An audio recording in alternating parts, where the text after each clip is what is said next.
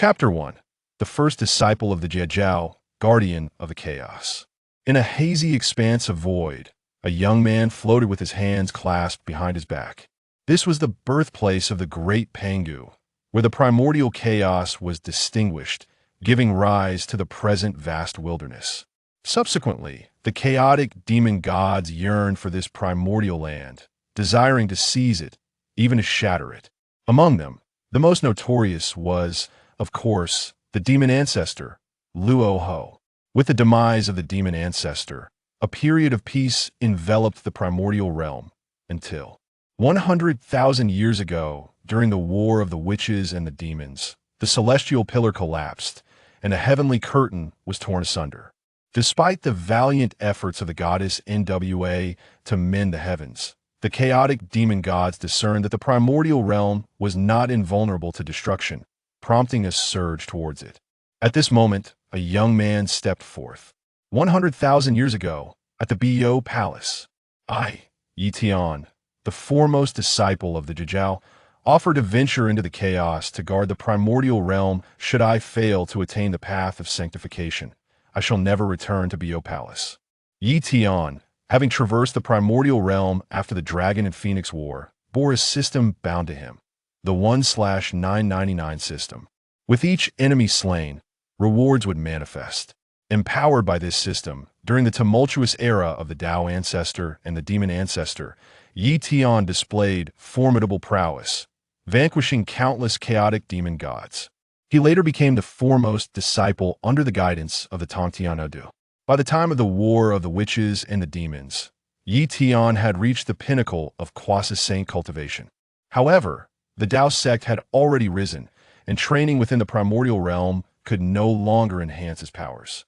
Moreover, due to the restrictions of the Jie's teachings, Ye Tian could not unleash a massacre within the primordial realm. Thus, the events of 100,000 years ago unfolded. In the intervening years, Ye Tian had slain innumerable chaotic demon gods in the Sea of Chaos. The rewards he amassed were likewise countless. Now he had finally attained the later stage of the Hongjun Daoist Jingxian. In comparison to the venerable 6 saints of the primordial realm, the Saint Kunni, who constantly faced the prospect of being ousted from the ranks of the 6 saints, was likely at the early stage of Hongjun Daoist. The saints Jade and NWA were both at the mid-stage. Among the 3 pure ones of Pangu, the Yuanshi Tianzuan was at the peak of the mid-stage.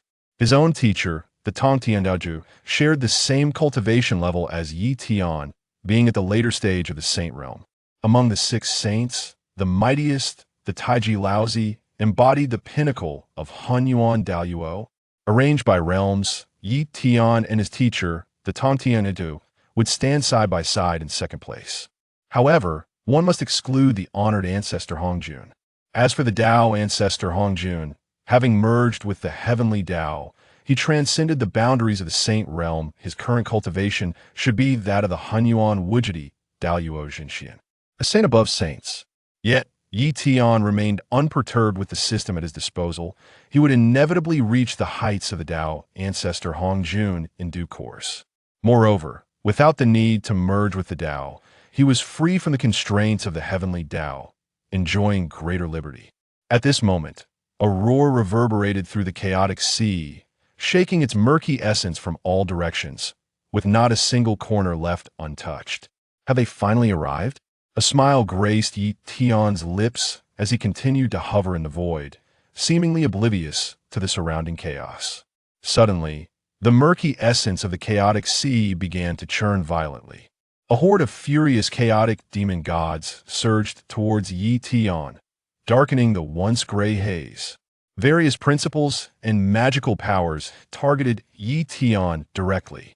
In that instant, Ye Tian was akin to a solitary leaf adrift in a tempestuous sea. The towering waves roared towards him, yet that solitary leaf remained suspended in the air, utterly motionless. As the colossal waves threatened to engulf him, Ye Tian abruptly extended an arm that had been resting behind his back. After a century of training, every strand of his hair could serve as a formidable weapon. With a gentle sweep of his arm, the indistinct chaos, now shrouded in darkness due to the demon gods, suddenly revealed a glimmer of light. It was reminiscent of the Great Deities' act of creating the heavens and the earth. A blade of pure essence surged forth, sweeping away the chaotic demon gods before him, reducing them to nothingness. Yet, the remaining chaotic deities continued to surge towards Ye Tian, seeking to overwhelm him. With a cold smile, Ye Tian stamped his foot firmly in the void beneath him. The chaotic sea, thick with indistinctness, was naturally unaffected by the wind. However, at this moment, Ye Tian's garments billowed fiercely, and his hair danced in the air. With that stamp, azure light transformed into countless sharp and sacred blades, erupting from Ye Tian's form. In the blink of an eye, the once impetuous chaotic demon gods were utterly vanquished. Ping. Slain 10 chaotic demons. Reward. Dragon Elephant Suppression Technique. Ping. Slain 100 chaotic demons. Reward. 1 billion merit points. Ping. Slain 1,000 chaotic demons. Reward. 100 billion cultivation. Dao principles. Ye Tian sat cross-legged. In mere moments, he comprehended the techniques and assimilated the cultivation. Ye Tian stood once more. It was time to return. The recent wave of chaotic demon gods had taken Ye Tian a century to locate. The strength of the chaotic demon gods in the sea of chaos was diminishing, and their numbers were dwindling. Remaining any longer, the likelihood of encountering formidable demon gods was nearly non-existent, and the time spent was rather excessive. Moreover, Ye Tian longed for his fellow disciples, his plump, treasure-seeking brother, the Daoist Duo Bao, who was always digging holes, the sword-wielding Jin Ling Xingmu, who would draw her blade at the slightest disagreement, the slow and steady Gui Ling Xingmu, who seemed unable to shake off her turtle-like nature, the noble and righteous, yet somewhat misguided, bearded Zhao Gongming, and the 3 celestial maidens, embodying grace, elegance, and charm in equal measure. As he reminisced about his fellow disciples, a nostalgic smile graced Ye Tian's lips. He slowly drew forth the ancient long blade resting at his back. Closing his eyes, Ye Tian attuned himself for a moment. Then, with a sudden flourish, the ancient long blade cut through the air before him. In the indistinct chaos of the sea, a silver light burst forth. This single strike cleaved a rift between the primordial realm and the chaotic sea. Ye Tian sheathed the ancient long blade and stepped into the rift before him. Primordial realm, I have returned. Chapter 2. The Return of the Sanctified and the Rise of the Divine Tribulation above the East Sea. The azure waves stretch endlessly, surging with great tumult. To the untrained eye, this might seem merely a commonplace expanse of ocean. Yet, beneath the surface lies the greatest sect of the Daoist faith, the Jie, and its revered Biyou Palace. The sky, once clear and devoid of clouds, suddenly reveals a fissure. A flash of silver light emerges, and a figure steps forth from the rift. This individual appears to be trailing a long comet's tail, radiating a myriad of colors from behind. The luminous rays converge upon the silver crack. Merging seamlessly into it, the fissure vanishes. The cosmos seems as though it has never been altered, save for the unexpected presence of a young man in the sky. Should an outsider witness this scene, they would undoubtedly be astounded. Such effortless manipulation of the heavens could only be the work of a sage. Indeed, even an ordinary sage would struggle to achieve this. The young man in question is Ye Tian, who has just returned from the Chaos Sea to the Primordial Realm. Below him lies the Jie's sacred ground, Biyou Palace. As Ye Tian prepares to summon his escape light, a dark green lotus suddenly appears beneath his feet. Recognizing the familiar dark green lotus, a smile graces Ye Tian's lips as he allows the Daoist rhythm emanating from it to envelop him. In a flash, the lotus transports Ye Tian, and he reappears within Biyou Palace.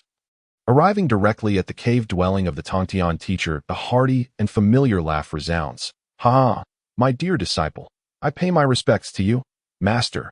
As Ye Tian bows, the Tongtian teacher's laughter coalesces into a force that gently supports Ye Tian's arm. Ye Tian smiles, slightly channeling his cultivation to suppress the overwhelming energy and complete his greeting. The Tongtian teacher's expression shifts to one of astonishment as he gazes intently at Ye Tian. Ye Tian has attained the status of a sage, yet this is not the source of the Tongtian teacher's surprise. He understands his eldest disciple well. After spending 100,000 years in the Chaos Sea, Ye Tian's exceptional aptitude guaranteed his ascension to sagehood. What astonishes the Tongtian teacher is the aura radiating from Ye Tian, which feels distinctly out of place. Indeed, it is incongruous why Ye Tian's face beams with genuine joy. A sentiment that the Tongtian teacher can perceive emanating from his disciple's heart. Yet, Ye Tian still seems out of sync. What does this imply? It signifies that the silent, unbidden aura surrounding Ye Tian has surpassed that of the entire Biyou Palace. Ye Tian's cultivation likely exceeds even that of his teacher. However, the Tongtian teacher is not disheartened. Instead, he bursts into joyous laughter. Ha! Splendid! Not only has my disciple become a sage, but he has also reached the later stage. Excellent, truly excellent. Thank you for your kind words, Master. Ye Tian replies with a smile. May I inquire about my junior brothers and sisters, as countless disciples of Jie gather to pay their respects. Even those stationed at other locations are often found cultivating within Biyou Palace. They share a harmonious camaraderie. Given the significance of his return and the Master's evident joy, it is only natural to expect an immediate summons for his junior brothers and sisters. Perhaps the celebrations could last for 3 years without seeming excessive. The Tongtian teacher waves his hand with a smile. Let us discuss this later. You have just returned from the Chaos Sea and must be weary. Rest well for a few days, and I shall arrange for your junior brothers and sisters to pay you a visit. Although the Tongtian teacher maintains a cheerful demeanor, a hint of helplessness appears on his face before he speaks. As a member of the Pangu Three Pure Ones, he has always been resolute and forthright, resolving matters promptly. Why, then, does he display such a look of resignation? Could it be? Ye Tian shakes his head slightly and asks, Master, has something occurred? Master, as I have attained sagehood, is there anything you cannot share with your disciple? The Tongtian teacher's smile gradually fades, and he sighs. Between heaven and earth, a great calamity has arisen once more. This time, it primarily targets the Daoist sect, known as the Divine Tribulation. Ye Tian is already aware of this. The key point is that the calamities of the Dragon and Phoenix clans, followed by the calamity of the Witch and Demon tribes, brewed for at least 1,000,000 years. Yet, the span from the Witch-Demon calamity to this Divine Tribulation has merely been a paltry 100,000 years. It defies logic. Master, what is the current status of the situation? Ye Tian inquires urgently. The Tongtian teacher gazes at Ye Tian with a sigh. Not long ago, Gongming was just listed. Gongming? Ye Tian exclaims, what about the Three Yunxiao Sisters? They are determined to avenge Gongming, disregarding my teachings, and have already ventured to the front lines. The Tongtian teacher sighs again, then grows solemn. Ye Tian, the heavenly Dao has unleashed an immeasurable calamity. I have set up the 10,000 Immortals formation to suppress the fate. But our Jiejiao's fortune remains insufficient. You must not leave Biyou Palace. Now that both of us are sages, I have sealed Biyou Palace. If the secular dynasties do not complete their transitions and the calamity has not subsided, it will descend upon us like a heavenly sword. At that time, with our combined strength in the 10,000 Immortals formation, we can withstand the immeasurable calamity. Do you understand? This was the Tongtian teacher's initial consideration. It is precisely due to this that the Chan sect may seek to exploit their weaknesses and strike them down one by one. Do not worry, Master. Ye Tian replies with clasped hands. When the calamity descends, I shall stand by your side to confront it. The Tongtian teacher nods in satisfaction. However, the Three Yunxiao Sisters are my Jiejiao's outer disciples, and as the Master, I cannot easily leave the 10,000 Immortals formation. I must go and bring them back. No, the Tongtian teacher firmly rejects. If you leave carelessly, you may attract the calamity. Master, I have already attained the sage realm. How could I be ensnared by the calamity? Besides, I only intend to bring back the Three Yunxiao Sisters and return swiftly. You need not worry. The Tongtian teacher scrutinizes Ye Tian, observing the clarity in his gaze, which does not suggest he is ensnared by calamity. His determination is equally palpable. Very well, the Tongtian teacher concedes, but remember, after locating your Three Yunxiao Sisters, you must return immediately. Ye Tian bows respectfully to the Tongtian teacher and then vanishes. Breaking through the cosmos. Gongming has already been listed. Three Yunxiao Sisters, you must hold strong. The Tongtian teacher's decision mirrors the memories held by Ye Tian. The Three Yunxiao Sisters are in imminent danger, and he can only use this method to gain the teacher's trust. Otherwise, the Master might resort to great powers to keep him behind. Yet, he cannot be held back. Time is of the essence, and Ye Tian does not wish to clash with his master. What Ye Tian truly seeks, above all else, is to rescue the Three Yunxiao Sisters. With a burst of speed, Ye Tian rushes towards the front lines. Chapter 3, The 9 Curves of the Yellow River, beneath the Yuanshi Chilin cliff. Suppressing the clouds. Having departed the East Sea, Ye Tian finds himself within the realm of the southern continent. Instantly, he senses a powerful wave surging towards the heavens. The 9 Curves of the Yellow River Formation? Ye Tian recognizes this formation, though it was established by the Three Yunxiao Sisters after his departure. As such, he is uncertain of the current state of the formation, whether it is newly arranged or has been breached. The Three Yunxiao Sisters must not come to harm. Ye Tian, having traversed through time, is keenly aware of the impending divine tribulation. However, he did not anticipate that this boundless calamity would descend so swiftly. He has long contemplated strategies to counter the divine tribulation. If only the master, the Tongtian teacher, would take the initiative to strike. Vanquishing the Chan sect would be a trivial matter. If the Chan sect's immortals are insufficient to ascend to godhood, they could simply be brought down alongside the Western sect. In doing so, the divine positions would be ample. This plan hinges upon having at least 2 sages within Jie. Hence, Ye Tian resolutely departed Biyou Palace to cultivate in the Chaos Sea.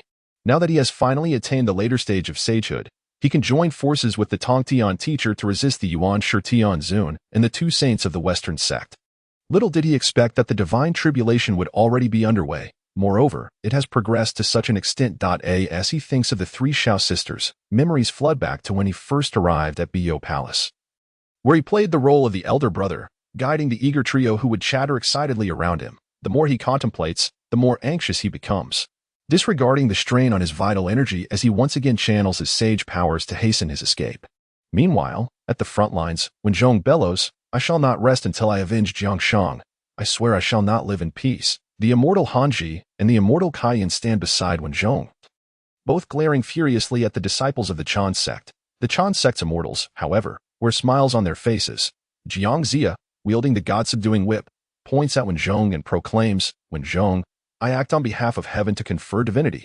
The destruction of your Jie is the decree of the heavenly Dao. If you do not surrender promptly, you shall find no resting place for your remains." The compassionate Daoist scoffs, "Jiang Zia, just charge ahead. Do not waste your breath on such people." The deputy master Randang nods with a smile. "Let us take action." Jiang Zia immediately swings the god-subduing whip, launching an assault that shatters the Shang army's formation. The Chan sect's immortals celebrate their victory, reveling in their triumph within their tent. Tai Yizhenren waves his whisk and chuckles. What of the Three Yunxiao Sisters' might? Today, they are but a bunch of insignificant creatures. We live on, while they perish. Mentioning the Three Yunxiao Sisters, the smiles of the Chan sect's immortals abruptly freeze. The Three Yunxiao Sisters have managed to sever their heavenly flowers and shatter their inner essence. Though Qiong Shao and Bai Shao have fallen, the Chan sect's immortals still harbor deep-seated resentment. Dao Xing Tianzun remarks, "Brother Guangqingzi, do you know what has become of the Cloud Xiao sister?" Guangqingzi casually waves his whisk and replies with a faint smile, "Do not worry, my fellow disciples. Suppressing the Chilin cliff is merely a pretext before our esteemed elder." The celestial beings of the Chan teaching swiftly comprehended the situation. Yunxiao had been captured alive. Regardless of the circumstances, Yunxiao is undeniably a member of the Dao sect. It would indeed be rather unseemly for the esteemed Ta Ching saint to execute a Dao prisoner in his presence.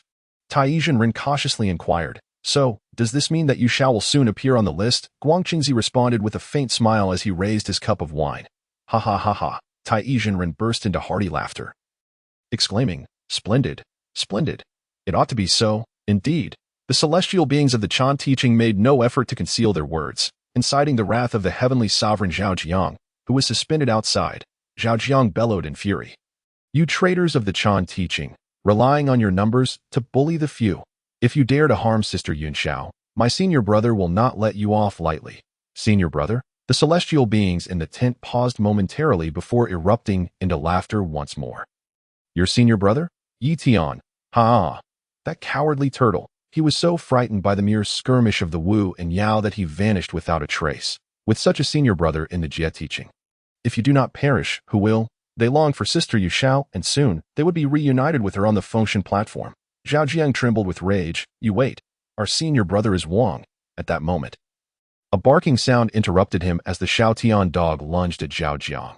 Unfortunately for Zhao Jiang, whose cultivation had been sealed, he was overpowered and pinned to the ground, staring death in the face. "Ha ha ha." Yu Dingzhenren gave a thumbs up to Yang Jian, saying, "Apprentice, well done." As Zhao Jiang struggled against the Xiaotian dog, He found himself no match for the supernatural beast, just as he faced imminent demise. He shouted, "Jiangxia, I swear I will haunt you even in death." The celestial beings of the Chan teaching wore smiles of amusement. Yang Jian, fully understanding the situation, directed the Ye Tian dog to refrain from killing Zhao Jiang immediately. Instead, playing with him, the heavenly sovereign Zhao Jiang had become a mere plaything beneath the jaws of a dog. The celestial beings of the Chan teaching raised their cups in a toast. Merrily observing the spectacle, just at that moment, a chilling wind swept through. Though the military tent remained still, the celestial beings felt an ominous cold creep upon them, their hair standing on end. It was as if the very forces of heaven and earth bore down upon them in that instant. Amidst the flickering silver light, a figure appeared abruptly, stepping upon the Ye Tian dog and gazing calmly at the celestial beings of the Chan teaching. Chapter 4. The first disciple of the Jie teaching. Slaying Yu Shao on Kunlun Mountain, the battlefield fell into an eerie silence. After a prolonged moment, Zhao Jiang was the first to react. "Senior brother, I pay my respects to you. Please save Sister Yu Shao. The Chan teaching intends to execute her." Zhao Jiang cried out, prostrating himself on the ground. Although 100,000 years had passed, the reputation of the senior brother remained unblemished.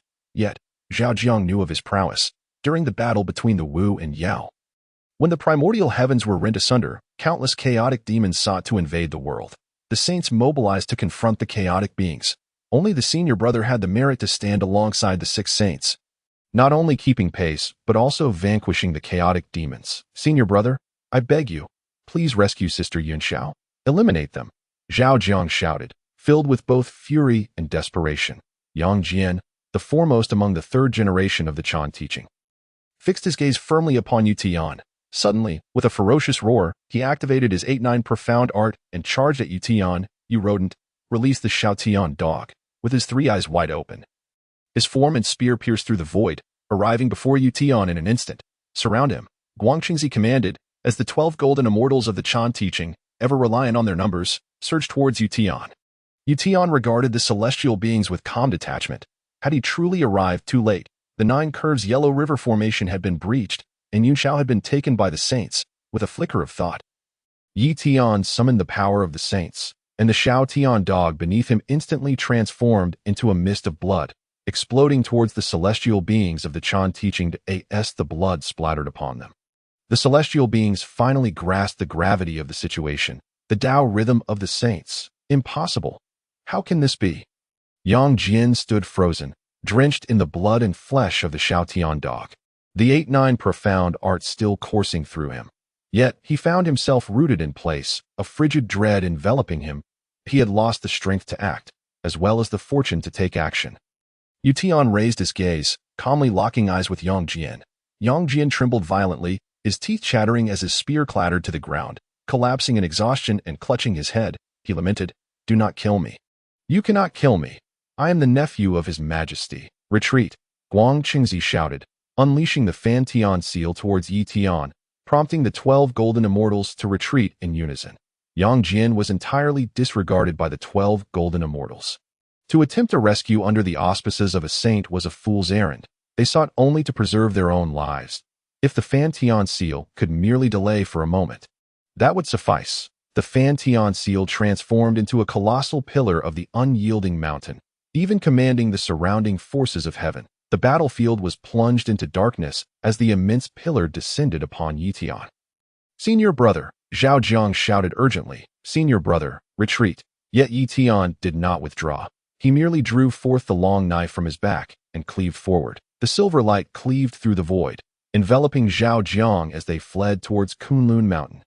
The celestial beings of the Chan teaching stood bewildered, gazing at the shattered Fan Tian seal, its spirit extinguished as it plummeted to the ground. The Fan Tian seal was destroyed, and with just a single strike. This treasured artifact, crafted by Yuanshi Tianzun, had its origins in the pillar of the unyielding mountain.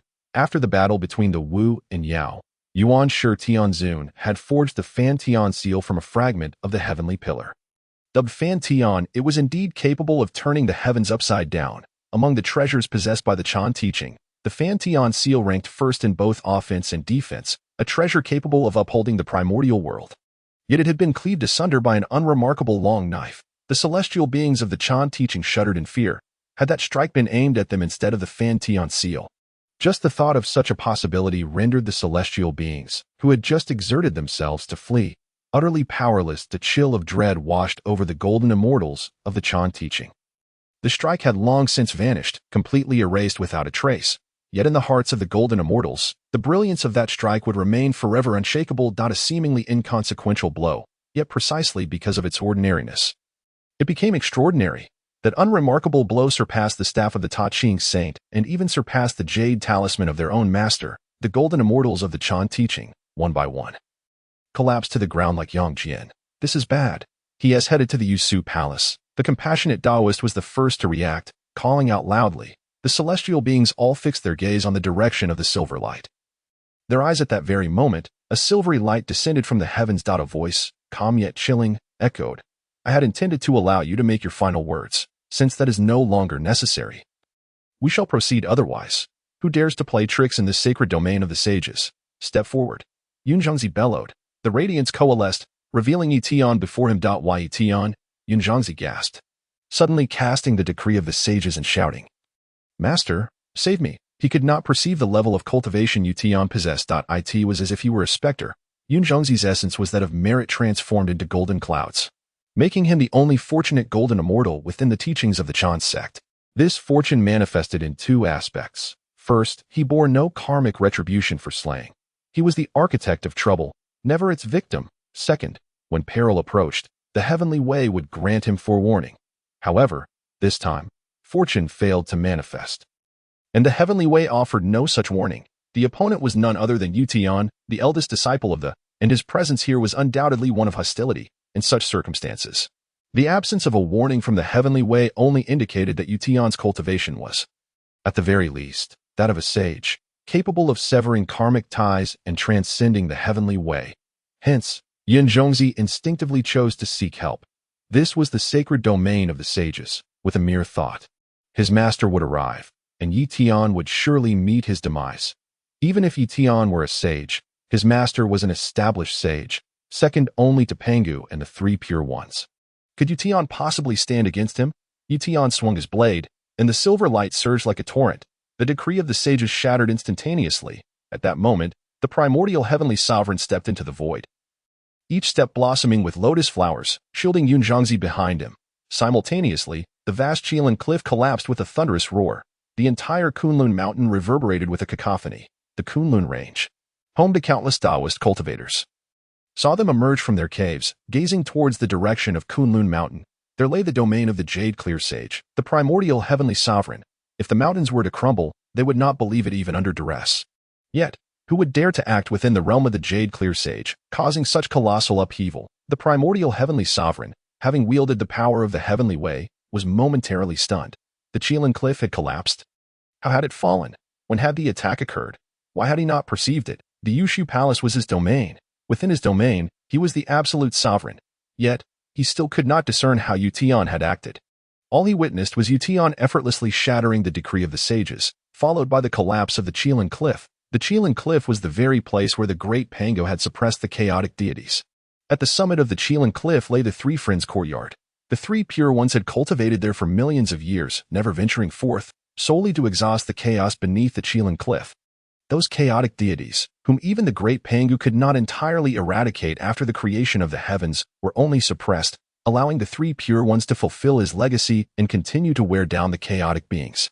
If the great Pangu could not annihilate the chaotic deities, then no sage could easily shatter the Chilin cliff. For instance, the primordial heavenly sovereign could not merely shatter the Chilin cliff with such ease. Nor had he even discerned the actions of his opponent. After a significant pause, the primordial heavenly sovereign suppressed his fear, embracing the jade rui, and glared at Ye Tian, exclaiming, "To stand before an elder without paying your respects. Is this the teaching of Tantian for you, elder?" Ye Tian regarded the primordial heavenly sovereign with a calm smile, retorting, "Do you deem yourself worthy? Do you think yourself worthy?" The primordial heavenly sovereign's face twitched in fury. Had he not maintained his composure, he would have surely erupted. "Very well. Even so, today, I shall teach you a lesson for Tongtian." Chapter 5, The Primordial Sovereign's Fury. You dare to slay my fortuitous golden immortal, hastily arriving amidst the explosive sounds of the mountain. The South Pole immortal happened upon the collapsing Chilin cliff and the figure of Yunxiao behind Ye Tian. His mouth agape in disbelief, he stammered, "How is this possible? The Chilin cliff has crumbled." But more crucially, there were no signs of a battle, no fluctuations of power. It is as if the Chilin cliff collapsed of its own accord. The only figures present were Zhao Jiang and Ye Tian. Zhao Jiang had recently been suspended outside the main tent by the Jie Sect, making it impossible for him to be the cause that it must be Ye Tian. But what kind of cultivation or divine power could Ye Tian have employed to shatter the Chilin cliff without any trace of Daoist magic? Even if his master attempted this feat, he would surely need to wield the Pangu banner or summon the surrounding powers of heaven and earth. This former disciple of the had re-emerged after 100,000 years. Reaching a level that the South Pole immortal could no longer perceive. At that moment, Ye Tian's gaze swept over, landing upon the South Pole immortal. The South Pole immortal instinctively straightened, a tremor coursing through him. He quickly averted his eyes, realizing he was not worthy of Ye Tian's consideration. Yet, the South Pole immortal was far from the calm demeanor of Ye Tian. Beads of cold sweat formed on his brow. What had just transpired? A mere glance from Ye Tian had made him feel as though he had wandered through the gates of death, surrounded by blades and swords. He felt utterly powerless. Merely a weakling awaiting his fate, the intensity he sensed was unlike anything he had ever encountered. His third master, the Tongdian cult master, had seized the vital essence of the heavenly way to establish this. Wielding the Qingping sword and the four swords of extermination, radiating an ambition that seemed to pierce the heavens. Yet, the intensity exuded by his third master paled in comparison to the fierce resolve emanating from Ye Tian's glance.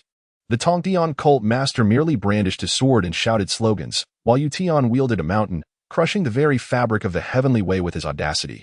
Holding his long blade, Ye Tian smiled and remarked, "Is that so? I happen to have a few lessons to impart to the disciples of the Jie Sect as well." The South Pole immortal hastily concealed himself behind the South Pole immortal.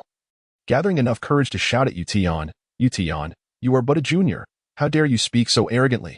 Regardless, you must die. I can no longer endure that feeling again. Master, please act swiftly to eliminate this scoundrel." "Junior?" Ye Tian scoffed. "It seems even the Jade Clear Sage is aware of the concept of juniors. As a revered elder, you dare to personally act against a disciple of the Jie Sect truly values propriety." The primordial heavenly sovereign glared at Ye Tian. "The disciples of thee are entangled in karmic obstacles, seeking their own demise. The heavenly way does not permit it. Today, I shall eliminate you, this scourge." Ye Tian knew after the gray light swept through. Yuanshi vanished into thin air. Meanwhile, Ye Tian had already sheathed his long blade behind him. The incoming force of the heavenly Dao was shattered by a single punch from Ye Tian. Dissipating into nothingness, the place where Yuanshi, a blessed golden immortal, met his demise was still glimmering with traces of golden light. Yuanshi's true form was that of the Merit gold cloud. These flecks of gold were akin to the blood that scattered after the destruction of his physical body. Yuanshi Tianzun roared, "Ye Tian, how dare you slay my disciple, the blessed golden immortal?" The Pangu banner emanated a chilling intent to kill, poised to descend upon Ye Tian. Ye Tian raised his gaze to Yuanshi Tianzun and inquired, "What do you mean, second master uncle?" Nanji Xinwing fumed, "Ye Tian, you shall not leave Kunlun Mountain today. You have slain my junior brother, Yuanshi." Ye Tian retracted his long blade and fixed his gaze upon Nanji Xinwing, stating, "Who witnessed it?" "I saw it," Nanji Xinwing exclaimed, his rage palpable. Ye Tian, "You scoundrel, you shall not die a good death." "I did not see it," came the light and airy voice of Yunxiao. "Neither did I," Zhao Jiang hastily added. Ye Tian chuckled, "See, none of us three witnessed it. Only you, Xinwing, claims to have seen it. Shouldn't you consider seeking treatment for your mind?" Both Yuanshi Tianzun and Nanji Xinwing trembled with fury. The Pangu banner swung fully. The Pangu Great Deity once separated the clear and turbid forces, releasing them from the Pangu banner toward Ye Tian.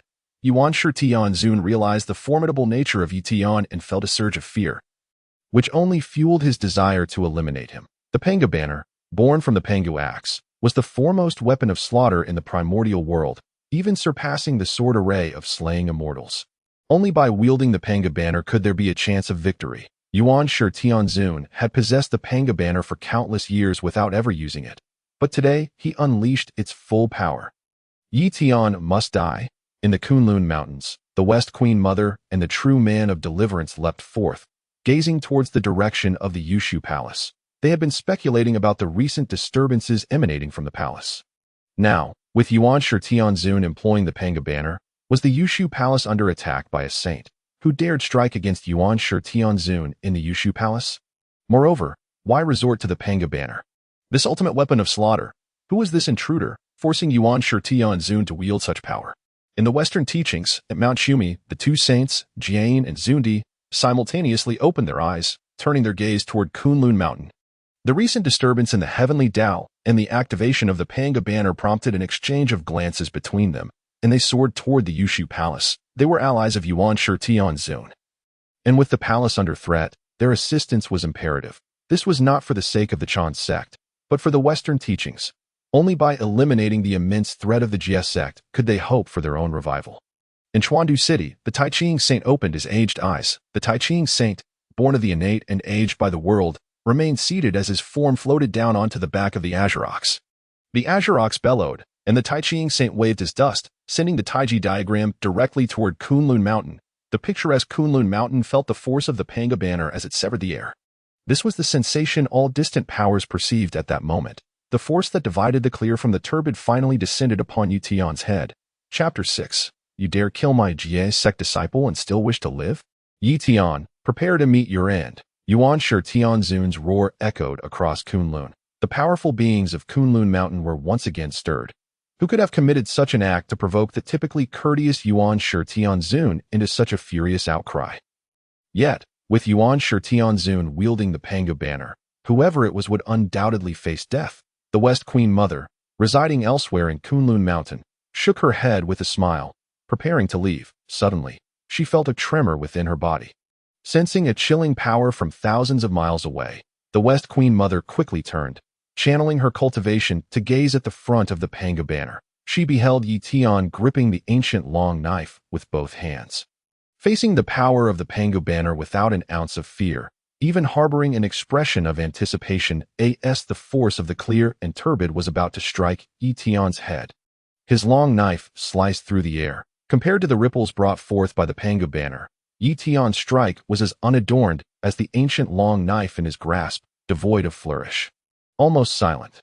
Then, the gray light emitted by the long knife collided with the separating force of the clear and turbid. Buzz. The heavens and earth trembled. Throughout the vast expanse of Kunlun Mountain, all beings heard this singular buzzing sound. After which silence reigned. It was not that no sound emerged. Rather, the resonance was of such a high frequency that it directly shook the very souls of the beings within Kunlun Mountain. Their souls wavered slightly, unable to perfectly align with their physical forms for a moment, causing the force that entered their ears to go unperceived, and thus they heard nothing. Once the souls and bodies were merged, a burst of white light suddenly illuminated Kunlun Mountain. Initially, the white light moved slowly, as though laboring, yet it tirelessly consumed the separating force of the clear and turbid. After ascending 1,000 miles, the light abruptly accelerated, exploding forth. The entire expanse of Kunlun Mountain was enveloped in white light. The beings cloaked by the light distinctly sensed the oppressive might of the saints, akin to a tangible weight bearing down upon them. It felt as though swords were poised to strike at any moment. Should they fall, these blades would pierce through their flesh and even their souls. The powers of Kunlun Mountain dared not move. Fearful of the impending onslaught, that moment, atop the vast expanse of light, the Taiji diagram began to rotate slowly. The light was absorbed and contained within the Taiji diagram. Then, the West Queen Mother and others beheld Yuanshi Tianzun suspended in the air. Yuanshi Tianzun, gripping the Pangu banner, was panting heavily, even trembling. The Jade Pure Saint, having unleashed the Pangu banner, had still failed. The West Queen Mother was eager to discern the identity of the intruder. However, she hesitated, curious yet apprehensive, floating in the air while speculating upon the stranger's true identity. Amidst the bellowing of the ox, the Taiching Saint, Laozi, descended slowly with the Taiji diagram hovering above his head. In an instant, a dazzling array of colors burst forth, accompanied by the resounding of sacred chants. The light of the seven-treasure mysterious tree and the voice of the Jane banner heralded the simultaneous appearance of the saints. Zundi and Jie. Yet, the Taiching Laozi, Jie, and Zuni all hovered in the air, their expressions somewhat dazed. Had the might of the Pangu banner been so easily shattered? At that moment, Yuanshi Tianzun hovered high above, his hands still trembling as he held the Pangu banner. The Jade Pure Saint was even panting heavily. Ye Tian. The three saints instantly recognized Ye Tian as the great disciple of the Jie Sect. A second-generation disciple of the Jie Sect had broken through Yuanshi Zun's Pangu banner and even gained the upper hand. Yuanshi Zun trembled that in contrast, Ye Tian stood at ease, exuding a sense of calm. Such prowess was beyond the capabilities of Jane and Zuni, and perhaps even beyond Tongtian. The three saints took a moment to suppress their astonishment. Once Yuanshi Zun regained his composure, Jane and Zuni smiled and clasped their hands together toward the Taiching saint.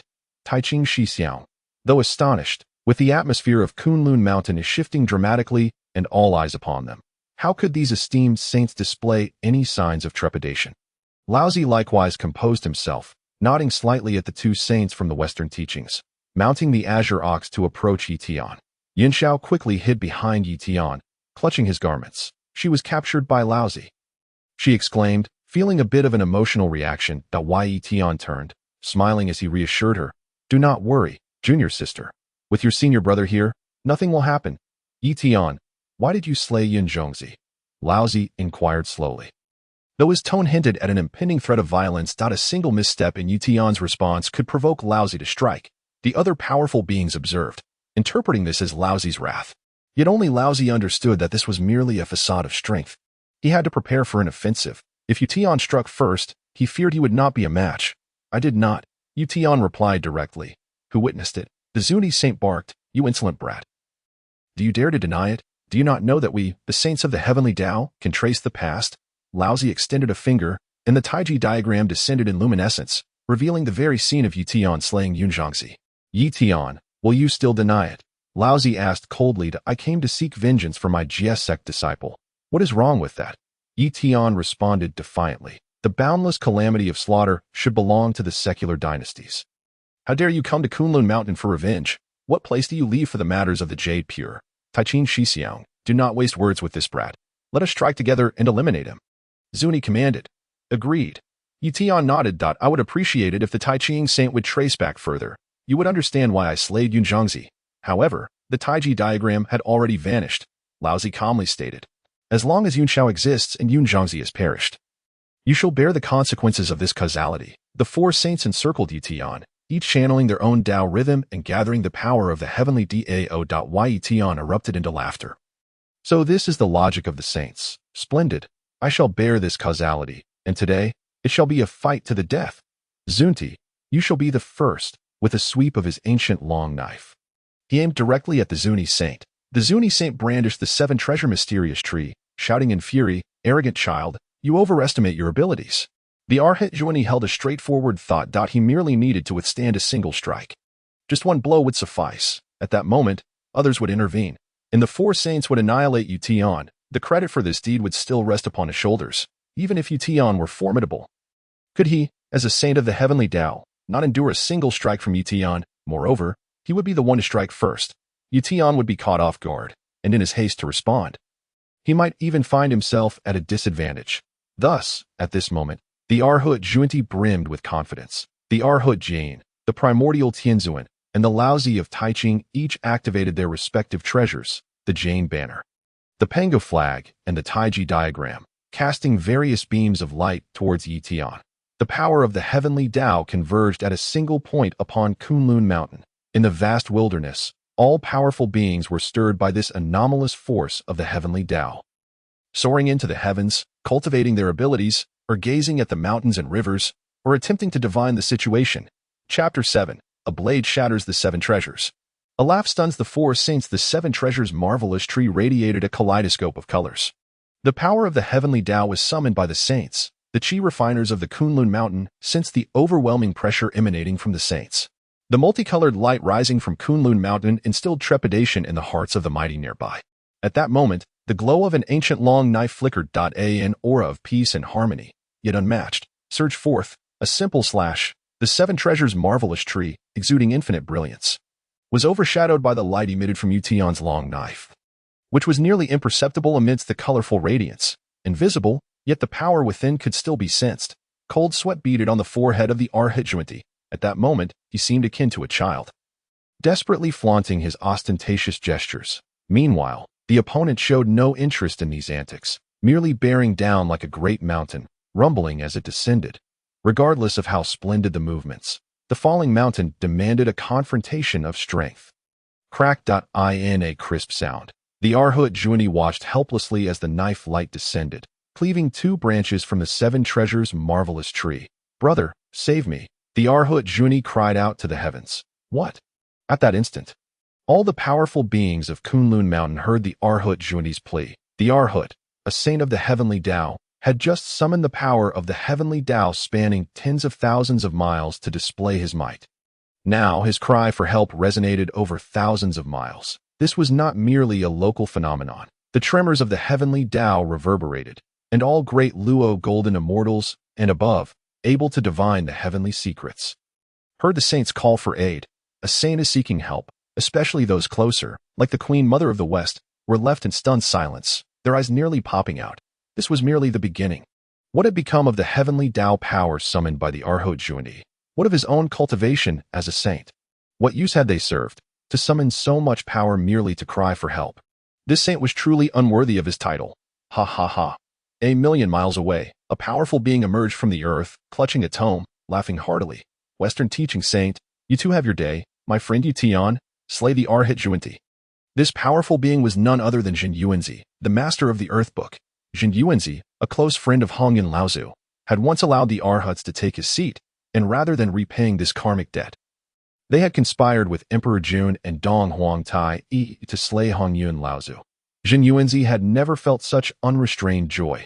Grasping the Earth Book, Jin Yuanzi traversed through the earth veins, swiftly appearing beside the Queen Mother of the West in Kunlun.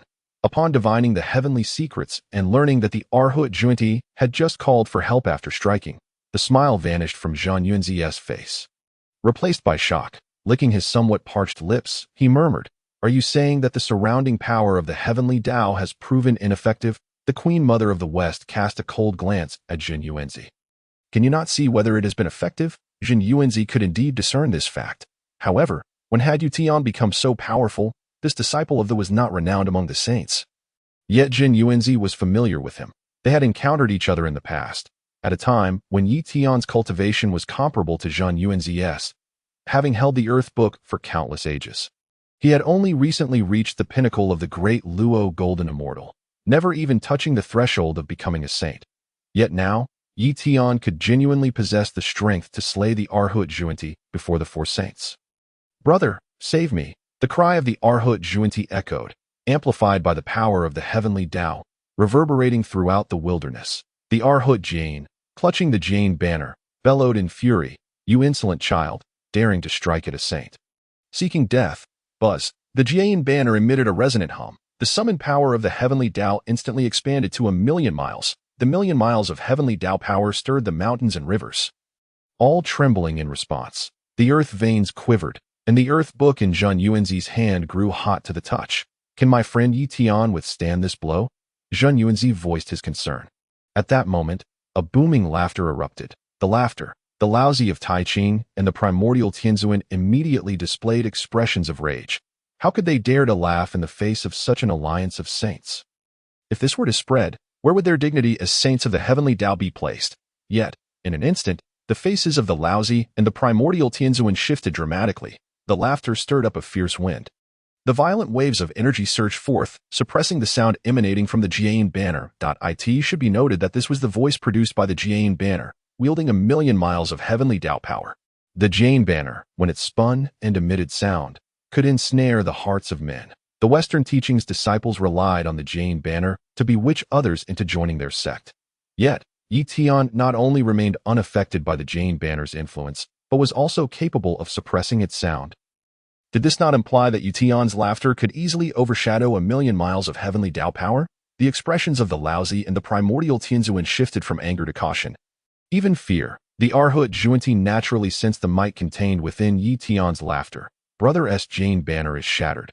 He can no longer save him. He may even be unable to protect himself. Clutching the 7 treasures' marvelous tree, the Arhut Juani harnessed his saintly cultivation to withstand the laughter that threatened to tear his primordial spirit from his body, almost weeping as he cried out, "Brother Taching, save me." Chapter 8. What face have you to call yourselves Daoists? The Laozi and the primordial Tianzuan had yet to decide on their course of action when Ye Tian had already taken his. At this moment, Ye Tian even sheathed his long knife. Instead, he thrust out a fist. A simple punch buzzed out. A slight tremor resonated, and immediately, a silver radiance manifested before him. This punch shattered the very fabric of the wilderness. The fragmentation extended relentlessly, crashing against the Jian banner, striking the Seven Treasures' marvelous tree. The Arhit Juani's arms were instantly severed, the Seven Treasures' marvelous tree embedding itself within his chest. The Jian banner flew towards the Jie. Yuanshi Tian Zun gritted his teeth and spoke with great intensity. Ye Tian withdrew his long blade once more. Yuanshi Tian Zun hastily retreated. The Taiji diagram atop Taiching Laozu accelerated in its rotation. Ye Tian cast a glance at the two, suddenly soaring into the air. Gripping his long knife, I laugh. The Daoist sect relies on the petty schemes of the Western Church. Lousy, Yuanshi, how can you still have the face to call yourselves the Daoist sect? Both Laozi and Yuanshi Tian Zun felt a jolt in their hearts. Ye Tian's voice reverberated with the power of the heavenly Dao, carrying over 1,000,000 miles. Jin Yuanzi Daxian and Shi Wangmu exchanged glances once more.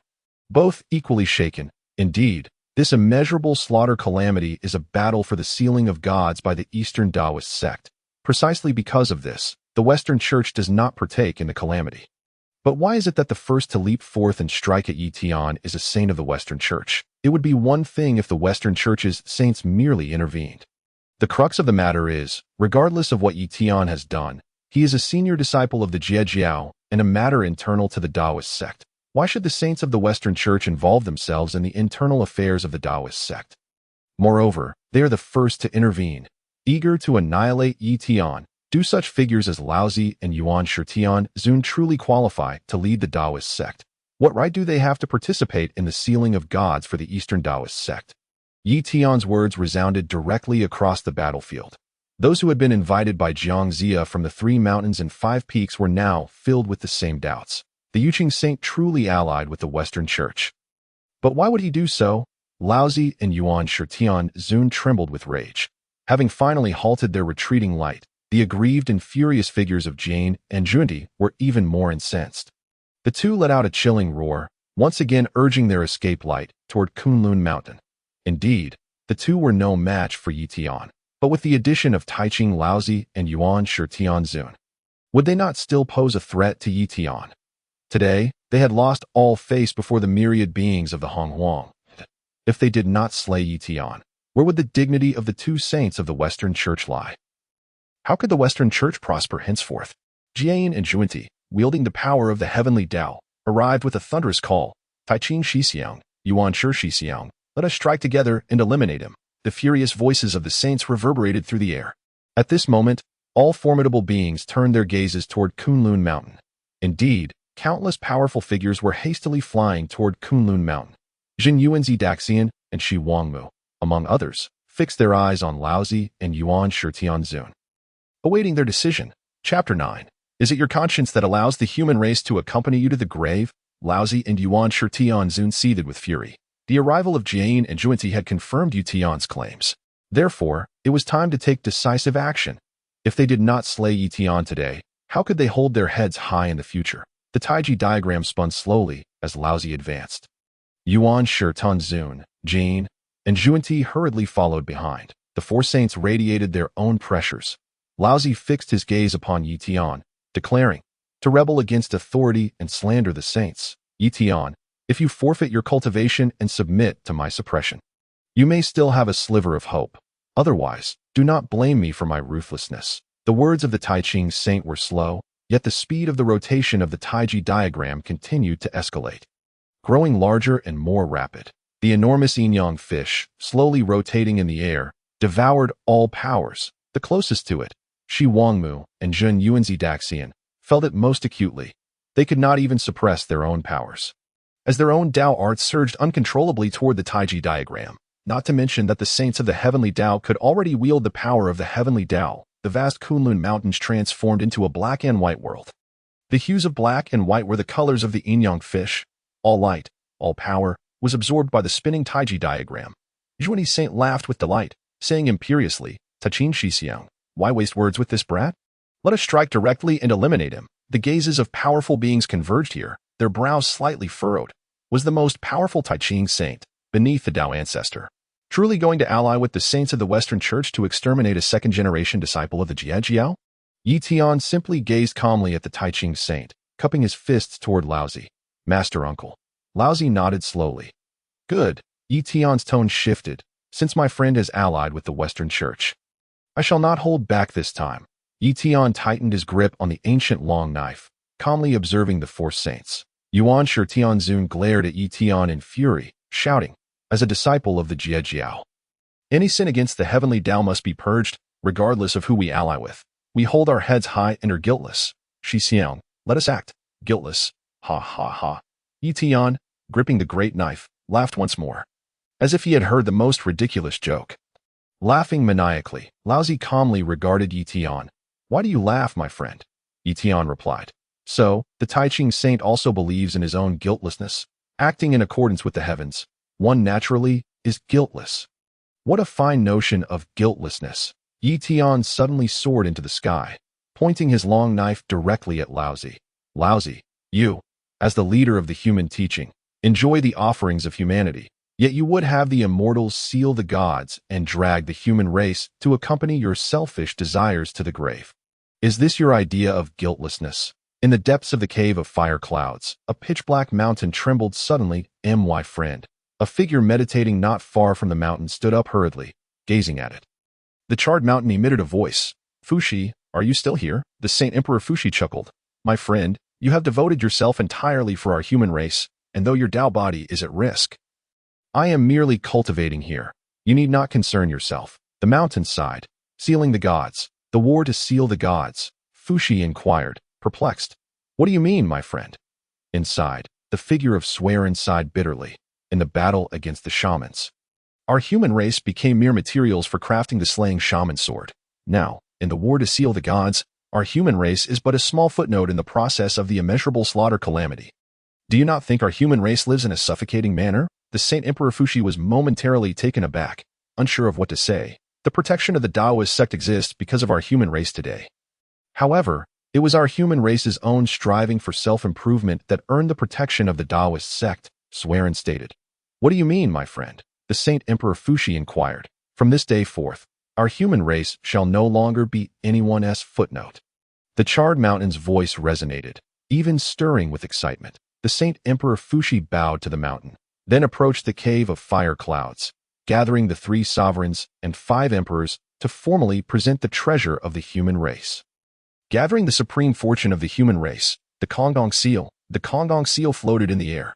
The 3 sovereigns and 5 emperors gazed at the Konggong seal, their expression solemn. From this day forth, our human race shall be no one's footnote. The Konggong seal trembled in place, carrying the voices of the 3 sovereigns and 5 emperors, instantly reverberating throughout the vast Hongjun realm, echoing in every human's mind.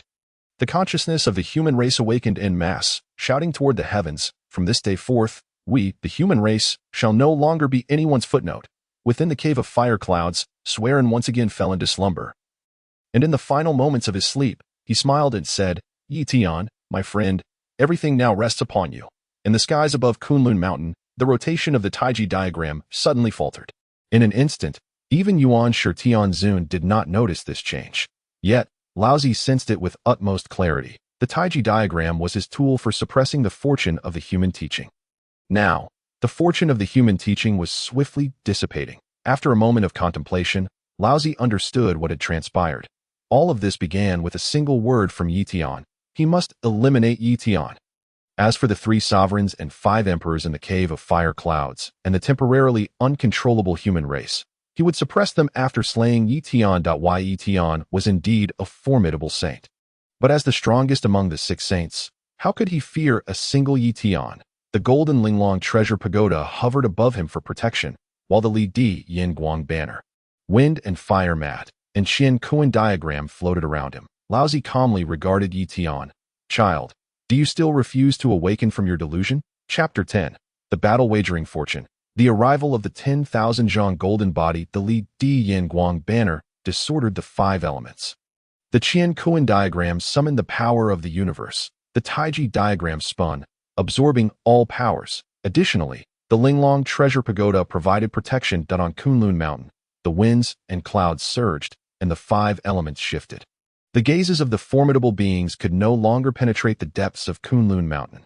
Jin Yuanzi Daxian swallowed hard once more, dazedly stating, "The Taiching Saint's move may indeed be impervious to all laws." The Saint Emperor Fuxi, Yin Emperor Shenong, and Mingi Laozu, among others, stared blankly at Kunlun Mountain, arriving at conclusions similar to that of Jin Yuanzi Daxian. "Master brother," Yunxiao cried, "Master brother, my sister is not worth this from you." Ye Tian smiled at Yunxiao, raising his great knife, declaring, "Today, we shall cleanse the Daoist sect and purge the Western Church." Arrogant, the Taiching Saint finally erupted with rage, shouting, "Die!" Instantly, the power of the universe summoned by the Qian Kuan diagram surged toward Ye Tian. The five elements reversed, directly distorting Ye Tian's perception and position. Yuanshi, Tianzun, Jane, and Zhuanti all revealed delighted smiles, barely containing their laughter, ready to celebrate. Ye Tian was doomed. Amidst the chaos, however, Ye Tian merely smiled coldly.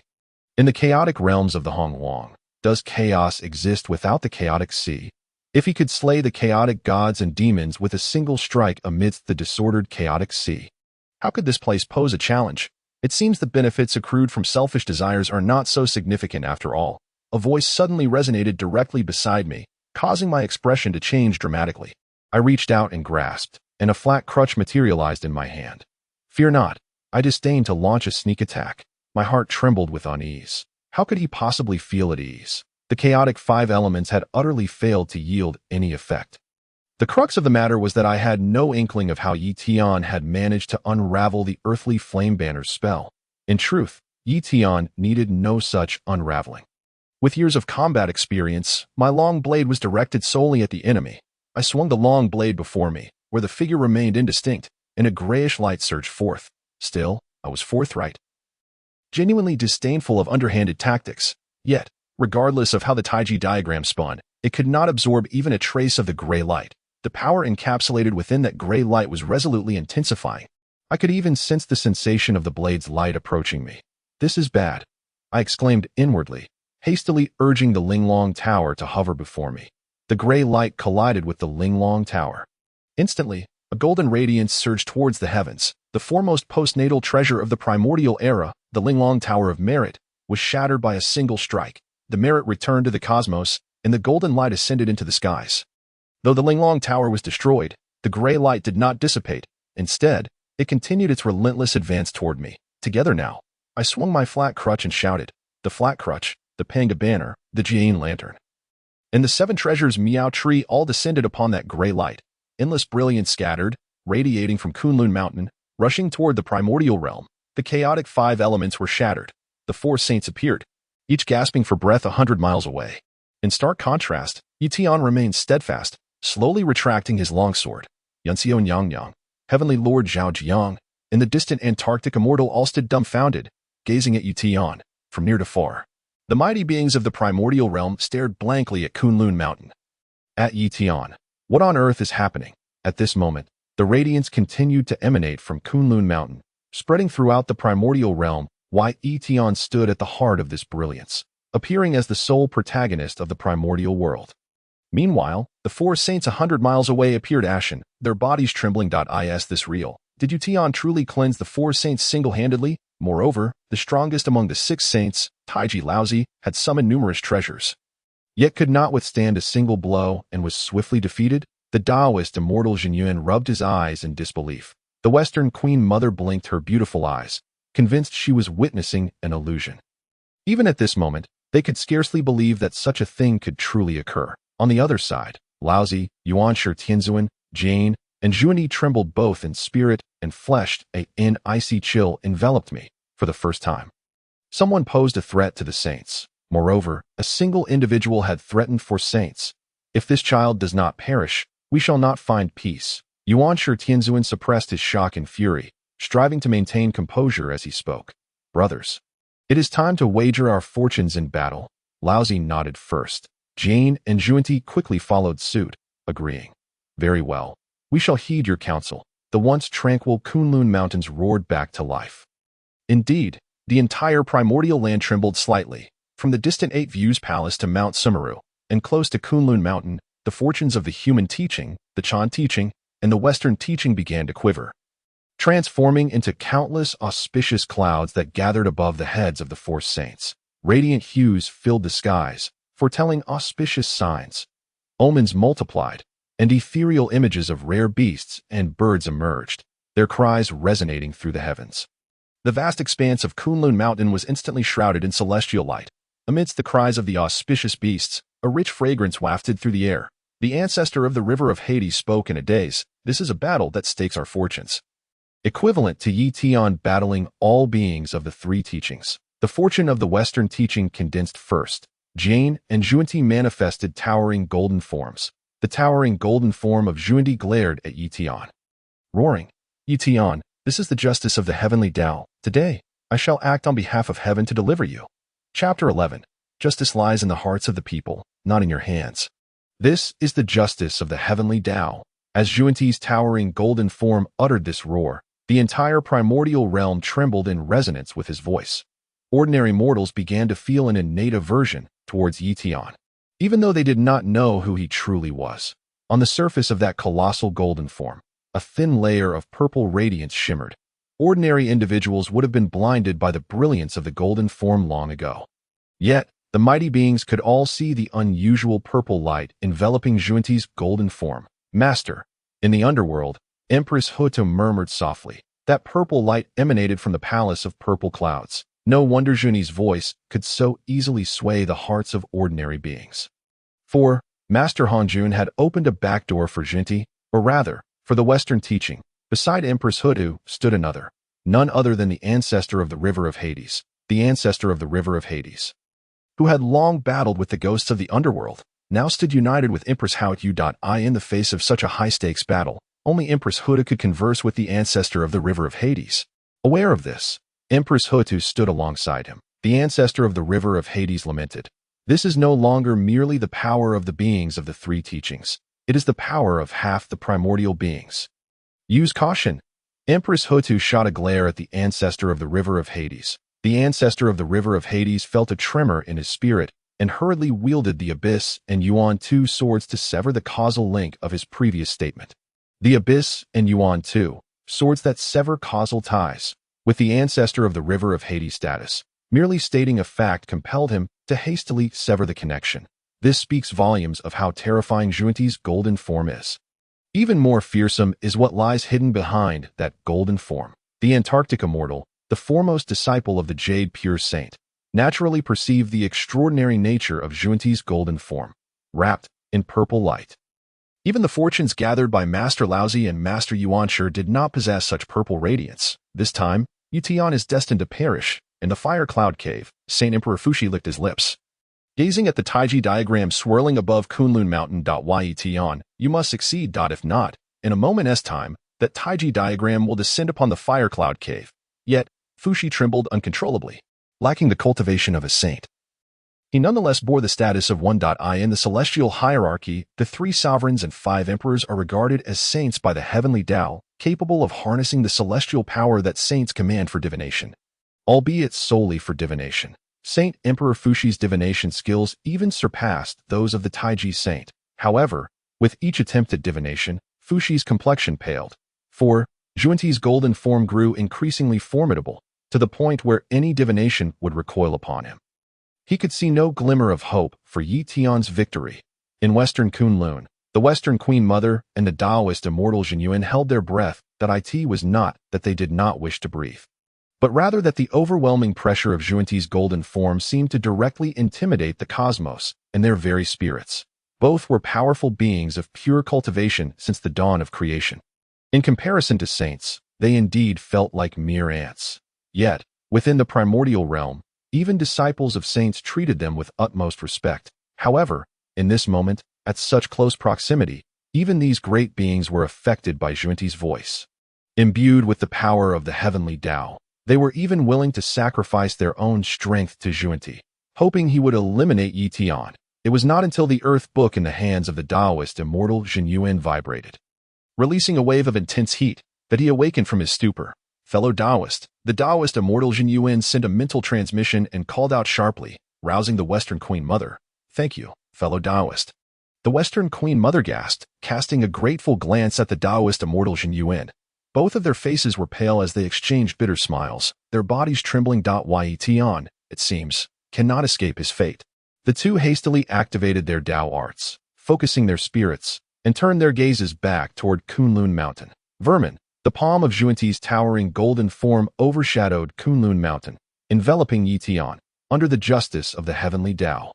You shall be obliterated. That massive palm, infused with fortune and the power of the heavenly Dao, loomed menacingly over Ye Tian. At that moment, Ye Tian distinctly sensed two opposing forces, one suppressing him, preventing his movement, and the other repelling him, as if seeking to cast him from the primordial realm. Justice lies in the hearts of the people, not in your hands. Ye Tian's voice resonated clearly.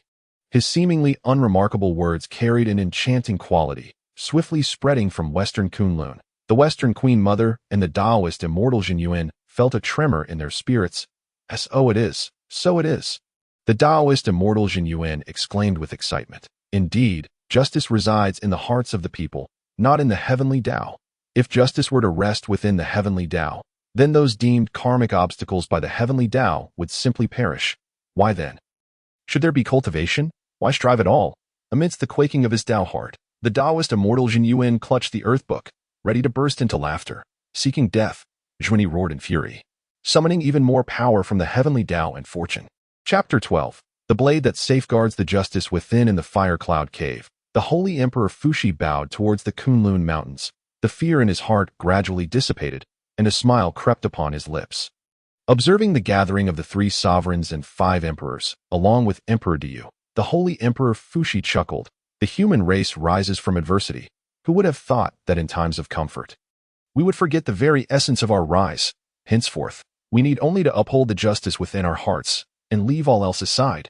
The Emperor Yin, the divine farmer, the yellow Emperor Xinyuan, the azure Emperor, the white Emperor, and Emperor Diyu all clasped their fists in respect towards the holy Emperor Fuxi, proclaiming, "We shall heed the holy Emperor's teachings." Fuxi replied with a smile, "This is not my teaching, but the merit of my friend Ye Tian." The venerable Laojun gazed in astonishment at the swirling Taiji diagram above him.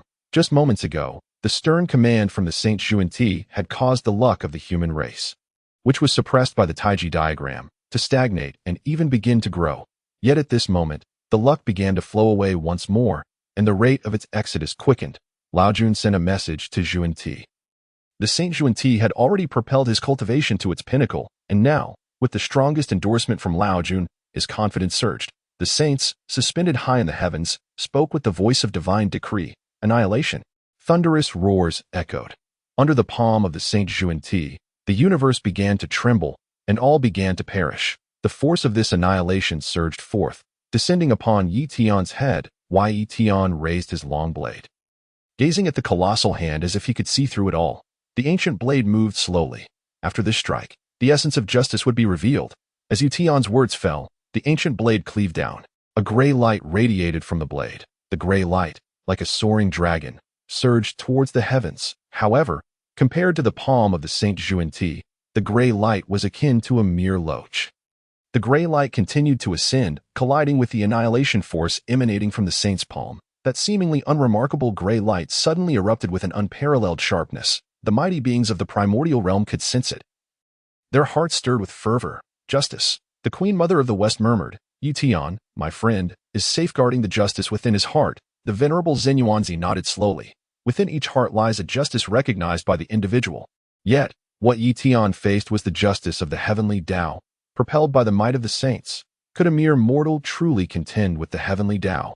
The gray light continued its ascent, and the outcome was imminent. To the surprise of the mighty beings, the grand spectacle they anticipated did not unfold. The gray light calmly traversed the force of annihilation, ascending unimpeded. The gray light struck the palm of the saint's golden body, penetrating through it, and continued its ascent. The primordial beings were left in a stupor.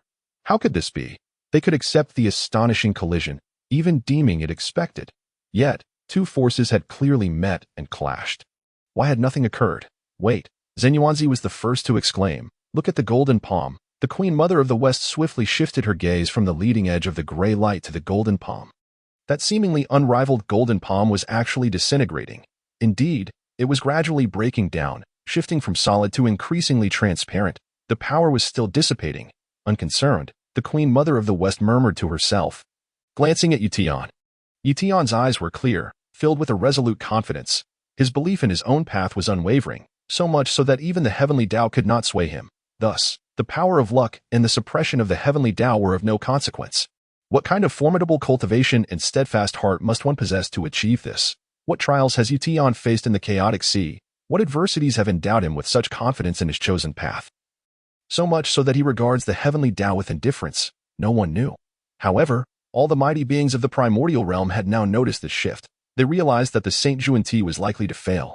The power he took pride in held no sway over Ye Tian and could not harm him in the slightest. At that moment, the gray light vanished without a trace. The Saint Yuanshi's eyes widened in shock. He, who had summoned the power of the heavenly Dao and was now nearly in control of this realm, sensed a disturbance in the universe. Yet, he could not ascertain the specific source of this disturbance. The expression on the Saint Yuanshi's face changed dramatically as cold sweat beaded upon his forehead, and he cried out his famous line, "Senior brother, save me." In the underworld, the Lady of the Earth burst into laughter. Her demeanor transformed as she laughed heartily like a child. Ha! At this moment, this lady, who had established the 6 paths of reincarnation, had entirely shed her usual grace and elegance. The fact that a saint was summoning the power of the heavenly Dao only to cry for help was truly amusing. The ancestor of the Dark River also wore a look of disdain upon his lips, filled more with astonishment than scorn. The power of Ye Tian's strike had yet to fully manifest. Yet it had already compelled the Saint Yuanshi to call for assistance. The ancestor of the Dark River yearned for that strike. Grasping the dual swords of Hege and Yuan tightly, the ancestor of the Dark River fixed his gaze upon the direction of Kunlun Mountain. A radiant light finally appeared, suddenly manifesting beneath the Saint Yuanshi. Then, the gray light engulfed the Saint Yuanshi. Blood light, golden light, and gray light erupted simultaneously. Chapter 13, The Embodiment of Power.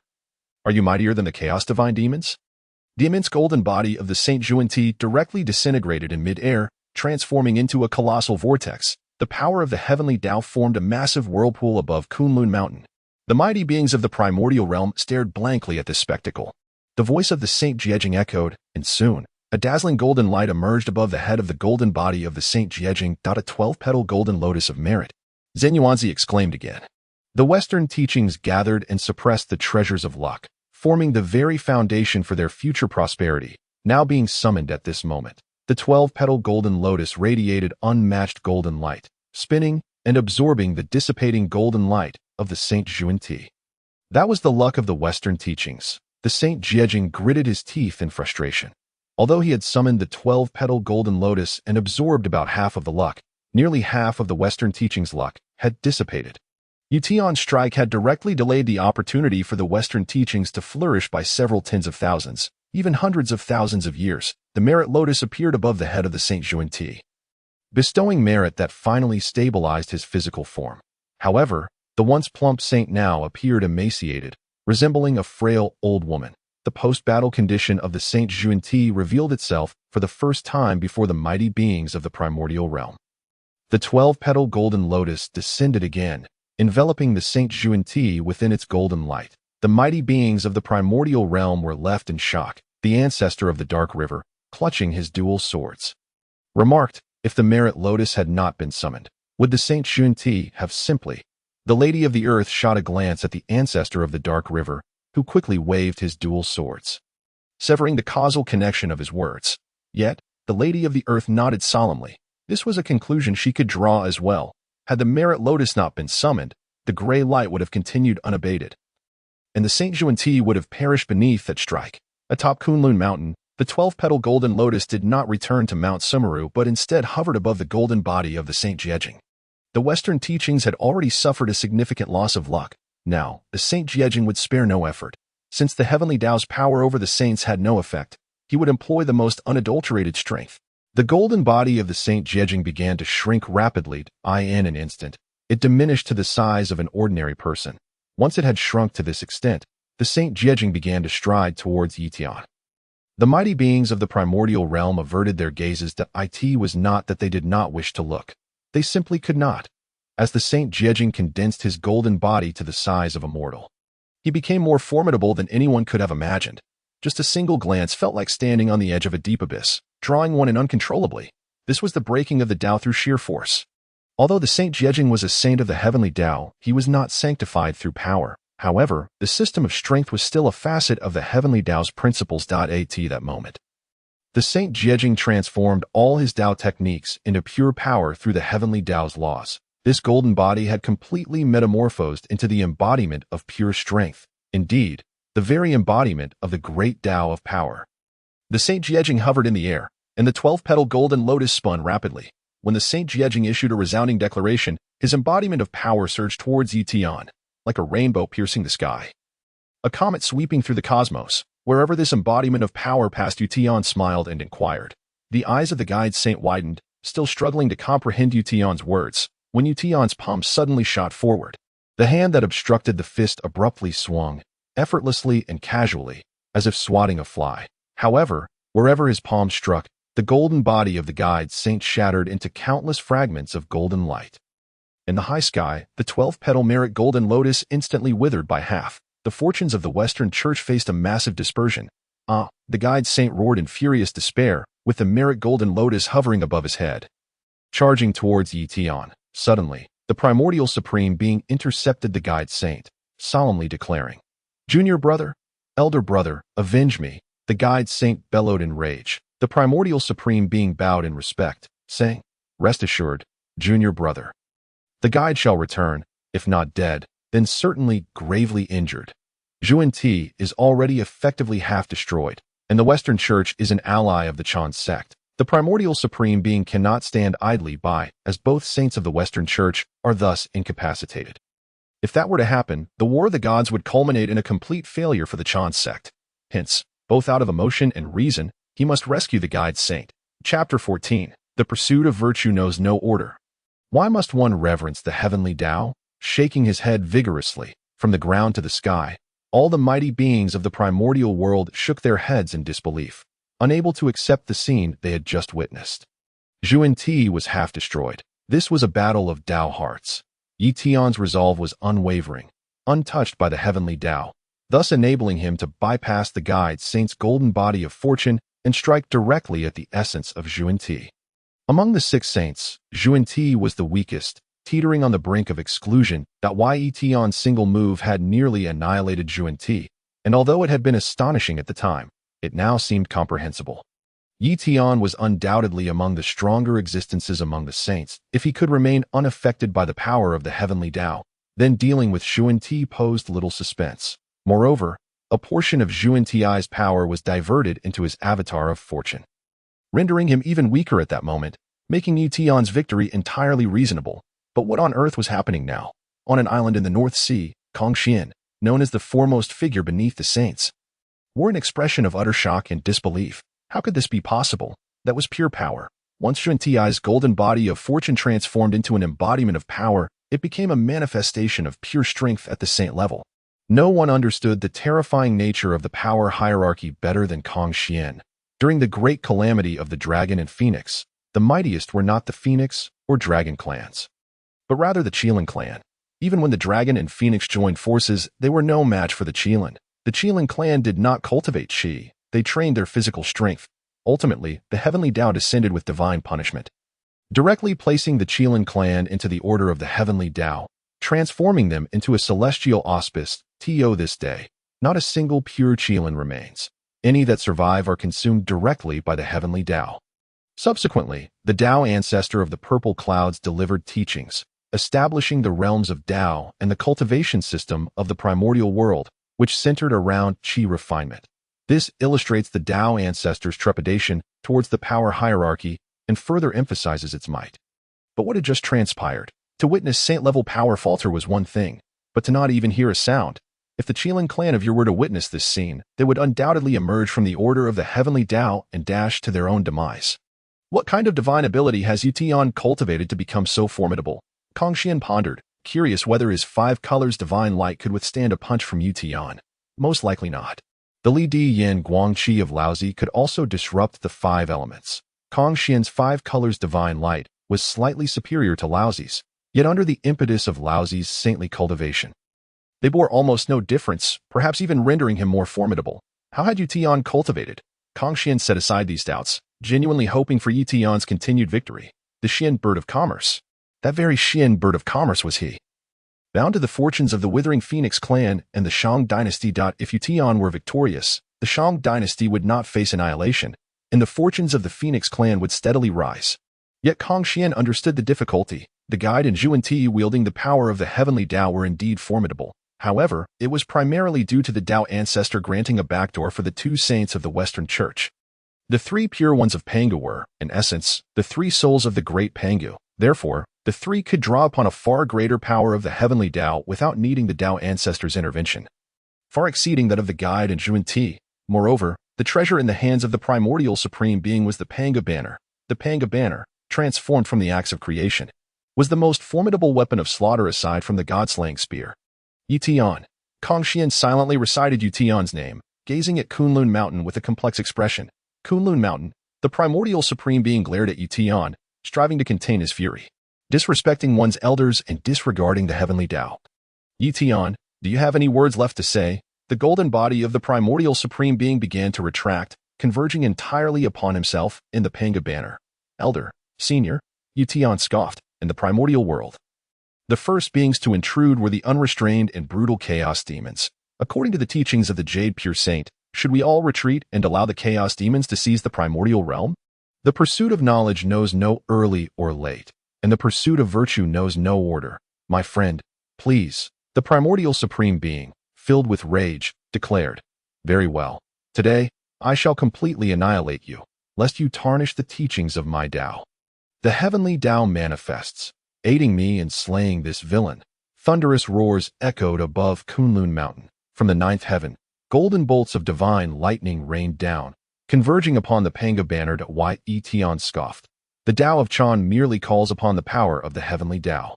Is this what you call the manifestation of the heavenly Dao? Speaking nonsense. Is this the skill of a saint? As the powerful beings observing from afar stood in stunned silence, they gazed at Ye Tian. How could one speak to a saint in such a manner? A saint's words, enshrined in heavenly mandate, were akin to law. Who would dare to speak thus to a saint? Yet, Ye Tian not only did so, but also directly pierced through the faade of the primordial supreme being. Unable to contain the fury within, the primordial supreme being screamed, Die. Chapter 15. Guarding the treasures of the primordial world, yet you slay its beings. Golden thunder crashed down. The thunderstorm engulfed the entirety of Kunlun Mountain. Following this, the primordial supreme being wielded the Pangu banner, merging the fortunes of the Jie Sect, the saintly power, and the strength of the heavenly Dao. The Pangu banner descended with a lethal force. The last time the Pangu banner was wielded, it merely caused a rupture in Kunlun Mountain. This time, as the Pangu banner fell, the entire primordial realm split open, creating a massive chasm. This was the power of the Pangu banner to differentiate between purity and filth. Below the saint level, anyone swept up by the Pangu banner would instantly be transformed into pure and impure energies, leaving not a trace of their soul. The murderous aura accumulated from the countless chaos demons slain by the great Pangu and the chaos sea was all contained within the Pangu banner. At this moment, the Jade Pure Saint had fully unleashed the murderous energy contained within the Pangu banner. In western Kunlun, the West Queen Mother and the great immortal Jinyuan trembled, feeling an unbearable chill emanating from the depths of their souls as the murderous aura encroached upon them. An insurmountable cold. In the underworld, the ancestor of the Dark River gazed at the double swords in his hand and muttered, What use is this sword of mine as a weapon of slaughter? The Lady of the Earth frowned. Elder brother Jade Pure, with all your might wielding the Pangu banner, countless beings will perish. The heavenly Dao saints have gone too far. The ancestor of the Dark River replied, Lady of the Earth, do not concern yourself with that. Let us see if Ye Tian can withstand it. The primordial realm split asunder. The beings situated along the fissure instantly vanished, as if they had never existed. As countless primordial beings felt the chilling encroachment of the murderous aura, their teeth chattered in fear. The thunder and the killing power of the Pangu banner suddenly descended upon Ye Tian. Only a foot away from Ye Tian, the myriad beings are but ants. Is this what it means to be a saint of the heavenly Dao? Ye Tian's voice resonated amidst the thunder. He grasped a long knife, facing the incoming Pangu banner, the treasures left by the great god to guard the primordial realm and slay the chaos demons. And yet you, primordial supreme being, dare to wield it against the beings of the primordial realm? Then today, the Pangu banner shall have no necessity for existence. Arrogance. The primordial supreme being roared in fury. Die. Ye Tian laughed heartily, gripping the great knife with both hands, and slashed forward. This time, it was no longer silent. Gray light surged forth from the ancient long knife, rich with chaotic essence, filling the air. The primordial realm, once cleaved by the Pangu banner, was rapidly restored by this ancient chaotic energy. Moreover, the chaotic aura surged upwards. Racing towards the Pangu banner, in an instant, the chaotic energy completely engulfed the Pangu banner. The powers of differentiation and the indistinguishable chaotic essence intertwined for but a moment. Then, a gray light erupted from the ground. The Pangu banner had long since vanished without a trace, directly dissolved by the chaotic essence.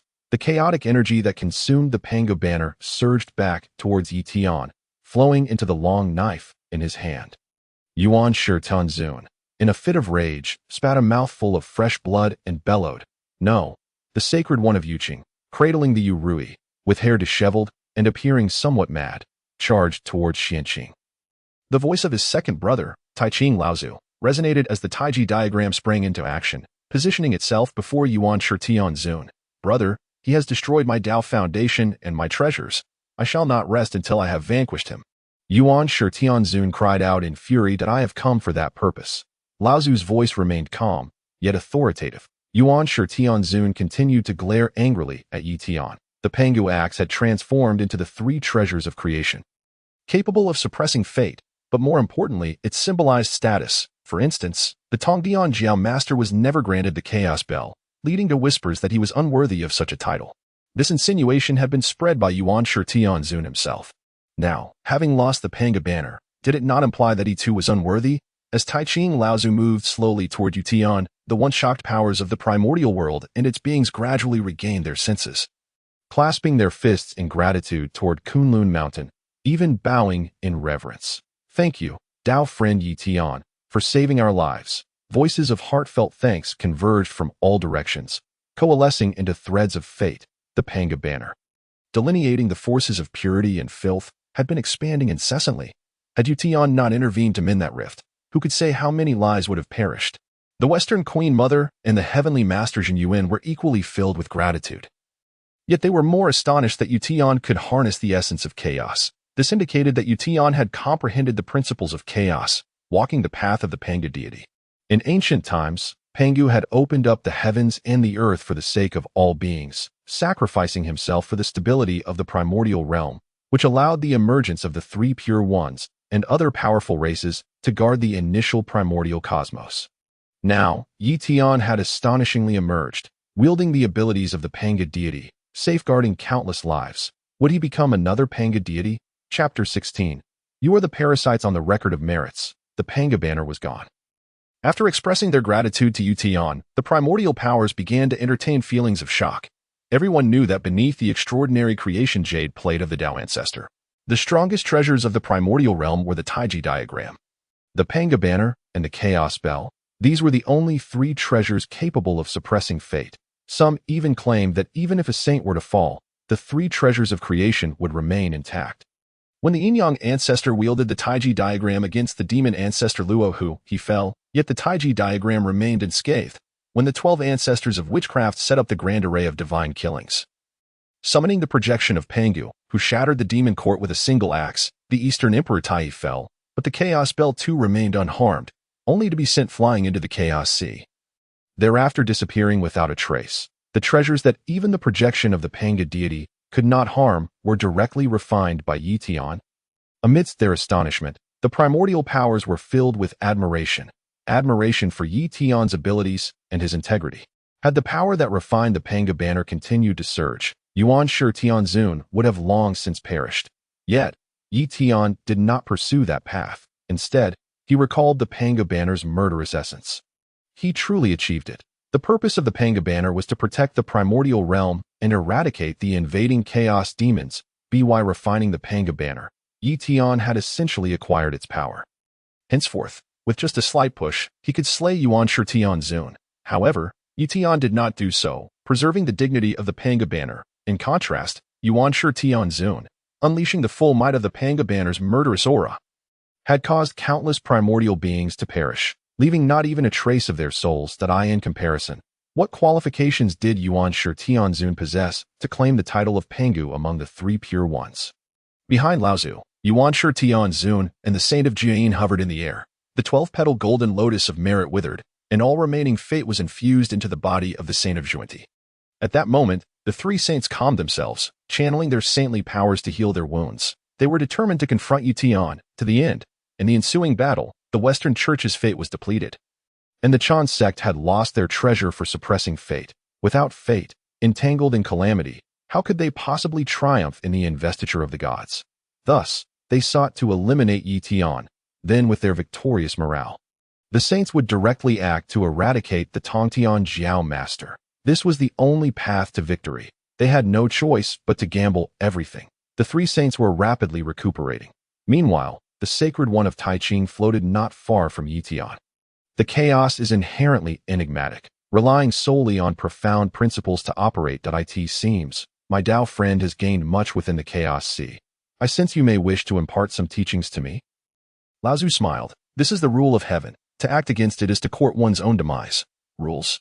Ye Tian scoffed. The rules of the chaos sea dictate endless slaughter to enhance oneself. The Pangu deity shattered this rule, giving rise to today's primordial realm as the foremost of the three pure ones. Do you follow these rules? If the Pangu deity had abided by the rules, could we have today?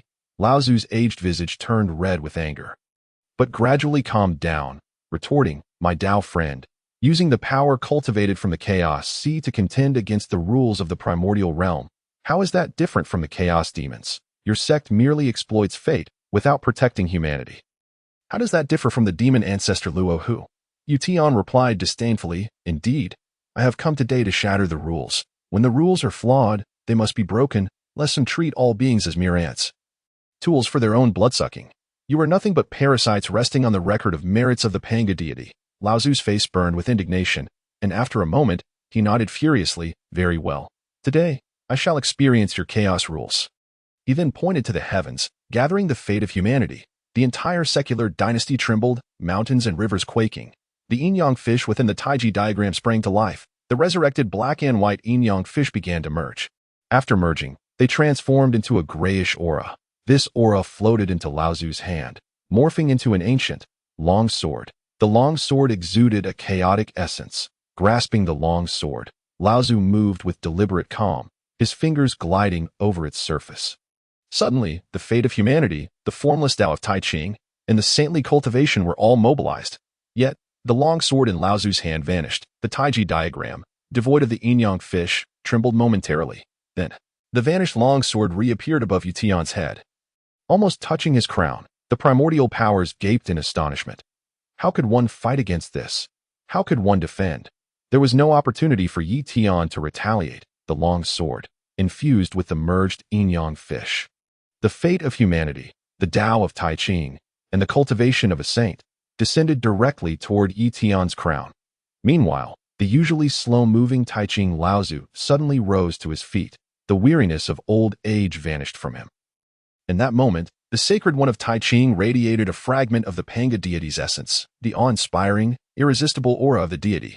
All beings of the primordial realm instinctively bowed their heads, overwhelmed by an urge to kneel before the Sacred One of Taiching. The Western Kunlun's Zhenren was the first to kneel. Then, at the pinnacle of vitality, the Sacred One of Taiching suddenly shouted, Jia, Chapter 17, to bury the entire primordial realm. Is this your path? Jia, the sound of demon suppression. This was the battle cry of the Pangu deity during his slaughters in the Chaos Sea. Most of the primordial realm believed that this shout of Pangu corresponded to the killing in today's primordial realm. Yet at this moment, the primordial powers began to doubt this assertion. What significance does a shout of kill hold? In fact, not only did it lack grandeur, but it also seemed like the bluster of a ruffian. The shout of Jia from the Sacred One of Taiching reverberated throughout the entire primordial realm, shaking the hearts and primordial spirits of every being within it. All beings felt a sense of submission and a desire to kneel.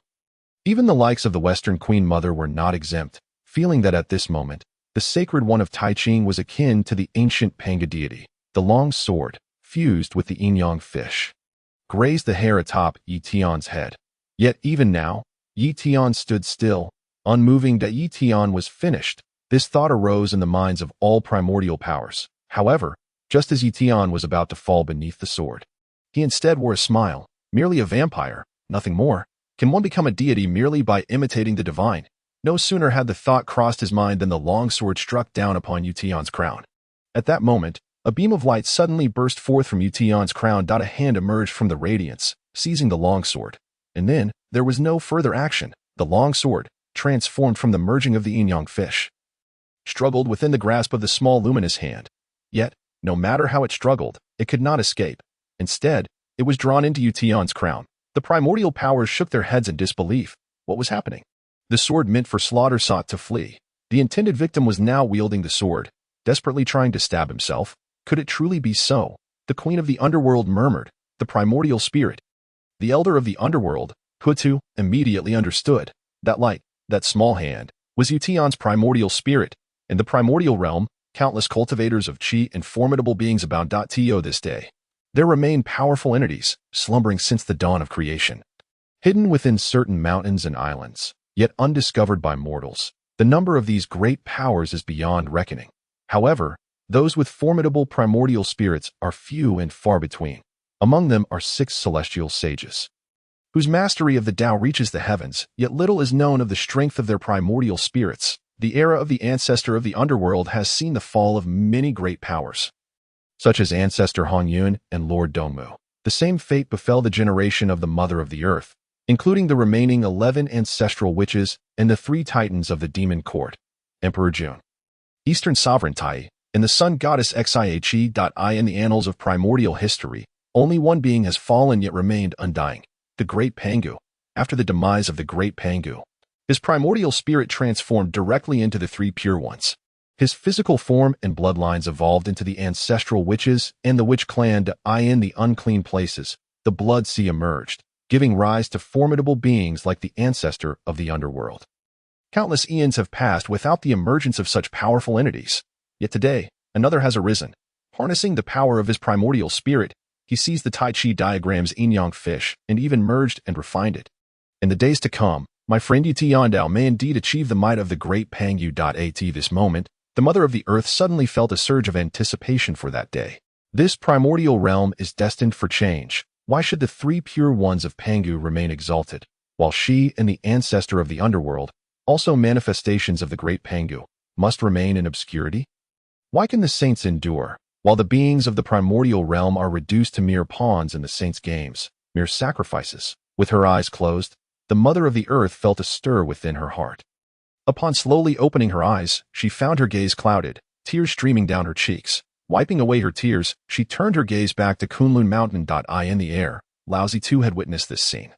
Astonished, the primordial heavenly venerable, along with the 3 saints of Jade and Yuanshi, suddenly roared in unison, appearing beside Ye Tian from 3 directions. They had long been prepared. The power of the Dao had already been lying in ambush around Ye Tian.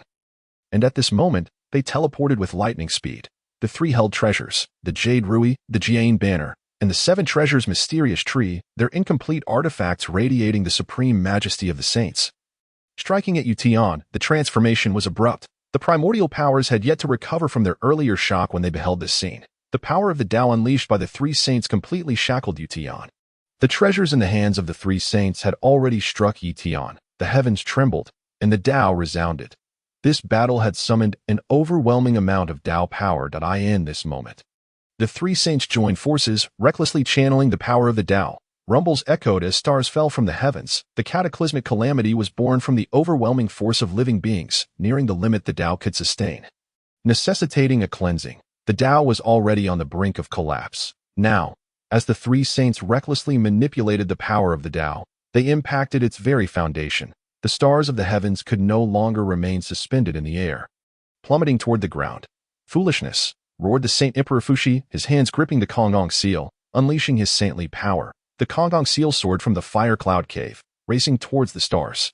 Emperor Diyu led the followers of the Yellow Emperor Xinyuan, following closely behind the Konggong seal to intercept the falling stars. Yet, the tremors of the stars multiplied.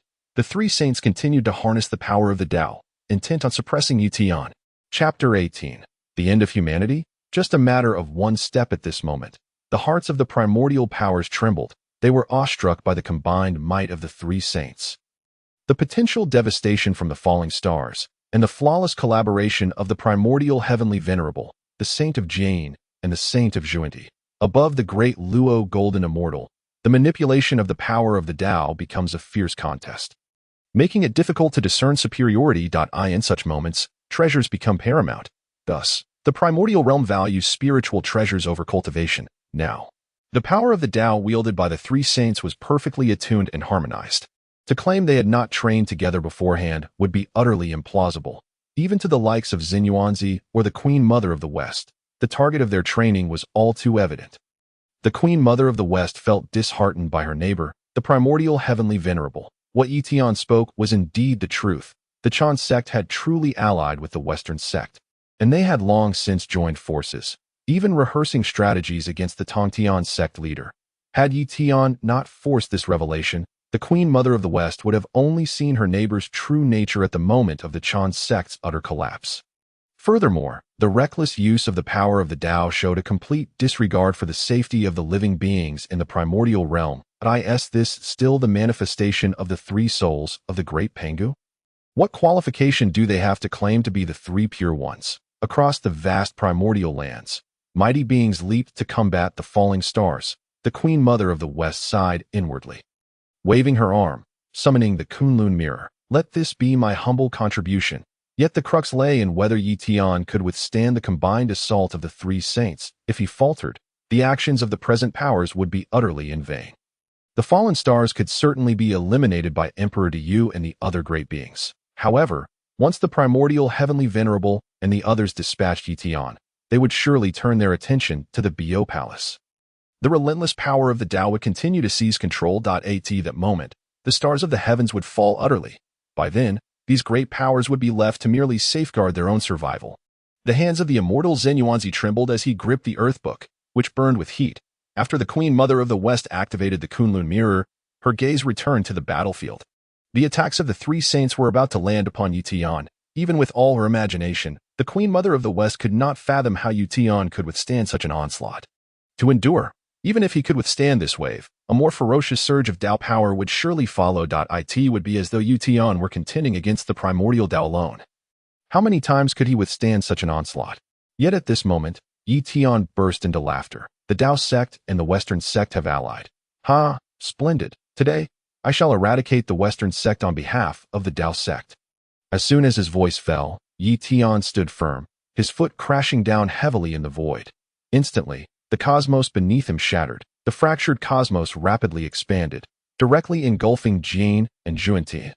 In an instant, only one of the three saints remained. The place where Jane and Yuanshi had previously attacked was now the shattered cosmos, leading straight to the chaos sea, brimming with chaotic energy. Yet the Dao of Jane and Yuanshi was nowhere to be seen. Above Ye Tian's head, a gray light began to swirl slowly. The primordial heavenly venerable's pupils widened in disbelief as he gazed at the light above Ye Tian's head. In that moment, the primordial heavenly venerable understood everything. That was the Tai Chi diagram, and also the Pangu banner. Ye Tian had first refined the Pangu banner, then used his primordial spirit to activate its power, combining it with his original cultivation to seize the yin-yang fish and refine it. Now, the Tai Chi diagram that still floated in the air could almost be considered a mere tattered cloth. The Tai Chi diagram and the Pangu banner had been merged by Ye Tian. He had harnessed 2/3 of the power of the opening heaven axe. Coupled with Ye Tian's cultivation and the ancient long knife in his hand, he might unleash the full might of the opening heaven axe. The primordial heavenly venerable halted just a step away from Ye Tian. The power of the Dao continued to converge upon him, yet cold sweat poured from his forehead. He did not even dare to seek help from Laozi.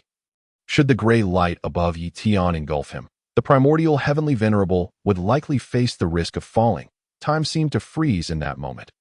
Even the soul of the primordial heavenly venerable felt as though it were ensnared.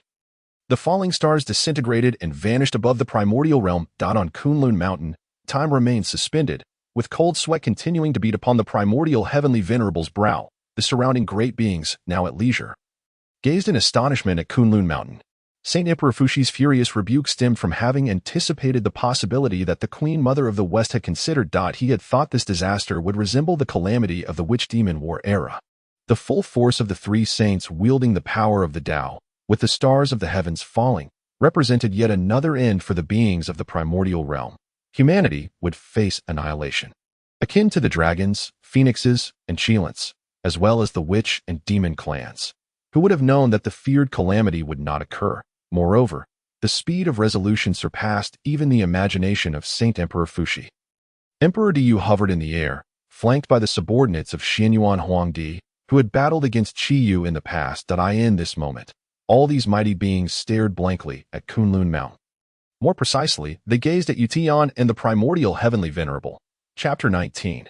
Kill the two saints of the Western Sect, and I will take you as my junior brother, shattering the primordial realm.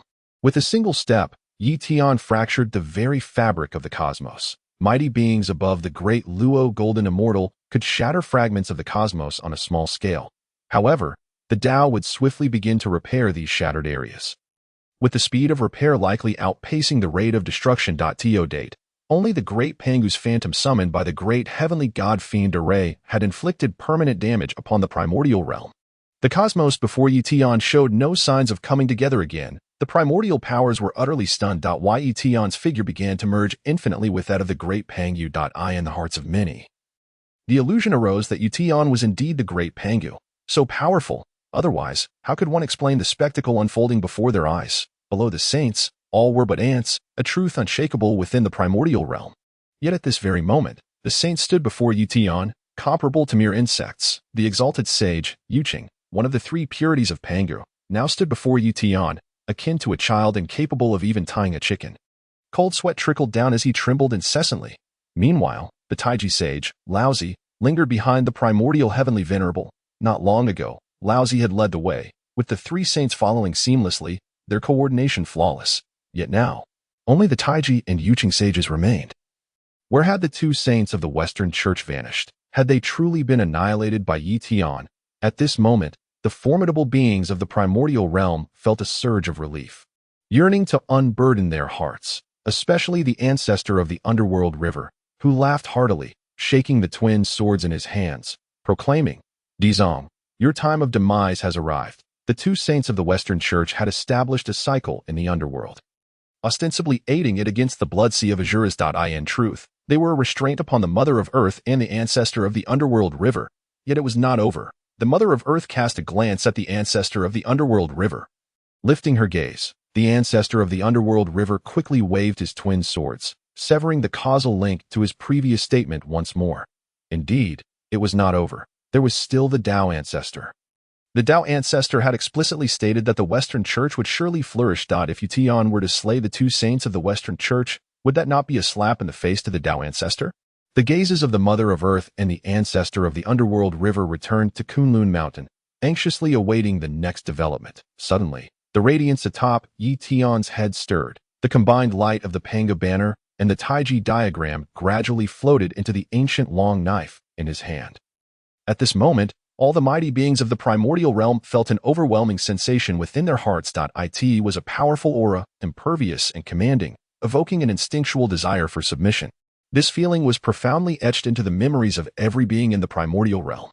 The acts of creation. Such an immense sensation could only be rivaled by the acts of creation. Apart from the great Pangu himself, the great Pangu had transformed into myriad forms long ago, embodying different paths and races. Thus, the long knife could not be the great Pangu.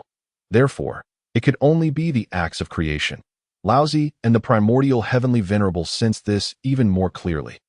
After all, they were both manifestations of the divine spirit, possessing a more profound recollection of the acts of creation than the Mother of Earth, a flesh and blood embodiment, or the ancestor of the underworld river, an embodiment of impurity. The ancient long knife in Ye Tian's hand now approached the acts of creation with infinite proximity. Its might was undoubtedly on par with the acts of creation. The only difference might be its lack of resilience. Among the three treasures of creation, the one primarily for defense was the Chaos Bell. However, the notion of insufficient resilience was relative. This long knife, if used to open the heavens in the Chaos Sea, might lack the resilience to withstand the differentiation of purity and turbidity. Before the newly opened purity and turbidity could stabilize, the weapon could shatter. Yet, against these saints, it would be as easy as chopping vegetables. Laozi and the primordial heavenly venerable dared not move at all. At this moment, Ye Tian could slay whomever he wished with a mere swing of the great knife. They would fall on the spot. Having survived countless tribulations in the primordial realm, The mighty beings understood the supreme philosophy of existence. Better to let a friend perish than oneself. Both Laozi and the primordial heavenly venerable trembled with trepidation, eager to placate Ye Tian. Before they could formulate their words, however, Ye Tian made his move. Laozi and the primordial heavenly venerable were instantly horrified, trembling uncontrollably. They wished to flee, yet deep down, they knew that to choose flight would only hasten their demise. The mighty beings of the primordial realm stared blankly at Kunlun Mountain, eager to discern Ye Tian's next step. They were equally curious about the whereabouts of Jade and Yuanshi.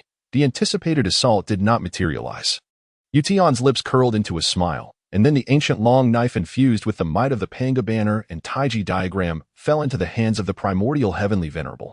As he grasped the ancient long knife, a chill surged through him, the immense power of the laws contained within coursing through his entire being, leaving him in a state of bewilderment. What was he doing? What was about to transpire? The mighty beings of the primordial realm were filled with incredulous doubts. The treasures of the primordial realm were revered over cultivation. Ye Tian was actually gifting his strongest treasure to the primordial heavenly venerable. The primordial heavenly venerable stared blankly at Ye Tian. Ye Tian did not keep him waiting long, calmly stating, "This is an opportunity for you to achieve merit. Slay the two saints of the Western Church, and you shall still be a part of the Daoist sect. I shall take you as my little brother." Chapter 20. The iron head that could not be shaken by a single blow of creation to be a little brother. A little brother, the exalted sage, the primordial heavenly venerable who held the function list of 8T this moment. He was actually to be taken as a little brother. The mighty beings stared at Ye Tian in astonishment. For a moment, their expressions were complex, unsure of how to respond. After recovering from his shock, Emperor Diyou burst into laughter. Ye Tian, my friend, you truly possess remarkable talent. Such prowess deserves such boldness. The primordial heavenly venerable, holding the ancient long knife, sensed the familiar aura of the Pangu banner and Taiji diagram within it, feeling its formidable power, causing his entire being to tremble violently. Were it not for his countless tribulations and resolute spirit, he might have gone berserk at this moment.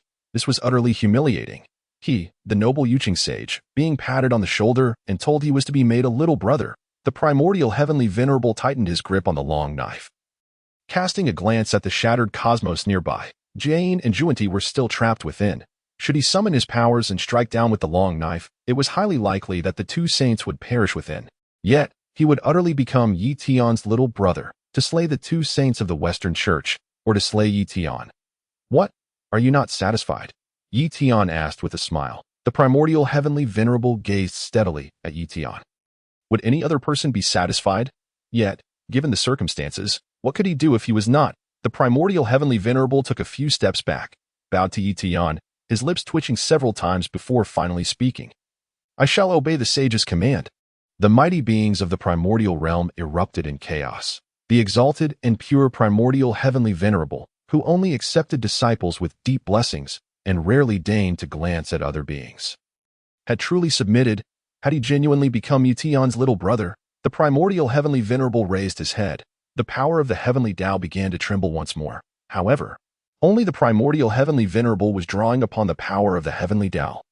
The stars trembled, yet there was no imminent threat of falling. As the power of the heavenly Dao coalesced to its pinnacle around the primordial heavenly venerable, he suddenly roared, "Brother, assist me!" The Taiji diagram, devoid of the yin-yang fish, instantly vanished from the air. When it reappeared, it descended upon Ye Tian's head, enveloping him entirely. Meanwhile, the primordial heavenly venerable, grasping the ancient long knife, swung it with all his might toward Ye Tian. "Be careful," exclaimed the Queen Mother of the West, instinctively calling out. However, the ancient long knife emitted a resonant hum. The primordial heavens and earth trembled. All power seemed to flow into the ancient long knife at that moment. The Queen Mother of the West's voice was drowned in the tremors of the primordial realm. Shameless. The Queen Mother of the West seethed internally. Even the sages who had become holy through the exposition of the Dao were this shameless. Did the heavenly Dao truly possess any fairness or justice? The mighty beings of the primordial realm felt sentiments akin to those of the Queen Mother of the West. Yet, what use was sentiment? The primordial heavenly venerable, wielding the ancient long knife, exuded an unprecedented oppressive force. Not long ago, the Taiji sage had resembled the great Pangu reborn, leaving a monumental psychological shadow in the hearts of the mighty beings. Yet at this moment, the primordial heavenly venerable, with the ancient long knife in hand, truly embodied the great Pangu. Before him, the The cosmos shattered, the heavens collapsed, and the earth quaked. In stark contrast, Ye Tian remained enveloped by the Taiji diagram. The ancient long knife tore through the cosmos, seemingly poised to strike Ye Tian directly. At this moment, the primordial heavenly venerable's heart surged with exhilaration.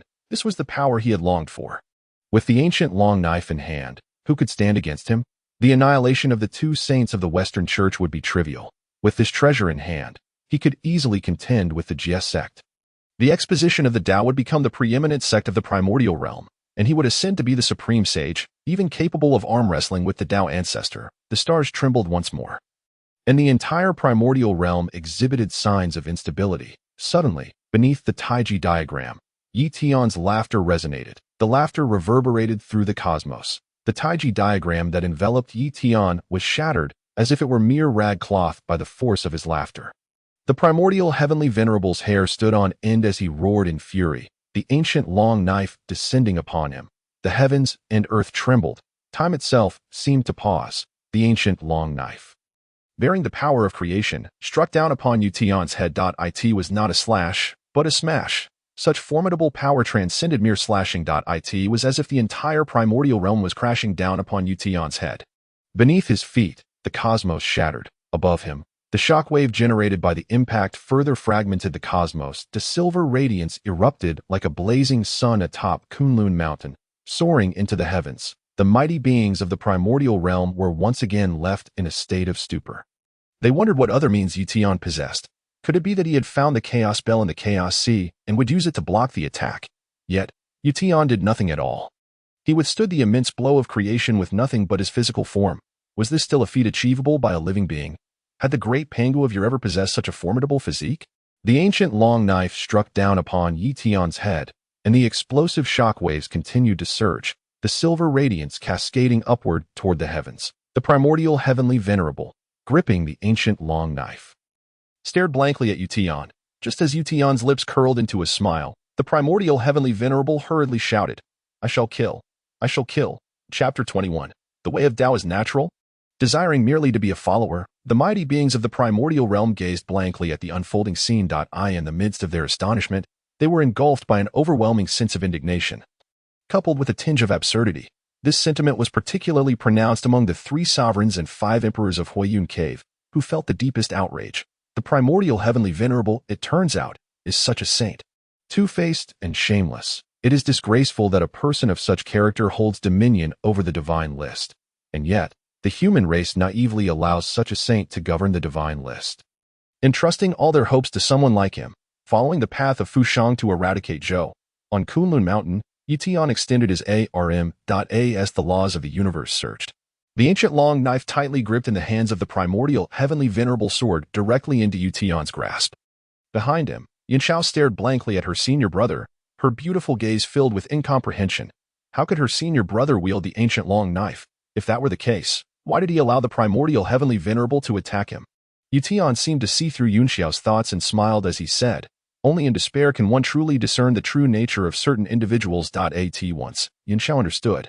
Laozi, the primordial heavenly venerable, and the mighty beings of the primordial realm all grasped the significance of this moment. "I was wrong," the primordial heavenly venerable exclaimed, his face ashen. "Ye Tian, return the artifact to me, and this time I shall surely eliminate Jade and Zhuanti.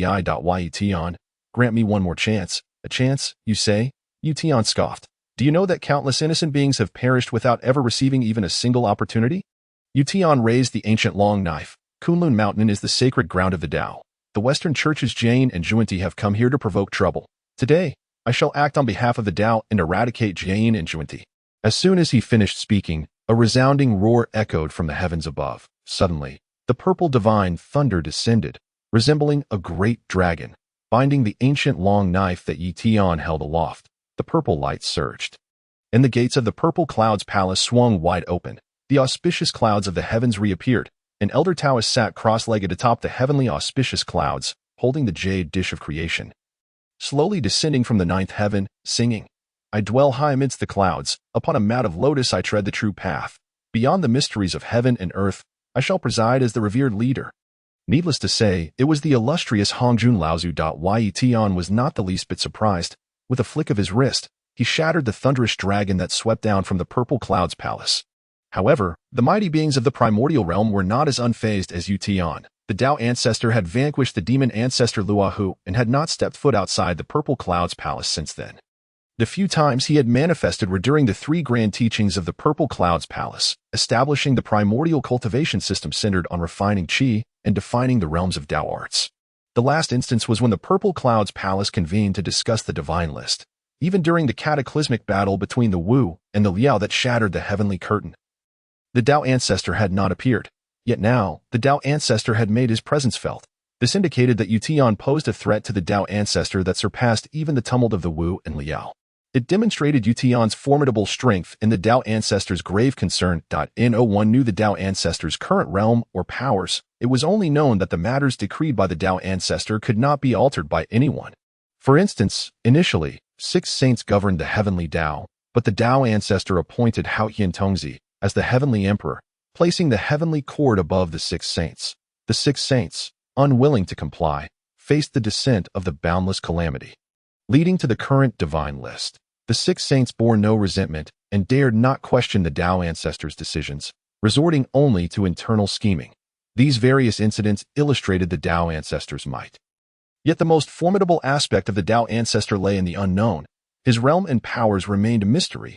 Only the primordial heavenly Dao was under his control, with a mere thought.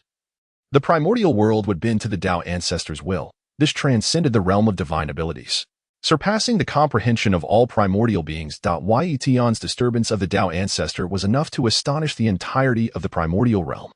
Thus, could the advantages established by Ye Tian endure? As Ye Tian retracted the long knife, he gazed at the Dao ancestor, who was seated atop the heavenly auspicious clouds, and chuckled. Indeed, you have arrived. My friend. The Dao ancestor smiled slightly and nodded. Very well, very well. What could this mean?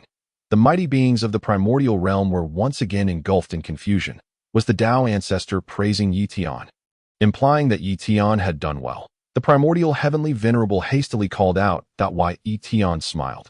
I too believe it is commendable. The 2 saints of the Western Church, who once made grand vows to attain sainthood, ultimately owe a debt of immeasurable merit to the heavenly Dao. If I assist my friend in eliminating Jie and Juanshi, that boundless merit will naturally return to the heavenly Dao, and you need not toil over it. Deliberately seeking to elevate the Western Church, what do you think? Hongjun Laozu chuckled. Are you questioning my decisions? The flourishing of the Western Church is an inevitable consequence of the operations of the heavenly Dao. Do you wish to single-handedly obstruct me and hinder the heavenly Dao? The heavenly Dao operates naturally. Ye Tian laughed heartily. You merely desire a few sycophants. You did not grant the merit golden lotus to the Western Church. And yet you wish to see how it rises. Today, I shall destroy the merit golden lotus and await the rise of the Western Church. With a flick of his long knife, a beam of light surged forth, directly targeting the withered merit golden lotus in the sky. In an instant, the Dao ancestor's fury erupted. How dare you? Chapter 22. The size of all beings in the primordial realm with the Dao ancestor's furious roar. The jade dish of creation in his hand began to whirl. The gates of the Purple Clouds Palace swung wide once more. The purple light surged forth like a colossal wave crashing towards Ye Tian. The Purple Clouds' divine thunder. At that moment, all beings froze in place, unable to move. The most potent force capable of harming or even annihilating a saint. The ultimate judgment of the heavenly Dao was the Purple Clouds' divine thunder. The beings of the primordial realm felt a primal fear emanating from within. Then, their own powers began to drain away, merging into the Purple Clouds' divine thunder. The purple light enveloped Ye Tian in an instant. A red thread appeared in the distance, and the barefooted Nuwa stepped onto it, suddenly appearing behind the Dao ancestor, calling out to the engulfed Ye Tian, Ye Tian, do you not repent yet? At Biyou Palace, the one who had long presided over the myriad celestial array and suppressed the fortunes of the Jie Sect, Tong Tian Jiao Master, could no longer afford to hesitate, wielding the Qingping sword. He tore through the cosmos and appeared before the Dao ancestor. Master. Tong Tian Jiao Master bowed deeply to Hongjun Laozu, exclaiming, Master, I am willing to bear the blame for the sins, to shoulder the boundless calamities. And I beseech you to spare Ye Tian. However, the Dao ancestor remained unmoved, gently waving his hand. The seemingly gentle, yet insurmountable power of the heavenly Dao cast the Tong Tian Jiao Master aside. Master, third brother, the primordial heavenly venerable roared. Do you question the Master's decision? Tongtian Jiao Master looked at the primordial heavenly venerable and suddenly burst into laughter. Third brother, what a fine third brother you are. Ha ha. Within that laughter resided an endless sorrow and lamentation. You allied with the Western Church, wishing to eradicate my Jie Sect, eager to slay me. And today, you still call me third brother. Ha! The primordial heavenly venerable seethed. You, with your fur and horns, a being born of the mire, an obstacle to the heavenly Dao, shall be utterly extinguished. Do not remain willfully ignorant. Tongtian Jiao Master roared. A being born of the mire. And yet the Western Church is any better? They absorb the blood seas Azuras as their minions, striking against my Daoist chi refiners under the guise of joy. Do you not understand what they are truly doing? Those chaotic beings born of sordid unions, whom you deem auspicious. Is this your version of righteousness, brother? Do not remain willfully ignorant. The primordial heavenly venerable bellowed. The saints of the heavenly Dao will not perish. Third brother, do you not yet repent before the Master? Ha! Repent. Tongtian Jiao Master laughed heartily. How could I trust you, brother? You preside over the divine list, filling it with names. Did I ever question you? I set up the myriad celestial array, remaining within Biyou Palace, instructing my disciples to remain in seclusion. For what purpose? If my Jie Sect were to mobilize entirely, would you and the Western Church truly have a chance of victory? I considered the Dao's interests, believing that you would show some mercy. Once we had sufficient celestial beings, we could await the arrival of the boundless calamity. My Jie Sect would willingly embrace it to preserve the Dao's vitality. Yet you allied with the Western Church, seeking to annihilate the Jie Sect entirely, even to slay me.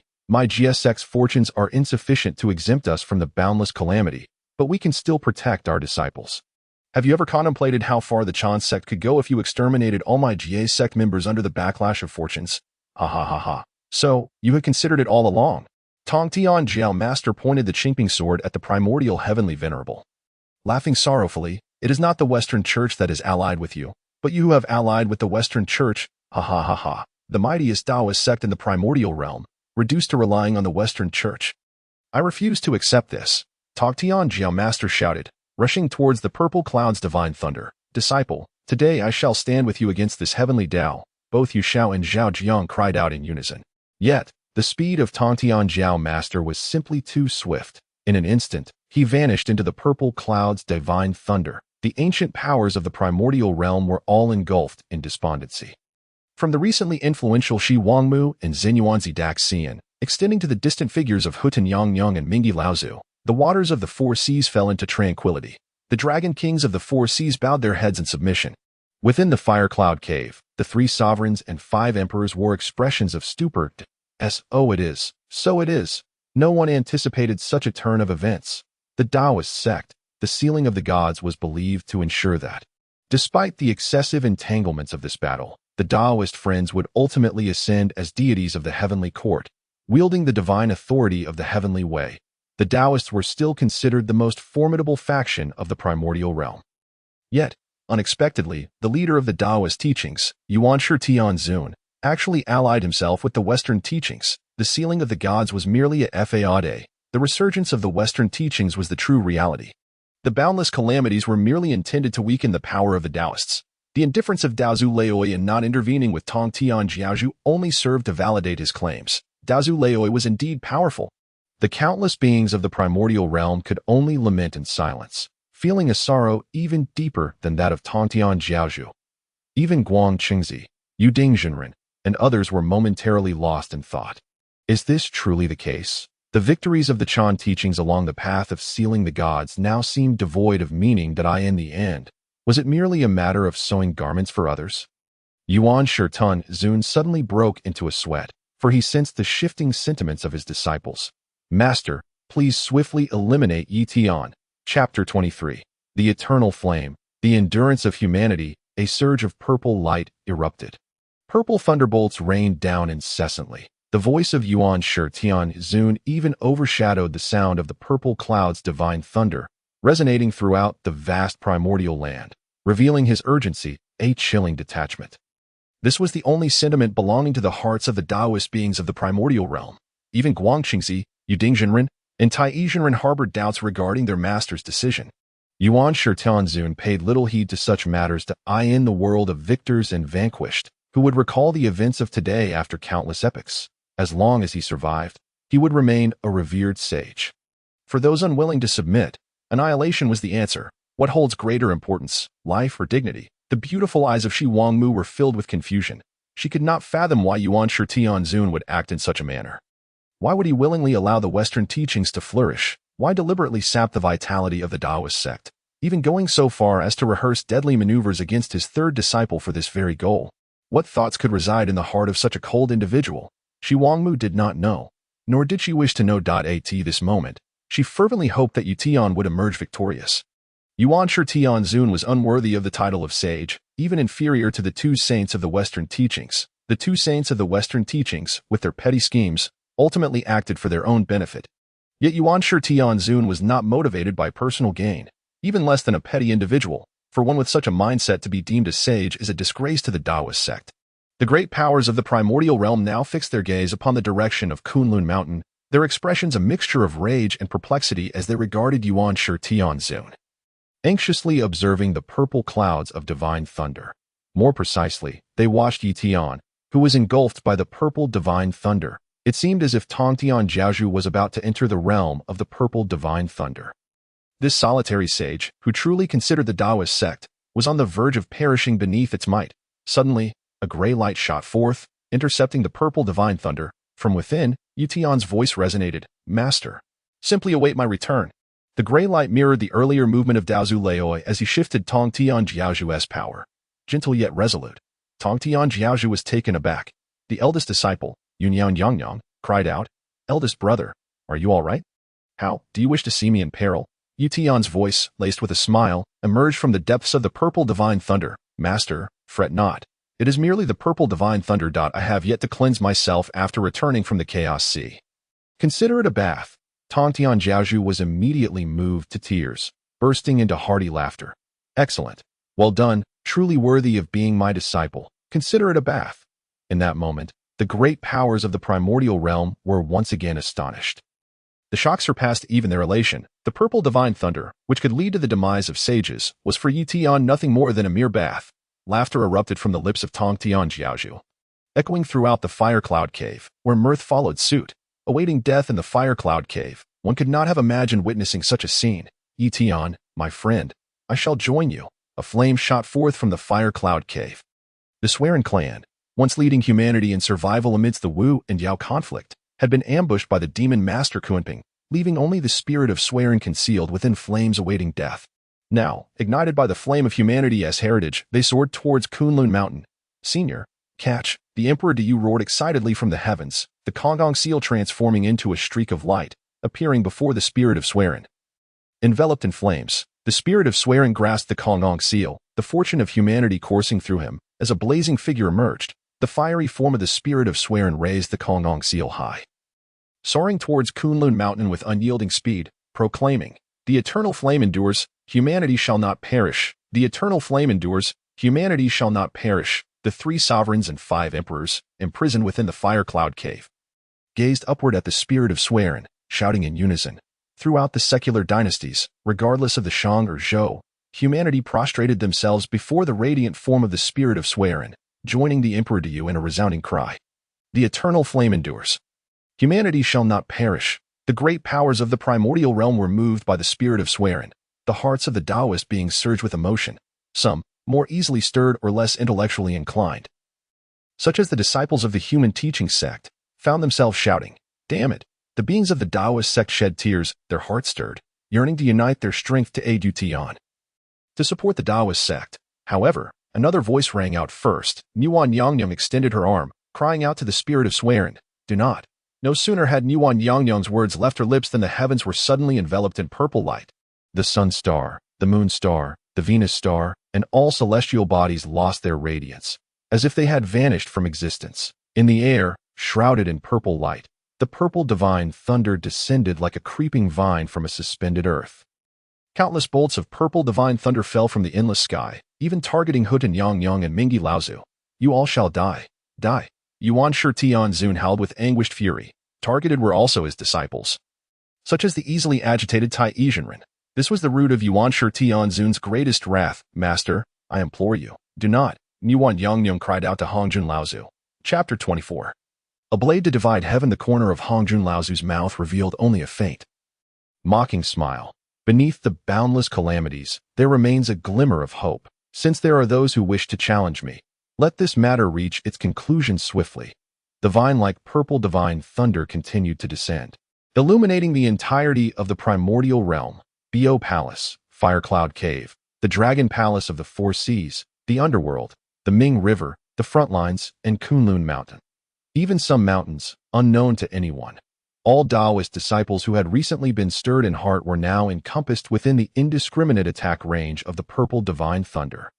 Yuanshi let loose a red thread from her red embroidered ball, seeking to seize the Pangu jade plate from Hongjun Laozu.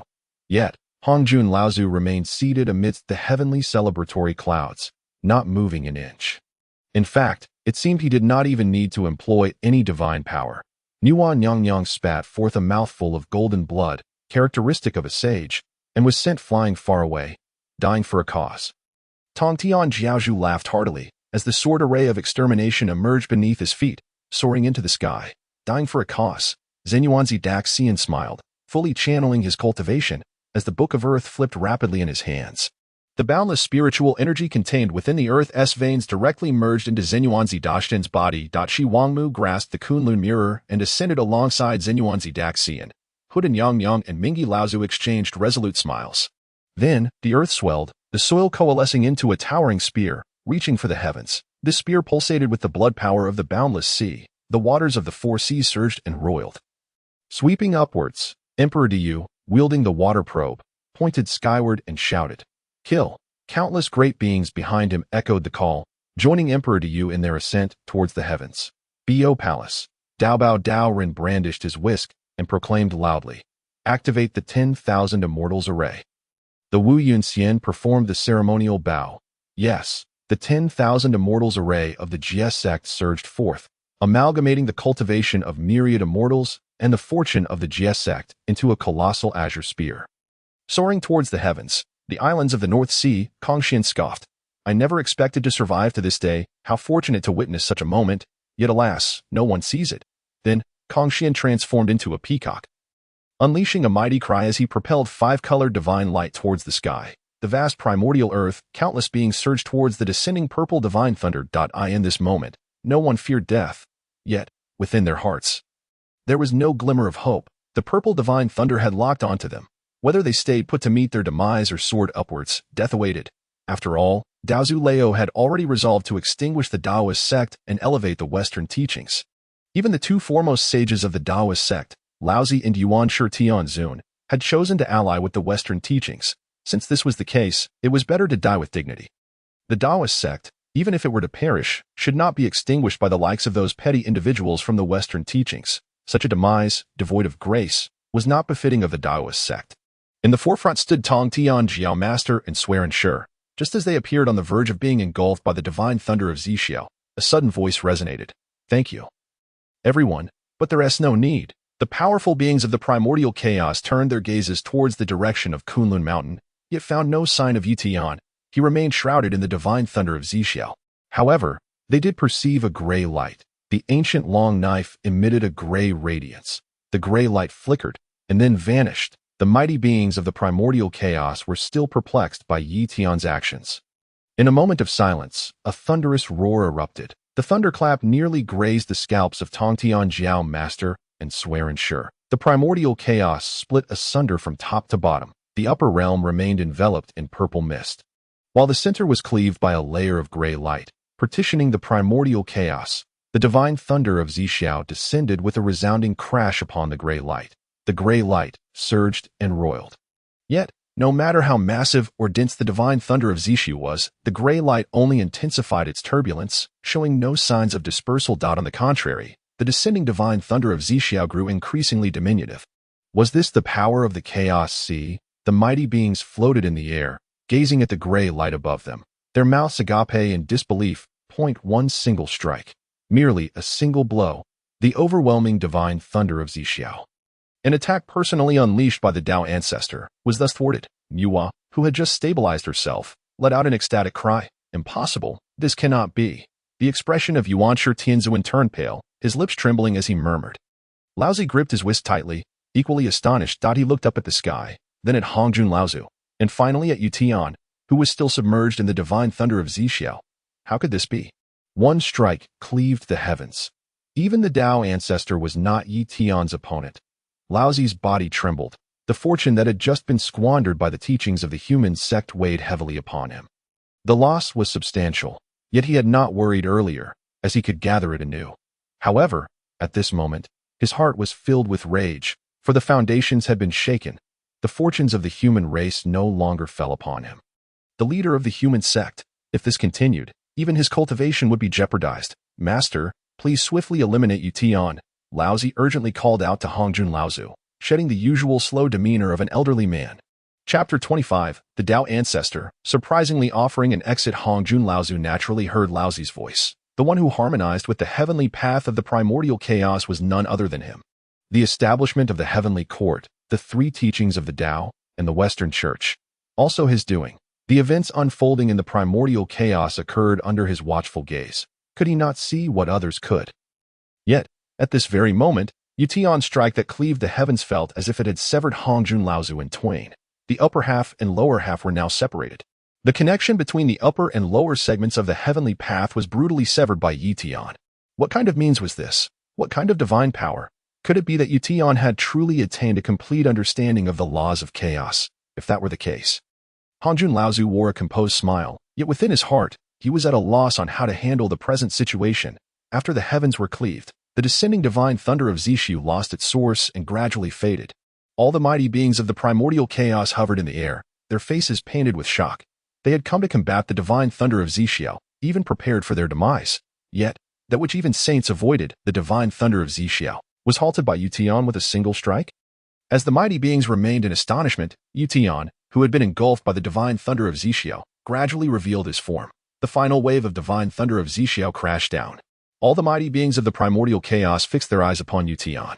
They yearned to understand how Ye Tian had withstood the divine thunder of Xixiao, managing to endure for such an extended duration amidst it. Previously, Ye Tian had been completely submerged, rendering their gazes and thoughts unable to penetrate the divine thunder.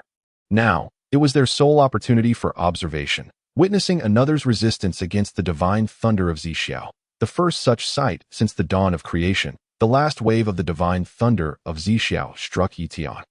The crackling purple arcs of electricity danced upon Ye Tian's form, frenzied and seemingly intent on obliterating him.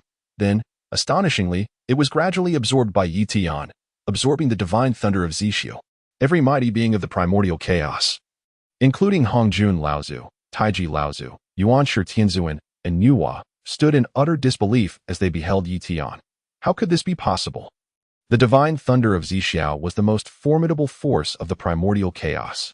Even more potent than the heavenly path itself, the Dao ancestor could not control it and needed the creation Jade disc to summon such power. This level of might should not exist within the primordial chaos. Since the time of Pangu's creation of the heavens and the earth, the initial era was not the primordial age but the primordial chaos. In that era, the primordial chaos was not as vast as it is now. Yet the power of chaos was immensely condensed, with the force of the laws even potent enough to manifest in tangible forms. The divine being's physical forms withered, transforming into all things of the primordial chaos. And their wills continued to expand and evolve the primordial chaos until it entered the primordial age. The remnants of the primordial chaos were represented by the 7 forms of manifest laws, the 7 strands of primordial purple chi. In the ever-mighty, supreme divine thunder of Xixiao, the 6 strands of primordial purple chi nurtured 6 heavenly path saints. The remaining strand gave rise to the 3 sovereigns and 5 emperors of the fire cloud cave. This was the status of the divine thunder of Xixiao, supreme, representing the primordial era, equal to the combined might of the 3,000 laws. Each heavenly path saint only obtained a wisp of primordial purple chi, comprehending but one law, amounting to merely 1/3000th of the divine thunder of Xixiao. In other words, Ye Tian's resistance against the divine thunder of Xixiao equated to a single individual opposing 3,000 heavenly path saints. Furthermore, he could even absorb the power of the saints as his own. Hongjun Laozu's hand, which held the creation Jade disc, trembled slightly, hidden so well that no one had noticed when Ye Tian fully revealed himself. The gazes of all the mighty beings anxiously fell upon Hongjun Laozu. Why Ye Tian's actions were akin to placing Hongjun Laozu upon a pyre. Next, this Dao ancestor, who harmonized with the heavenly path, would undoubtedly unleash his most formidable strike, would he not? How would Ye Tian respond? The Dao ancestor smiled and addressed Ye Tian. With the return of chaos, such formidable cultivation, Ye Tian, you have done well. Master, Yuanshi Tianzuan exclaimed. However, Hongjun Laozu waved his hand, directly sealing Yuanshi Tianzuan's voice. Though his lips continued to move, no words emerged. The mighty beings of the primordial chaos were once again left in a state of shock. They had not anticipated that the exalted Dao ancestor would concede so swiftly. What appeared to be a commendation from an elder to a junior was, however, discerned by these beings who had survived through the endless scheming of the primordial era. Ye Tian, wielding the long knife, gazed calmly at the shattered realms before him, fixing his eyes on Hongjun Laozu. So, do you intend to stop me? Once more, the mighty beings of the primordial chaos were rendered speechless. The Dao ancestor had offered Ye Tian an exit, yet Ye Tian not only failed to express gratitude but instead tightened his grip on the long knife, even gathering more power within himself. Ye Tian was actively provoking the Dao ancestor, seeking to engage him in battle. The primordial beings, astonished yet exhilarated, felt their spirits surge. Just previously, Hongjun Laozu had wielded the primordial purple chi to obliterate the mighty beings, leaving them deeply wounded that if Ye Tian were to slay Hongjun Laozu, would this realm not witness a new dawn?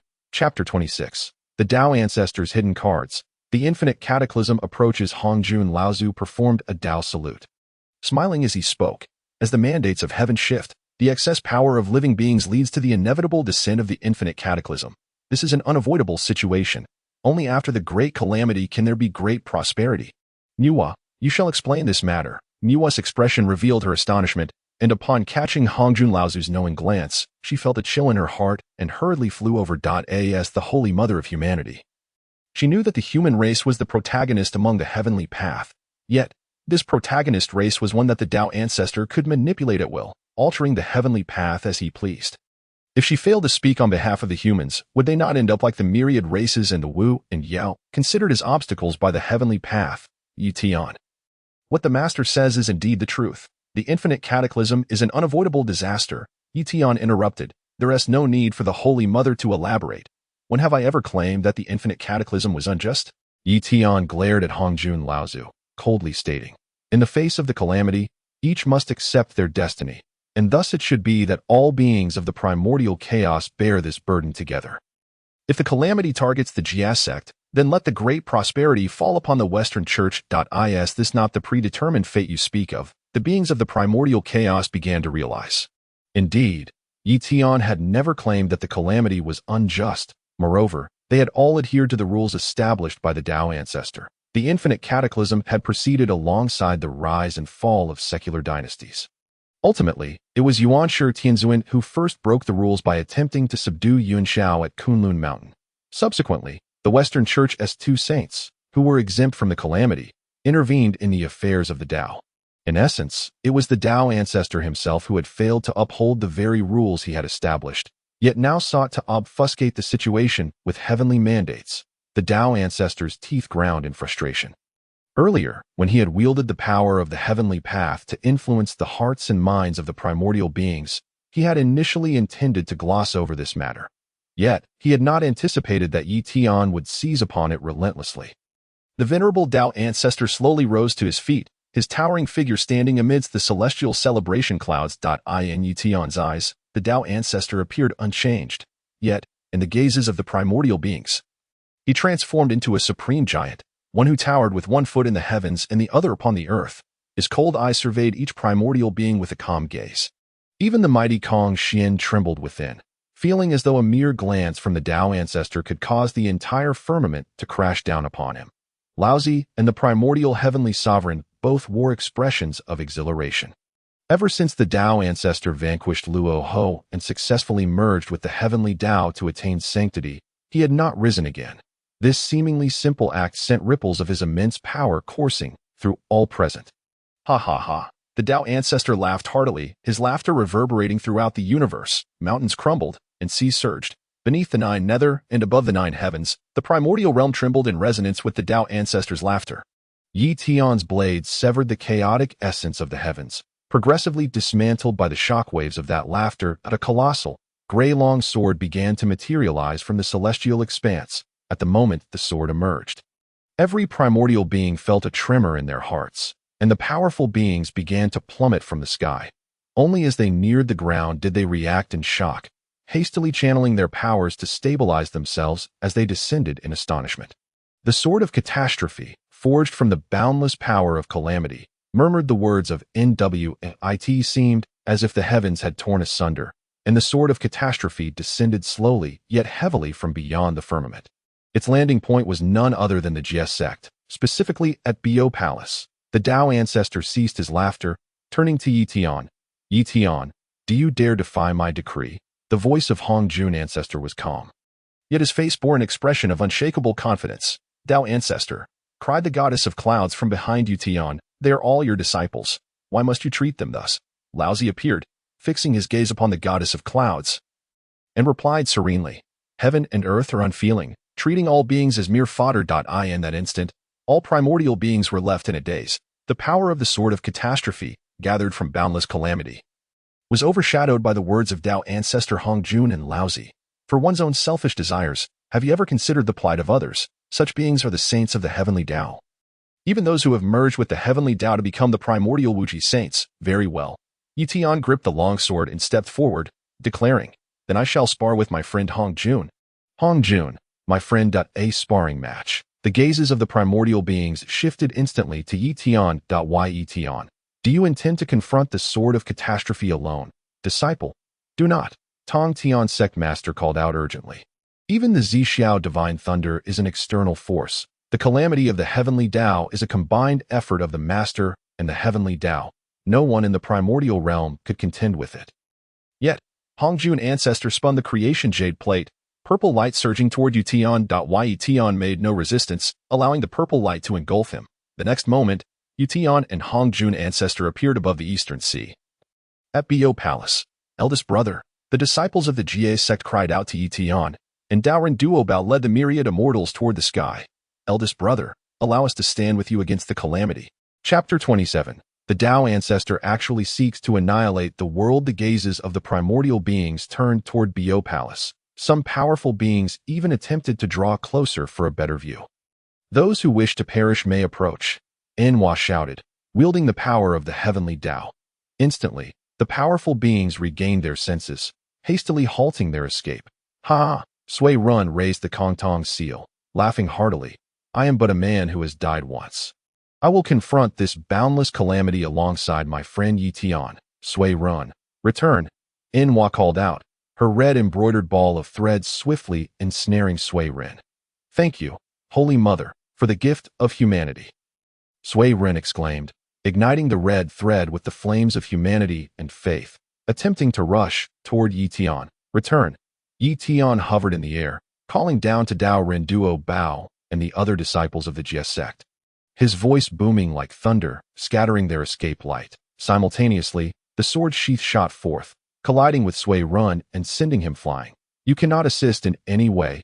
Do not add to the chaos. The primordial beings fell into a stupor once more.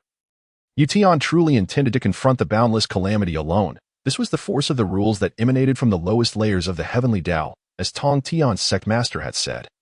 It was not something the beings of the primordial realm could withstand. Sui Run, wielding the Kongtong seal, gathered the flames of humanity and the power of faith, enough to rival a saint.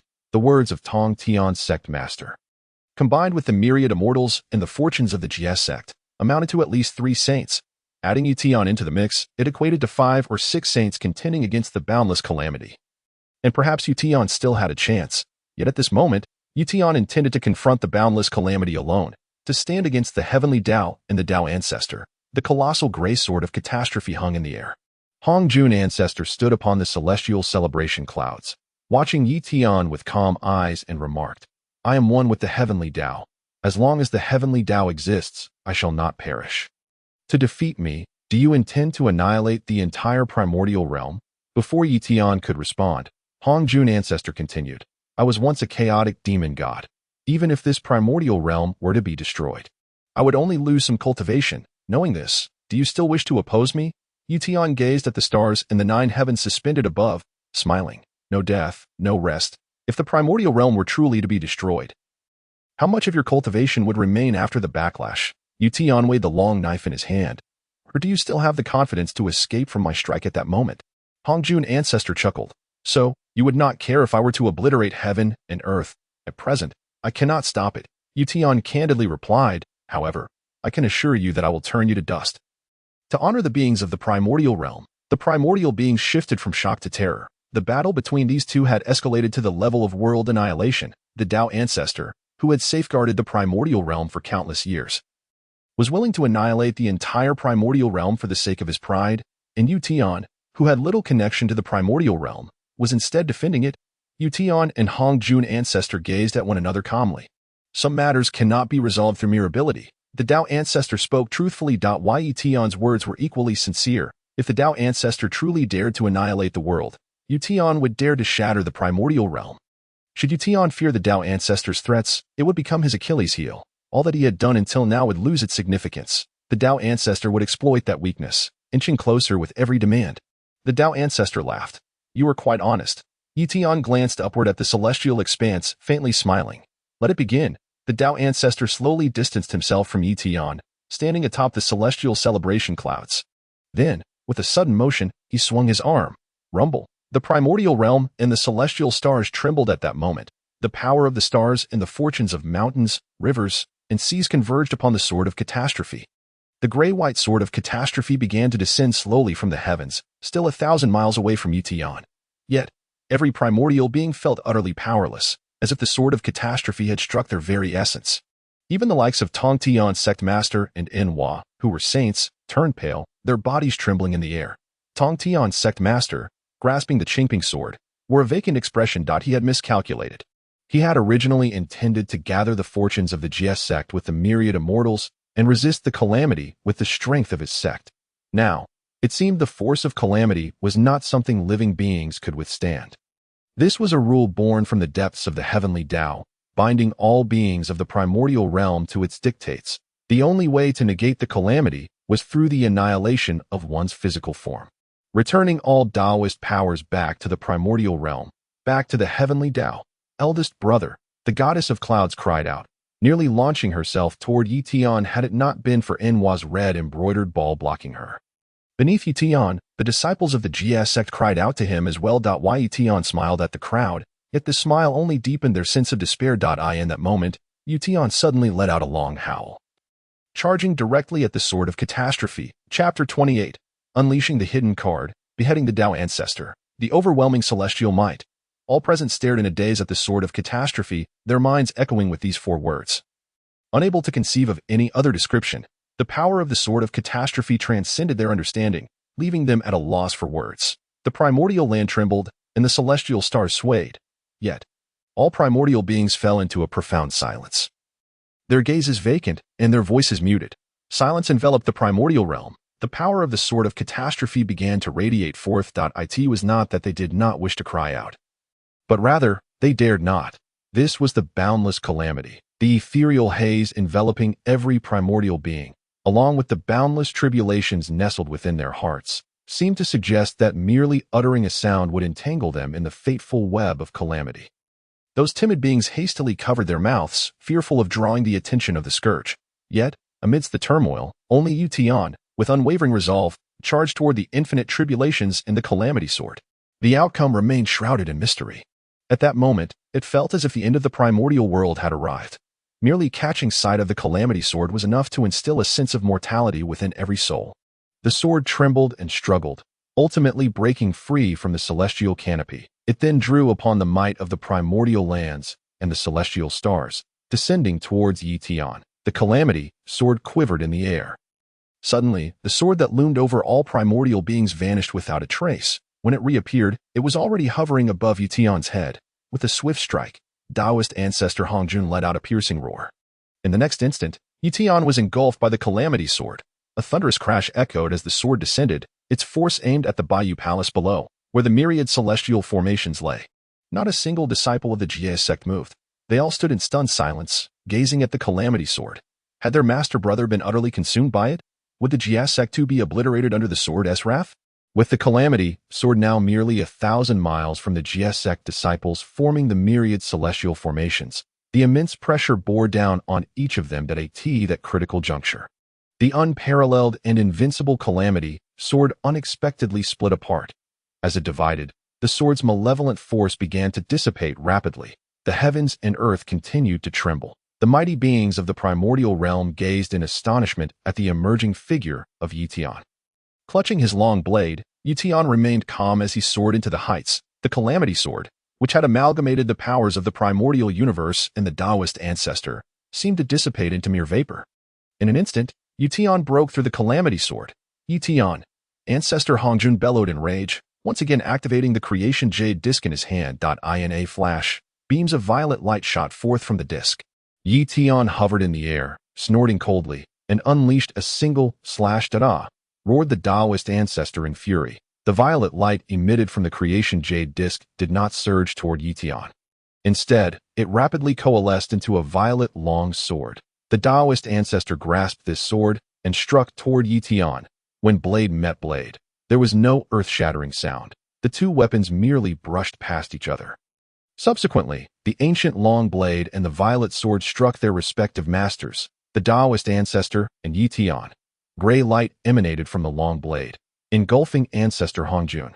The violet light surged, equally consuming Ye Tian. The primordial realm remained eerily tranquil. No one anticipated such a turn of events. They had believed that confronting the Calamity sword would be the pinnacle, a matter of life and death. Little did they know that both parties were preparing even more formidable trump cards. Was this truly a fight to the finish? Just as the mighty beings of the primordial realm pondered this, the violet light erupted suddenly, illuminating the entire expanse of the primordial lands. Had Ye Tian been defeated? So swiftly, at this moment, the hearts of all primordial beings felt an emptiness. Was this the extent of the Daoist ancestors' prowess? Though it was somewhat expected, the rapidity of Ye Tian's downfall surpassed all imaginations. Yet, in that very instant, a chilling cry echoed across the primordial realm. Ye Tian, the poor Daoist, shall not perish. You wait. The violet light, illuminating the entire primordial realm, surged upward toward the heavens. As the violet beams gradually receded, one remained, suspended in the air. Master brother, the heavenly empress cried out, breaking free from the red thread, and flew toward Ye Tian. Master brother, below, Daobao Daoist and Guling Holy Mother, among others, also shouted in excitement. Master brother has triumphed. The Daoist ancestor has been driven back to the purple cloud palace. In the heights, Swearin shook his head vigorously and asked, Holy Mother, is this true? Lady Nuwa stood in a daze, at a loss for words. The Western Teachings Two Saints, the second brother Yuanshi Tianzun, Master Brother Laozi, the Purple Cloud Divine Thunder, and the Boundless Tribulations had all relentlessly attacked. Yet, Ye Tian not only survived but had also forced the Daoist ancestor back to the Purple Cloud Palace. How could this be? Yet, despite disbelief, the truth lay before their eyes. From this point forth, would the Daoist ancestor no longer be the sovereign of the primordial realm? How would the primordial realm evolve? Lady Nuwa's heart felt hollow. She didn't know whether to rejoice or lament. The primordial world was on the brink of a new era, one that was entirely unfamiliar, leaving everyone uncertain of how to confront it.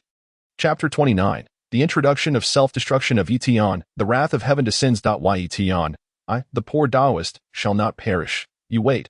I will surely slay you. Ancestor Hongjun's voice reverberated. Immediately afterward, violet light suddenly descended from the sky, enveloping Taiching Laozi, Yuanshi Tianzun, Lady Nuwa, and also falling upon the 3 sovereigns and 5 emperors of the Fire Cloud Cave. These individuals were directly encased in violet light. The third brother, Lady Nuwa, cried out in terror. The violet light continued to descend, seeking to carry away the 2 saints, Jane and Junti, who were trapped in the shattered universe. The Tontian Patriarch was oblivious to Lady Nuwa's cries. He remained suspended in the air, staring blankly at Ye Tian. That moment, the long blade suddenly sliced through the air, nearly grazing Tontian Patriarch. Tontian stood frozen, cold sweat trickling down his forehead. Moments ago, he had thought Ye Tian was there to kill him. He had no doubt about Ye Tian's character, but had mainly suspected that Ye Tian had been entangled by Calamity while resisting the Calamity sword. This was Tongtian Patriarch's first-hand experience of the blade's might. Even as the long blade drifted away, Tongtian remained in shock. No wonder Ye Tian could effortlessly overcome Laozi and Yuanshi Tianzun. even besting Daoist ancestor Hongjun. When the aura enveloped him, Tongtian Patriarch, a saint, could barely breathe. The long blade suddenly materialized above Lady Nuwa, then spun in place, severing the violet light. Even the violet light encasing Lady Nuwa was directly obliterated by the blade's energy. Subsequently, the long blade soared through the air toward Ye Tian. Lady Nuwa, like Tongtian Patriarch, stood dazed, watching the long blade fly toward Ye Tian. This violet light was a formidable power that Lady Nuwa could not counter. Clearly, it emanated from the Daoist ancestors' purple cloud palace. Yet, Ye Tian merely threw the long blade and shattered this force. He didn't even need to act personally. When the violet light vanished, Ye Tian returned to Kunlun Mountain after a while. And only then did the mighty beings like Tongtian Patriarch and Lady Nuwa finally react. Flying close to Ye Tian, they stared at him in astonishment. Even Tongtian, at that moment, found himself at a loss for words. After a long pause, he finally spoke. "Disciple." Ye Tian smiled and said, "Teacher, were you inquiring about the Daoist ancestor?" Tongtian Patriarch and Lady Nuwa nodded vigorously. "Daoist ancestor Hongjun, we four shall continue this contest." "What do you mean?" Lady Nuwa asked hurriedly. Ye Tian casually waved his hand, condensing spiritual energy into a tangible arm that reached into the shattered universe before him. Once again, Tongtian Patriarch and Lady Nuwa looked on in astonishment. This was condensed spiritual energy. If it were Ye Tian's true form entering, they would not be surprised. Yet at this moment, Ye Tian's strike had shattered the universe, preventing Jade and Yuanshi from escaping. Yet his spiritual energy could enter without being torn apart. This was truly beyond comprehension. "Teacher, save me!" Jade and Yuanshi exclaimed upon their emergence, their voices filled with panic. They then froze, staring at Ye Tian, who was smiling at them, alongside the equally astonished Tongtian Patriarch and Lady Nuwa. "Where are the Taiching Saint and Yuanshi Tian Zun? Where is the teacher?" No one was present. Ye Tian, clutching the ancient long blade, approached the two. "What do you want?" Jade and Yuanshi shouted in alarm, their hearts pounding. Had it not been for the presence of the primordial mighty beings witnessing the scene, Jade and Yuanshi would have undoubtedly clung to each other in fear. "I'll borrow a bit of your Hongming purple qi," Ye Tian said with a smile. "Hongming purple qi. Ye Tian, we are saints personally appointed by the Daoist ancestor, recognized by the heavenly Dao. You cannot." Jade roared in desperation. Yet, Ye Tian merely sneered and swung his long blade. "I'll fight you." Jade sensed the imminent danger of death. With the teacher absent, he could rely on no one but himself at this moment. Regardless, he was a saint of the primordial heavenly Dao. How could he endure such humiliation? If his Hongming purple qi were taken, he would undoubtedly meet his demise. Grasping the Jian banner, Jade charged at Ye Tian. "Junior brother, run." No sooner had the words left his mouth than Jade and the Jian banner erupted with immense force. "Be careful." Tongtian Patriarch and Lady Nuwa cried out in terror. A saint's self-detonation. The first occurrence since the dawn of Hongming. This was a scene that the beings of the primordial realm would never have imagined, for all saints of the primordial realm were saints of the heavenly Dao. Heavenly Dao saints were destined to live as long as the heavens, yet at this moment, a heavenly Dao saint had fallen. Choosing the extreme method of self-destruction, the heavens and earth trembled once more. The Jade saint transformed into the most radiant light within the primordial realm. The brilliance instantly enveloped Ye Tian, devouring him whole. This ball of light did not dissipate. This is the true essence of helplessness. It indicates that the attacks of the guiding sage have all fallen upon Ye Tian. Crack. Boom. As if the heavens were collapsing and the earth was splitting apart, the once clear skies were suddenly shrouded in dense black clouds. The black clouds loomed over the city. Every creature in the vast wilderness sensed the terrifying aura contained within the black clouds. The Wrath of Heaven. Chapter 30. The Manifestation of the Heavenly Dao.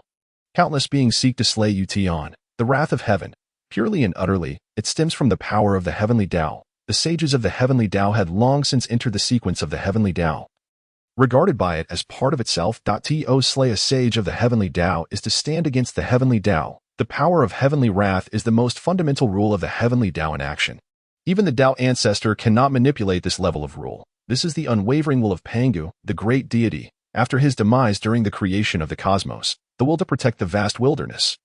The immense black clouds continuously emitted what seemed like roars, and then, gigantic silver and golden thunderballs emerged one after another. As soon as the thunderballs appeared, they trembled in place, and then vanished, above the heavens.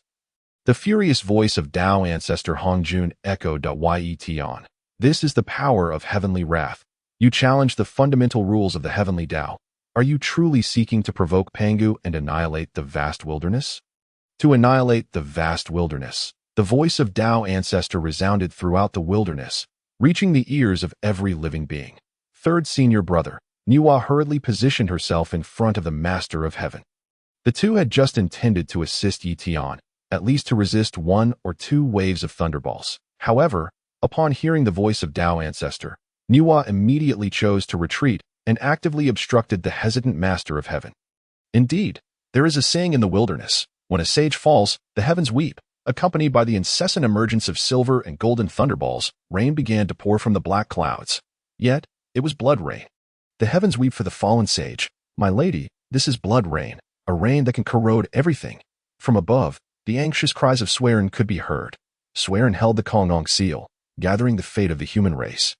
Although in his heroic spirit form, his cultivation was nearing that of a sage. Swearin's voice also reached the ears of every creature in the wilderness. In the Biyou Palace. Master, Fushi quickly stood up and knelt before Hongjun. Pleading, Master, what sin have the common people committed? I implore you to show mercy. I beseech Dao ancestor to show mercy. The Emperor Yin, the Emperor Shenong, the Yellow Emperor Xianyuan, the White Emperor, the Green Emperor, and the other 3 sovereigns and 5 emperors all knelt before Dao ancestor.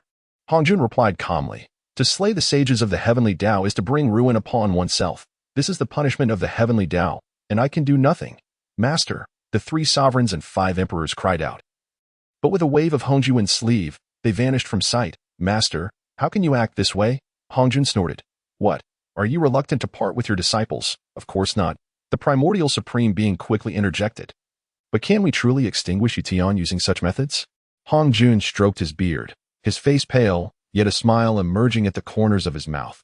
Of course, when sentient beings face extinction, it is all brought about by Ye Tian. Every creature in the wilderness will sincerely pray to me, and all their fate will converge upon me to that time. I will join forces with the entire wilderness. Is Ye Tian not just one opponent, but what of the sentient beings of the wilderness?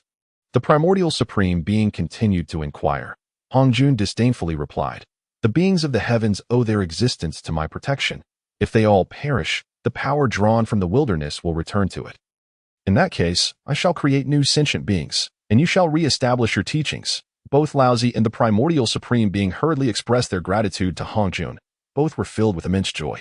If this wave resulted in the demise of the beings in the wilderness, their own powers would return to the vast wilderness, and the Dao ancestor would rise to new heights. The surviving beings of the wilderness would surely pray earnestly to the Dao ancestor, bringing fortune upon him, and thus his cultivation would ascend. In any scenario, it would be a tremendous gain. As for the extermination of the beings of the wilderness, in the eyes of the sages, sentient beings are but mere ants, easily recreated. Even if they do not reconstruct, as long as they are powerful and eternal, what concern is it to them whether the wilderness has sentient beings or not? All of this, a faint aura emanated from the Dao ancestor Hongjun. The primordial Lord Laozi, and the primordial supreme being, arising from the fate of the beings of the wilderness. Across the vast land, countless beings were bowing, crying out, and beseeching the sages and Dao ancestor to save them.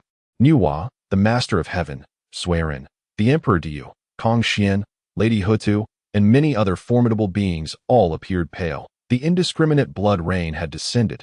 Unless the Dao ancestor intervened, no one, not even the sages, could shield the wilderness. This blood rain was the murderous aura manifested by the heavenly Dao. Even as the power of sentient beings approached the limit of what the heavenly Dao could contain, the heavenly Dao would only unleash boundless calamities without directly attacking the beings of the wilderness. Yet now, the heavenly Dao had personally intervened. This was the fundamental rule of the heavenly Dao, the will of the great deity Pangu. Slay Ye Tian, slay Ye Tian, slay Ye Tian. The furious roar of the southern polar immortal echoed loudly. The voice resonated far and wide, and in an instant, all creatures of the wilderness echoed in agreement, clamoring to annihilate Ye Tian. Their hatred for Ye Tian reached its zenith. It was precisely because of Ye Tian that the beings of the wilderness suffered this unwarranted calamity. Ha ha ha. At that moment, the thunderballs engulfing Ye Tian were met with his boisterous laughter. His voice drowned out the sound of the thunder tribulations and the cries of all creatures in the wilderness. Chapter 31. Today, I shall obliterate the heavens in the Biyou Palace. Master, strike now and directly eliminate this brat. He must be at his weakest now, the primordial supreme being shouted in anger. Laozi glared at the lower realm through gritted teeth. At such a time, how could he still laugh so heartily? It was utterly audacious. Where would that leave their dignity? Dao ancestor Hongjun stroked his beard and chuckled. Why the haste? The more he flaunts, the faster he shall fall. Laozi and the primordial supreme being bowed, not questioning Dao ancestor Hongjun, but their eyes still brimming with fury. Hongjun wore a smile. His expression calm. It was not that he did not wish to intervene. Rather, he lacked confidence in defeating Ye Tian. Ye Tian's ancient long knife had already approached the might of the Pangu axe. The only difference lay in its insufficient defense. Moreover, the fierce murderous aura it carried reminded Dao ancestor of the god-slaying spear. Even the god-slaying spear would likely pale in comparison to the long knife in Ye Tian's hand. He is merged with the heavenly Dao. As long as the wilderness remains, he shall not perish. Yet, his will could be shattered. Once he is reborn from the heavenly Dao, it would be akin to undergoing reincarnation. Would he still be the same? In any case, Dao ancestor must not allow himself to fall into such a predicament. The smile on Hongjun's face belied a heart filled with seething hatred. The fierce reaction of the heavenly Dao was a consequence of mutual influence with Dao ancestor Hongjun. He had never encountered such a being. Since the creation of the wilderness, when had such events ever transpired? A being born from the wilderness, showing no respect for the sages, no respect for this realm, and even seeking to annihilate it. How could Hongjun not be furious? Yet, anger would not solve the problem. Now, he could only wait. In this moment, the benefits of waiting began to reveal themselves as Ye Tian faced the onslaught of the heavenly Dao. He had already lost the heart of sentient beings. Even if this matter had not occurred, once it passed, Dao ancestor could manipulate the heavenly Dao to subtly turn the beings of the wilderness against Ye Tian. This would be a mutual decline. As long as Ye Tian remained in the wilderness, he would inevitably perish. Hongjun stroked his beard. All that was left was to patiently await the outcome. He could afford to wait through countless epochs. He would exhaust Ye Tian. Yet, if Ye Tian were to leave the wilderness and venture into the chaos sea in search of powerful opportunities, then all the beings that had sided with Ye Tian today would fall under the heavenly tribulations he controlled. At this moment, Ye Tian's laughter was unbearably jarring. Not only did Hongjun feel it was grating, but the primordial supreme being and the primordial lord Laozi also found it disturbing.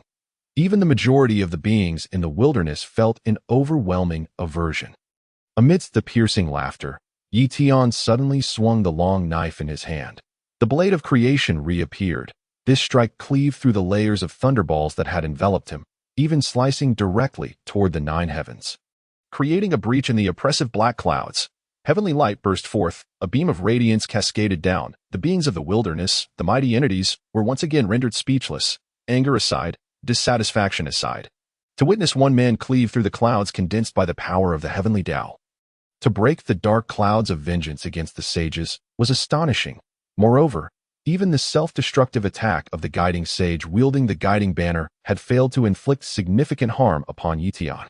What manner of divine ability is this, and what prowess does he possess? At this moment, every powerful being in the wilderness believed that Ye Tian truly had the capability to shatter the wilderness.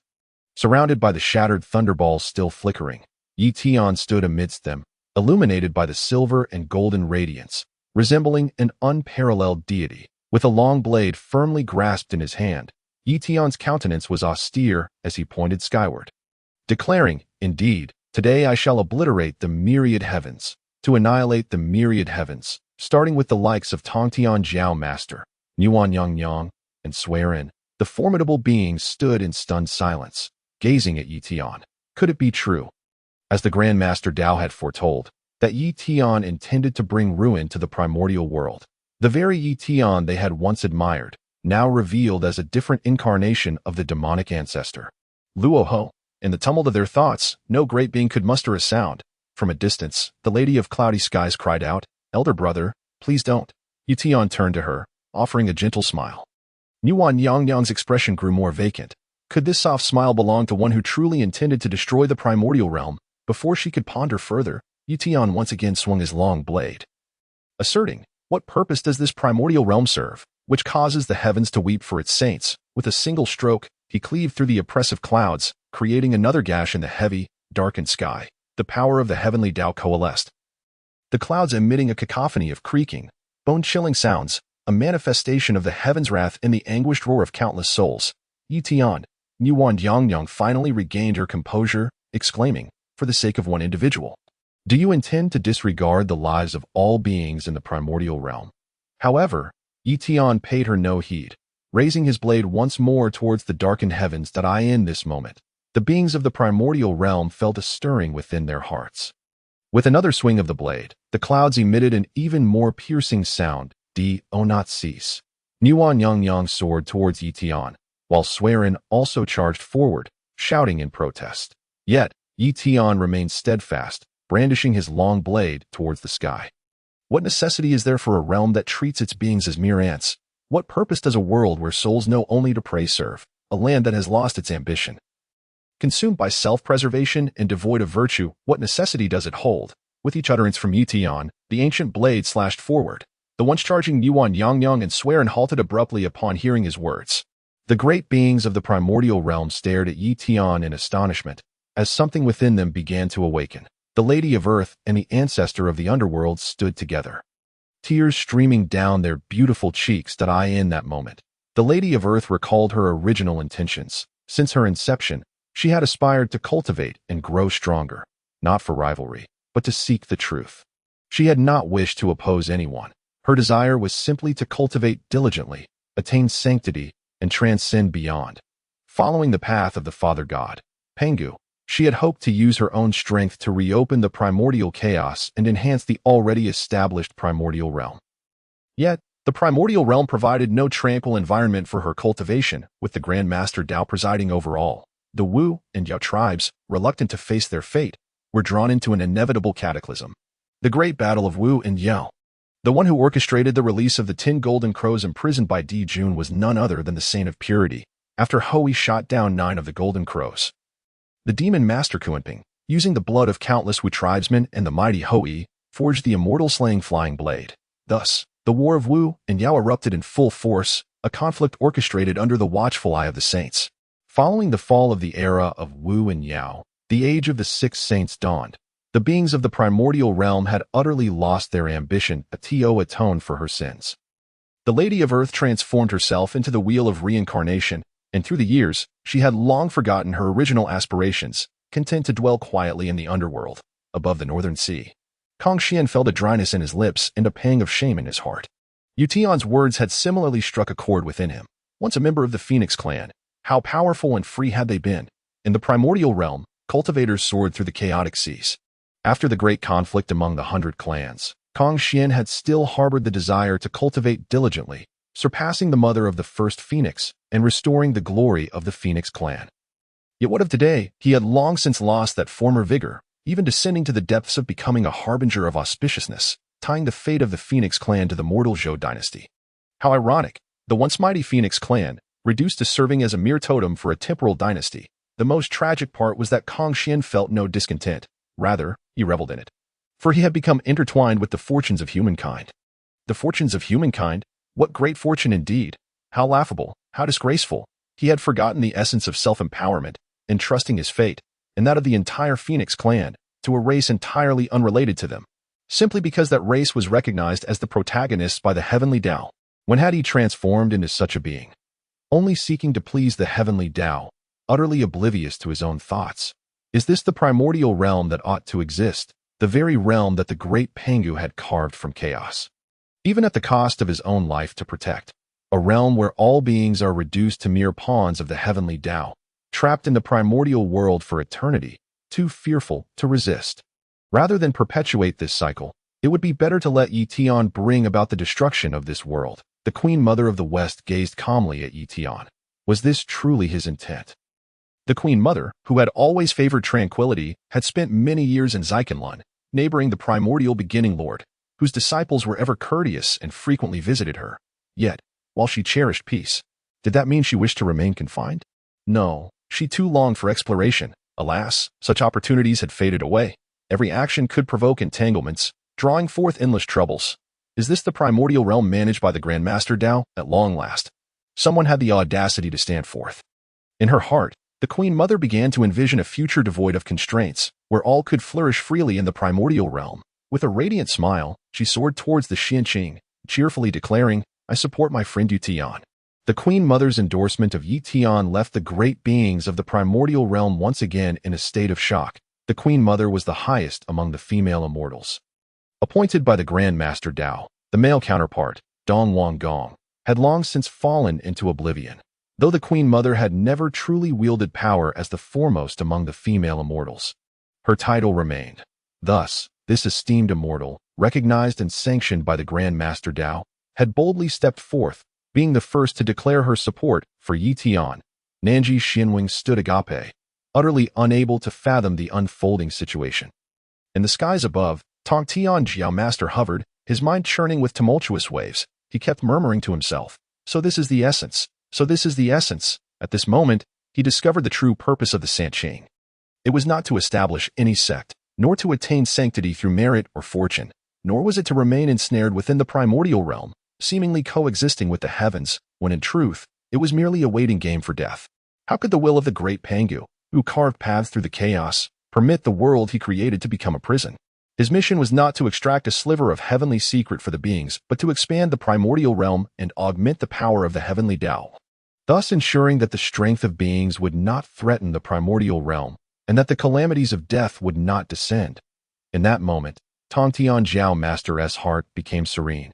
Unbeknownst to him, a captivating fragrance began to emanate from him. Beneath his feet, a cerulean lotus platform appeared, spinning rapidly. Immersed in the tremors of his own understanding, Tong Tian Jiao Master remained oblivious to the transformation occurring around him. Auspicious light burst forth from him, ascending towards the heavens. The aroma wafted throughout the primordial realm, and where the azure light passed, even the seemingly solid dark clouds in the sky parted to create a pathway. Beyond the heavenly Dao, Tong Tian Jiao Master had discovered a different path, one that could also lead to sanctity, perhaps even greater strength. The Lady of Cloudy Skies clasped her hands tightly over her mouth, fearful that her voice might disrupt her teacher's enlightenment. Yet, despite her efforts, tears of excitement streamed down her face. Beside her, Zhao Jiang, a dignified man, was also wiping his own tears. Once again, their teacher had attained enlightenment, and this time had broken through. The enlightenment of Tong Tian Jiao Master captivated the attention of most present. From the Biyou Palace to the ground, all the great beings gazed in awe at him. An internal awakening, a heavenly Dao saint, achieving enlightenment without relying on the power of the heavenly Dao. After this enlightenment, Tong Tian Jiao Master would surely surpass Laozi and the primordial beginning lord, becoming the most formidable of the six saints. This was the prevailing thought among all beings. Damn it. In the Zhixiao Palace, Hongjun Laozu could no longer maintain his composure. His strategy of gradually wearing Ye Tian down was no longer viable. A heavenly Dao saint had circumvented the heavenly Dao, seeking enlightenment through alternate means. He could control the power of the heavenly Dao to stifle the strength of beings, but with Tong Tian Jiao Master's path opened, beings no longer required the heavenly Dao's power to grow strong.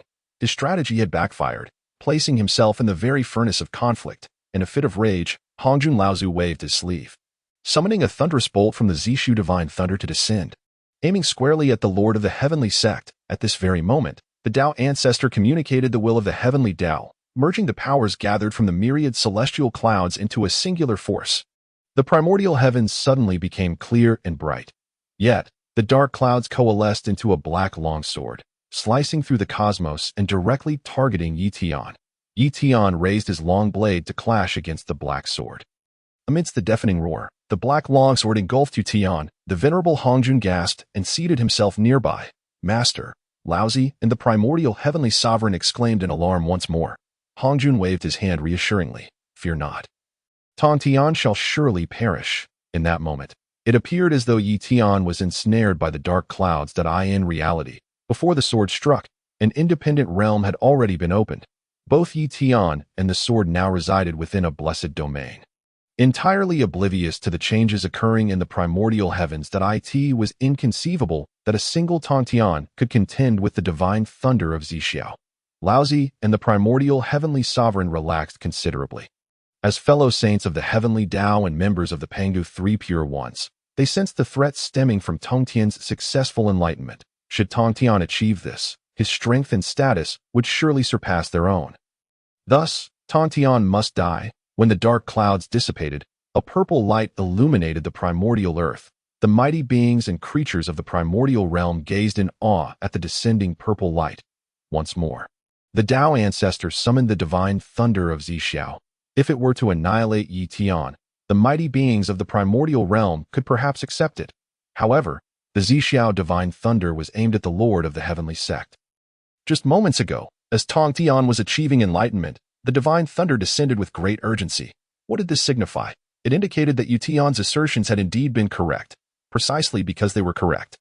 This esteemed figure among the three pure ones could attain enlightenment without relying on the heavenly Dao.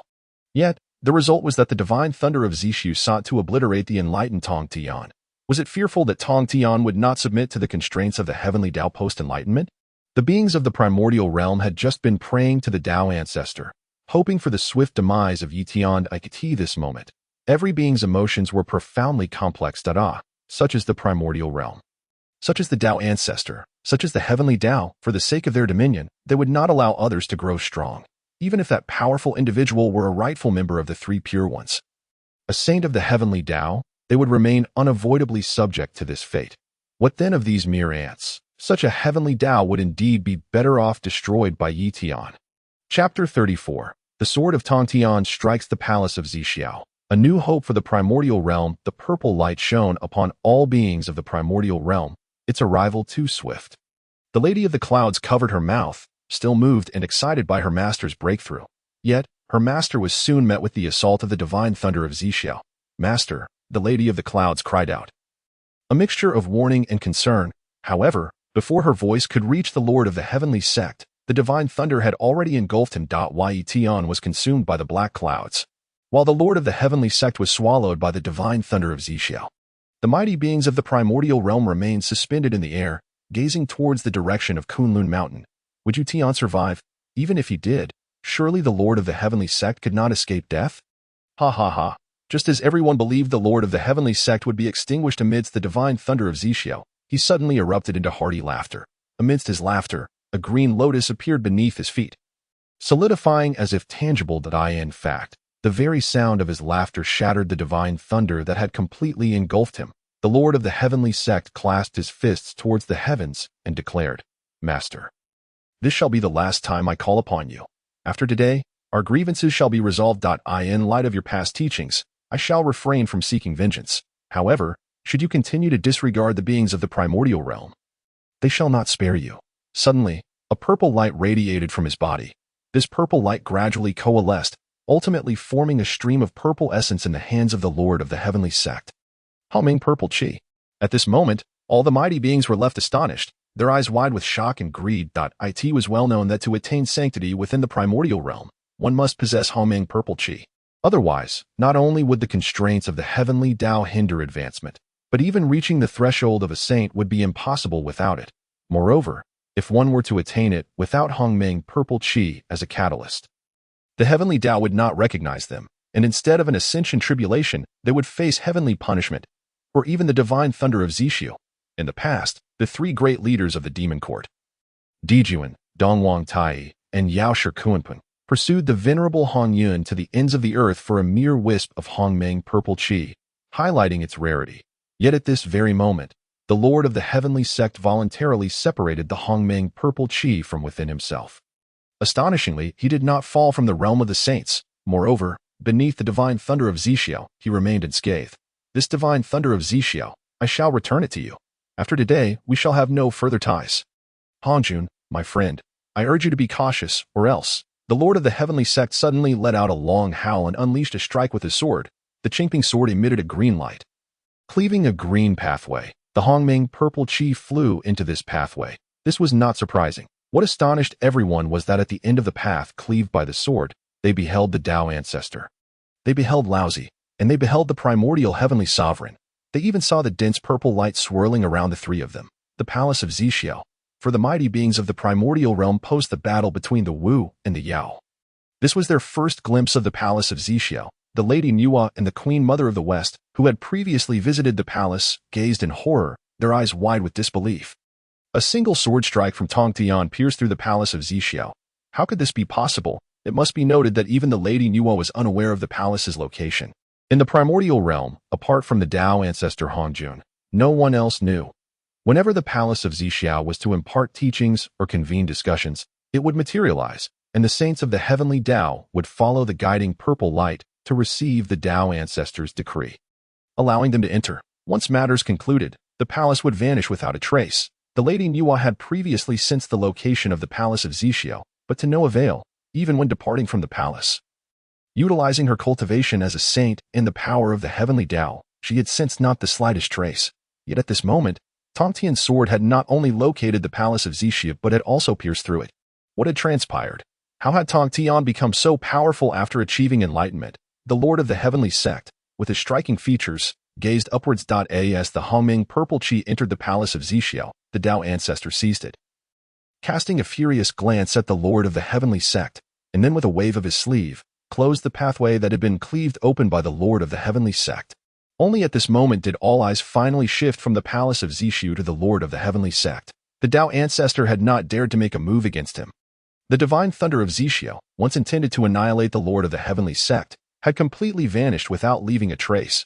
Not only had it failed to inflict any wounds upon him, but the Lord of the Heavenly Sect had emerged even more powerful. The three pure ones were always more persuasive than other saints. The Lord of the Heavenly Sect had relinquished the Hongming purple chi, retained his status as a saint, and yet had grown even stronger, showing no fear of the divine thunder of Zixiao. The minds of the mighty beings of the primordial realm began to stir with new thoughts.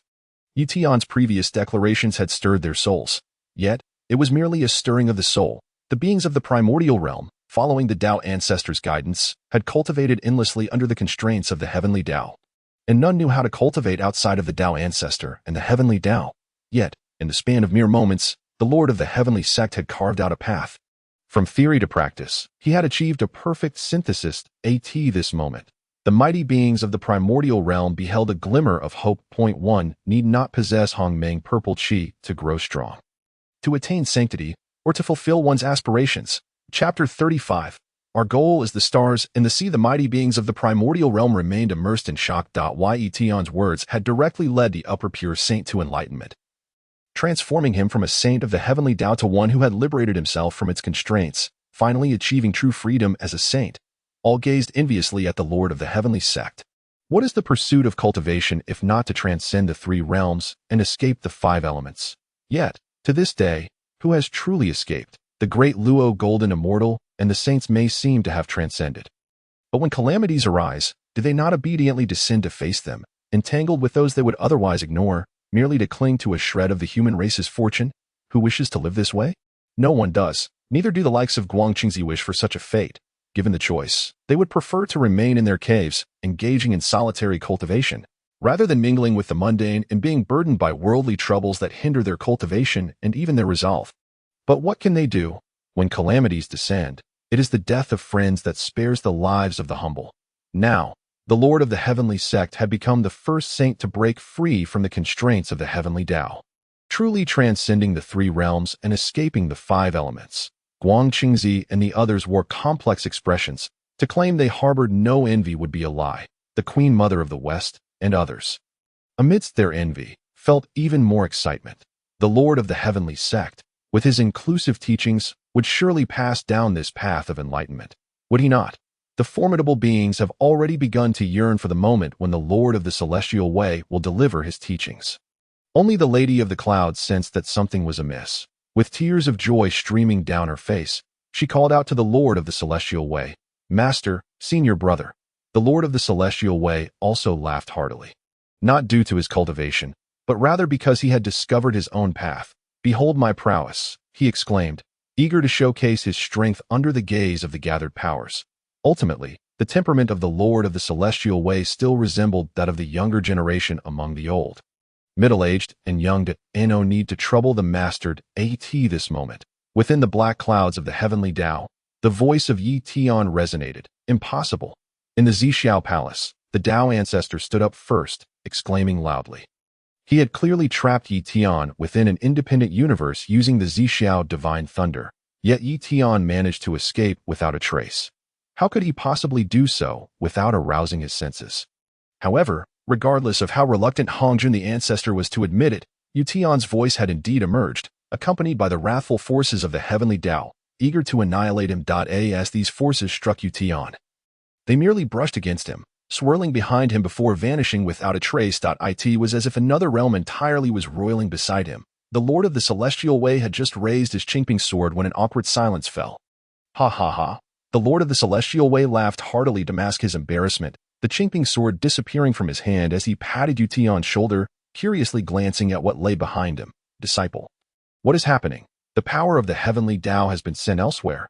Master, your insight is remarkable. Ye Tian replied with a smile that it has temporarily been sent to the Sea of Chaos. The Sea of Chaos.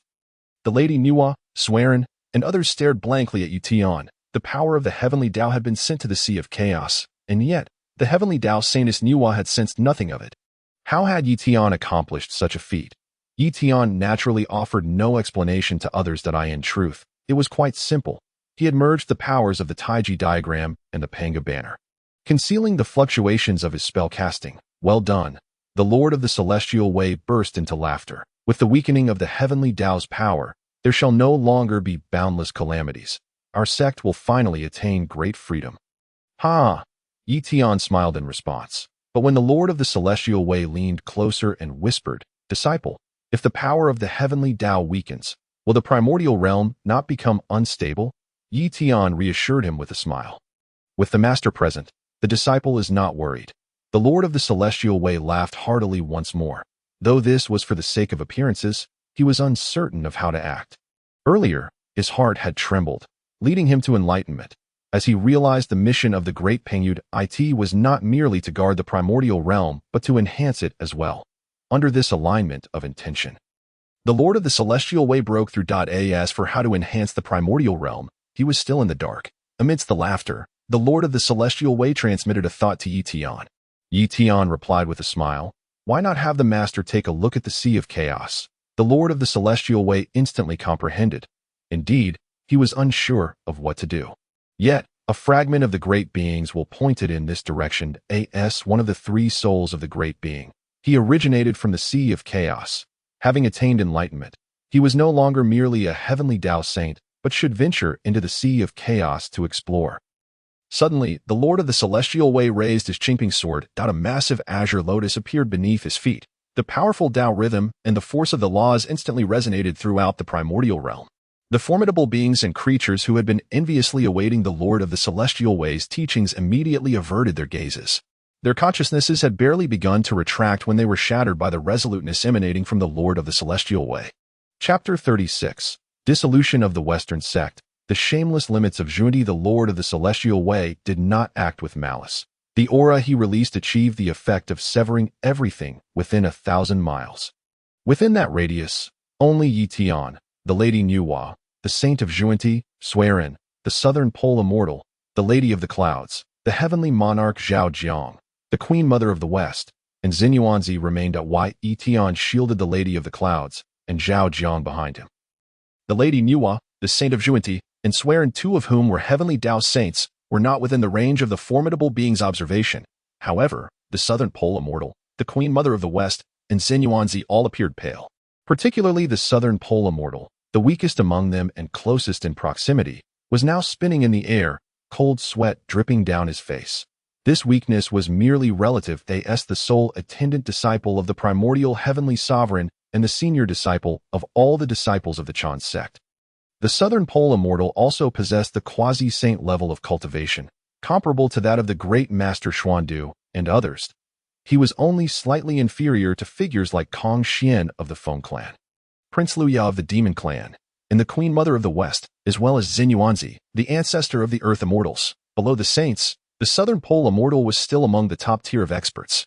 Yet, even such a master felt the Lord of the Celestial Way's Dao rhythm and laws, causing him to spin helplessly in the air. The Lord of the Celestial Way had grown even stronger. Should the Qingping sword strike down, it was likely that none could withstand a single blow. It remained uncertain, however, who was truly mightier when compared to Ye Tian. After the Lord of the Celestial Way cleaved through the consciousnesses directed at him, he recognized his own strength and, upon retracting his aura, called out loudly, Ye Tian, receive the decree. Disciple is here. Ye Tian stepped forward, clasping his fists. That I hereby appoint you as the Lord of the Chan sect.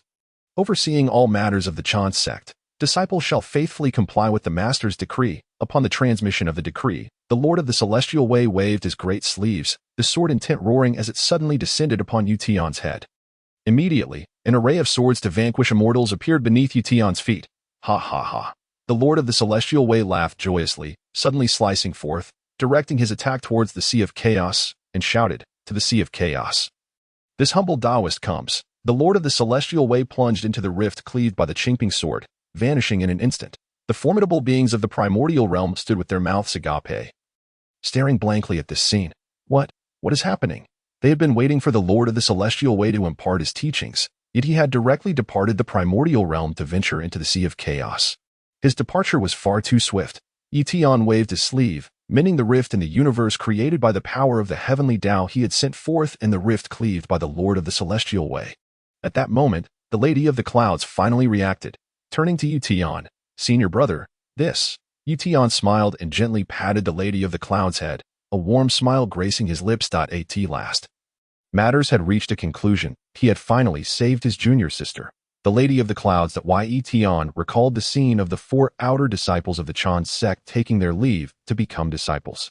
Zhao Gongming, the first incarnation of the pure wind of the universe, was a rather carefree and aimless disciple. One day, while wandering to the Biyou Palace, he challenged Ye Tian to a duel and was promptly struck down 100 zhang into the ground by Ye Tian.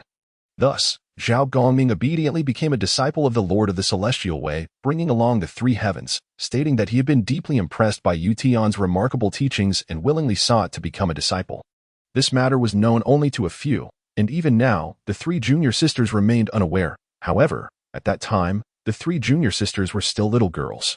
Yet now, the Lady of the Clouds had become a renowned power among the 3 teachings, celebrated for her gentleness and wisdom.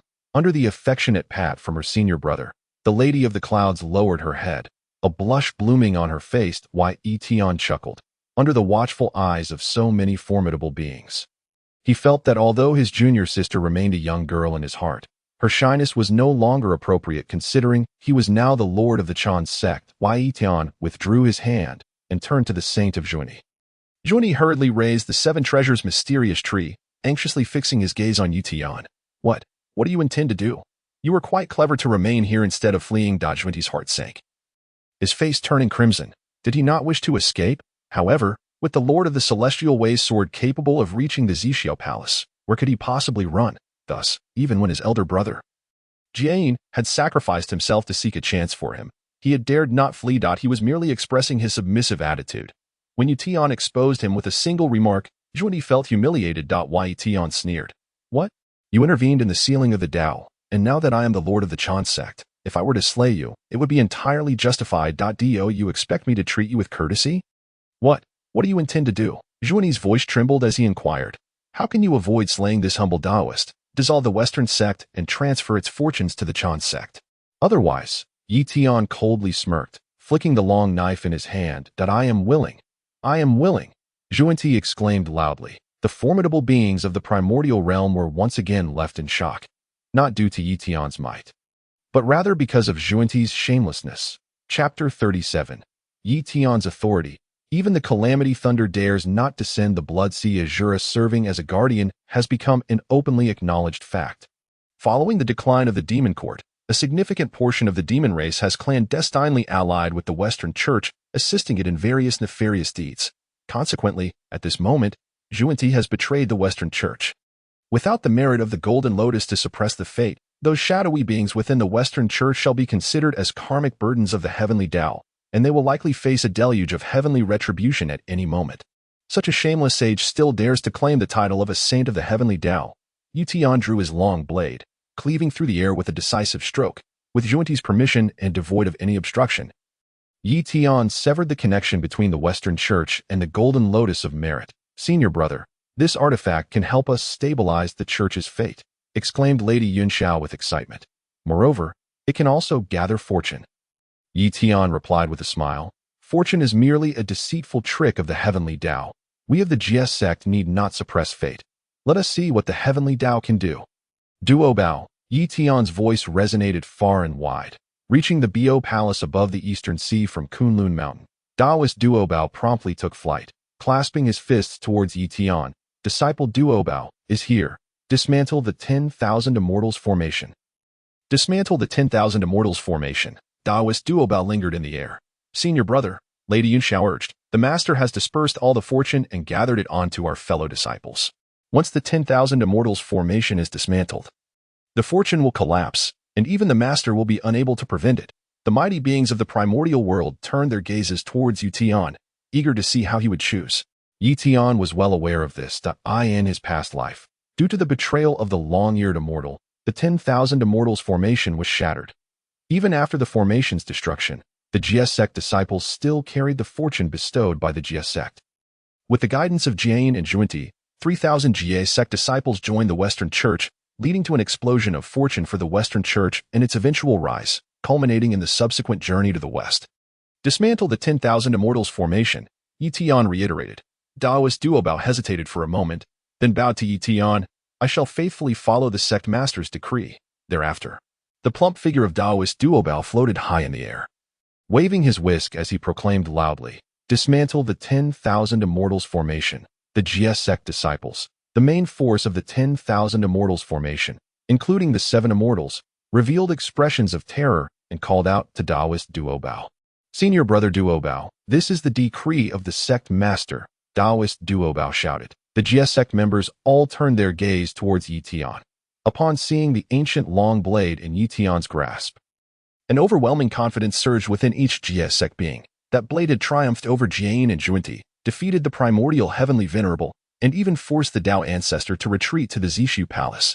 Dismantle the 10,000 Immortals formation, thundered the overseeing immortal cloud. Following the directions of the Northern Dipper, the 7 Immortals began to dismantle the sections of the formation they were responsible for. The fortune of the Jie Sect visibly dissipated. The Jie Sect disciples were all filled with trepidation, particularly those with weak backgrounds and origins. They feared the heavenly retribution would strike down upon them. Their gazes fixed upwards. Thunder rumbled ominously. Indeed, the sky erupted with the sounds of thunder, just as the Jie Sect disciples braced themselves for impending doom. Suddenly, the gathering dark clouds above vanished. The thunder still echoed between heaven and earth. Yet the storm clouds had dissipated first. Master, in the Yunxiao Palace, the primordial heavenly venerable called out, Master, why do you wish to dismantle the heavenly tribulation? Hongjun Laozu retorted, what good would it do to keep it? The power of the heavenly Dao cannot tolerate even the slightest waste. The mighty beings of the primordial world glanced towards the direction of the Biyou Palace, then back at Ye Tian. They had initially believed that the heavenly tribulation would surely descend. However, given Ye Tian's displayed cultivation and divine abilities, it was likely he could withstand all the heavenly tribulations single-handedly. After all, Ye Tian had previously resisted the calamity swords forged from immeasurable slaughter and the backlash of the heavenly Dao triggered by the demise of saints. A mere heavenly tribulation was trivial. Yet, the thunder persisted, while the storm clouds fled. Why was this so? It was evident that it was the Dao ancestor manipulating the heavenly Dao. Ye Tian's battle with the Dao ancestor had evidently instilled fear within the Dao ancestor, prompting him to proactively cancel the heavenly tribulation. Such a revelation was truly astonishing. A new era of the primordial world had indeed arrived. On Mount Sumeru, after the heavenly tribulation formed, it vanished just as swiftly. The chief disciple of the Western Church, Maitreya, hovered in the air, flanked by Ananda, Kasyapa, and other disciples. Below them loomed a dense throng of dark figures from the Western Church's shadowy sect, led by the likes of Mosquito and Golden Cicada. All members of the Western Church, both visible and hidden, hovered above Mount Sumeru, bowing deeply to Ye Tian. We thank Saint Ye Tian, unaware that it was the Dao ancestor who had cancelled the heavenly tribulation. They believed instead that it was Ye Tian's long blade that had intimidated the tribulation, causing the Dao ancestor to refrain from unleashing it. The assumption may have been erroneous, yet fundamentally, it held true. Were it not for the Dao ancestor's fear of Ye Tian, why would he spare even that minuscule amount of heavenly Dao power?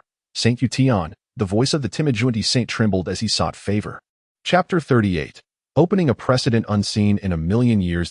Ye Tian gazed at the Yuanshi saint. Jade chose self-destruction, resulting in the disappearance of that primordial purple energy. Most likely, amidst the chaos, the Dao ancestor had extracted it. The master, Tong Tian, had voluntarily returned the primordial purple energy to Hongjun Laozu. I shall not kill you. Really? Upon hearing Ye Tian's words, the Yuanshi saint exclaimed in excitement. Ye Tian smiled. What, do you think I would jest with you? I dare not. Yuanshi quickly lowered his head. I do not dare. In light of your dissolution of the Western Church, our grievances are resolved, and I shall not kill you. However, my mercy does not imply that others will spare you. Yuanshi was perplexed and, gathering his courage, inquired, I hope Saint Ye Tian will offer guidance. The primordial purple energy. Ye Tian looked up at the sky. Your sanctification merits were borrowed from the endless future epics of the heavenly Dao. Originally, with the Western Church and the golden lotus of merit gathering fortune, the Western Church would flourish gradually. Now that you have dissolved the Western Church, the debt owed to the heavenly Dao in terms of merit shall remain eternally unpaid. And at this moment, Hongjun Laozu is exceedingly weak, desperately in need of a substantial amount of heavenly Dao power. What do you think your fate will be? The Yuanshi saint hovered in the air, his expression frozen. Indeed, he was unlike the three pure ones who established their teachings to attain sanctification, nor was he comparable to Nuwa, who created humanity to become a saint. His and Jian's cultivation was mediocre. And the Western Church was impoverished, with little merit to establish their teachings. The merits of their sanctification were all borrowed. Particularly terrifying was the Yuanshi saint, who had made 48 great vows, which had borrowed the merits of 48 future epochs to achieve sainthood. The Dao ancestor, in his weakened state, sought to reclaim the power of the heavenly Dao. Saint Ye Tian, save me. Yuanshi knelt down in desperation. With his life hanging in the balance, he could no longer care about anything else. The Dao ancestor, lofty and mighty, during this immeasurable calamity, showed no favor even to his numerous disciples or to the face of the Tongtian. The sole purpose of the Yuanshi saint was to serve as the leader of the Western Church, acting as a mouthpiece for the Dao ancestor, gathering worldly incense and merit. Now that he had lost this utility, the Dao ancestor would surely act against him. And once the Dao ancestor made a move, his death was inevitable. He was not as formidable as Ye Tian or the Tongtian, capable of withstanding the Zhixiao divine thunder without perishing. Whatever you need me to do, I shall unreservedly comply. Saint Ye Tian, I implore you to save me. Yuanshi cried out desperately. Rise. Does this mean you agree to my request? Yuanshi eagerly asked. The Dao ancestor still looms high above the Biyou Palace. I in the future. How will you choose between me and the Dao ancestor? Ye Tian inquired with a smile.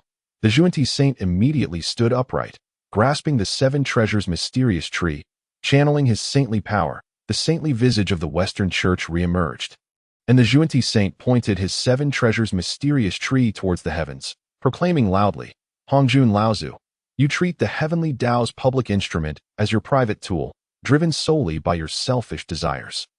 Disregarding the life and death of sentient beings, I shall stand against you. From now on, where you are, I shall not be. The Yuanshi saint's righteous declaration, accompanied by his golden visage, left even Nuwa astonished. This was utterly shameless. Saint Ye Tian, what do you think? Yuanshi quickly ingratiated himself, seamlessly switching between expressions without a hint of dissonance. So be it. Remember your mission that I shall certainly remember. The Yuanshi saint proclaimed loudly. For the sake of life, I shall fight against the heavenly Dao to the very end. Unbearable to witness. Let us proceed. It is time to resolve the matter of the investiture of the gods. Ye Tian smiled at Lady Yunxiao, and as he took a step forward, a burst of light enveloped Lady Yunxiao, Tianjun Zhao Jiang, and the Yuanshi saint. With another step, Ye Tian vanished without a trace. Nuwa and Swearin stood dumbfounded, gazing at the spot where Ye Tian had just been. How he disappeared was a mystery even to them. The Nuwa, as a saint of the heavenly Dao, sensed nothing. And the universe before her trembled not at all as he vanished, a feat of extraordinary skill. If Ye Tian desired to take a life. Contemplating this, even Nuwa's graceful form trembled involuntarily. Ye Tian could undoubtedly appear behind her in an instant. And even a saint would have no time to react. By the time one did react, it was likely their physical form would be annihilated, and their soul would cease to exist. Nuwa wiped the cold sweat that had unconsciously formed on her forehead and, utilizing her saintly powers, transmitted a message to the mighty beings of the primordial world. Disperse, this matter has come to a conclusion. In the future, any race or creature wishing to establish itself in the vast expanse of the primordial world must cultivate self-respect and self-reliance, without the need to bow before anyone. Should anyone attempt to usurp fortune without authorization, they must not blame this humble Daoist for being unyielding. The voice of the sage, imbued with authority, resonated throughout the primordial realm. In an instant, numerous temples belonging to secular dynasties, including that of the goddess In Wa, crumbled into ruins. For the first time, The primordial world embraced an era of relentless self-improvement, no longer reliant on the favor of others. The mighty beings of the primordial realm felt a tremor in their hearts, a sensation that eclipsed mere anticipation that Ye Tian had indeed taken this monumental step. In just a single day, he had rewritten the patterns that had remained unchanged for countless millennia. What expressions must the venerable ancestors in the heavens, Daozu Laojun, Taiji Laozu, and Yuqing Yuanshi Tianzuan, where at this moment, the powerful beings of the primordial realm unconsciously lifted their gazes to the skies. Chapter 39. Zhuanti, help me clear the Daoist sect within the Hall of Purple Clouds. The venerable Hongjun ancestor trembled with rage. The current state of the primordial realm was not as it had been a day prior. When he was still the eternal Daoist lord, all the incense merits gathered from the temples of the Daoist sects were meant to be submitted to him, the heavenly court, the Daoist sect. And the Western teachings were all bound by this obligation. The impending calamity of boundless slaughter was indeed genuine, yet the rise of the heavenly court was merely a manifestation of Hongjun ancestors' personal desires. For the three pure ones and their disciples emphasized purity and cultivation, neglecting the gathering of incense merits. This was utterly unacceptable. By establishing the human race as the principal race, he had recognized their inherent purity and rapid reproductive capabilities that allowed for swift accumulation of incense merits. If the three pure ones were unwilling to descend and gather these merits, then he would retract their authority and assign the responsibility to the heavenly court instead. Originally, once the deification concluded and the heavenly court governed the three realms, even the mountains and rivers, down to the mundane wells, would have deities established to assist him in gathering incense merits. At that point, his cultivation would certainly experience another elevation. Yet, before he could reach that stage, Ye Tian emerged to stir up chaos. Now, he had utterly lost his source of incense merits. No one believed in the operation of the heavenly Dao, nor in its fortune, as a venerable Daoist lord. Was he truly to sit idly and watch his resources dwindle? Establish temples to gather merits. The Daoist lord Hongjun bellowed in fury. Taiji Laozu and Yuanshi Tianzuan's expressions changed drastically, and they hastily clasped their fists towards Hongjun ancestor, exclaiming, "Master, Ye Tian is not a heavenly Daoist sage, and whether he possesses the means to perceive the affairs of the primordial realm is unknown to Laozu and Yuanshi Tianzuan. However, Enwa and Zhuanti certainly do." In the past, Laozu and Yuanshi Tianzuan, with their profound cultivation, could naturally conceal their actions from the prying eyes of other sages. Yet, after their battle with Ye Tian, both suffered significant losses in their cultivation. And they had also lost the means to suppress the fortunes of their sections. Under these circumstances, it was fortunate that they could still retain their positions as sages. If they were to establish temples, they would undoubtedly be sensed by Enwa and Zhuanti. Furthermore, the establishment of temples necessitates a multitude of beings sincerely burning incense and praying to gather sufficient merits for their cultivation. For they are sages, after all. A temple of such scale could hardly escape the perception of Enwa and Zhuanti, could it? Hongjun ancestor was not merely asking them to establish temples, he was effectively sending them to their doom. Hongjun ancestor shot a furious glance at the two. How could he not comprehend their thoughts? Then let us gather treasures, innate spiritual treasures. Hongjun ancestor declared, "Collect all treasures. I do not believe I am not his match." "Hurry, master, the situation has just unfolded. Can we wait a moment?" Laozu interjected hastily. Hongjun ancestor, seething with rage, understood that the only available allies were these two. "Let us wait a bit longer," he sighed, settling into a cross-legged position upon the auspicious clouds of the heavens. Gradually calming himself, Ye Tian, accompanied by the goddess Yunxiao, the heavenly sovereign Zhao Jiang and Zhuanti, stepped forth to the front lines of the secular battlefield. Both the Chan and Jie sects were caught off guard, staring blankly at Ye Tian. When Enwa appeared, stepping upon a red thread at the forefront, both sides finally reacted. "We pay our respects to sage Ye Tian." In an instant, disciples from both the Chan and Jie sects, including the alchemists they had invited, bowed deeply to Ye Tian. Ye Tian scanned the crowd, and, upon noticing a particularly striking young man among them, sneered, "Neza, sage, spare me." Tai Jinren quickly knelt, proclaiming, "Whatever Neza has done, I shall bear the responsibility." The Chan sect prides itself on purity and good fortune. How could they protect such a being? "Tai, step back," Enwa admonished. No1 came to Tai Jinren's defense. The disciples of the Chan sect, who had been dispersed in their cultivation, shared little camaraderie amongst themselves. Furthermore, Neza's actions were indeed indefensible, even when considering the causal relationships dictated by the heavenly Dao. There were no ties between Neza and those beings. Moreover, Jiang Zia had yet to descend the mountain. The time for the calamity of boundless slaughter had not officially begun. Neza, wielding the fire spear, shouted, "I shall take it on." Neza, Tai Jinren turned and shouted in anger. Yet, in the next moment, his gaze turned vacant, and Neza's lotus body disintegrated on the spot into specks of ash, scattering into the air, and Ye Tian had not even lifted a finger. He had merely cast a glance at Neza. In that moment, the Chan sect felt a chilling sensation throughout their bodies. He was too powerful, so powerful that they had no idea how to contend with him. Yet, as Neza fell, Ye Tian did not even glance back.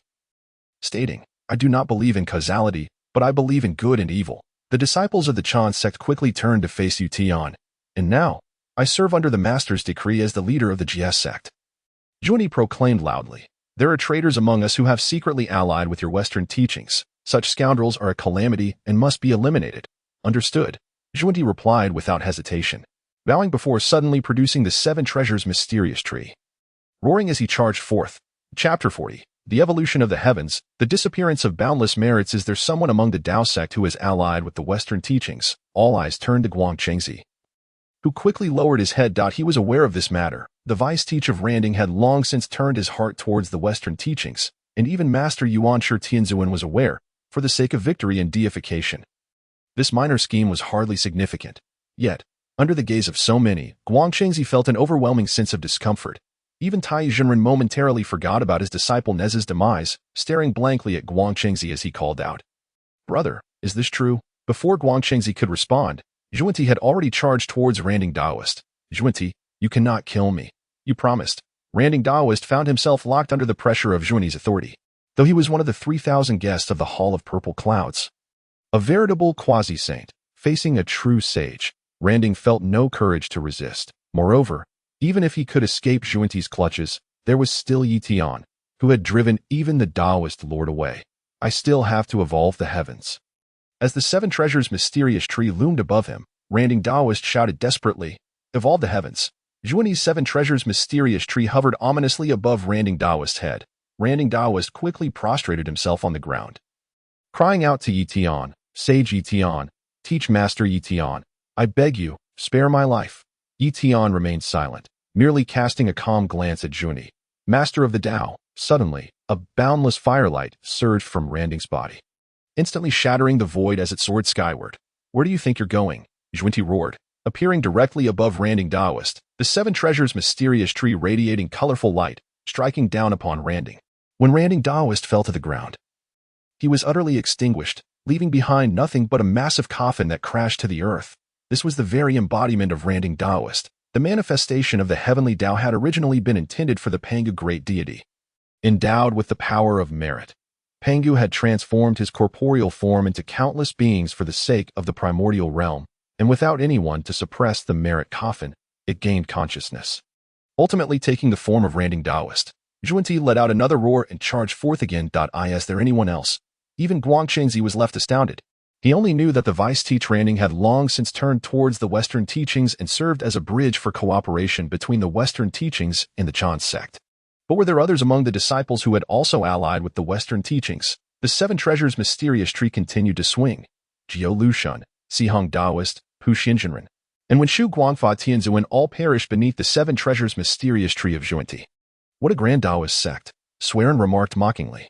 The disciples of the Chan sect, including Anhua and others, stood frozen in place. To think that among the 12 golden immortals of the Chan sect, for had secretly joined the Western teachings. Even the vice teacher of the Chan sect was a member of the Western teachings. What kind of Daoist deification was this, claiming that the Western teachings could not participate? This was clearly dismantling the obstacles to the rise of the Western teachings. What qualifications did such a Daoist lord possess to reside above the 9 heavens? Yuanshi, bearing a multitude of treasures, descended before Ye Tian, presenting the artifacts and bowing deeply, saying, "Teach Master." Ye Tian raised his hand, causing all magical treasures to vanish from his subordinates, leaving only the Qian Kuan ruler belonging to the Burning Lamp Daoist and the 24 sea calming pearls of Zhao Gongming. The goddess Nuwa remarked, "Brother Ye Tian, my calculations yield little, but from the manifestations of the heavenly Dao, it appears that the celestial realms are currently insufficient. Since Dao ancestor Hongjun has entrusted the task of completing the celestial realms to the Burning Lamp Daoist, Do you believe it is time to fulfill this task? Ye Tian let out a cold sneer. The 24 sea-calming pearls floated around him as he grasped the Qinquan ruler, channeling the laws of the saints and the principles of chaos. Directing it toward the sea-calming pearls, suddenly, a deep, resonant hum erupted from the pearls in an instant. The celestial realms sealed within the 24 sea-calming pearls erupted forth, surging into the heavens. The original 9 heavens began to rise, and the newly manifested 24 heavens appeared one after another. The power of the heavenly Dao surged, and a golden cloud enveloping the entirety of the primordial world emerged in the sky, filled with celestial music and fragrant aromas. Boundless merit, exclaimed the Jade Ding Zhenren. It turned out that based on the foundation of the 9 heavens, the 24 celestial realms had been completed in an instant. The manifestation of the heavenly Dao brought forth boundless merit, likely enough to elevate a celestial being to the status of a saint.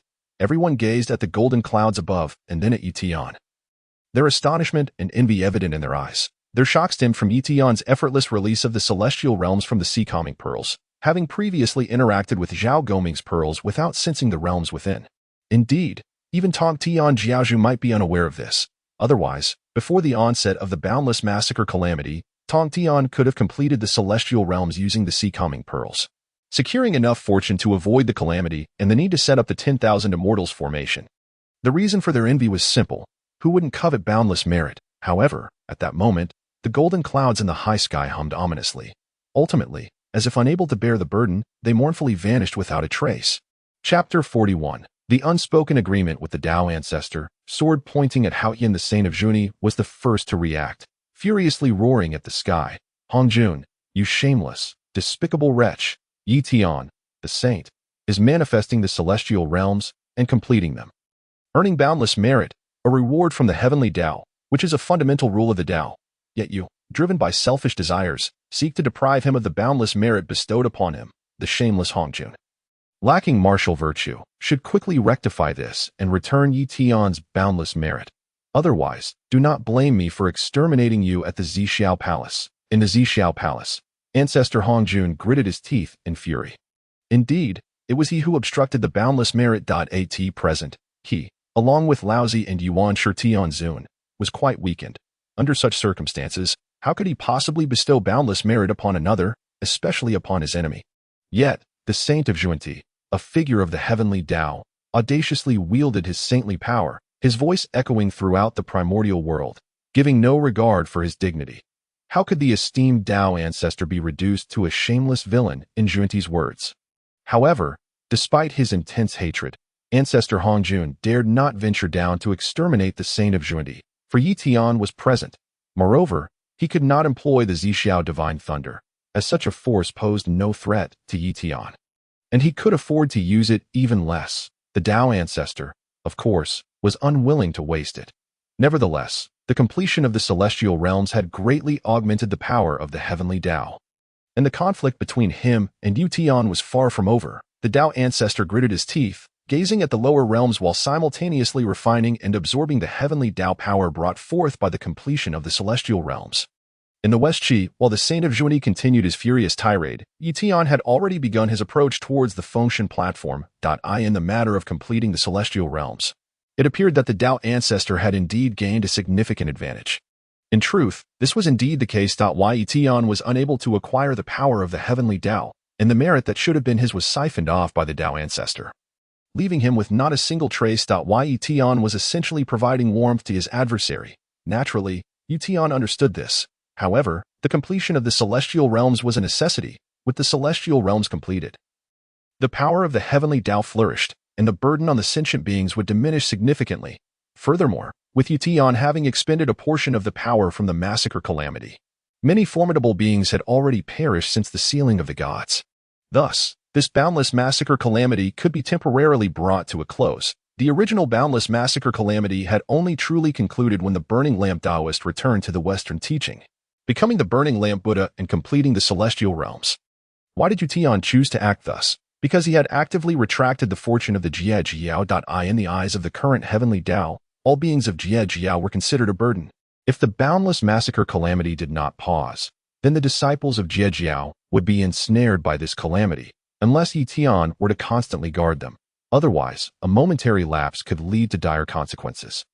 With the celestial realms completed and the power of the heavenly Dao flourishing, the boundless massacre calamity could be momentarily alleviated. Although Jie Jiao lacked the suppression of fortune, they would no longer be ensnared by calamity. As for whether they would be targeted by the heavenly Dao, Ye Tian looked up at the sky. This must be the unspoken agreement between him and the Dao ancestor. The boundless massacre calamity had paused. The power of sentient beings would gradually flourish, and once it posed a threat to the heavenly Dao, the fundamental will of the heavenly Dao would activate, reigniting the boundless massacre calamity. Both Ye Tian and the Dao ancestor understood that this would be the moment of their true confrontation. This battle, though it appeared that Ye Tian had emerged victorious, with the Dao ancestor retreating to the Biyou Palace, both sides remained wary, not exerting their full strength, should the Dao ancestor unleash his full power. He would have to suppress all sentient beings, annihilating the life force of the primordial world and consolidating all power within the purview of the heavenly Dao. Should he do so, Ye Tian would undoubtedly escape into the Chaos Sea and directly assault the primordial world. Conversely, if Ye Tian unleashed his full might against the Dao ancestor, he would also bear the consequences of the complete annihilation of the sentient beings of the primordial world. At the Fengshan platform on Qishan and in the Biyou Palace above the nine heavens. Ye Tian and the Dao ancestor gazed at each other in silence. The world seemed to come to a standstill. The goddess Nuwa was the first to sense the shift in atmosphere. Followed by the saint of Junti, the shouting Junti promptly fell silent. Everyone present felt an unusual and overwhelming aura. Ye Tian merely stood nearby, gazing up at the sky. Yet in the minds of the onlookers, an illusion of Ye Tian loomed larger, even soaring into the heavens, wielding a long blade in a fierce strike. Above the heavens, the Dao ancestors also manifested, glaring at Ye Tian. Another round of confrontation? When Ye Tian slowly drew his long sword from his back, the goddess Nuwa retreated first, protecting the nearby beings. Ye Tian, gripping his long blade, called out to the high heavens, "Haotian, is it time to begin?" Those who were timid cried out in fear and fled, such as the mindless Daoist and Du Yizhenren who had come to watch the spectacle. Wait? Haotian? Little uncle? Du Yizhenren realized the significance of the name only after flying a distance away. If Ye Tian were to battle against Haotian, it would hardly be of any consequence. Why was he fleeing? Du Yizhenren quickly adjusted his attire, grasped his whisk, and turned with an air of celestial grace. Chapter 42. The manifestation of the list of deities, the true countenance of Yuanshi Tianzun. As soon as Ye Tian's voice fell, a five-clawed golden dragon emerged amidst swirling golden light. The five-clawed golden dragon drew a chariot, and the Jade Emperor Haotian hurriedly descended from the chariot, landing before Ye Tian and respectfully bowing. "I pay my respects to Saint Ye Tian," having witnessed the fierce battles from above. Haotian was acutely aware of the situation. He was a peak quasi-saint, capable of mobilizing the power of the heavenly Dao to rival that of a saint. In truth, even the saints dared not slay him. For the fortune and karma he bore were far too great for any saint to withstand. Of course, he could not slay the saints either, which was why he had engaged in a protracted struggle with the Western teachings and the six saints over the years, ultimately culminating in the Biyou Palace's appeal and the Dao ancestor's furious decree to establish the Fengshan. In facing any saint, Haotian could choose to show goodwill or disregard them entirely. However, this did not apply to Ye Tian. Ye Tian could directly shatter the massacre calamity, annihilate saints, and even retract temples and fortunes. This was a fundamental alteration of the world, a blatant disregard for the rules of the heavenly Dao. If he were to rely on his own immense fortune and karma without showing respect to Ye Tian, Haotian had no doubt that the long blade in Ye Tian's hand would surely strike him down. Moreover, the consequences of any aggression against him would amount to nothing more than the Zishu divine thunder, which Ye Tian had no fear of. Haotian's every reliance, from psychological factors to divine powers and techniques, held no sway in this situation. Under these circumstances, how could he dare to show anything but respect to Ye Tian? With one hand still raised, holding the long blade, Ye Tian extended his other hand. "Saint Ye Tian, what is your intention?" Haotian inquired. Perplexed, Ye Tian remained silent, merely regarding Haotian with a cold gaze. The Jade Emperor, now drenched in cold sweat, anxiously surveyed his surroundings, hoping someone could provide guidance. Here was Qishan. They were right beside the Fengshan platform. Realizing the implications, Haotian quickly bowed to Ye Tian. "Please wait, Saint. I will attend to it immediately." Ye Tian maintained a poised stance, one hand gripping a blade while the other was outstretched. Quietly awaiting the unfolding events, suddenly, the Jade Emperor, Ye Tian, surged into the heavens. 9 majestic five-clawed golden dragons roared as Ye Tian wielded the authority of the Heavenly Emperor, summoning the power of the Heavenly Dao. The rich, golden hues of this celestial force flowed like a river, extending resolutely in one direction. Alarmed, the primordial supreme being within the purple cloud palace underwent a drastic change in expression, immediately invoking his own understanding of the Heavenly Dao to mobilize its energies. The Saint of Purity and the Goddess Nuwa, the two celestial sages present, swiftly sensed the clash between the Dao forces. They ascended into the air. The Saint of Purity brandished the Seven Treasures wonderful tree, while Nuwa summoned the divine water of the Three Lights to disrupt the heavenly Dao power unleashed by the primordial supreme being. Brother, the primordial supreme being cried out in urgency. The old ancestor slowly shook his head, suppressing the primordial supreme being's arm. Brother, why? The primordial supreme being's face turned pale, a mixture of anger and weakness lacing his voice. The old ancestor's expression was one of bitterness. We are not their match. The primordial supreme being was momentarily stunned, rendered speechless, unable to articulate his thoughts. He and his brother, the old ancestor, were, astonishingly, no match for the goddess Nuwa and the Saint of Purity. One had secluded herself from the world, her name only faintly echoing, while the other was on the brink of withdrawing from the ranks of the saints. This realization was truly disheartening. Yet, the primordial supreme being understood that his brother's words rang true. Both of them had suffered too many losses, and all of this was attributable to Ye Tian, with the primordial supreme being's interference eliminated. The power of the heavenly Dao summoned by the Jade Emperor surged directly towards the innermost depths of the Biyou Palace. Ultimately locating the sought-after item, a golden tome burst forth from the Biyou Palace, landing in the hands of the Jade Emperor. He grasped the book tightly, exhaling a sigh of relief as the five-clawed golden dragon vanished. The Jade Emperor promptly descended, reverently raising the tome above his head and presenting it to Ye Tian. Ye Tian accepted the tome, flipping through its pages briefly before emitting a cold snort. Suddenly, he hurled the golden book away. Ye Tian, the Jade Emperor began to speak, but was swiftly interrupted as Ye Tian unleashed a decisive strike. The Jade Emperor's words caught in his throat as he instinctively lowered his head.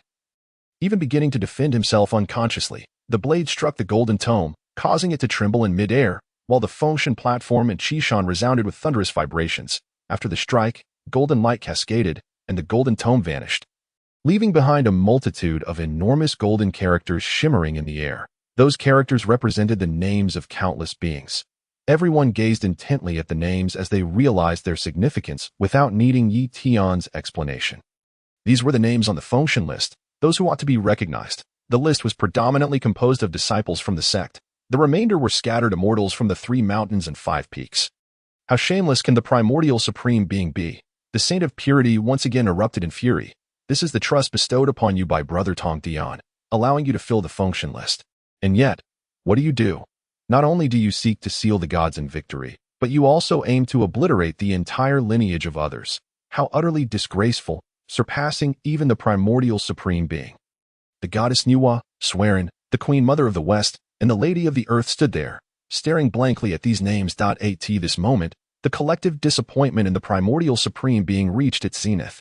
Chapter 43. The collapse of the Fengshan platform. The shock of the listed true spirits. Even Guangqingzi and others were taken aback by this list. The news known to all beings was that this Fengshan event was orchestrated by the Eastern Daoist sect. Guangqingzi was aware of the collaboration between his master and the Western sect. However, it seemed merely a strategy to overcome the sect and preserve the 12 golden immortals of. Moreover, Guangqingzi was not fond of the indiscriminate disciples of, believing it beneficial to cleanse the ranks. The primordial supreme being had conveyed similar sentiments. Yet, this was not a cleansing. It was an extermination. Even the name of the Golden Spirit Holy Mother was present. Had only 4 direct disciples within its inner circle. Adding the 7 accompanying immortals, that totaled 11. Guangqingzi thought that could at least safeguard these 11, but as the golden characters gradually faded from the void, all gazes fell once more upon Ye Tian. Ye Tian had destroyed the heavenly book. The 3 books of heaven, earth, and man were born from the call of the heavenly Dao, representing the essence of pure Dao power. A treasure of pure merit, safeguarded by the forces of the Dao. Although no one had ever treated the 3 books as magical artifacts, if they were truly employed, their durability would undoubtedly surpass even that of the first merit treasure. The Xinhuang Tower. Yet, Ye Tian had simply wielded a single strike to obliterate the heavenly book. Moreover, the Dao did not unleash calamity upon Ye Tian. What kind of ability was this? Was it that the Dao turned a blind eye? Or was it incapable of acting? Was it the Grand Dao ancestor intervening? Or was it the fundamental will of the Dao that dared not unleash calamity upon Ye Tian? Regardless, both scenarios indicated one thing. In the primordial world, there was no one left who could impede Ye Tian. With such a Ye Tian, what could he not achieve? Was the familiar primordial era truly on the brink of its end?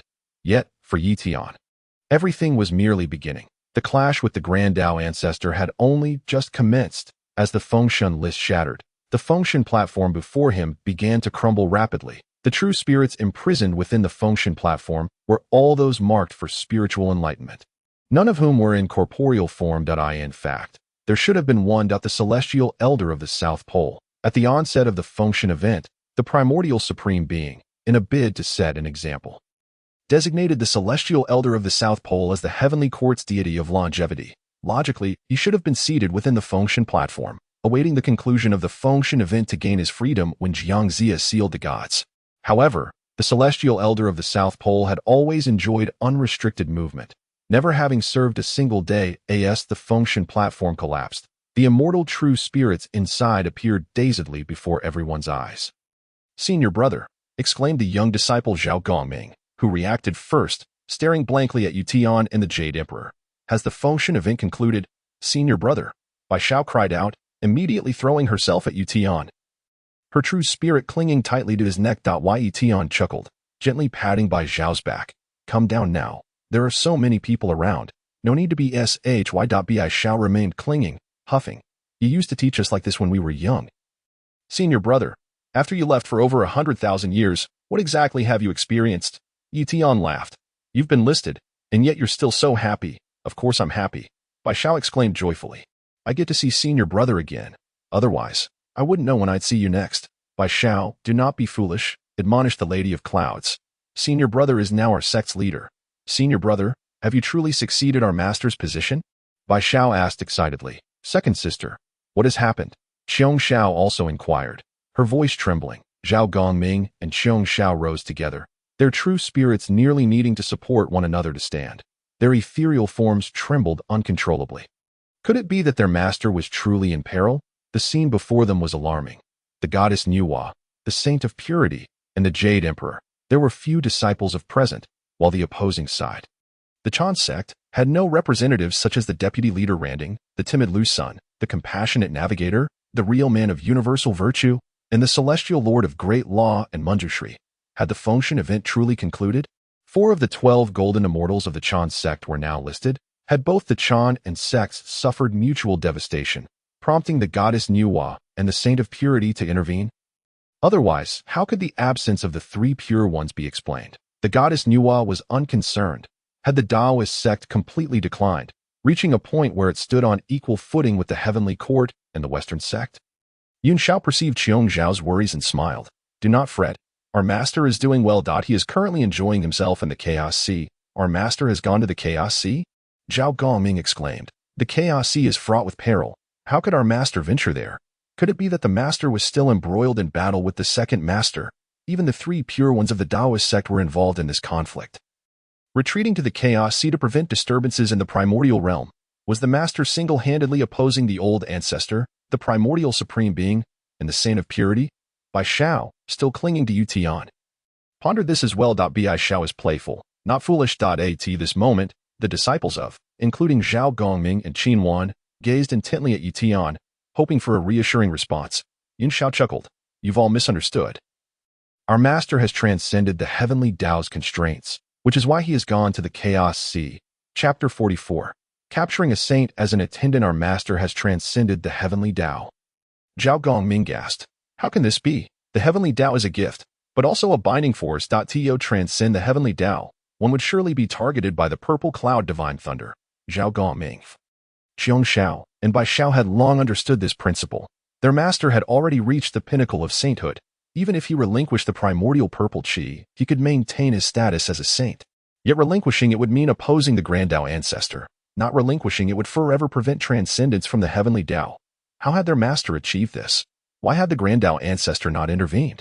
The inquiring gazes of the crowd once again fell upon Yunxiao. They were eager to ask, yet hesitant, for it pertained to the Grand Dao ancestor, as the endless years of the primordial era unfolded. The venerable Dao ancestor became a colossal mountain looming over every living being. The higher one ascended, the more palpable the mountain's presence became, revealing its immense power.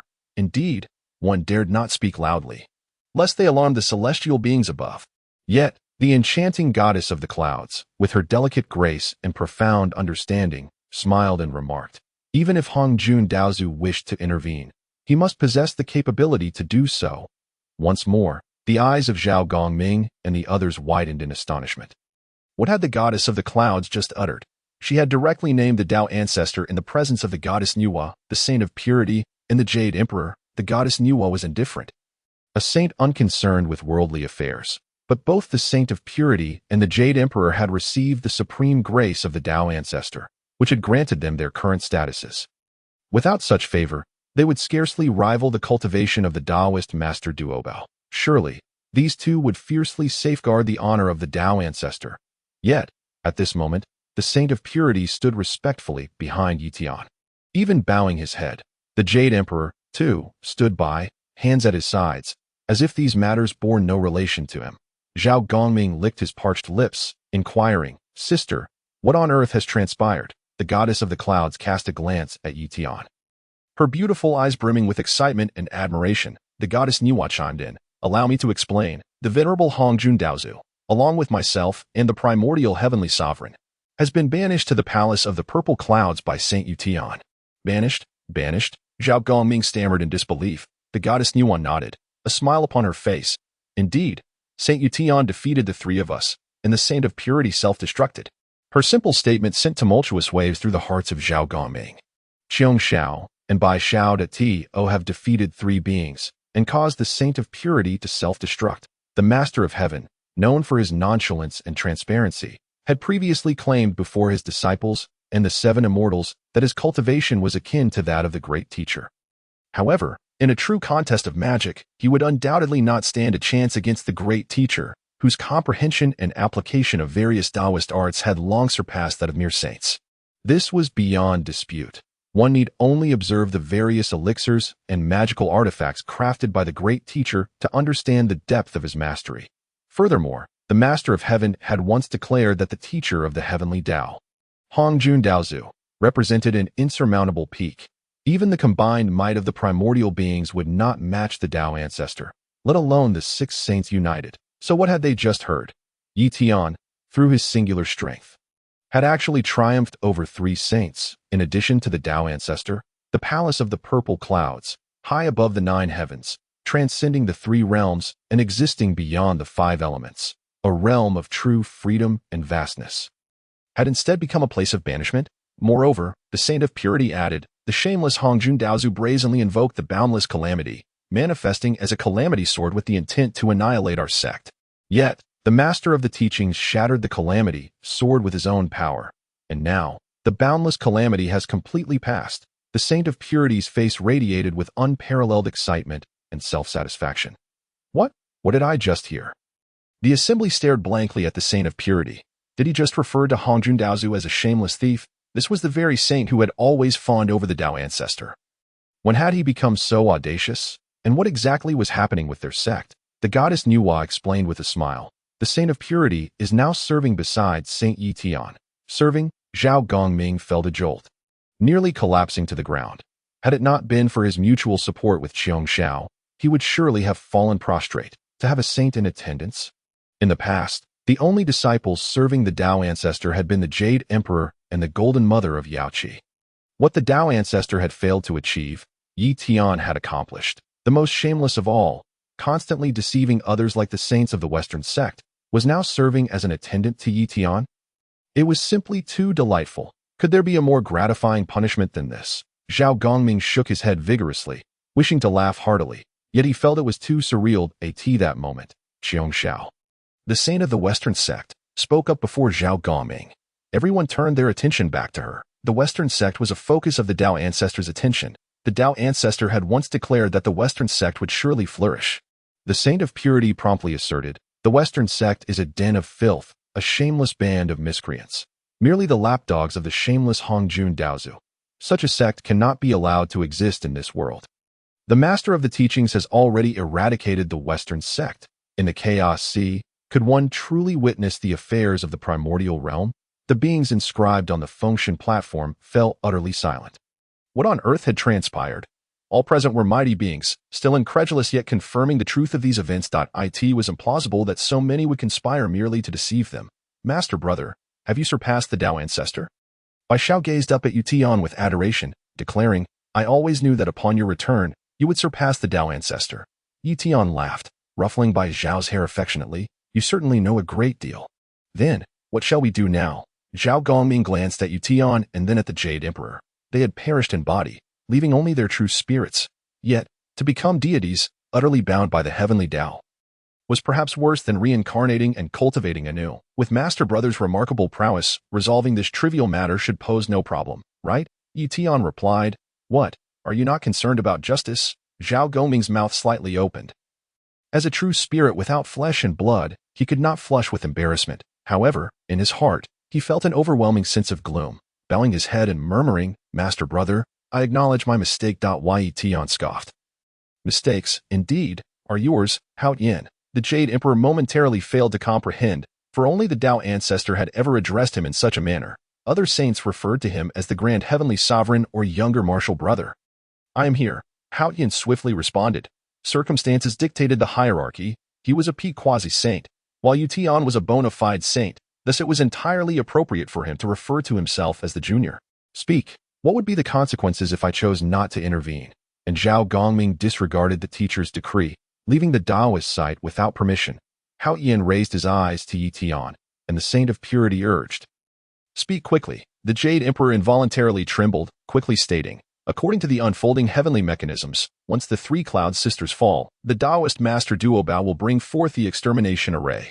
Once the extermination array is breached, the Master of Heaven will engage with the myriad immortals in battle. At that time, the great teacher, no, I mean, the old one, the primordial heavenly sovereign, along with the saints of purity and the saint of guidance, will collaborate to utterly annihilate our sect. The saint of purity suddenly exclaimed, his expression shifting multiple times before falling silent.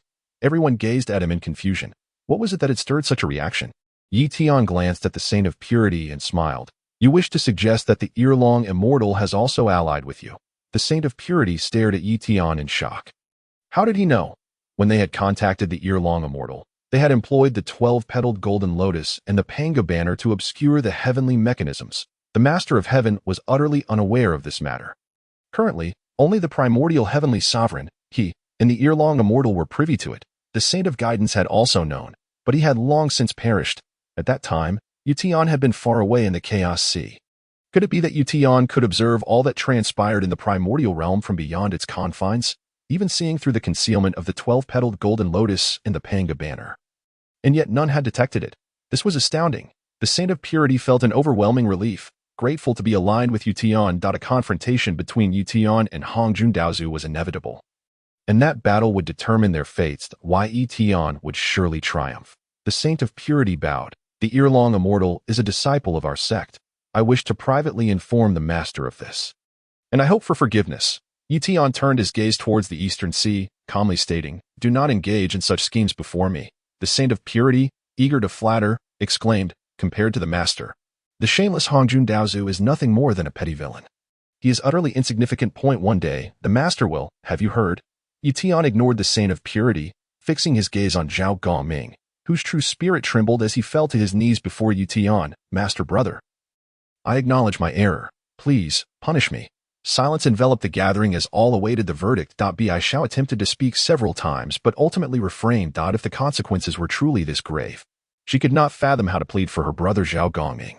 This was a transgression serious enough to warrant countless deaths. The extinction of both body and spirit would not be excessive. The thoughts of the goddess Nuwa, the Saint of Purity, Swerin, the Jade Emperor, and the others mirrored those of Biyou. Even if Zhao Gongming were not obliterated, he would undoubtedly face immense repercussions. Being suppressed or sealed away would be the best possible outcome. No one offered solace, as they all believed Zhao Gongming was beyond redemption.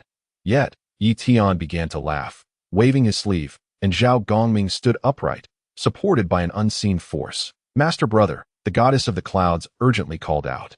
Could it be that Ye Tian truly intended to allow her brother's spirit to be annihilated? Jie Gongming, with a mournful smile, addressed Yunxiao, saying, Second sister, do not blame the elder brother. It is all my own doing. Remember, henceforth, please punish the elder brother for his transgressions. Ye Tian coldly retorted. So soon are you ready to deliver your last words? Punish? Why should I punish? Chapter 46. Writing a new pattern for heaven and earth. Ah! Everyone gazed in bewilderment at Ye Tian. How could Jie Gongming, having committed such acts, possibly escape punishment? Not only will I not punish him, but I shall also reward Lord Zhao. Elder brother, Jie Gongming quickly interjected.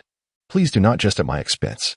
This fellow, who always sported a large beard, was the only one among the celestial beings of the Jie Sect to do so, and as the leader of the 4 outer disciples, his fellow brothers fondly referred to him as Lord Zhao. Ye Tian smiled and said, Yunxiao, could you explain why we should reward Jie Gongming? Me? Yunxiao pointed to herself, her mind racing. All eyes were now upon Yunxiao. Ye Tian's actions were incomprehensible to all, and they were eager to hear how the goddess Yunxiao would elucidate. Frowning, Yunxiao felt quite troubled. In her view, if events truly unfolded as the little master Uncle Hao Yin suggested, then the elder brother indeed deserved 1,000 deaths. Yet now that the elder brother had salvaged the situation and these events had not transpired, was punishment truly necessary? But why then the reward? Suddenly, a light flickered in Yunxiao's mind, and she joyfully exclaimed, Elder brother, it is due to cause and effect, is it not? Ye Tian nodded with a smile. Second sister, what do you mean? You have left me even more perplexed. Jie Gongming said, dazed. Receiving Ye Tian's approval, Yunxiao continued. When the elder brother descended from the mountain, it was out of loyalty for our Jie Sect, according to the original rules of the primordial chaos. The elder brother's small act of descending from the mountain was the cause of our Jie's utter destruction. Hence, he is indeed unforgivable. However, all of this pertains to the former rules of the heavenly Dao. The cause and effect of the heavenly Dao. The elder brother does not respect the heavenly Dao's fate and merits. Therefore, the actions he took are not necessarily linked to what is to come. Viewed in isolation, the elder brother is actually standing up for our Jie. Thus, the elder brother said that not only should there be no punishment, but there should also be a reward for him. Am I right, elder brother? Is it truly possible to think in this way? The goddess Enhua, saintess of the Western teachings, Hao Yin, and others stared blankly at Ye Tian. Ye Tian was about to completely rewrite the structure of the heavenly Dao. Moreover, it had already begun. Ye Tian nodded and smiled. Indeed, from now on, everyone shall only be responsible for their own actions. If one has not committed an act, yet finds themselves entangled by cause and effect, unable to sever the ties, then all beings of the primordial chaos may seek assistance at the Biyou Palace. Henceforth, the vitality of beings shall be earned by themselves, from this moment on. The doctrine of our Jie will shift from extracting vitality from the heavenly Dao to severing the control of the heavenly Dao over all beings. Severing the control of the heavenly Dao over all beings. Hao Tian involuntarily trembled. His heavenly court governed the 3 realms through the power of the heavenly Dao. Now, Ye Tian sought to diminish his authority? Still pondering, Hao Tian met Ye Tian's gaze and quickly asserted, I shall abide by your decree. Does anyone else have any objections? Ye Tian inquired. With Hao Tian voicing no objections, who else would dare to oppose Ye Tian at this moment? Goddess Enhua asked, Ye Tian saint, is there anything this humble one can assist you with? Creating beings, perhaps? Ye Tian smiled and replied, Thank you, Goddess Enhua, but there is no need. The Goddess Enhua turned her attention to Jie Gongming and the other esteemed beings on the list. They naturally have a better destination. Now, come with me. Ye Tian waved his grand sleeve, and all the true spirits within the Foshan platform were gathered into his sleeve. At that moment, a large void suddenly appeared in the air before them. It was the innate escape light of the treasure-seeking mouse, Duobao. As the void vanished, Duobao approached and bowed to Ye Tian. I report to you, elder brother, that the long-eared immortal has been brought here. Please decide his fate. I was wrong. The long-eared immortal quickly knelt on the ground, repeatedly bowing to Ye Tian. Elder brother, I did not intend for this, truly. I was considering the Jie. They claimed that our sect would surely fail, and the 4 saints would join forces against the mastered if I complied. Then our junior brothers and sisters not on the list could still be brought to the Western teachings for preservation. If I did not assist them, they would annihilate all disciples of the Jie. Elder brother, you have keen insight. I was genuinely considering the well-being of our junior brothers and sisters that I beg of you. Spare me. Ye Tian regarded Duobao. Duobao, how do you think you should be dealt with? Elder brother, you speak truth, Duobao said, yet his gaze was fixed upon Junti. Junti quickly asserted, Master, we indeed threatened him. What did I just say? Ye Tian asked. Zunni was momentarily taken aback, hesitatingly replying, From now on, one need only be responsible for their own actions. Do you understand what to do now? Duobao, with his plump figure trembling, clasped his fist towards Ye Tian. I understand. Elder brother, the long-eared immortal began to wail. However, Duobao had already struck down with a palm. The long-eared immortal had no time to resist and was directly suppressed by Duobao's powers, turning to ashes on the spot, unable even to escape with his soul. Chapter 47. Selflessness. Assisting the Hutu goddess to attain sanctity, Duobao's actions once again astonished everyone that a fellow disciple, Ye Tian, had casually extinguished a life. At this moment, what everyone felt was not coldness, but rather an aura of dominance and justice. Goddess Enwa gazed at Ye Tian with admiration, even suppressing a smile. Everyone remarked that the heavenly Dao is selfless. Even they, the saints of the heavenly Dao, held such beliefs. Yet what was the reality? The countless massacres and the Fengshan War were merely for the grand revival of the Western teachings. The flourishing of the Western teachings was merely a decree from the Dao ancestor, a word that must be fulfilled to assert authority. Yet the outcome was the obliteration of numerous beings from the Daoist sect and the mortal races, all for the sake of selfish desires. Where is the selflessness of the heavenly Dao? There is only selfishness. However, at this moment, the crowd saw signs of fairness in Ye Tian. Like a refreshing breeze, it blew into this world rife with schemes, where friends perish while foes thrive. Ye Tian patted Duobao on the shoulder. Return now. Duobao bowed to Ye Tian, letting out a sorrowful sigh, and reopened the void, darting within. Ye Tian then rode the escape light, slowly ascending. Ye Tian's saint. We. Goddess Enwa called out hurriedly that D.O. as you wish, came the distant voice as Ye Tian vanished from sight, the edge of the primordial chaos, within the minor thousand worlds. Ye Tian's figure suddenly materialized. Hutu and the old ancestor of the underworld river were still conversing when they saw Ye Tian, initially startled, then quickly bowed. We greet you, Ye Tian saint. Greetings, goddess. Ye Tian smiled and clasped his fists to Hutu. Among the mighty of the primordial chaos, the only individuals Ye Tian truly revered and respected were his master, Tong Tian, and Hutu. Goddess Enwa molded clay to create humanity, bestowing immeasurable merits upon the human race. However, during the past wars between the Wu and the Yao, she did not protect humanity. Ye Tian bore no grudge against her. After all, how weak was humanity back then? Yet Enwa had already become a saint. The gap between Enwa and humanity was even greater than that between humans and ants. Thus, one could say that protection was a matter of grace, while neglect was a matter of duty. There was no resentment. As long as Goddess Enwa did not act against humanity, then no human would have the right to strike against this creator. Ye Tian was no exception, but to say he respected her was unnecessary. Only Hutu embodied true, boundless love. She had once transformed into reincarnation to eradicate the sins of the Wu tribe that shattered the primordial chaos and tore apart the heavenly veil. An obligation she had to fulfill. Yet throughout the endless years of guarding reincarnation, she had displayed impartiality towards every living being. Hutu smiled and said, Ye Tian saint, you are far too courteous. Even the Dao ancestor has been sent back to the purple cloud palace by you. How could I dare to receive such a bow from the master? Ye Tian laughed heartily. In that case, I shall not stand on ceremony with you, for I have come this time with matters that require your assistance. You wish for my assistance? Hutu was momentarily taken aback, with Ye Tian sending even the Dao ancestor back to the purple cloud palace. What could possibly be beyond his capacity? Ye Tian nodded with a smile. Indeed, and I shall not let you assist me for free. Before you assist me, I will first help you attain sainthood. Attain sainthood? The gazes of Yunxiao, Junti, and the old ancestor of the underworld river widened in shock. Ye Tian. You? Hutu's voice trembled. Is what you say true? How is this possible? Presently, she presided over reincarnation and was a member of the heavenly Dao sequence. Ranked just below the six saints, Hao Tian, and the golden mother of Yuanshi, she could summon the power of the heavenly Dao at any time. 100,000 years ago, she had already reached the pinnacle of quasi-sainthood. Over these 100,000 years, she had accumulated an immeasurable amount of merit, yet had been unable to attain sainthood due to the absence of the primordial purple energy. Could it be that Ye Tian had acquired the primordial purple energy?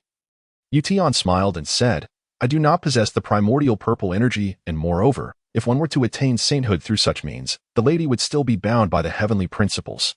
Even if I had it, I would not allow the lady to become a saint in that manner. The absence of primordial purple energy left the Lady of the Earth even more astonished. Directly achieving sainthood. The only known method of attaining sainthood without primordial purple energy is through sheer force. Many have attempted this path, yet the Lady of the Earth is aware that it is unsuitable for her. Perhaps her fallen brothers and sisters of the witch race were more suited to this path. As they all traverse the system of strength, she has always been a cultivator of the Dao. Feeling out of place among the witches, let us change our location for this conversation, Ye Tian suggested with a smile. Please, esteemed Saint Ye Tian. The Lady of the Earth responded hastily. Subsequently, she summoned her power. Enveloping everyone in a flickering light, in an instant, they found themselves beside the wheel of reincarnation, not far from the slowly rotating 6 paths of reincarnation. By the way, does the Lord Ye Tian carry the true spirits from the function platform? Should I inquire? The Lady of the Earth asked. There's no need.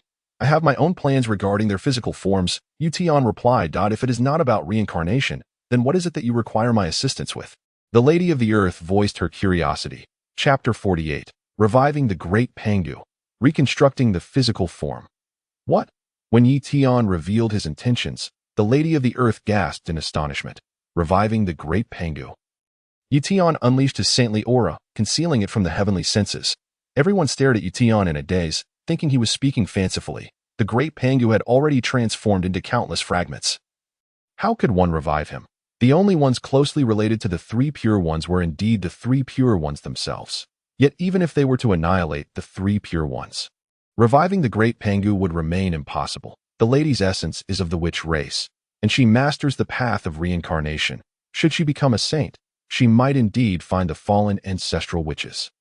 In the past, the witch race summoned a projection of the Great Pangu through the Dushinshansha formation, so it should be possible, right? The Lady of the Earth remarked. Does the Lord mean for me to seek out the remnants of my brothers and sisters who have fallen? When the witch race invaded the demon court, both Emperor Jun and Dong Huangtai chose to self-destruct, resulting in the death of several ancestral witches. The souls and physical forms of the ancestral witches were completely intertwined. And after their fall, their souls did not disperse in this world. The Lady of the Earth, upon transforming into reincarnation, had indeed searched before, yet each time returned empty-handed. She recounted her findings to Ye Tian. Ye Tian smiled and said, Indeed, the lady is loyal and righteous. Even so, are you still willing to assist me? It is necessary to make an attempt. Ye Tian replied with a smile. Moreover, this is something I can contribute. Considering the lady's efforts in establishing reincarnation for countless beings, you should have already attained sainthood. The Lady of the Earth smiled back. Such words could be freely spoken by Ye Tian, but not by her. She truly empathized with all beings, yet during the Witch-Demon War, when they toppled the pillars of heaven and shattered the celestial curtain, countless lives perished in their conflict. Her transformation into reincarnation was merely an act of atonement. Thank you, Lord Ye Tian, the Lady of the Earth said. What shall we do next? The Reincarnation Tower. The Reincarnation Tower. The Lady of the Earth nodded, saying, Please wait a moment, Lord. A radiant light enveloped them, and in an instant, they found themselves within the Reincarnation Tower. King Ksitigarbha rose and bowed to Ye Tian and the Saint of the Pure Teaching, saying, I pay my respects to Saint Ye Tian. Greetings to my teacher. Lord, my subordinate, the Saint of the Pure Teaching, he added hastily, feeling both apprehensive and embarrassed. Ye Tian raised a hand, interrupting the Saint of the Pure Teaching. Enough, you may leave, Ye Tian instructed. Leave. King Ksitigarbha glanced at the Saint of the Pure Teaching and clasped his hands together, saying, Will Saint Ye Tian harm me? The Saint of the Pure Teaching quickly added, My lord, King Ksitigarbha has taken a vow to the heavenly principles. If he leaves the underworld, he will face retribution. That is his own affair. Do you expect me to resist the heavenly principles on his behalf? I would not dare. The Saint of the Pure Teaching quickly responded. King Ksitigarbha clasped his hands together, stating, If there is anything I can assist with, I shall certainly fulfill the wishes of Saint Ye Tian. Ye Tian slowly drew out a long blade, saying, Destroy the Reincarnation Tower. But that is a divine artifact of the heavenly principles. King Ksitigarbha protested. You control the place of reincarnation. How can you? Silence. The Saint of the Pure Teaching interjected. How dare you speak to Saint Ye Tian in such a manner? What the Western Church did back then has not been pursued. My leniency towards you is considerable if you insist on resisting. Willing. We are willing. Before King Siddhartha could respond, the curious tithing beside him exclaimed, "Hurry and leave." The saint of the pure teaching commanded. Ye Tian understood that the saint of the pure teaching was protecting his disciple. Nevertheless, King Siddhartha was truly not deserving of death. If anyone in the Western Church could be considered innocent, it would likely be him. This fellow possessed an untainted heart, feeling utterly out of place among the Western Church.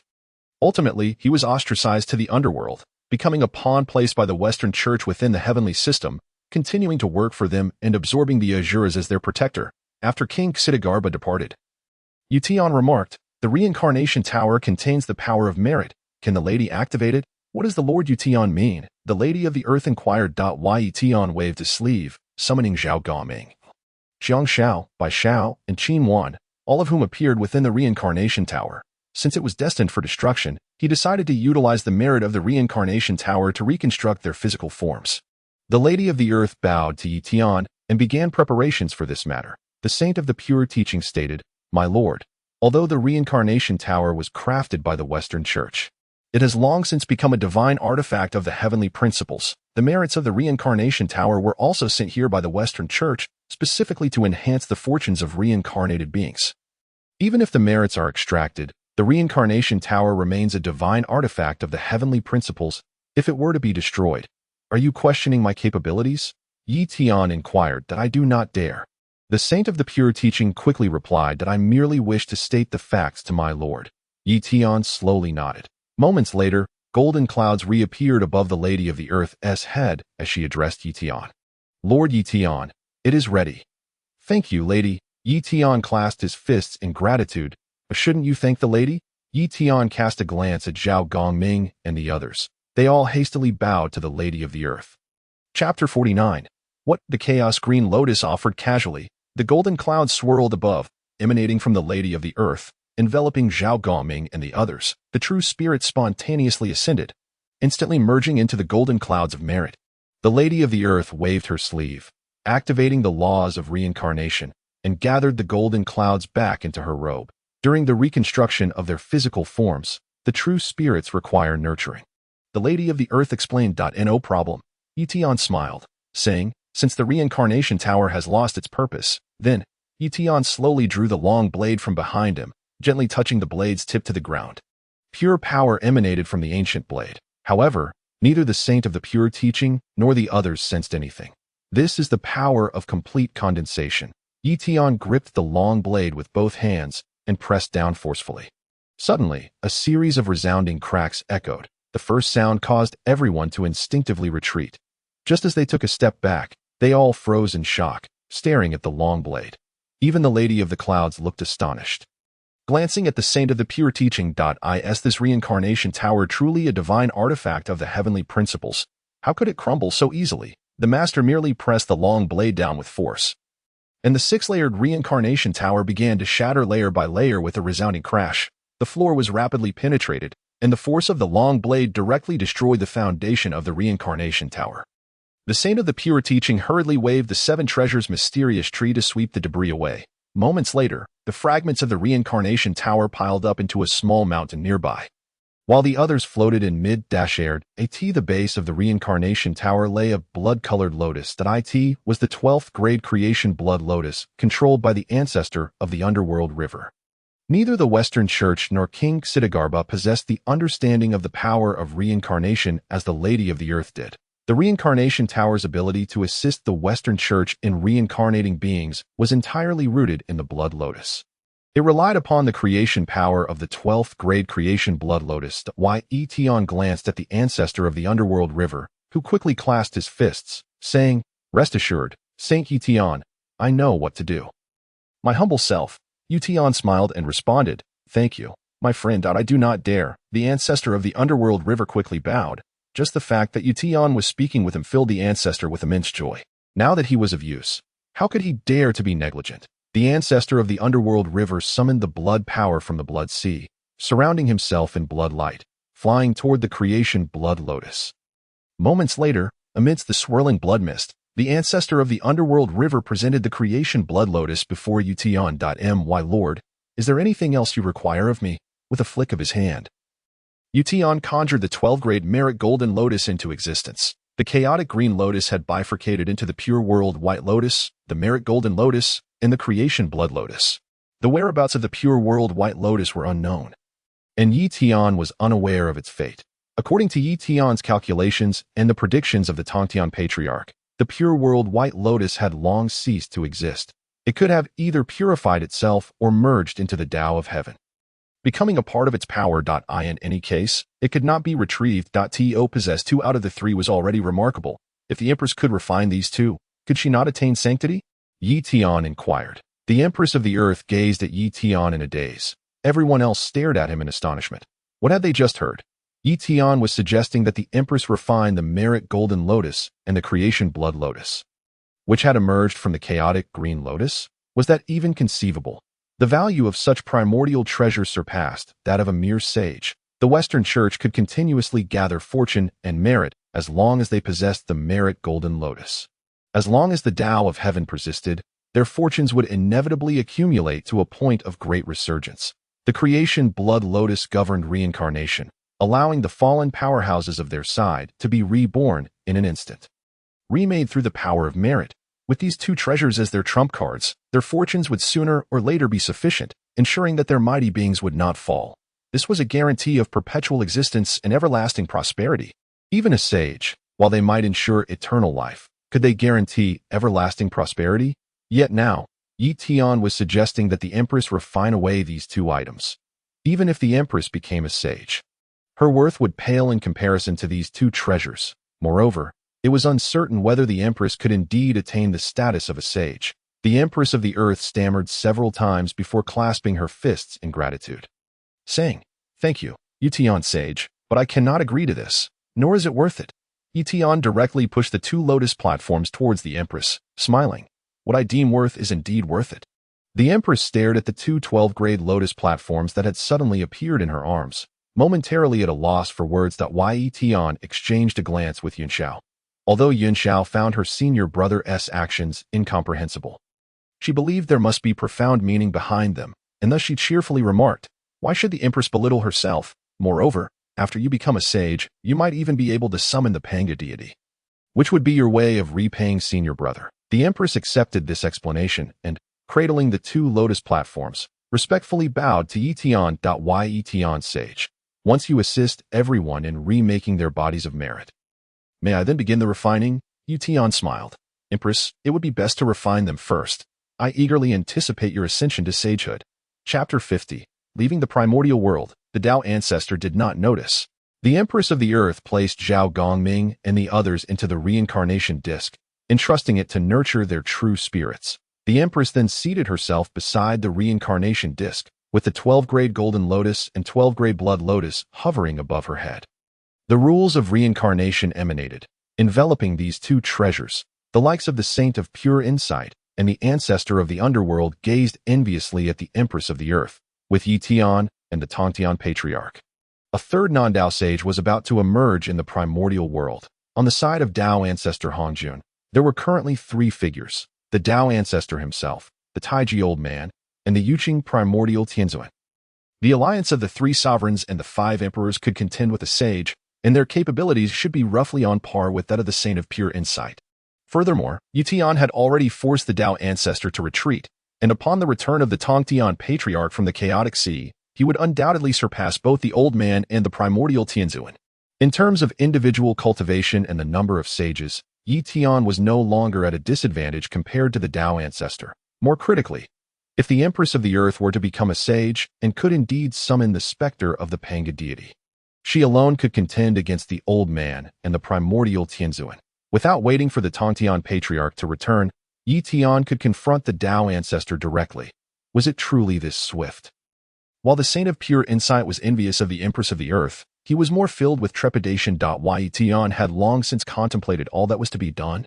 Their failures were not unwarranted. The Saint of Pure Insight now felt grateful for his choices, even harboring a curiosity regarding what the primordial world would become after the Dao ancestor's fall. The rules of reincarnation descended upon the Golden Lotus and Blood Lotus. N01 uttered a sound. Although their voices would not disturb the Empress, without Ye Tian's command, Everyone remained quietly awaiting the outcome. In the blink of an eye, 3 days had passed. The rules of reincarnation began to gradually dissipate, as so soon. The ancestor of the underworld was the first to rise, nervously staring at the vanishing power of the rules. Once the power of the rules had completely converged within the Empress of the Earth, the ancestor of the underworld looked on in astonishment. The Golden Lotus and Blood Lotus continued to hover above the Empress of the Earth's head, showing no signs of change. The Empress rose, her complexion somewhat pale, and bashfully said, "Ye sage." Ye Tian smiled. "There is no need for the Empress to speak. Things are as I anticipated, Dao." The Empress gazed at Ye Tian. "Did Ye Tian sage foresee the current situation?" Ye Tian nodded, then shook his head. "It was merely a conjecture, not a prediction. The Lotus platforms formed from the chaotic green Lotus possess weak capabilities in terms of slaughter. Yet they are still classified among the treasures, if I am not mistaken. The Golden Lotus and Blood Lotus should have reached the level of pure law condensation. What does the sage imply?" Ye Tian replied with a smile. "It seems my conjecture was correct. The law power contained within the Lotus platforms has reached the sage level, which is why the Empress was unable to refine them." "Master brother," Yunxiao queried in confusion, "even if the law power contained within the Lotus platforms is at the sage level, they are still inanimate objects. Why would they resist refinement?" Everyone nodded in agreement. As long as it was inanimate, a living being could gradually erode it. Moreover, the Empress had long since reached the pinnacle of quasi-saint, merely a step away from sagehood. That a living Empress, battling against an inanimate object of a higher realm, seemed unlikely to fail. Yet, she had indeed failed. Yunxiao was correct that Ye Tian explained. The Lotus platforms are inanimate, yet there exists one living entity that obstructed the Empress's refinement. I hope the sage can enlighten me." The Empress remarked with a bow. That other living entity could not possibly be her, could it? Would she herself obstruct her own efforts? Ye Tian glanced upward and smiled. "The Dao of Heaven." "The Dao of Heaven?" The Empress gasped. "If that is truly the case, then does it mean that no one in the primordial world can refine the Golden Lotus and Blood Lotus?" Ye Tian nodded with a smile. The Empress sighed inwardly, offering a wry smile of gratitude to Ye Tian. "Thank you, Ye Tian sage. It seems I lack sufficient fortune. The Empress should heed my prior actions." "I do not believe in fortune or luck," Ye Tian retorted. Yet, this was indeed within the confines of the primordial world. The Empress of the Earth reflected. She appreciated Ye Tian's philosophy of taking responsibility for one's actions and self-reliance. However, in the primordial world, the influence of the Dao of Heaven prevailed. Aside from figures like Ye Tian, who could escape the constraints of fortune, karma, luck, and causality, Ye Tian smiled. "If it cannot be done in the primordial world, then let us venture to the chaotic sea." "To the chaotic sea?" Yunxiao exclaimed, and all eyes immediately turned to Ye Tian. "Senior brother, what if we cannot return if we truly go to the chaotic sea?" "Indeed, Patriarch," the Saint of Pure Insight quickly added. "Once the old Dao ancestor discovers that the Patriarch has left the primordial world, he will undoubtedly attempt to prevent your return, possibly even directly relocating the primordial world from the position of the chaotic sea." At that time, the Saint of Pure Insight had been to the chaotic sea. The chaotic sea was an utterly disordered space. A Daoist sage, he could sense the Dao of Heaven in the primordial world, which enabled him to locate it and return. But now, leaving, we must not let the old Dao ancestor discover it, Ye Tian said with a smile. Chapter 51. Casual Creation, Manifesting a Sage. All eyes once again fell upon Ye Tian. How could this be possible? With Ye Tian's current prowess, perhaps he could discreetly send a weak being out of the primordial world. However, for such a powerful entity as Ye Tian to leave would create a void in the primordial world. The Dao of Heaven would surely sense it, and the Dao ancestor would not remain oblivious. Furthermore, he still needed to take the Empress of the Earth, the Merit Golden Lotus, and the Creation Blood Lotus with him. This was akin to carrying a mountain high above one's head, each step echoing thunderously, shaking the earth as he swaggered past the old Dao ancestor, all the while fantasizing that the Dao ancestor would remain unaware. Everyone was stunned by Ye Tian's proposal, leaving them momentarily speechless. Ye Tian smiled slightly and drew forth the ancient long blade he carried on his back. With a flick of his wrist, he plunged the ancient long blade into the ground amidst the crowd. Instantly, a vast yet magnificent power emanated from the ancient long blade, its pressure quickly reaching the level of a sage. Moreover, the law power exuded was identical to that of Ye Tian himself. Everyone was once again rendered speechless, astonished that this seemingly ordinary long blade could unleash sage-level pressure. What on earth was this? Ye Tian offered no explanation, as the long blade continued to unleash its formidable power. Soon, it surpassed the force emanating from Ye Tian himself. The astonished gazes of all present once again fell upon Ye Tian and the long blade. Alternating between the two, the power released by the long blade had indeed exceeded that of Ye Tian. This indicated that Ye Tian had been concealing his true strength all along. Surely, Ye Tian's might could not be fully contained within a single weapon. Could it? If Ye Tian were to amalgamate his strength with that of the long blade, would he not be able to break through directly from a saint to a primordial infinite saint? Or perhaps Ye Tian was already an infinite saint at this moment? Ye Tian remained silent as the long blade continued to radiate its power. Subsequently, the excess energy coalesced into a swirling mass of gray mist. Darting toward the goddess of the earth. What is this? The goddess of the earth inquired. The long blade, embedded in the ground, suddenly trembled, revealing a phantom of the yin-yang fish above it. The phantom enveloped the gray mist. And after a brief moment, the mist transformed into shades of black and white. Distinguishing the pure from the impure, the might of the Taiji diagram had indeed merged into the long blade in Ye Tian's grasp.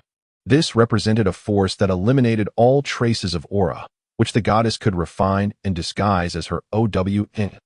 Ye Tian remarked with a smile. The goddess of the earth stared blankly at Ye Tian.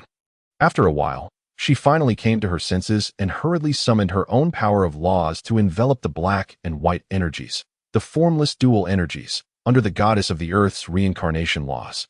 Swiftly transformed into the power of reincarnation, the goddess of the earth was astonished by the simplicity of the process. Even after all the energy had completely and unequivocally transmuted into reincarnation power, she still found it hard to believe. This was akin to Ye Tian effortlessly creating a version of her. Moreover, it was a version at her peak, devoid of any diminishment in cultivation or laws. The swirling mass of black and white energy floated before the goddess of the earth. As Ye Tian looked up, the long blade quivering, and more black and white energy soared upward, enveloping the merit golden lotus and the creation blood lotus. Merely a quarter of an hour later, the black and white mist coalesced into the merit golden lotus and the creation blood lotus. To the naked eye, the lotus platforms appeared vastly different from their original forms. While they bore a semblance in shape, their colors were solely black and white, devoid of any resemblance to the originals. Yet, if one were to close their eyes and rely on their senses, no distinction could be made. Senior brother, can you replicate all spiritual treasures? The goddess of clouds asked, her expression blank. The two lotus platforms above were undeniably treasures of the highest order. If senior brother could perfectly replicate even the treasures, then replicating spiritual treasures would be a trivial matter, wouldn't it? The saint of propositions glanced down at the seven-treasure mysterious tree in his grasp, unconsciously licking his parched lips. Initially, he believed his seven-treasure mysterious tree to be unique. But now, Ye Tian chuckled, this is merely imitation, not replication. To replicate, it would require a significant expenditure of mental energy, an expenditure of mental energy. The mighty beings present were all born shortly after the end of the primordial chaos. Mental energy, after all, is time, is it not? Each had experienced countless epochs, and they possessed time. Then, how long would it take senior brother to replicate the primordial golden dipper? The goddess of clouds inquired, unable to suppress her curiosity. Ye Tian pondered for a moment and replied, aside from the chaos clock and the Shenhuang Tower, the primordial golden dipper is arguably the strongest defensive spiritual treasure. It should take around 20 to 30 years. 20 to 30 years? The goddess of clouds exclaimed, mumbling, senior brother is just teasing me. Sometimes, when I doze off, decades pass. Master, my seven-treasure mysterious tree. The seven-treasure mysterious tree aligns with the number of heavenly poles and was born in harmony with the heavenly Dao, possessing the ability to counter the five elements. Replicating it would be even more challenging, likely requiring 500 to 600 years. Ye Tian replied, with a smile. 500 to 600 years is merely the duration of a single retreat for me. The goddess of clouds sighed once again. Chapter 52. The Chaos Sea opens the heavens. Mastering 3,000 laws aside from the goddess of clouds, the others fell silent, gazing at Ye Tian in astonishment. In this moment, a singular sentiment resonated within them all, the opening of the heavens. They looked at Ye Tian and then at the long blade on the ground, the saint of propositions. The goddess of the earth and the ancestor of the underworld shared a similar feeling. Ye Tian was undoubtedly capable of opening the heavens. The long blade had integrated the Taiji diagram and the Pangu flag, granting it the ability to separate the pure from the impure. Coupled with its capacity to evolve all things, it was sufficient to open the heavens, to replicate the Saint of Proposition's true body.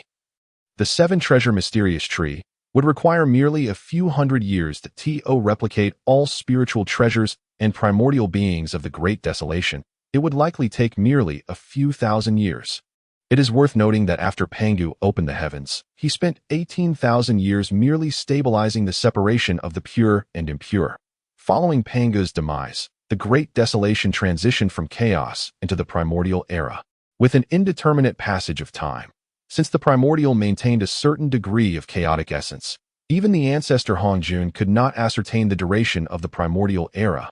However, according to the widely accepted view of the Great Desolation, the primordial period spanned at least several 100 million years. Yet Ye Tian would require only a few thousand years to complete the opening of the heavens, ushering in a new era for the Great Desolation. In this regard, Ye Tian had already surpassed Pangu. How could the gathered crowd not be astonished? Ye Tian, oblivious to the thoughts of those around him, smiled and said, "Goddess, is it not time for us to depart?" The goddess of the earth, finally coming to her senses, hurriedly replied, "Oh, yes, of course, Saint Ye Tian, please." Ye Tian smiled as he approached the goddess of the earth, then took a step forward. There was no breathtaking spectacle. The escape light enveloping Ye Tian and the goddess of the earth took a step into the suddenly appearing gray void. Then, the void closed, and the fluctuations vanished entirely. The Saint of Propositions gazed at the spot where Ye Tian and the goddess of the earth had disappeared. Murmuring, the master left not a trace. Then, the goddess of clouds quickly inquired, "Does this mean the Dao ancestor cannot detect it either?" "Indeed, it cannot be detected." The Saint of Propositions continued to marvel at the location where the two had vanished. He had personally witnessed Ye Tian and the goddess of the earth disappear, yet now it seemed as if everything had been an illusion. Even at this moment, he found it hard to believe. Just by closing his eyes, he could sense the presence of Ye Tian, the goddess of the earth, as well as the merit golden lotus and the creation blood lotus, as though everything remained in place. Not having departed at all, the cultivation of the Dao ancestor was undoubtedly far deeper than his own. However, with the long blade standing on the ground, emanating Ye Tian's aura, the Dao ancestor did not dare to directly pry. Relying solely on the heavenly Dao's perception, the precision of such sensing could not compare to that of the Saint of Propositions, who was merely a stone's throw away if the Saint of Propositions regarded the earlier events as mere illusions. Then naturally, the heavenly Dao would not make any discoveries. The Chaos Sea. Had they arrived? The goddess of the earth exclaimed in astonishment. She felt as if the world had shifted before her eyes, and she found herself in the Chaos Sea. This speed surpassed even the swiftest escape in the Great Desolation. Heavenly Dao saints, aligning with the heavenly Dao, could appear anywhere in the Great Desolation with a mere thought. The goddess of the earth, being a quasi-saint, traversed the heavens and the earth by breaking through the cosmos, navigating the network of heavenly or earthly veins. Although she could not match a saint, she was still far swifter than any method of element evasion. Traveling through the Great Desolation would take merely a few hours. However, that was within the confines of the Great Desolation, where all practitioners cultivated the methods passed down by the Dao ancestor. Once reaching the Great Luo Golden Immortal level, one could harness a portion of the heavenly Dao's power for escape or divination. The goddess of the earth had assumed that leaving the Great Desolation would take several days of careful flight to avoid the heavenly Dao's perception. Yet, to her astonishment, she had only taken a single step to arrive at the Chaos Sea. Ye Tian smiled. "Goddess, you may commence now." "Yes," the goddess of the earth, once again pulling herself from her astonishment, bowed respectfully to Ye Tian, glancing around with a hint of apprehension. The chaotic currents of the Chaos Sea were still in disarray. The mighty beings of the Great Desolation constantly released their cultivation auras. For cultivators of Qi refinement, this was a process of communication with the spiritual essence of the Great Desolation's atmosphere and a method of cultivating in alignment with the heavenly Dao. However, in the Chaos Sea, all energies released from their bodies were swept away by the chaotic currents. Despite her efforts to stabilize her power, the goddess of the earth found it slipping away uncontrollably. If this continued, She feared she would not have time to refine the Lotus platforms before her own cultivation was lost to the chaotic currents of the sea. Ye Tian, seemingly sensing the goddess of the earth's concern, waved his hand. Instantly, the gray mist of the surrounding chaos sea appeared to come alive, scattering in panic as if sensing a tremendous adversary. A radius of 100 miles around Ye Tian transformed into a void in an instant. Yet that was not all. Ye Tian smiled at the goddess of the earth, then sat cross-legged first. A warm and familiar aura emanated from Ye Tian's being, quickly enveloping the area within 100 miles. The goddess of the earth experienced a peculiar illusion, as if they were still within the great desolation. Saint Ye Tian, the goddess of the earth's voice trembled as she could not help but inquire. Do you possess mastery over all 3,000 laws? Chapter 53. Evolving Chaos. Refining the pure white lotus in the palm, Ye Tian burst into laughter. Goddess, you overestimate me. How could I possibly master all 3,000 laws? As the Lady of the Earth gazed upon her surroundings, she became acutely aware of the atmosphere enveloping her. Not only did the essence here mirror that of the primordial world, but it also surpassed the spiritual energy and the power of laws found in the renowned mountains and sanctuaries of the primordial realm. If one were to seek a comparable location, it would undoubtedly be the blessed realms of cave heavens. Furthermore, it seems that only the 8 scenic palaces of Laozi and the Jade Void Palace of the Primordial Supreme One could rival this place. The Azure Pool of the Lord of Heaven, along with the Mount Meru of Jane and Yuanshi, and the Fire Cloud Cave of the 3 Sovereigns and 5 Emperors, all suffer from an overabundance of sentient beings, leading to a dilution of spiritual energy and the power of laws due to their respective divisions and cultivation. The Taizu Heaven of Nuwa, on the other hand, cannot attain such richness due to its vast expanse. Ye Tian explained with a smile. This is merely the evolution of chaos. Evolution of chaos, the Lady of the Earth echoed. The 3,000 laws originate from the Chaos Sea. Indeed, everything is derived from the Chaos Sea. Nodding in understanding, she added, I comprehend this. The great Pangu, the sentient beings of the primordial world, the 9 heavens and 9 hells, all originally emanated from the essence of chaos. Ye Tian affirmed. Precisely. All that exists in the primordial realm is born from the Chaos Sea. After the formation of the primordial universe, the 3,000 chaotic fiends that followed the great Pangu into the primordial realm evolved into the 3,000 laws of that realm. Since everything originates from the Chaos Sea, the essence of chaos can undoubtedly evolve into all laws. The Lady of the Earth was once again taken aback. While Ye Tian may not have mastered the 3,000 laws, his ability to evolve was far more formidable than mere mastery. Mastery merely entails invocation, whereas Ye Tian requires no such mastery. He can summon any law he desires at will. It could be said that all laws lie within his grasp, rendering the 3,000 laws trivial in comparison. Thus, does the sage Ye Tian harbor discontent towards the current primordial realm? The Lady of the Earth inquired. How so? Ye Tian replied with a smile. I find it quite pleasing. Yet, the primordial realm, originally birthed from the Chaos Sea, has opted for seclusion, clinging to the territories opened by the great Pangu, with no one contemplating the continuation of merging with the essence of chaos or expanding the primordial realm. They are merely preoccupied with survival and calculations. After the sage Ye Tian conquers the Dao ancestor, will the primordial realm fully open itself to the Chaos Sea? After a moment of contemplation, Ye Tian nodded. Indeed, that notion crosses my mind. What can I do to assist? The Lady of the Earth eagerly asked. If such a day were to come, the primordial realm could continuously expand and embrace the essence of the Chaos Sea. The realm opened by the great Pangu might one day encompass the entire Chaos Sea. Merely contemplating this made the Lady of the Earth exhilarated. Moreover, their ancestral witch lineage is transformed from the flesh and blood of the great Pangu, all referring to him as the Father God. How could the Lady of the Earth not be overjoyed at the prospect of expanding her father's legacy? Become a sage, Ye Tian suggested with a smile. The Lady of the Earth was momentarily stunned, then sheepishly admitted, I am too excited. Please do not hold it against me. Sage Ye Tian. Ye Tian chuckled. No need for such formalities.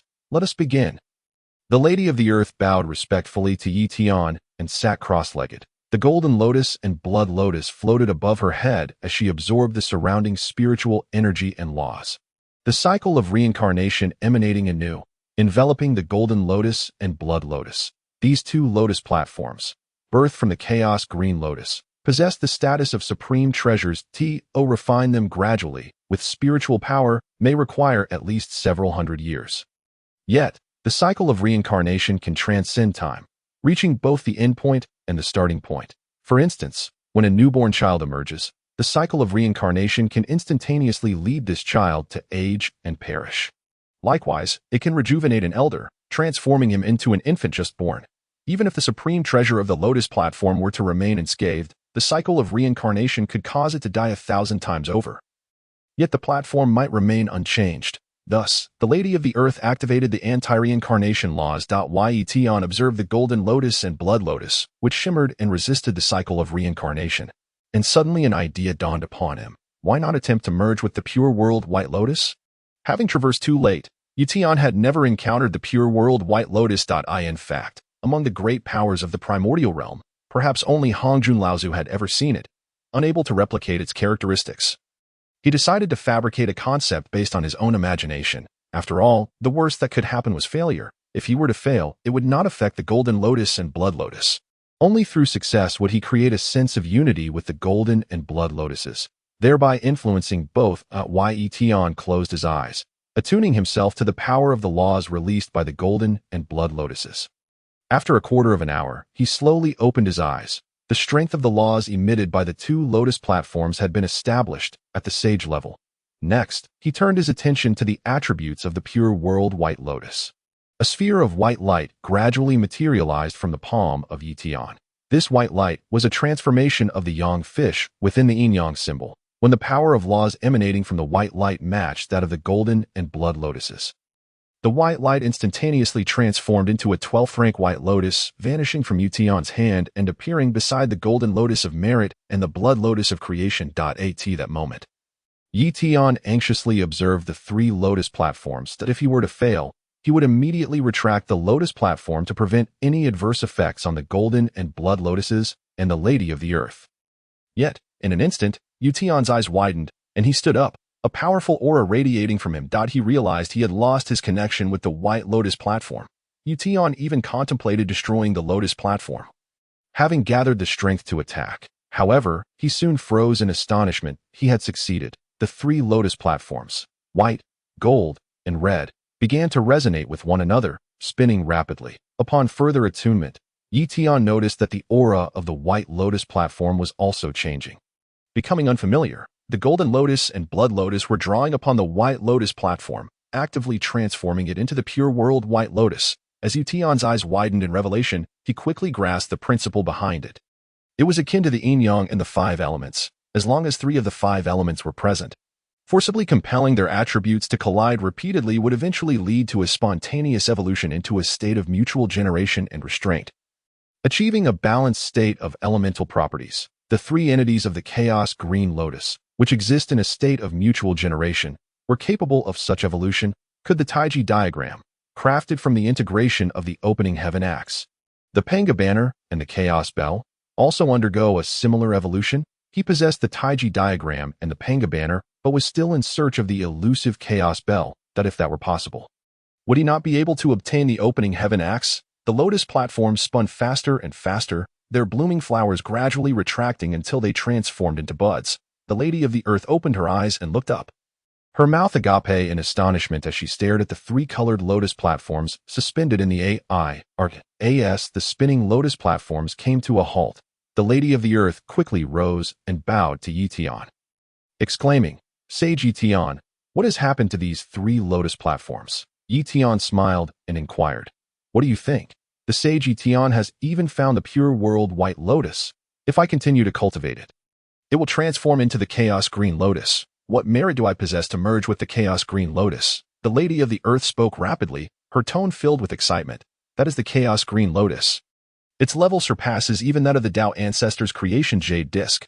What qualifications do I have to harmonize with the chaos green lotus? Such a treasure, if it were to appear in the primordial realm, would undoubtedly incite conflict among the great powers. Even the Dao ancestor would not remain an exception. Yet now, Ye Tian intended to bestow all of this upon her. How could the Lady of the Earth not be astounded? This was not merely a gift of a sage position. It was a bestowal of the divine power to create and transform the universe. Ye Tian chuckled. There is no need for such formalities. Simply refine it. The Lady of the Earth regarded Ye Tian, Recognizing the sincerity of his smile, devoid of any covetousness towards the Lotus platforms, did Ye Tian truly regard the Chaos Green Lotus with such indifference? The Lady of the Earth felt a profound shock within. To what extent had Ye Tian's cultivation reached, allowing him to remain unmoved by such treasures? Thank you, Sage Ye Tian. The Lady of the Earth bowed and resumed her cross-legged position. After a considerable time of calming her mind, she began to refine the treasures anew. When the buds of the 3 Lotus platforms vanished, leaving only small lotus leaves, no matter how she activated the cycle of reincarnation, she could not induce the Lotus platforms to rotate or enter the anti-reincarnation process. The Lady of the Earth understood that if this step were successful, the 3-colored Lotus platforms would transform into the Chaos Green Lotus. Yet now, she found herself powerless. It was akin to a massive boulder blocking her path. No matter how much strength she exerted, she could not budge it. Merely pushing would yield no results, regardless of how many attempts she made. Unless she utilized a chisel to gradually chip away at the boulder, she could not create the Chaos Green Lotus. Moreover, at this moment, the tricolor Lotus platform, imbued with the power of the laws, may even recoil against the Lady of Earth. As her complexion turned pale and she gritted her teeth to endure, she suddenly sensed a shift in the aura surrounding her, continuing to channel the force of the laws. The Lady of Earth opened her eyes. She beheld Ye Tian abruptly extending his arm, swinging it down with great force. It was as if he were cleaving open the heavens, and the essence of the chaotic sea was enveloped by the might of Ye Tian's stroke. The chaotic energies, once infinitely distant, began to rapidly retract, converging into Ye Tian's grasp, transforming into an endless whip. With a flick of his hand, this interminable whip lashed out toward the Lady of Earth. Her pupils widened in alarm, and a thought crossed her mind. Did Ye Tian intend to slay and seize treasure? However, she soon sensed a familiar force of the loss, the cycle of reincarnation. Ye Tian, the saint, had astonishingly transformed the boundless chaotic essence into the cycle of reincarnation in an instant. As the whip struck her, the wave-like cycle of reincarnation instantly engulfed the Lady of Earth. With a cry of defiance, she raised her hands high, and the majestic cycle of reincarnation, embodying her saintly essence, surged forth from her palms, overwhelming the tricolor Lotus platform. The stationary tricolor Lotus platform quivered, seemingly conscious in its resistance, emitting a shrill sound. Unmoved, the Lady of Earth steadfastly invoked the cycle of reincarnation. Days passed. Boom! A tremor coursed through the Lady of Earth's palm, nearly causing her to stumble. Simultaneously, her complexion grew even paler, for the tricolor Lotus platform had directly rebounded, casting off the cycle of reincarnation that had enveloped it. Chapter 55. The Green Lotus reconstructs. The supreme laws awakened the chaotic Green Lotus. The Lady of Earth cried out at the moment the tricolor Lotus platform repelled the cycle of reincarnation. It unexpectedly merged into a single entity, coalescing into the chaotic Green Lotus. Only a vague outline resembling a lotus platform could be discerned. As the chaotic Green Lotus hovered above the Lady of Earth's head, the gaze and consciousness she directed toward it were utterly absorbed by the chaotic Green Lotus. As it spun, they melded into it. Stimulated by this external force, the chaotic Green Lotus trembled slightly. The Saint Ye Tian called out to the Lady of Earth. She uttered merely 4 words. Her voice was abruptly silenced. She had underestimated the chaotic Green Lotus's power. The chaotic Green Lotus possessed the divine ability to create all things. Yet simultaneously, it could also refine all things. For instance, the Lady of Earth clearly realized that her voice had been absorbed and refined by the chaotic Green Lotus. Never reaching Ye Tian's ears, the position of the chaotic Green Lotus transformed into a colossal vortex. In an instant, the vortex extended for hundreds of thousands of miles. This immense vortex caused the chaotic sea, spanning billions of miles, to churn restlessly. The chaotic essence of the sea had always been a disordered flow. Once adapted to such turbulence, the chaotic sea was, in fact, quite orderly, without external forces to disrupt it. The chaotic flow remained unchanged. However, at this moment, the vortex created by the chaotic Green Lotus stirred the entire chaotic sea into turmoil. The Lady of Earth could even hear furious and exhilarated roars and howls. Were the chaotic demons descending? The Lady of Earth's consciousness grew increasingly hazy. Her power, even her corporeal form, was being absorbed and refined by the chaotic Green Lotus, yet she felt no unusual sensation, let alone pain. This was due to her very soul's perception being consumed by the chaotic Green Lotus. This was the end. The Lady of Earth had completely lost all hope. The chaotic Green Lotus was far too terrifying, and whether Ye Tian could escape was uncertain. The chaotic essence of the sea continued to converge toward the chaotic green lotus, while the aura emanating from it grew ever more formidable. In despair, the Lady of Earth closed her eyes, yet at that moment, a tremendous roar suddenly reverberated in her ears. Startled, she hastily opened her eyes. She saw Ye Tian striding toward her location. He too emanated a rich chaotic essence. No, it was a very familiar chaotic essence. It bore no resemblance to the entirely alien essence of the chaotic green lotus. Father God, the Lady of Earth murmured. She remembered this aura when the 12 ancestral shamans had activated the heavenly god slaughter formation. Summoning the ethereal image of Pangu, the aura of the Father God had been exactly the same as Ye Tian's at this moment. As he advanced, the chaotic essence converging around the chaotic green lotus was unexpectedly repelled by Ye Tian's physical form.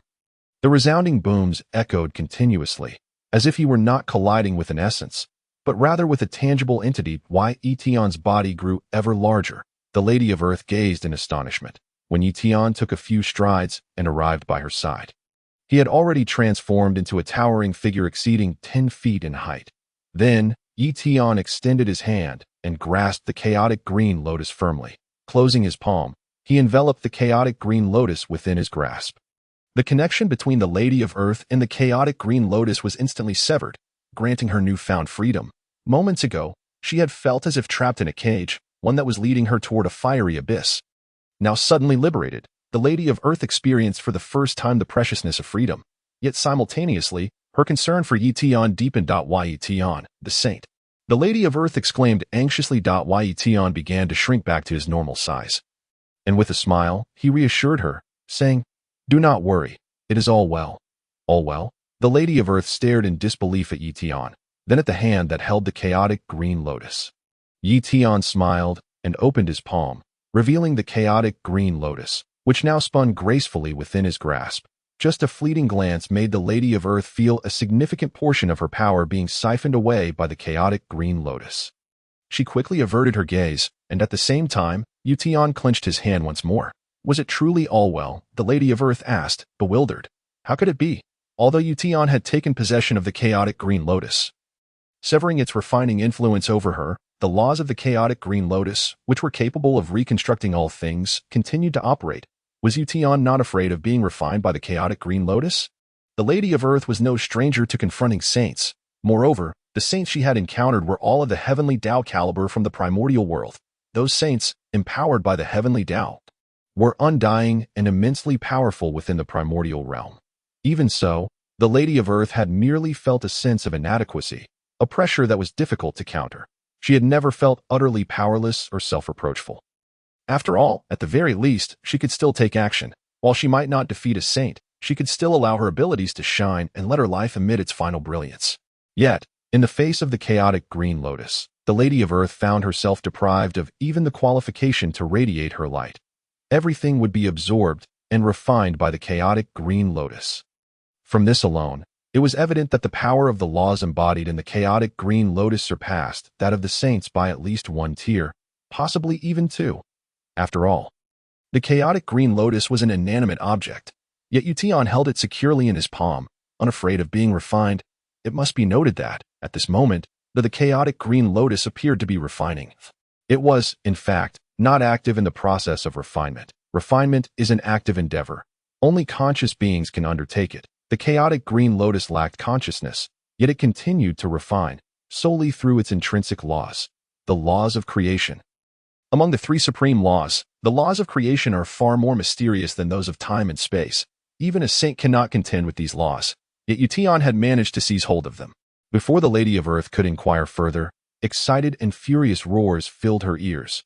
With Ye Tian having taken the chaotic green lotus, the vortex had begun to calm. However, at this moment, the chaotic essence surged once more. It was not a vortex, but rather the tumult caused by the beings of chaos colliding. The chaotic demons of the chaotic sea surged toward the direction of the vortex, stirring the chaotic essence into an unceasing tumult. In less than a quarter of an hour, Ye Tian and the Lady of Earth found themselves completely surrounded by the chaotic demons. The chaotic demons did not cultivate the heavenly Dao's path of refining qi. Most practiced paths of slaughter and conquest. Those who did not cultivate the path of slaughter proved even more troublesome. as these demons delved into various peculiar laws. All creations stem from the chaotic sea. It was entirely normal for the chaotic sea to manifest laws unseen in the primordial realm. All the chaotic demons fixated their gaze upon Ye Tian, particularly on his hand. The chaotic essence swirling around these demons attested to their formidable strength. Under the oppressive weight of their gazes, the Lady of Earth felt a chill coursing through her body, a terror far exceeding that of encountering a heavenly Dao saint. Chapter 56. The Gathering of Malevolent Energy and the Sword that Shatters All Laws. Ye Tian, we must hasten back to the primordial world, exclaimed Empress Hutu, urgently transmitting her thoughts to Ye Tian. The primordial realm is safeguarded by the Earth's membrane. Once it is breached, the forces of the heavenly Dao will react defensively against any aggressor. Given that the primordial world has withstood the test of the chaotic sea for billions of years, it should remain secure even now as long as they can return to the primordial realm. These chaos demons will lose their target. Empress Hutu had no desire to engage in battle with these chaos demons. She lacked both the courage and the capability for combat. Just the weight of their gaze sent chills through her entire being. This indicated that these chaos demons were likely formidable beings of slaughter and enlightenment, having taken countless lives to amass such potent malevolent energy that could freeze her to the core with but a glance. However, Ye Tian did not respond to Empress Hutu. Instead, he began to laugh. As he smiled, Empress Hutu observed his profile, which was undeniably handsome and pristine. Yet, in such dire circumstances, how could Ye Tian still find the capacity to smile? Shouldn't he be fleeing instead? Ye Tian spoke, surveying the approaching chaos demons with a grin. In my 100,000 years in the chaotic sea, I have yet to encounter such powerful beings as you all. To my astonishment, today, you have all taken the bait. How delightful. As he spoke, Ye Tian extended his palm. Chaos Green Lotus. All the chaos demons gasped in unison, their eyes fixated on the chaos green lotus. They began to distance themselves cautiously from one another, wary of one another's intentions. For beings born of the chaotic sea, obtaining the chaos green lotus means that upon achieving harmony, they could instantly attain enlightenment. Enlightenment of the supreme laws and the path of creation. At that moment, they could create at will and refine with ease, holding the entire primordial world within their grasp. Whoever claims the chaos green lotus will ascend as the mightiest being of the chaotic sea. An unparalleled powerhouse. With a smile, Ye Tian called out, "Will you not come forth to claim it? Let us strike him down first, and then decide the fate of the chaos green lotus," shouted one of the chaos demons. "Indeed," echoed another, "whoever manages to refine the chaos green lotus will certainly not spare the rest. Let us first unite to eliminate this one, and then settle the score." Agreements thundered among the chaos demons. One by one, various weapons appeared in their hands, not treasures, but weapons. The god-slaying spear of the demon ancestor Luo, who was also not a treasure, but a weapon, though Empress Hutu had never seen the god-slaying spear. She had heard tales of its legend. Upon seeing these weapons brandished by the chaos demons, an unsettling feeling surged within her, but it felt as though this was the god-slaying spear, a weapon forged from the essence of slaughter. Capable of effortlessly claiming souls with its malevolent aura. No wonder it could slay gods. The cultivators of Qi possess their abilities through techniques, necessitating their spiritual essence for manipulation. Their physical bodies are not particularly strong, and can even be described as weak. Yet, the malevolent energy can penetrate the barriers of techniques, directly invading the cultivator's spiritual essence. It is no wonder that under the god-slaying spear of Luo, many cultivators have perished. The mere swing of these weapons by the chaos demons could obliterate Empress Hutu's spiritual essence even from a distance. Yet Ye Tian remained unfazed, still wearing a smile. Gradually, a long blade began to materialize in his hand, radiating the same chilling aura. Empress Hutu could not help but shudder. This too was a weapon forged from malevolent energy. How much malevolent energy resided within Ye Tian's body? How many lives must he have taken to accumulate such a vast amount? With a smile, Ye Tian declared, "Come forth, all of you." Upon witnessing the long blade in Ye Tian's hand, the chaos demons fell into a brief silence. The malevolent energy emanating from Ye Tian's blade was even more intense than their own. The cultivation and growth of the chaos demons relied on the slaughter of others, yet they could not absorb the chaotic essence. Thus, those who had reached such a level had undoubtedly taken countless lives. They never anticipated that Ye Tian could also condense weapons from malevolent energy. The number of lives he had claimed must be staggering. The chaos demons exchanged glances, their hearts racing. The chaos green lotus was a supreme treasure. Ye Tian's physical form was equally a great boon. Suddenly, one chaos demon with a bovine head and human body let out a roar. Empress Hutu staggered in place, sensing the ground tremble. But wait, they were suspended in the chaotic sea. There was no ground. So how could it tremble? The cause became clear. It was the chaotic sea that was quaking. The malevolent energy left Empress Hutu feeling icy all over. The shrill cries pierced through her very soul like blades. The quaking chaotic sea tossed her physical form up and down, while unknown laws, unseen and unheard before, continuously assaulted her. In that moment, Empress Hutu felt like a fragile boat amidst a storm at sea, battered by gales, tsunamis, volcanic eruptions, and thunderous strikes. Every conceivable disaster seemed to descend upon her vessel.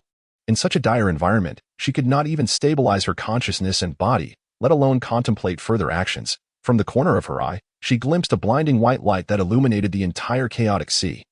But for Empress Hutu, it was of no use. This white light resembled the opening of the door to death. Empress Hutu clutched her head, kneeling in the quaking chaotic sea, her willpower holding steadfast to prevent her body from collapsing and convulsing. Time passed, though she could not discern how long it had been. The storm, tsunami, and volcanic eruptions all ceased. The sea, astonishingly, became tranquil. Still holding her head, Empress Hutu slowly raised her gaze. And what she beheld was an unimaginable sight. The bodies of the chaos demons hovered in the void. Their weapons, formed from condensed malevolent energy, shattered cleanly in half, as if severed by a single stroke. Ye Tian stood before Empress Hutu, presenting her with his imposing silhouette. Empress Hutu, clutching her head, stared blankly at Ye Tian's back. How could this be? With a single stroke, he had slain all the chaos demons. Though reluctant to believe it, the severed bodies and weapons confirmed that it had indeed taken only one strike. The malevolent energy had frozen the bodies of the chaos demons, rendering them incapable of action, leaving them adrift in the chaotic sea. The tides had turned. Not long ago, they were but a fragile boat in the chaotic sea. Now, Ye Tian had transformed into a colossal vessel that reached for the heavens. In contrast, the chaos demons had become mere fragmented remnants. Chapter 57. Harmonizing with the chaos green lotus, completing the path of laws silently. Empress Hutu rose. Ye Tian remained motionless, and she dared not utter a sound. Had Ye Tian entered a state of enlightenment? Empress Hutu marveled. It was one thing for Ye Tian to slay those chaos demons of slaughter and enlightenment. But many among them wielded peculiar laws. Yet, none had escaped the fate of a single strike. Ding. Slaying 10 chaos demons, reward. Great Brahma Avatar. Ding. Slaying 100 chaos demons, reward. 10 drops of Pangu's essence blood. The system's voice echoed in Ye Tian's mind. Previously, in the Primordial World, he had made quite a stir, yet the only formidable being he had truly slain was Yuanshi. Neza was merely a minor character in comparison. Even the reward for Yuanshi amounted to little more than trifling powers, hardly worth mentioning, let alone for Neza. Now, having slain 100 chaos demons, the system's rewards were finally substantial. Ye Tian closed his eyes. Refining the Pangu essence blood, drop after drop of essence blood entered his body, rapidly transforming into streams of energy under the impetus of the laws, merging into every part of his being. Without even invoking his cultivation, the immense power surged forth from his crown, soaring skyward. It was as if the heavens were being split apart, the sheer force radiating from him carving a tunnel spanning tens of thousands of miles. The ancient, grayish Great Brahma Avatar manifested as if it were tangible, detaching itself from Ye Tian. This was an avatar with a human head and bovine horns. Father God. Empress Hutu felt herself involuntarily pushed back by that overwhelming power. Murmuring in awe, the aura emanating from Ye Tian increasingly resembled that of the great Pangu. In fact, it was nearly indistinguishable, leaving Empress Hutu unable to discern reality from illusion. Gazing vacantly, time slipped away unbeknownst to him. The visage of the great Brahma first faded into nothingness. Once Ye Tian stabilized the power within him, the tunnel forged from that very force rapidly closed and vanished beneath the chaotic currents of the Sea of Chaos. Ye Tian reverted to his familiar form. The great Brahma's manifestation and the tunnel had both disappeared. Suddenly, the goddess Hutu awakened with a start, shaking her head vigorously, only to realize that Ye Tian stood before her. Ye Tian, sage, Hutu exclaimed, her voice filled with astonishment as she beheld him. The aura emanating from him was reminiscent of the Primordial World, a familiar presence. Could it be that everything she had sensed moments ago was merely an illusion conjured within her mind? Yet, as she glimpsed the bodies of the chaotic demons still adrift in the Sea of Chaos through Ye Tian, Hutu was finally convinced that everything was indeed real. Ye Tian, sage, she stammered, feeling at a loss for words. A blush creeping across her face. What should we do now? Ye Tian replied with a smile. Have you forgotten the original purpose of our journey to the Sea of Chaos, my lady? original purpose. Hutu echoed, momentarily taken aback. She then looked up to see the chaos green lotus slowly spinning above her head. The chaos green lotus still enveloped her, yet this time it emitted no aura of refinement. Hutu gazed at the chaos green lotus, astonished that Ye Tian had managed to subdue the power of its laws. How could he achieve such a feat? This was the complete form of the chaos green lotus, embodying the laws of creation. Anyone who attains harmony with it could become a sage. Ye Tian, sage. I dare not even dream of the supreme laws. I implore you to withdraw your command. Ye Tian nodded, smiling as he spoke. You were correct, my lady. Anyone who harmonizes with the chaos green lotus can indeed become a sage. However, it is only after you achieve harmony that you can seek the fallen ancestral shaman of your, allowing for the possibility of summoning the phantom of the great Pangu.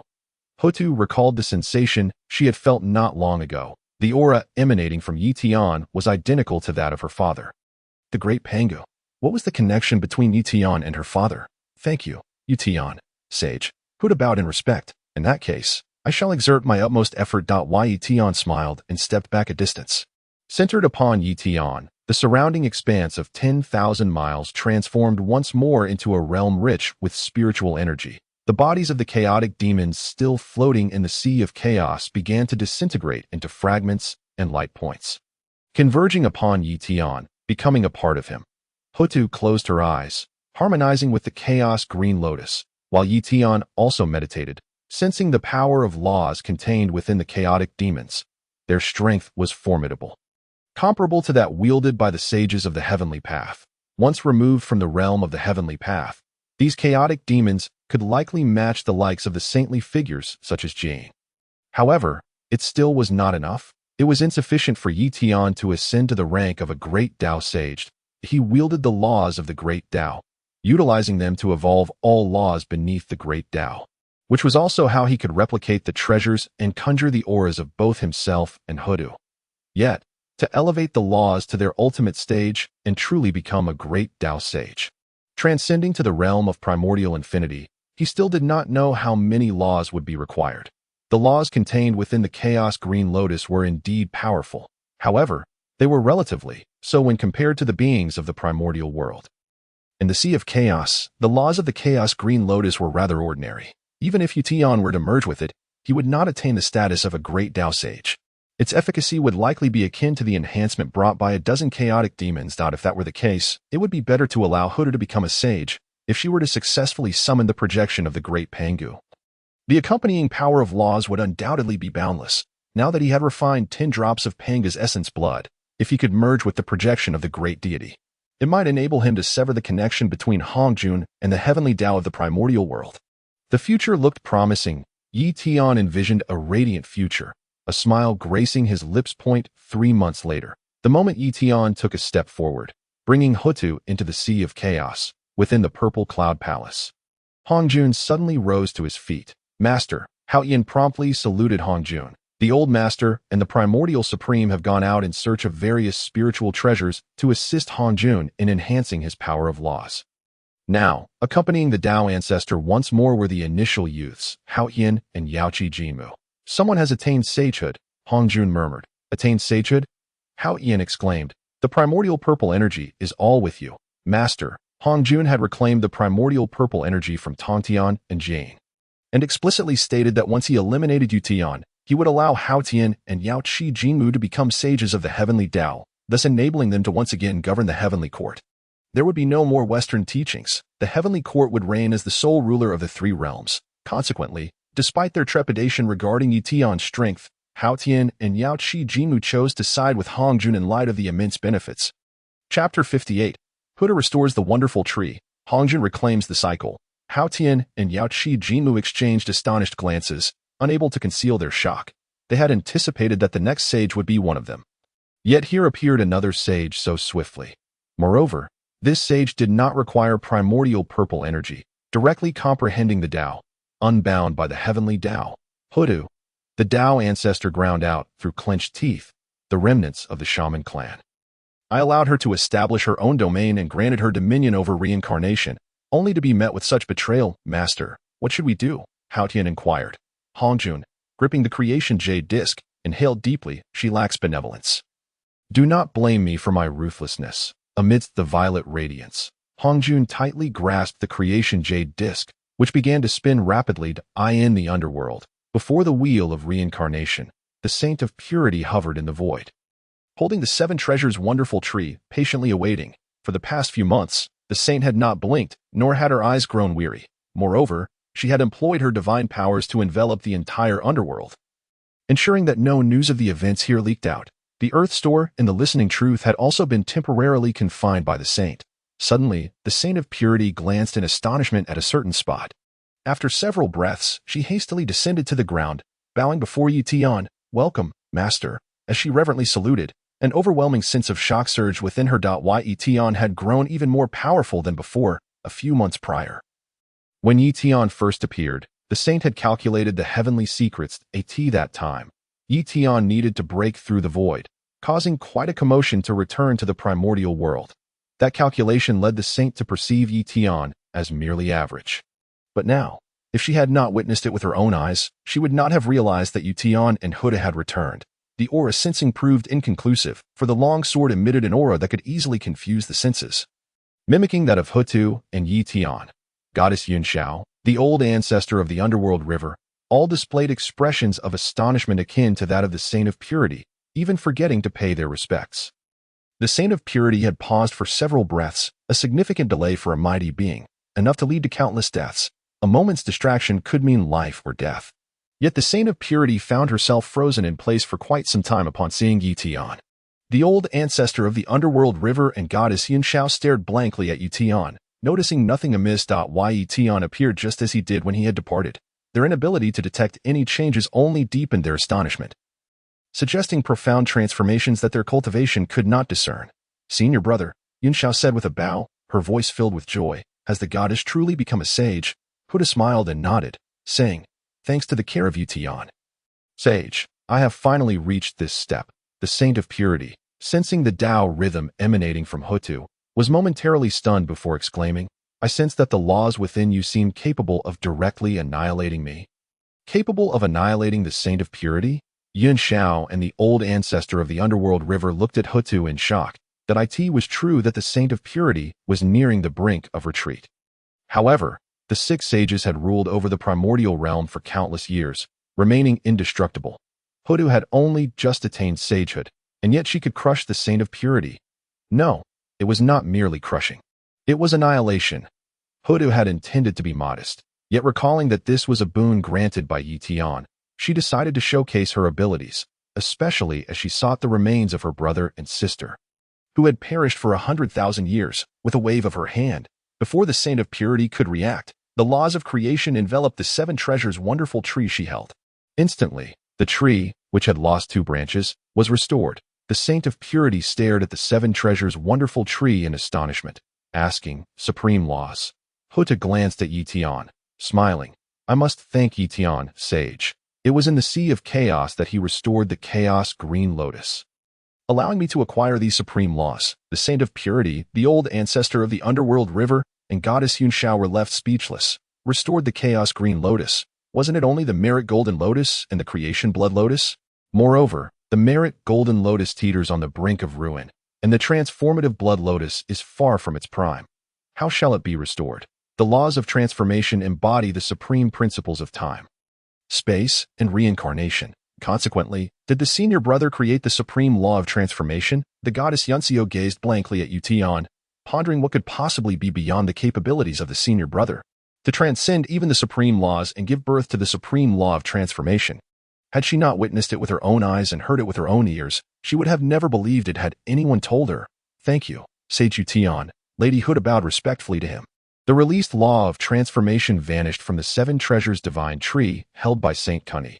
Saint Kunti continued to gaze at the seven treasures divine tree in his grasp. If one could create the complete seven treasures divine tree, then destruction would undoubtedly be a trivial matter. After all, destruction is far simpler than creation, hundreds of times easier, a truth even a child could understand. Ye Tian drew his long blade, resting it upon his back. The dissipating energy returned to the blade as he chuckled. "Lady, you are being too courteous. Since you are also a sage, let us engage as equals henceforth, without the need for titles." Lady Hutu smiled and replied, "If that is the case, then I shall dare to address you as Dao brother. Through their time spent together, Lady Hutu had gradually come to understand some aspects of Ye Tian in terms of decorum. He was quite akin to the celestial master of the way, both disliking the intricate rituals of the Chan teaching and favoring a more relaxed and informal approach to interaction that a sage devoid of pretense was something Lady Hutu had never encountered before. This was also the primary reason she intended to fully support Ye Tian, a sage who transcended all yet regarded all beings with equality. Ye Tian nodded with a smile. Excellent. Suddenly, the underworld trembled ominously. What is happening? Old ancestor Mingi shouted urgently. It is the old rascal Hongjun. In an instant, St. Cunny withdrew the 7 treasures divine tree, glancing upwards. He is extracting the cycle of heavenly law. Lady Hutu exclaimed in fury. The pristine expanse of the primordial land witnessed all adapting to new regulations, when Zhang remained in the Shang Dynasty, tasked with implementing the rules of the celestial master, Shiqi, a force that had submitted to the heavenly law and aspired to become the emperor. Had long chosen surrender. 3 months passed, and the policies were finally put into effect. The next step was maintenance. Returning to his residence, when Zhang cast a disdainful glance at the fire spirit mother, who was indulging in a lavish feast, before sitting at his desk to meditate, the fire spirit mother murmured, "What of it? I am still your senior sister. Is it wrong to enjoy some of your food? Besides, I have been tirelessly working on the front lines. Where do you find such delicacies?" Just as when Zhang was about to argue with the fire spirit mother, the sky suddenly darkened. They exchanged glances and simultaneously vanished, materializing above Chaoga City. Chapter 59. In one stroke, the despair of all powers in the primordial world, a pitch-black river instantly engulfed the entire realm. Following that, the wailing of ghosts and howling of wolves echoed everywhere. Even the fire spirit mother and Wen Zhong, both regarded as powerful beings, felt a chill run down their spines. "Junior brother," the fire spirit mother said, gazing at Wen Zhong. "Ghostly apparitions," Wen Zhong muttered. "The cycle has failed. And the specters have emerged. For powerful beings, and even for ordinary chi refiners, the apparitions posed little threat. Yet for mortals, in just a fleeting moment, the once tranquil Chaoga City was plunged into chaos. Specters ran rampant, shrieking with piercing, mournful cries. For the mighty, and even for ordinary chi refiners, the specters would not pose any significant threat. However, the damage they inflicted upon the common folk was catastrophic at this moment. Countless souls were lost to the ravenous ghosts, or trampled to death in the chaos. The souls of those crushed had barely departed their physical forms when, due to the underworld's loss of the cycle's authority, they morphed into wandering spirits, becoming fodder for the malevolent ghosts. Thus, the evil spirits grew ever stronger. The world of mortals transformed into a realm of utter despair. The common folk, in their terror, knelt down, forgetting the arduous policies and ideals Wen Zhong had tirelessly promoted, fervently praying to the heavens for mercy. Across the primordial land, the ground was littered with mortals begging for salvation. The collective merit and fortune of these beings coalesced into golden clouds, merging into the heavenly law, augmenting the cultivation of the Dao ancestor. Old ancestor Hongjun had intended to reclaim Lady Hutu's authority, but unexpectedly, this would yield such benefits. Realizing this, he would not let the opportunity slip away. The cycle was in disarray, and even the heavenly mechanisms were thrown into turmoil. Mountains crumbled, and seas dried up. Various calamities descended in an instant. The mortals suffering through these disasters did not harbor resentment towards the heavenly law. Rather, they prayed with even greater humility. Ha ha, ha ha ha.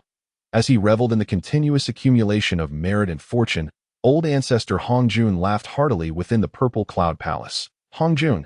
At that moment, a radiant light burst forth from the small thousand worlds, and the furious roar of Lady Hutu reverberated across the primordial land. "Get up now," Saint Kunti called out to the kneeling mortals. "This is the calamity brought down by the old rascal Hongjun. If you do not rise to oppose him and continue to worship him, are you not fools?" Yet, nearly no one heeded Saint Kunti's words. The mortals merely hesitated for a moment before resuming their fervent prayers. "Sage Ye Tian," Lady Hutu turned to Ye Tian, her voice laced with urgency. "Do not fear," Ye Tian replied with a smile. "But countless lives were at stake." Lady Hutu, of course, was unafraid. "But what of the mortal beings who might perish? From now on, the land shall be under your dominion, my lady," Ye Tian stated to Lady Hutu. "Under my dominion." Lady Hutu was momentarily taken aback, but she soon saw Ye Tian grasping his long blade. Stepping forth, ha! Amidst the laughter, purple light descended, the black fog parted, revealing a pathway bathed in violet light, and on the ground stood Ye Tian and the others, while above in the ninth heaven were old ancestor Hongjun, the Jade Emperor, and the golden mother of Yuanshi. Ye Tian, what other means do you possess? Old ancestor Hongjun inquired, his face alight with excitement. He might not yet be Ye Tian's match, but Ye Tian could not kill him either. Both were wary of the primordial realm. Should they engage in earnest combat, the very fabric of the primordial world would surely be obliterated, while the common folk remained mired in torment. The powers of the heavens directed their focus upon Ye Tian. Without the cycle, if this continued, the realm would inevitably transform into an abyss of despair. Before Lady Hutu established the cycle, all souls that perished were suppressed within the four seas' eyes. Thus, the frequent floods in the four seas were the result of those souls incessantly assaulting their seals. It was only through the efforts of Biyou in managing the waters, employing the iron of the sea-settling needle, the heart's desire iron rod, the pillar of heaven, and the bending iron staff to suppress the calamities of the sea's eyes, that the human race could develop swiftly. This was orchestrated by the Dao ancestor through the heavenly law, allowing the departed souls to be transferred to the sea's eyes for suppression. Now, with the Dao ancestor no longer cooperating, and the realm devoid of a cycle, the specters would only grow stronger. Ultimately, the entire realm would become a domain of ghosts, devoid of spiritual essence, and the mighty would swiftly decline. Even great beings such as Nuwa and Swerin now watched Ye Tian with palpable tension. Ye Tian fixed his gaze on old ancestor Hongjun, a cold smile gracing his lips. If you disregard the lives of the primordial beings, then there is no need for you to claim the title of Dao ancestor any longer. Ha ha ha ha. Old ancestor Hongjun erupted into a derisive laughter. I am one with the heavenly law. Do you intend to annihilate all primordial beings, to obliterate the primordial realm? Saint Cunny observed Ye Tian's silhouette, her heart filled with trepidation. Surely the celestial master would not truly go so far. Ye Tian, disinterested in further parley with old ancestor Hongjun, drew the long blade from his back. The blade slipped from his grasp. Hovering in the air, old ancestor Hongjun stared intently at the ever-rising blade. Once the long blade soared to 90,000 miles above, it trembled violently in place before transforming into a magnificent rainbow.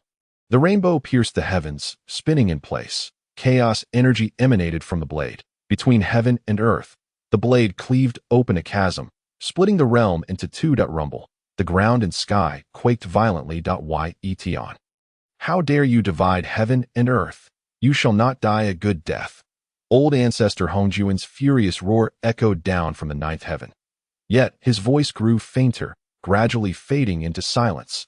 The dark canopy of the heavens vanished, leaving only a glimmer of grayish-white light. This ethereal glow filled the space that had been cleaved apart. The figures of the Earth Mother, the Saint of Pure Guidance, the Goddess Nuwa, and the Flame Sovereign emerged. The Grand Supreme Laozi, the Primordial Heavenly Venerable, the Queen Mother of the West, the Great Master of Zhenyuan, and the Ancestor of the River of Darkness were all present. The mighty beings still residing on the earthly realm looked up in astonishment towards the sky. In that moment, they lost their connection to the Dao of heaven. This sensation was particularly acute for Laozi, the Primordial Heavenly Venerable, the Goddess Nuwa, and the Saint of Pure Guidance, those revered beings of the heavenly path, as if some vital force within them had been extracted. The gray mist that separated the firmament from the earth thickened progressively. The remnants of their tenuous connection to the Dao of heaven dissipated swiftly. All the mighty beings of the primordial era stood in stunned silence, including the goddess Yunxiao and the Daoist master of the Biyou Palace. Each of them, without exception, practiced techniques derived from the Dao ancestor, recognized by the heavenly path. Yet now, the Dao of heaven had vanished. The source of their power was lost, leaving them with a profound emptiness. As they gazed in bewilderment at the direction of Ye Tian, the long blade slowly descended from the sky, returning to rest upon Ye Tian's back. However, the gray mist that separated the firmament from the earth remained undisturbed. Chapter 60. The Earth Mother unites with the land. Ye Tian the sage establishes the rules. The Saint of Pure Guidance, standing closest, licked her lips as the long blade returned to Ye Tian's back. How did he accomplish this? He has truly severed the very fabric of the primordial world. Moreover, it remains relatively intact. Ye Tian stood resolutely before them and spoke in a deep voice. Earth Mother. Only then did the Earth Mother snap out of her stupor and hastily approach Ye Tian's side. Dao brother. Ye Tian smiled at the Earth Mother, saying, I shall require your assistance henceforth. Assistance from me. The Earth Mother gazed at Ye Tian in bewilderment. What could I possibly do? She had only just attained sanctity by merging with the Chaos Green Lotus and considered herself a formidable force among the saints. The Earth Mother had expected that her return would greatly aid Ye Tian, for her current power was sufficient to stand against even the Grand Supreme Laozi. However, she had not anticipated witnessing such a level of contention upon her return. This was not merely a battle but a contest of supremacy, far beyond her reach. Ye Tian chuckled. Have you forgotten, dear mother? You are a sage now as well. Is that what you mean, Dao brother? The Earth Mother looked at Ye Tian, her eyes filled with inquiry. Indeed, just as you have surmised, Ye Tian affirmed with a nod. Taking a deep breath, the Earth Mother clasped her fists in gratitude. Thank you for your guidance, Dao brother. Please, after you, Ye Tian replied, stepping back to stand beside Yunxiao. The Earth Mother glanced back at Ye Tian, receiving a confirming look from him before she began to ascend into the sky. As she approached the gray mist that divided the heavens from the Earth Mother suddenly called out with a commanding voice. Instantly, a triad of white, gold, and crimson light radiated from her being. These three hues cascaded down, accompanied by the ethereal image of the Chaos Green Lotus hovering above her head. The malevolent spirits that had been raging in the earthly realm quickly dissolved beneath the brilliance of her light. Within half an hour, the malevolent entities lurking in the mundane realm were entirely purified by the radiance emitted from the Chaos Green Lotus. It was the Earth Mother, the Flame Sovereign said softly, her voice trembling with disbelief. Is this the power of the sage Ye Tian? If Ye Tian had achieved all this, the Flame Sovereign would have felt astonished but not overwhelmingly shocked, as Ye Tian had already proven himself. However, to discover that it was the Earth Mother who executed such feats left her utterly flabbergasted. The Earth Mother, a primordial witch and a pinnacle power within the witch clan, was indeed formidable. Yet, the Flame Sovereign was no lesser being. She had once safeguarded humanity amid the chaos of the witch and demon war, wielding the Kongtong seal, and was on par with any sage, with the burgeoning fortune of humanity. The Kongtong seal could harness even greater strength. She believed herself to be among the elite of this realm. The Flame Sovereign had even considered joining forces with Ye Tian to challenge the heavens. Yet, after a mere 3 or 4 months in the underworld, the seemingly ordinary Earth Mother had ascended to a level that left the Flame Sovereign feeling utterly dwarfed, unable to harbor any thoughts of rivalry. This was indeed astonishing, but that is not all, the goddess Nuwa murmured, almost dreamily. That is the Chaos Green Lotus. What? The Flame Sovereign exclaimed in shock. The Chaos Green Lotus. How could such a treasure possibly exist in the Primordial World? She quickly turned her gaze towards the Earth Mother. What hovered above her head, if not the Chaos Green Lotus? The Earth Mother, suspended in the air, was on the verge of tears from her overwhelming emotions. The calamities befalling living beings had been resolved in this manner. All of this was the work of sage Ye Tian. Suppressing her excitement, the Earth Mother proclaimed, I am the Great Virtue Earth Mother. Great Virtue Earth Mother. Upon hearing this name, the beings of the mundane realm knelt in reverence. We thank the Earth Mother. The title of Great Virtue Earth Mother was universally known and respected. In the hearts of the mundane beings, her status was only slightly below that of the celestial realm, even more revered than the Six Saints or the Holy Mother, though the sages and the mundane beings were worlds apart. The continuous cycle of life and rebirth among the mundane beings owed its existence to the Great Virtue Earth Mother.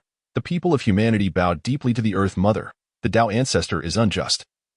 The Dao of Heaven is a public tool, used for personal gain, bringing boundless calamities upon the beings of the Primordial World. As the Earth Mother elucidated, the beings of the Primordial World began to grasp the truth. The calamities were not arbitrary but were instead decreed by the Dao ancestor through the Dao of Heaven. Those who had fervently prayed to the Dao ancestor moments ago now harbored anger in their hearts. Cursing Hongjun the ancestor while expressing profound gratitude to the Earth Mother, the sage Ye Tian could not bear to see living beings suffer, utilizing his immense power to separate heaven and earth. From this day forth, Hongjun the ancestor shall no longer interfere with the earthly realm. All beings raised their heads, staring blankly at the gray mist in the sky. The means of sage Ye Tian had parted the heavens and the earth. Did this not equate to Pangu the Great creating the world? In that moment, the reverence of the beings of the primordial era for Ye Tian surpassed even their veneration for Pangu the Great. The Great One's creation of the world had gone unseen by the mundane beings, and thus felt distant from them. However, without sage Ye Tian, they would have perished at the hands of the malevolent spirits. Today, by the decree of sage Ye Tian, I shall guard the earthly realm, the Earth Mother declared. and as she finished speaking, the chaos green lotus emitted brilliant rays of light, cascading down upon the ground.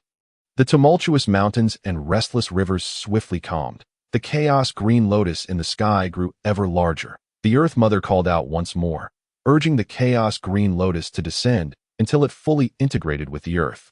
Tri-hued light emanated from the ground, and the malevolent spirits lurking in shadowy corners vanished in an instant. This was the Earth Mother's innate divine ability. After merging with the chaos green lotus, she once again united with the land. The great master of Jinyuan felt a surge of warmth in his hand. The Earth Book slipped from his grasp, soaring directly into the hands of the Earth Mother. She grasped the Earth Book tightly and nodded at the great master of Jinyuan. He promptly clasped his fists and bowed to the Earth Mother, expressing his gratitude. Thank you, Earth Mother, for your consideration. And thank you, Sage Ye Tian, for saving us. The beings of the primordial era bowed to the Earth Mother. We thank Sage Ye Tian and the Earth Mother for our salvation. The Earth Mother held the Earth Book and closed her eyes to inspect it. Once she confirmed that all calamities on the earth had been eradicated, she opened her eyes and proclaimed, Rise. Have you forgotten the rules set by Sage Ye Tian, the rules of Sage Ye Tian? All beings were momentarily taken aback. After a while, they finally reacted, rising to clasp their fists and declare, We thank Sage Ye Tian. Chapter 61. The creation of sun and moon. The celestial stars fall at that moment. The hearts of all beings in the primordial world were stirred. Sage Ye Tian's decree was clear. There was no need to bow to anyone. It turned out that the policies previously enforced by the dynasty were indeed Sage Ye Tian's edicts. Those mundane beings who had resisted before now felt deep shame and regret. They had doubted Sage Ye Tian. Just a short while ago, they had fervently prayed to the celestial realm for aid. Yet it was the very celestial realm they prayed to that had unleashed calamities upon them. The Earth Mother, holding the Earth Book, looked towards Ye Tian. He smiled and nodded, then waved his hand casually. Suddenly, a melodious sound echoed through the gray sky. A colossal, resplendent phoenix soared into the heavens, spreading its magnificent wings. Shortly after, a new sun began to emerge from the gray mist. Sunlight poured forth, illuminating the world below. The vibrant phoenix, carrying the newborn sun, began to glide gracefully above, radiating warmth and light. As they gazed upon the newly born sun and the colorful phoenix, the beings of the primordial world were left in awe. Nearly bowing in reverence, the laws of creation, the goddess Nuwa murmured once more, the supreme laws. Even the great Pangu was unable to grasp this principle. Thus the primordial realm he forged remained a void. Inhabited solely by himself, in a state of utter helplessness, Pangu ultimately perished, his essence transforming into myriad forms, his eyes becoming the sun and the moon. It is no wonder that Ye Tian has mastered the laws of creation. No surprise that he has ascended to such heights. The air cultivators of the primordial realm are incapable of absorbing the chaotic essence from the Sea of Chaos for their cultivation. Hence, the Sea of Chaos poses a dire threat to the denizens of the primordial realm. However, for Ye Tian, who has mastered the laws of creation, the Sea of Chaos and the primordial realm are virtually indistinguishable. It is no wonder he no longer requires merit or luck. Presently, Ye Tian has decisively divided the primordial realm into two halves. The remaining portion, under the influence of Ye Tian's laws of creation, is continually absorbing the essence of the Sea of Chaos, thereby growing stronger. Meanwhile, the half overseen by the Dao ancestor is left to languish in stagnation. The contest between the two parties has only just begun. The Dao ancestor, however, has already faced defeat, and all of this transpired in merely a few months. Nuwa and Swerin stood in stunned silence. In the purple cloud palace, the Dao ancestor was seething, his anger palpable. Had it not been for billions of years of cultivation honing his equanimity, he would have surely erupted in a torrent of curses. Even so, his complexion remained pale, veins bulging with rage. Ye Tian has directly obliterated half of his source of power. The primordial realm has been cleaved in two by Ye Tian. The Dao ancestor ground his teeth, wishing he could devour Ye Tian. Master, the Jade Emperor Haotian spoke softly. Haotian had risen from a mere child to become the heavenly emperor, steadily expanding the heavenly court even amidst the reign of the six sages, subduing the dragon clans of the four seas and countless wandering immortals, amassing immense merit and fortune for the heavenly court. He ultimately tore through the constraints imposed by the six sages, heralding the great manifestation of the heavenly Dao and the calamity of canonization. Haotian's intellect was on par with any sage, perhaps even surpassing that of the six sages. What Nuwa could conceive, Haotian could equally imagine. Master, we must consult the Jade Emperor now, Ye Tian insisted. The adept at resolving crises found himself utterly at a loss for a solution at this moment. No matter, the Dao ancestor waved his hand dismissively. No matter. Ye Tian was bewildered. How could this possibly be no matter? This was a genuine cataclysm. In ancient times, a similar catastrophe had transpired. Back then, mortals could easily reach the heavenly court via Mount Buzhou. Yet, that incident merely severed the connection between the mortal realm and the heavenly court. The primordial realm remained unified, firmly under the Dao ancestors' control. Now, however, the primordial realm has been split in two. With one half vanished entirely, taking with it the greatest fortune and merit. Even a fool could discern that this was far from inconsequential. I implore your guidance, Master. Ye Tian clasped his fists in respect. The Dao ancestor cast a glance at Ye Tian that sent shivers down his spine. Both had emerged as victors in the primordial realm before Ye Tian's arrival, astute schemers who understood each other's thoughts. The Dao ancestor knew Ye Tian regretted his choice, perhaps wishing to align himself with Ye Tian. Ye Tian was aware that the Dao ancestor was cognizant of this, yet he could only express his true feelings at this juncture. Surely, he could not remain bound to the Dao ancestor when defeat was inevitable, especially with no allies at his side. The Dao ancestor snorted and waved his sleeve. The barrier between the purple cloud palace and the outside world dissipated, revealing the magnificent yet empty 33 heavens and the countless stars twinkling across the heavens. The 33 heavens and celestial stars all converged upon the purple cloud palace that I see, Ye Tian exclaimed, bowing to the Dao ancestor. Congratulations, Master, the Dao ancestor nodded casually. Once I have integrated this power, it will be the end for Ye Tian. Now, I must enter seclusion. I will obey your command, Master. Ye Tian quickly bowed in response. As the purple light separated Hongjun from the Jade Emperor. Hongjun finally snorted in frustration. Yet at that moment, Ye Tian felt entirely at ease. Who could resist the power of the 33 heavens and the celestial stars? This was the very essence of the primordial realm. The spiritual energy of the primordial realm derived from the power of the stars. Pure energy ascends to the heavens, while impure energy descends to the earth. The earth, devoid of the celestial stars' power, becomes but a stagnant pool. The Dao ancestor is destined to triumph, and he and his junior sister shall soon ascend to become saints, reclaiming their status as the supreme heavenly emperor and empress. Ye Tian smiled joyfully, taking the delicate hand of his junior sister, the golden mother of the Yuanshi, as they sat together, assuming the responsibilities of a novice, guarding the gate. Meanwhile, Ye Tian had returned to the Biyou Palace. The myriad immortals of the Biyou Palace, led by the Daobao Run, floated in midair, bowing to Ye Tian in unison. Welcome back, Master. Every disciple of the bore radiant expressions. Had Ye Tian not refused the ceremonial greeting of bowing, they might have even knelt to receive him. Previously, during the canonization, the combined forces of Laozi, Yuanshi Tianzuan, Jade, and Yuanshi had revealed the outcome through the Fengshen Bang, and all the disciples of the were aware of their impending doom. Yet now, they faced no such threat. Their elder brother had risen to a stature that rivaled and surpassed that of the Dao ancestor. The Master Tongtian had ventured into the sea of chaos in search of formidable opportunities for breakthrough. With their elder brother now invincible, when Master Tongtian returns, what could the Dao ancestor possibly amount to? Brother, Biyou exclaimed joyfully, darting into the arms of the Daobao Ren. The elder brother is still here. The Daobao Ren replied hastily. However, the fallen junior brothers and sisters had returned, and though he seemed to sternly reprimand Biyou, a joyful smile graced his plump face. Chapter 62, The Complaints of the Mighty. Another saint emerges from in Biyou Palace. All eyes were fixed upon Ye Tian. Amidst excitement and anticipation, there lingered a hint of trepidation.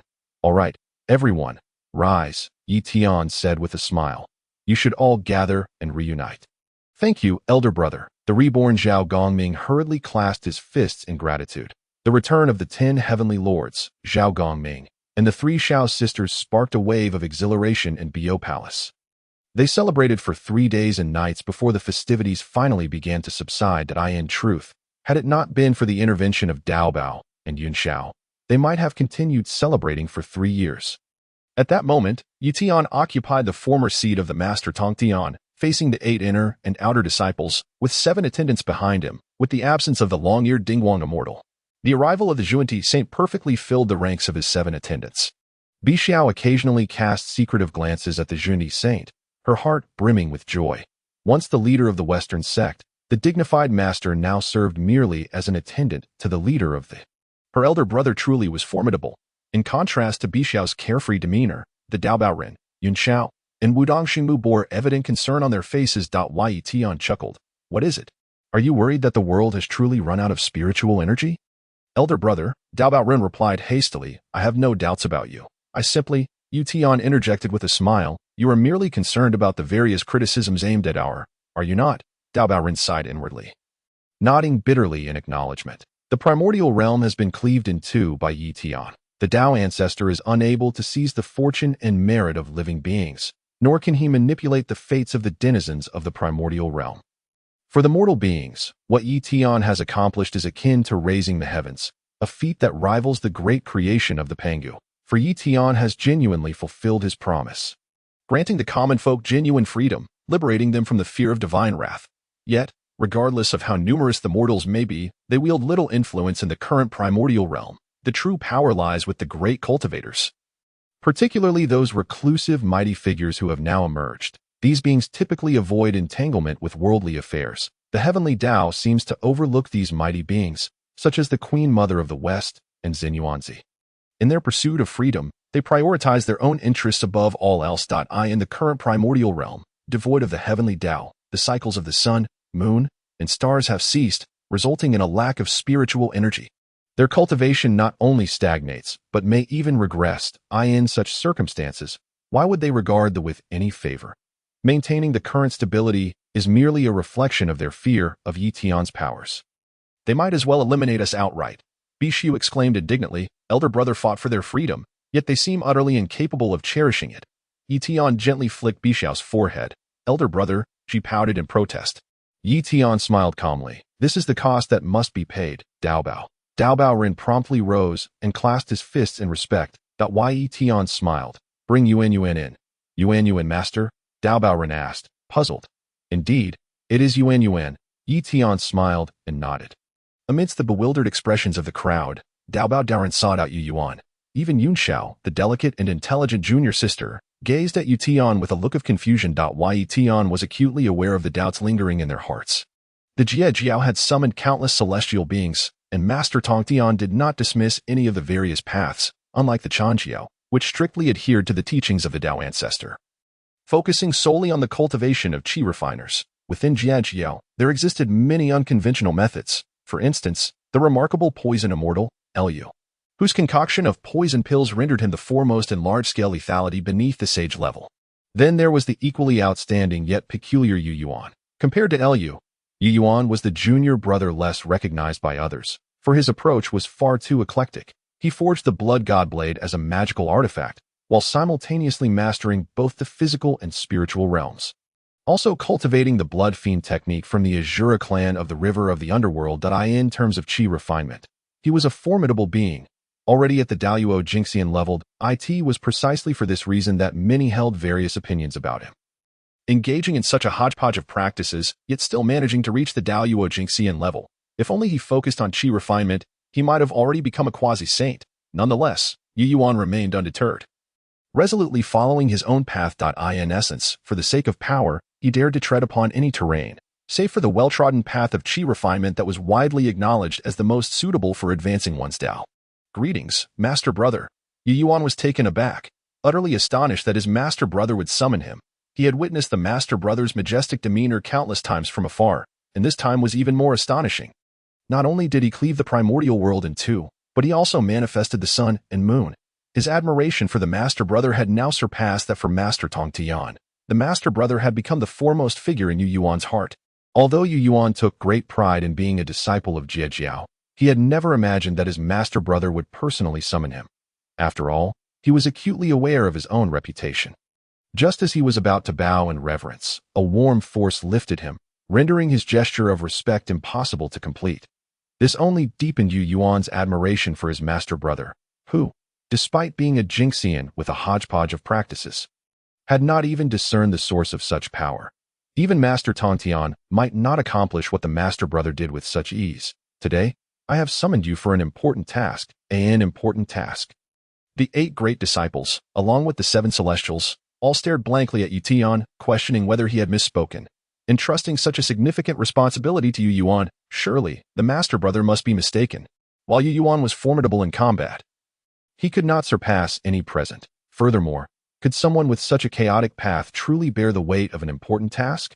Please, Master Brother, give your orders. After a brief moment of astonishment, Yu Yuan excitedly clasped his fists. The stature of the Master Brother in Yu Yuan's heart soared to unprecedented heights. He had been seen. Moreover, he was entrusted with a significant task that even the 8 great disciples and the 7 celestials envied. Yu Yuan resolved within himself that regardless of the nature of the task bestowed upon him by the Master Brother, he would exert every effort. This was the Master Brother's benevolence. Seeing the tremor in Yu Yuan's expression, Ye Tian chuckled. There is no need for such tension. This task is not as perilous as you imagine. Moreover, you will present yourself with the cultivation of a sage, so what danger could there be? Sage. At that moment, even the Kuanping sage was taken aback. Everyone stared blankly at Ye Tian. How could this be possible? In a single day, it took several months for the long unascended Lady Hutu to attain sagehood. Furthermore, she became a sage of the chaotic green lotus, which was already astounding. And now, another sage was to be created. Chapter 63. Returning to the chaotic sea, witnessing the Master Brother slay demons, Dao Daorin was equally stunned. As a powerful being who had also apprenticed under Master Tongtian, he had been by his side since the era of the Dragon and Phoenix calamity. Over countless eons, only 6 sages had emerged from the primordial realm. Having acquired the primordial purple energy, the 3 sovereigns and 5 emperors shared a portion of this primordial purple energy, merely recognized by the heavenly Dao as possessing sage status, yet their realms were not truly those of sages. And now, in less than half a year since the Master Brothers returned from the chaotic sea, he had enabled Master Tongtian to attain enlightenment in a single day, discarding the primordial purple energy while retaining sage status. For months later, he assisted Lady Hutu in ascending to sagehood. Barely a day after Lady Hutu's ascension, now he sought to make Yu Yuan a sage. Dao Daorin was at a loss for how to comprehend these events. If he had not witnessed it with his own eyes, he would have dismissed it as sheer nonsense. How could ascension to sagehood be so effortless? It was as if he were defending the remarkable Daoist Kuanping, who had calculated every possible scenario in his quest for sagehood. He had forged the slaying witch sword using humanity and the slaying immortal flying dagger from the witch clan, when the war of witches and demons erupted. Seeking an opportunity to attain sagehood through force was akin to how Liu condensed killing energy to become a sage. Yet, whether it was Liu or Kuanping, both had failed. The former sparked a war among the myriad races, while the latter marked the conclusion of the war of witches and demons. Neither of the 2 great calamities yielded a single sage, demonstrating the immense difficulty of such an endeavor. However, now, with a single phrase from Ye Tian, it seemed as though someone would indeed ascend to sagehood. The most crucial aspect was that, despite their astonishment, everyone possessed unwavering confidence, because this was the Master Brother speaking. Whoever the Master Brother wished to make a sage would surely become one. Yu Yuan was momentarily stunned, licking his parched lips. Master Brother, this disciple. No need for further words. Ye Tian smiled. I sought you out because you are the most suitable. What? Do you doubt my judgment? Yu Yuan hastily shook his head. No, I do not. Then it is settled. Come forth. Under the watchful eyes of the crowd, Yu Yuan approached Ye Tian, his heart pounding with trepidation. Suddenly, a resonant metallic clang echoed, causing Yu Yuan to shudder in place. The slaying immortal sword formation. The 8 great disciples and the 7 celestials exclaimed in unison. The slaying immortal sword formation unfolded beneath Yu Yuan's feet. The 4 celestial swords, slaying immortal sword, slaying God sword, trapping immortal sword, and absolute immortal sword, circled around Yu Yuan. He stood within the formation, unable to move. This was the most formidable killing array in existence. Even Liu's god-slaying spear paled in comparison to the slaying immortal sword formation. To dismantle the slaying immortal sword formation required the combined efforts of 4 sages, each drawing forth a celestial sword. Master Brother, is this? Yunxiao inquired hastily. She naturally did not believe that her Master Brother intended to annihilate Yu Yuan. If the Master Brother truly meant to act, why employ the slaying immortal sword? Even against the Dao ancestor, the Master Brother could achieve victory with a single strike. Thus, it could only mean that he aimed for Yu Yuan to merge with the slaying immortal 4 swords to attain sagehood. However, could Yu Yuan, with his current cultivation and techniques, suppress the sharpness and murderous intent of the 4 swords? If he could not, he would be consumed by the demonic energy, becoming a creature of slaughter and carnage. Ye Tian discerned Yun Zhao's concerns and Yu Yuan's anxiety, calmly smiling. My actions are grounded in reason. A simple statement assuaged the crowd's apprehension. I was rash, Yun Zhao admitted. Blushing, Yu Tian waved his hand with a smile, prompting her to sit once more. Master brother, the disciple shall focus on maintaining composure. Yu Yuan quickly complied, sitting cross-legged and closing his eyes to begin channeling his techniques. Moments later, Yu Yuan opened his eyes. Master brother, it is ready. Ye Tian smiled slightly and stepped forward, eyeing Yu Yuan's tense gaze. The approaching master brother unexpectedly merged with him. What kind of divine ability is this? Yu Yuan was momentarily taken aback. Just then, a voice echoed in his mind. Close your eyes and perceive. Yu Yuan promptly shut his eyes, heeding the master brother's counsel. In that instant, as he closed his eyes, he felt a wave of dizziness. For the master brother still sat before him. Then, who was it that had just merged with him? Before Yu Yuan could ponder this question, the surrounding scenery began to shift rapidly. The chaotic sea? Yu Yuan exclaimed in surprise. In the chaotic sea, a figure emerged. It was the master brother. As Yu Yuan prepared to pay his respects, the master brother shot him a glare, prompting Yu Yuan to sit down without delay. Immediately, the chaotic energies of the sea began to churn violently. As chaotic demon gods began to gather, waves upon waves surged forth. Yu Yuan felt an overwhelming sense of trepidation. However, the master brother remained utterly composed. That tranquility was infectious, leading Yu Yuan to GRA. Upon grasping this profound realization, Yu Yuan suppressed the shock within his heart and began to close his eyes in contemplation. The sharp blade lights that swirled around him struck his body one after another. Yet they inflicted no harm. Instead, they merged into his being, becoming the essential laws of his enlightenment. In the cave, everyone awaited in silence. The extermination sword array rotated slowly. Yu Yuan's aura remained unchanged, still at the level of a great Luo golden immortal. An hour had passed. Would he truly succeed? They had faith in their senior brother. Yet, Yu Yuan was merely a great Luo golden immortal, even if he could withstand the murderous aura of the extermination sword array. For someone of his realm to achieve sainthood seemed almost impossible. The one who held this belief most deeply was the saint of progenitor, who had made 48 great vows and received 48 virtues from the heavenly Dao, ultimately attaining sainthood with the assistance of the primordial purple energy. At that time, he had already reached the level of a quasi-saint. Could a mere great Luo golden immortal truly succeed? The saint of progenitor was filled with doubt. More than disbelief, however, at that moment, a powerful aura suddenly emerged. Even the saint of progenitor involuntarily trembled, feeling the chill of this overwhelming presence. How formidable! Chapter 64. The slaughtering might ascends to the heavens. Shocking the mighty ones, Ye Tian awaited calmly. The 100,000 years of battle-hardened experience in the Chaos Sea had all transformed into the laws of enlightenment bestowed upon Yu Yuan.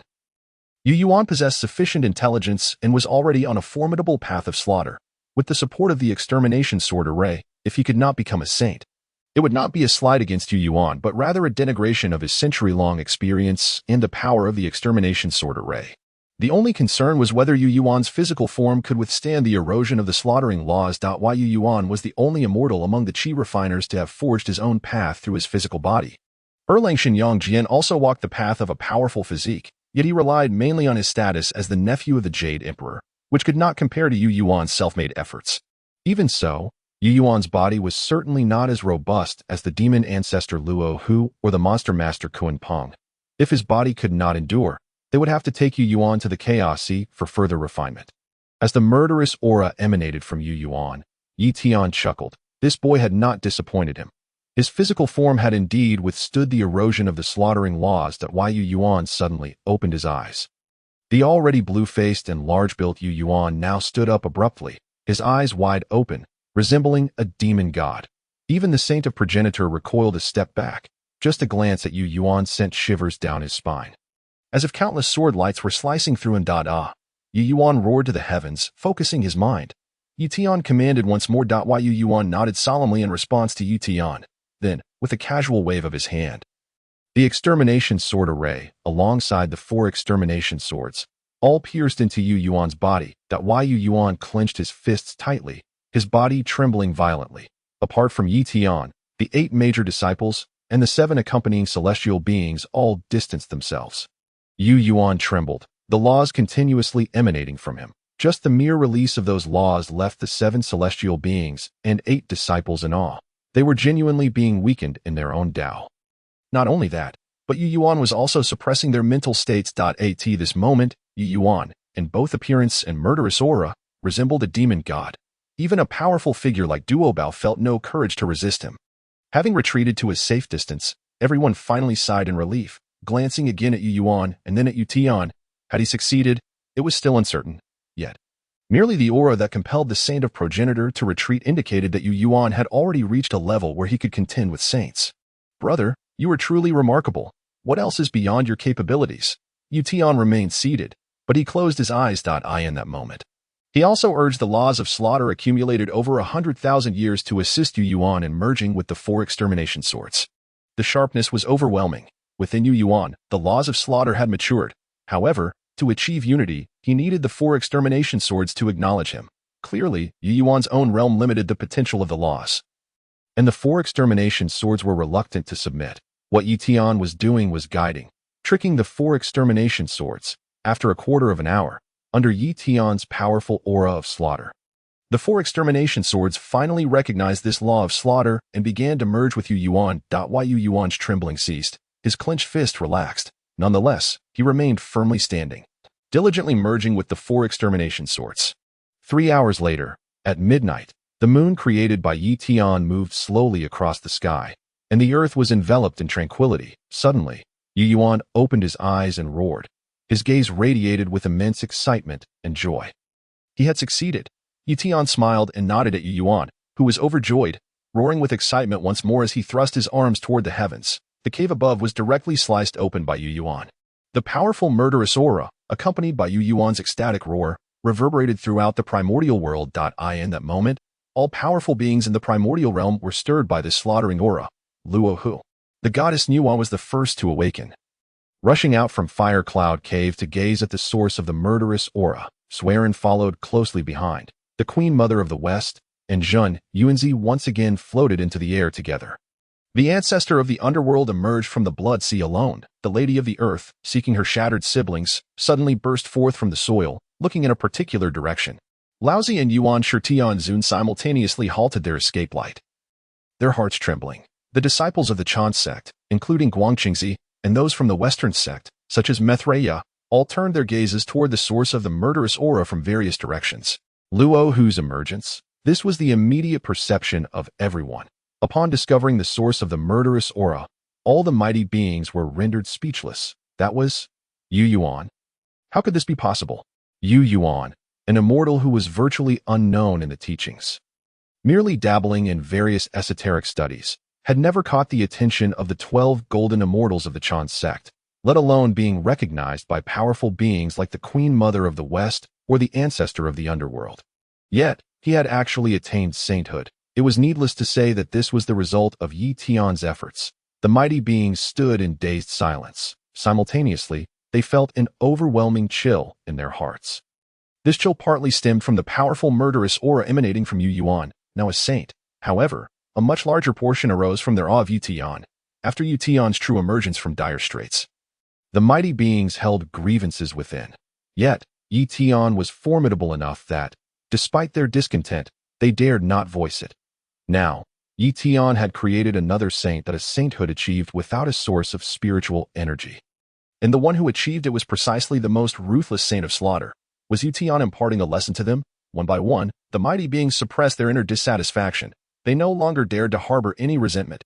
Moreover, these mighty beings found new hope. In a world devoid of spiritual energy, Ye Tian could still help one attain sainthood. What then was there to fear, remaining in the primordial realm without the acknowledgement of the Dao ancestor? Without the primordial purple energy, they would eternally be unable to become saints. Yet now, it was clear that Ye Tian had forged an entirely different path. Even if they currently did not know how to traverse this path, there was still time. In the absence of spiritual energy in the primordial realm, they would at least have several thousand years before their cultivation faltered. Yet, looking at the current situation, it would not take several thousand years. It might only require a few years for Ye Tian to gather a significant number of saints under his banner. At that time, they would directly assault the Purple Cloud Palace and eradicate the Dao ancestor. When that moment arrived, the primordial realm would once again be unified, and the revival of spiritual energy would be just the beginning of a new path to sainthood beyond the primordial purple energy. Ye Tian, the saint, could recreate saints. This was beyond mere strength. It was earth-shattering and unprecedented. After a brief moment of astonishment, the entire Biyou Palace was engulfed in resounding roars of excitement. The Jie Sect had produced another saint. In just a century, it had transformed from having only one teacher to now boasting 3 saints. All the myriad immortals of the Jie Sect were filled with pride, almost wishing to ignite another grand battle to cleanse the humiliation they had previously endured at the hands of the Jie Sect. Chapter 65. The Blood God Blade faces the stars of the Zhou heaven in the Purple Cloud Palace. The Jade Emperor and the mother of Yuanshi quietly stood before the young disciples, safeguarding the Dao ancestor. Although they were separated by the purple light and could not see the Dao ancestor within, various colors of light and numerous laws continuously surged forth from the purple glow, dissipating into the surroundings. The laws that emerged carried the essence of a saintly rank that in just a few days, the number of laws that had escaped amounted to hundreds. The 3,000 Great Dao. Was the Dao ancestor aiming to completely master the 3,000 laws and become a saint of each one? It was a widely accepted conclusion that each law could only yield one saint. If the Dao ancestor could indeed integrate the 3,000 laws to achieve sainthood, how powerful would he become? The Jade Emperor could hardly imagine that he had never reached the level of a saint. The Dao ancestor was already a saint of the primordial chaos, and if he were to reach that stage, would he not directly break through the limits of the primordial and achieve the ultimate Tai Chi? What miraculous powers would lie within the primordial, and how astonishing would the Tai Chi be? These thoughts surpassed the comprehension of the Jade Emperor. He could not fathom it. Yet, one thing was certain: if the Dao ancestor truly reached that pinnacle, Ye Tian would be no match for him. In the vast expanse of the primordial universe, even the entire Chaos Sea, there exists no rival to the esteemed Dao ancestor. The Jade Emperor, Hao Yin, gently clasped the delicate hand of the mother of Yuanshi. Smiling towards the Yuanshi, the countenances of both radiated with blissful smiles, reveling in the formidable strength of the Dao ancestor. The will of heaven could be perceived as the unwavering obsession of the great Pangu. The 3,000 laws were left behind by the 3,000 chaotic demons who ventured into the primordial realm alongside Pangu. Upon the Dao ancestor's assimilation of these 3,000 laws, he effectively merged the powers of Pangu and the chaotic demons. Furthermore, the Dao ancestor himself originated from the Chaos God in due time. It is likely that the Dao ancestor could effortlessly accomplish the act of creation with but a gesture. The Jade Emperor and the mother of Yuanshi were lost in delightful fantasies, envisioning the day when the Dao ancestor would eliminate Ye Tian and restore order to the primordial universe with a mere flick of his hand. They imagined the moment they would regain their status as saints and reclaim dominion over the heavenly court. Suddenly, the Xixiao Palace trembled with a resounding force. A formidable malevolent aura surged forth, breaking through the defenses of the Xixiao Palace and confronting the Jade Emperor and the mother of Yuanshi. Still holding hands, the two stood in shock, exclaiming in unison, "The demon ancestor, Rahu," as attendants of the Dao ancestor. They had been by his side during the fierce battle with Rahu. No one understood the extent of Rahu's strength better than they, who had witnessed it firsthand. The great beings Yang Mei Daxian, Inyang Laozu, and Xiankuan Laozu fell one after another. Ultimately, it was only with the aid of the ancestor dragon that the Dao ancestor managed to vanquish Rahu, albeit at the cost of the ancestor dragon's demise, which transformed him into the mundane Yellow River, flowing eastward into the sea. Among these 5, apart from the ancestor dragon, the remaining 4 hailed from the Chaos Sea, though not possessing the rank of saints. They wielded the strength of saints. The ancestor dragon was among the first beings to emerge during the primordial era, able to stand shoulder to shoulder with saints at that time. This was akin to 5 saints battling Rahu, with 4 falling, leaving only the Dao ancestor standing. Despite this, the Dao ancestor was still not a match for Rahu, and it was only at a critical juncture that he managed to subdue Rahu by uniting with the heavenly Dao of the primordial realm. Yet now, Rahu had been reborn. Would the current Dao ancestor still be able to contend with Rahu? Adding Ye Tian into the mix only exacerbated the concern. The excitement of the Jade Emperor and the mother of Yuanshi dissipated, leaving them feeling icy cold. This chill stemmed from 2 sources: a minor influence of the malevolent aura, but predominantly from the unsettling thought of a potential defeat for the Dao ancestor. A purple light opened a passageway, and the Grand Master Hongjun stepped forth before the Jade Emperor and the mother of Yuanshi. In that moment, this pair of siblings forgot to pay their respects to the Grand Master, staring blankly at the area that had been breached by the murderous aura. Then, a booming laughter echoed. Ha! Grand Master Hongjun, prepare yourself, for this time I extend a greeting. Next time, my Daoist brother, and I shall come to claim your head. Upon finishing his proclamation, Ye Tian abruptly waved his arm.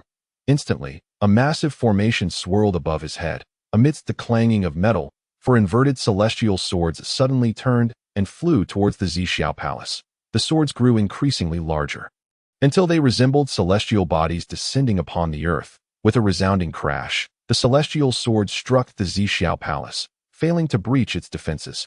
Nevertheless, the overwhelming aura of slaughter permeated the interior of the Xixiao Palace. Both the Jade Emperor and the mother of Yuanshi trembled in unison. The sect of the killing sword, the mother of Yuanshi exclaimed. The Jade Emperor murmured, the sword array of extermination. It was not Rahu, merely Ye Tian.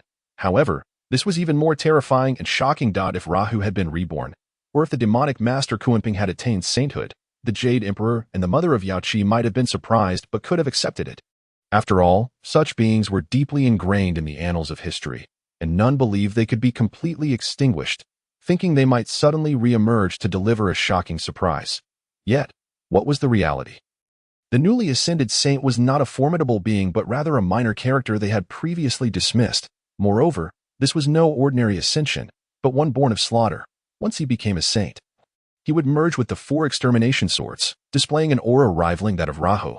How could they possibly contend with this? Ye Tian had the capacity to cultivate an unremarkable individual into a being of Rahu's caliber.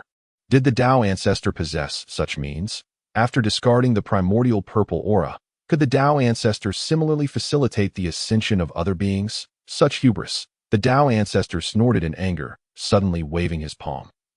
Instantly, radiant light erupted from the palm of the Dao ancestor. The light, upon leaving the Xixiao Palace, transformed into a resplendent giant sword, cleaving towards Ye Tian. Surrounding the brilliant sword were countless luminous points. The Jade Emperor and the mother of Yuanshi immediately recognized it. The great formation of the celestial stars, those seemingly minute luminous points were, in fact, the stars of the heavens that the Dao ancestor had refined. Ye Tian erupted into laughter once more. In that case, let us settle this once and for all. Ye Tian hovered in the air, stepping forward with a forceful stride. Beneath his feet, the sword array of extermination materialized, causing the four extermination swords to hover in place. In Ye Tian's hand, a great blade emerged, the blood god blade. Slash! Ye Tian roared, swinging the blade. Instantly, the four extermination swords quivered, and the laws of slaughter converged into the blood god blade. The blade of blood, suffused with a crimson glow, clashed with the long sword of celestial brilliance as they surged towards each other. With a thunderous roar, the earth-shattering sound reverberated as starlight scattered and blood light enveloped the area. When the starlight and bloodlight dissipated, Ye Tian vanished, seemingly having plunged into the earthly realm. The Grand Master Hongjun snorted, casually waving his hand to retract the starlight. The Xixiao Palace healed, and the malevolent aura within it dissipated as well. The Dao ancestor, brimming with confidence, once more isolated himself and entered into meditation. Chapter 66. The Crisis of the Earth Mother. The rebirth of a saint. The Jade Emperor and the mother of Yuanshi remained rooted to the spot. They exchanged glances, their lips curling into bitter smiles. Impressive, indeed. Yet, of what use is it? Both the Jade Emperor and the mother of Yuanshi found themselves in a state of incredulity, though they dared not express it too overtly. After all, you are the esteemed Dao ancestor. To confront a mere fledgling saint like Ye Tian, you resorted to the great formation of the celestial stars to gather celestial energy, merely to repel him. What if Ye Tian were to arrive at the juncture where the earthly realm and the celestial dome parted? Amidst the scattering of celestial energy, Ye Tian fell from the sky, brimming with murderous intent. Ye Tian let out a fierce roar, ready to charge once more towards the celestial dome. This is exhilarating. This is the power I have sought throughout my life, grateful for the boon bestowed by his elder brother. He yearned for another round, intending to confront the Dao ancestor directly. Suddenly, a serene yet immensely potent sensation enveloped Ye Tian. He quickly turned, gathering his murderous intent in an instant that he feared no one. Yet, in the next moment, he hastily bowed, a fawning smile gracing his face. Yuan expresses his gratitude to the elder brother. Gratitude? Ye Tian chuckled. I see no semblance of gratitude in you. Are you intent on slaughtering everything in your path? Cold sweat trickled down Yuan's brow as he hastily replied, Elder brother, how could I dare? Dare not. Then what were you just doing? Yuan lifted his gaze. Between heaven and earth, the gray mist reconstructed by Ye Tian obstructed their view. The elder brother had surpassed the Dao ancestor in power. Yuan, in a voice barely above a whisper, questioned, then why not directly storm the Xixiao Palace and eliminate the Dao ancestor? Go assist the Earth Mother. Assist the Earth Mother? Yuan was even more perplexed. The Earth Mother has allied with the Earth to reconstruct the cycle of life and death. Is not the entire earthly realm? Ye Tian cast a glance, prompting Yuan to quickly declare, the disciple obeys. Zhao Gongming sheepishly stepped forward, expressing his discontent. Elder brother, if you continue to call me little brother in such a manner, I shall truly feel embarrassed. You keep an eye on Yuan. Should he misbehave, feel free to give him a good whack with your crutch. Having learned from past experiences, you won't act rashly this time, will you? I absolutely will not. I absolutely will not. Zhao Gongming repeatedly gestured in denial. Go now. Ye Tian waved his hand. Yuan and Zhao Gongming bowed, harnessing their saintly powers to activate their escape light, vanishing from Ye Tian's presence in an instant. Elder brother Yunxiao approached Ye Tian, lifting his gaze with a serious expression as he surveyed the heavens before settling his eyes upon Ye Tian. Is the Earth Mother in danger? You are the strategist of our sect. Enlighten us. Blushing, Yunxiao replied, Elder brother is merely teasing me. Had it not been for you, I would have long been on the list of deities, and how could I claim to be a strategist? Ye Tian chuckled softly. Yunxiao's ascension was purely a matter of fate entanglements. The entire sect would suffer alongside him. No matter how clever Yunxiao might be, human calculations could never rival the decree of heaven. Ye Tian pondered various factors, yet ultimately, it all came down to human effort. In contrast, the Dao ancestor was a manifestation of heavenly will. As the elder brother continued to fixate on him, Yunxiao seriously contemplated, suddenly exclaiming, the sword of extermination? Impossible. The saint of progenitors, Yuanshi, immediately interjected. Only the demonic master Kuanping knows the method of forging the sword of extermination. How could it possibly still exist in the primordial realm? Where is Kuanping? Yunxiao inquired. Yuanshi was momentarily taken aback, at a loss for how to respond. Indeed, after the great battle between the Lich and the demons, the demon master Kuanping vanished without a trace. Even the celestial saints, who attempted to divine his whereabouts, were unable to uncover his fate. Thus, rumors spread throughout the primordial world that Kuanping had long since fled to the Chaos Sea. This assertion gained widespread credence, convincing even the saints themselves. However, upon reflection, this notion is fundamentally flawed. To depart from the Chaos Sea at will, one must possess the power of a saint to breach the membrane of the Earth's womb. Below the rank of a saint, there exists only one path, through the city of Xuandu. Yet, Xuandu has always been under the vigilant guard of the Taiji saint, who defends against the chaos demons. If Kuanping truly attempted to traverse Xuandu, could he possibly overcome the obstacles set by the Taiji saint? It is utterly implausible. Kuanping is immensely powerful, so much so that even the saint of propositions harbors doubts about detaining him. Yet, it is believed that my senior brother, the saint of guidance, could indeed restrain Kuanping. Consequently, any one of the three pure ones could easily deal with Kuanping, let alone the Taiji Laozi, who is the mightiest among them. Therefore, it is inconceivable that Kuanping could escape to the Chaos Sea. He must have been subdued by the Taiji saint or perhaps even by the Dao ancestor himself. In either case, Kuanping must currently be beneath the Dao ancestor's command. The Mother of Earth is in peril, exclaimed the Saint of Propositions. Has the Saint of Propositions finally come to this realization? Chuckled the Lady of Clouds. However, my eldest brother has already sent junior brother Yuan ahead. What can a mere sword of slaying demons accomplish? The teacher is indeed wise. The Saint of Propositions expressed with deep admiration. It seems that Ye Tian had anticipated this all along, previously, despite the Mother of Earth presiding over reincarnation.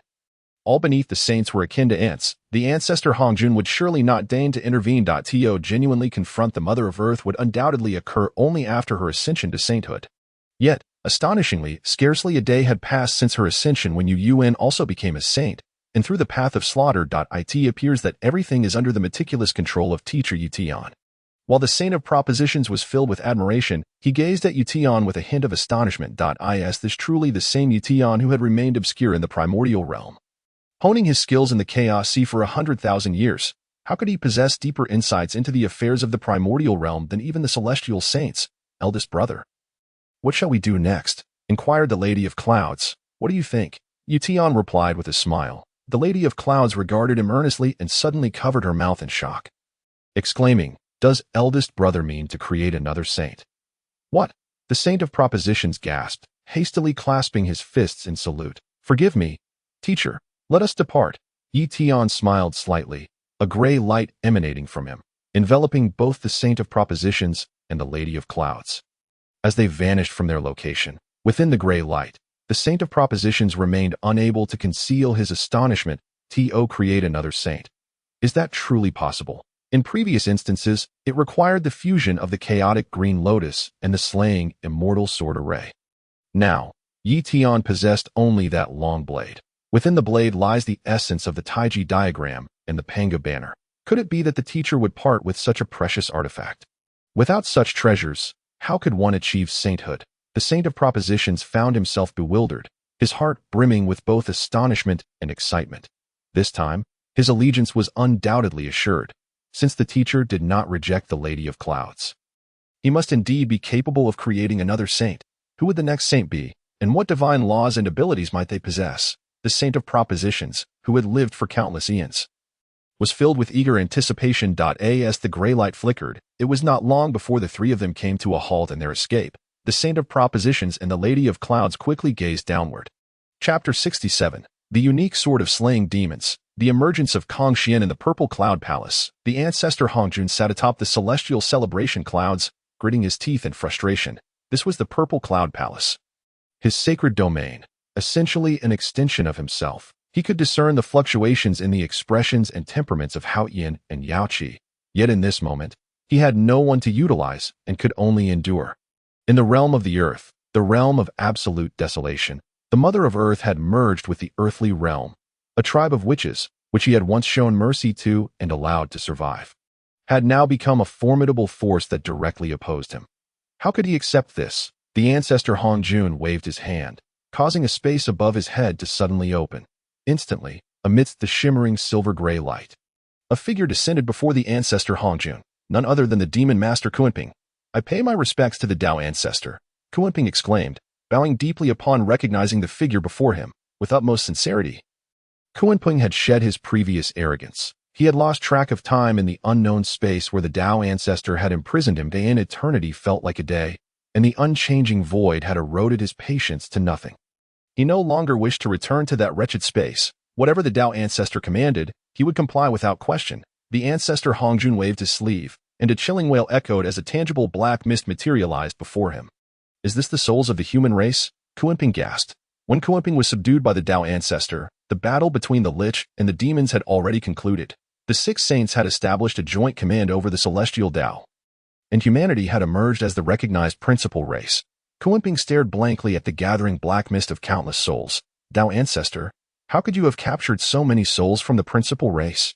"The Mother of Earth has attained sainthood," the Dao ancestor stated calmly. Kuanping was momentarily taken aback before hastily clasping his fists. "Rest assured, Dao ancestor, I shall fulfill the task." The ancestor Hongjun nodded, and the black mist surged towards Kuanping. He quickly gathered the black mist, focusing intently on the ancestor Hongjun. With a wave of his hand, Kuanping found himself positioned beside the Jade Emperor Haoyan and the Golden Mother of Yuanshi. Recognizing him and understanding his intentions, they both bowed to Kuanping, their faces adorned with respectful smiles. It was evident that the Dao ancestor was aware of their previous thoughts. This was a means of subduing them through Kuanping. "Dear friend Kuanping, please feel free to command us," Haoyan said. Kuanping, oblivious to their former identities as Emperor and Empress, assumed they were merely the Dao ancestor's attendants. Nodding with a smile, he moved aside to begin forging the sword of slaying demons. "The Mother of Earth has attained sainthood. How long has it been since the battle between the Lich and the demons? Did the Mother of Earth not reincarnate? How could she have become a saint?" Kuanping pondered, eager to understand, but he refrained from asking. His immediate priority was to fulfill the Dao ancestor's command. Once he eliminated the ancestral witch, the Mother of Earth, he would undoubtedly regain his freedom and could then uncover the truth.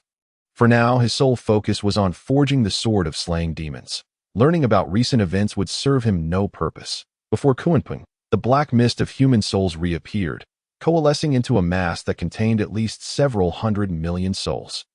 Dao ancestor, how did you gather such a multitude of souls? Kuanping marveled. The battle between the Lich and the demons had raged for so many years, and the demon race had slaughtered humanity to forge the sword of slaying demons. Yet the number of souls they had amassed paled in comparison to this collection. Kuanping's confidence soared. As long as the Mother of Earth remained an ancestral witch, even a saint would find it impossible to withstand the power of the sword forged from these souls.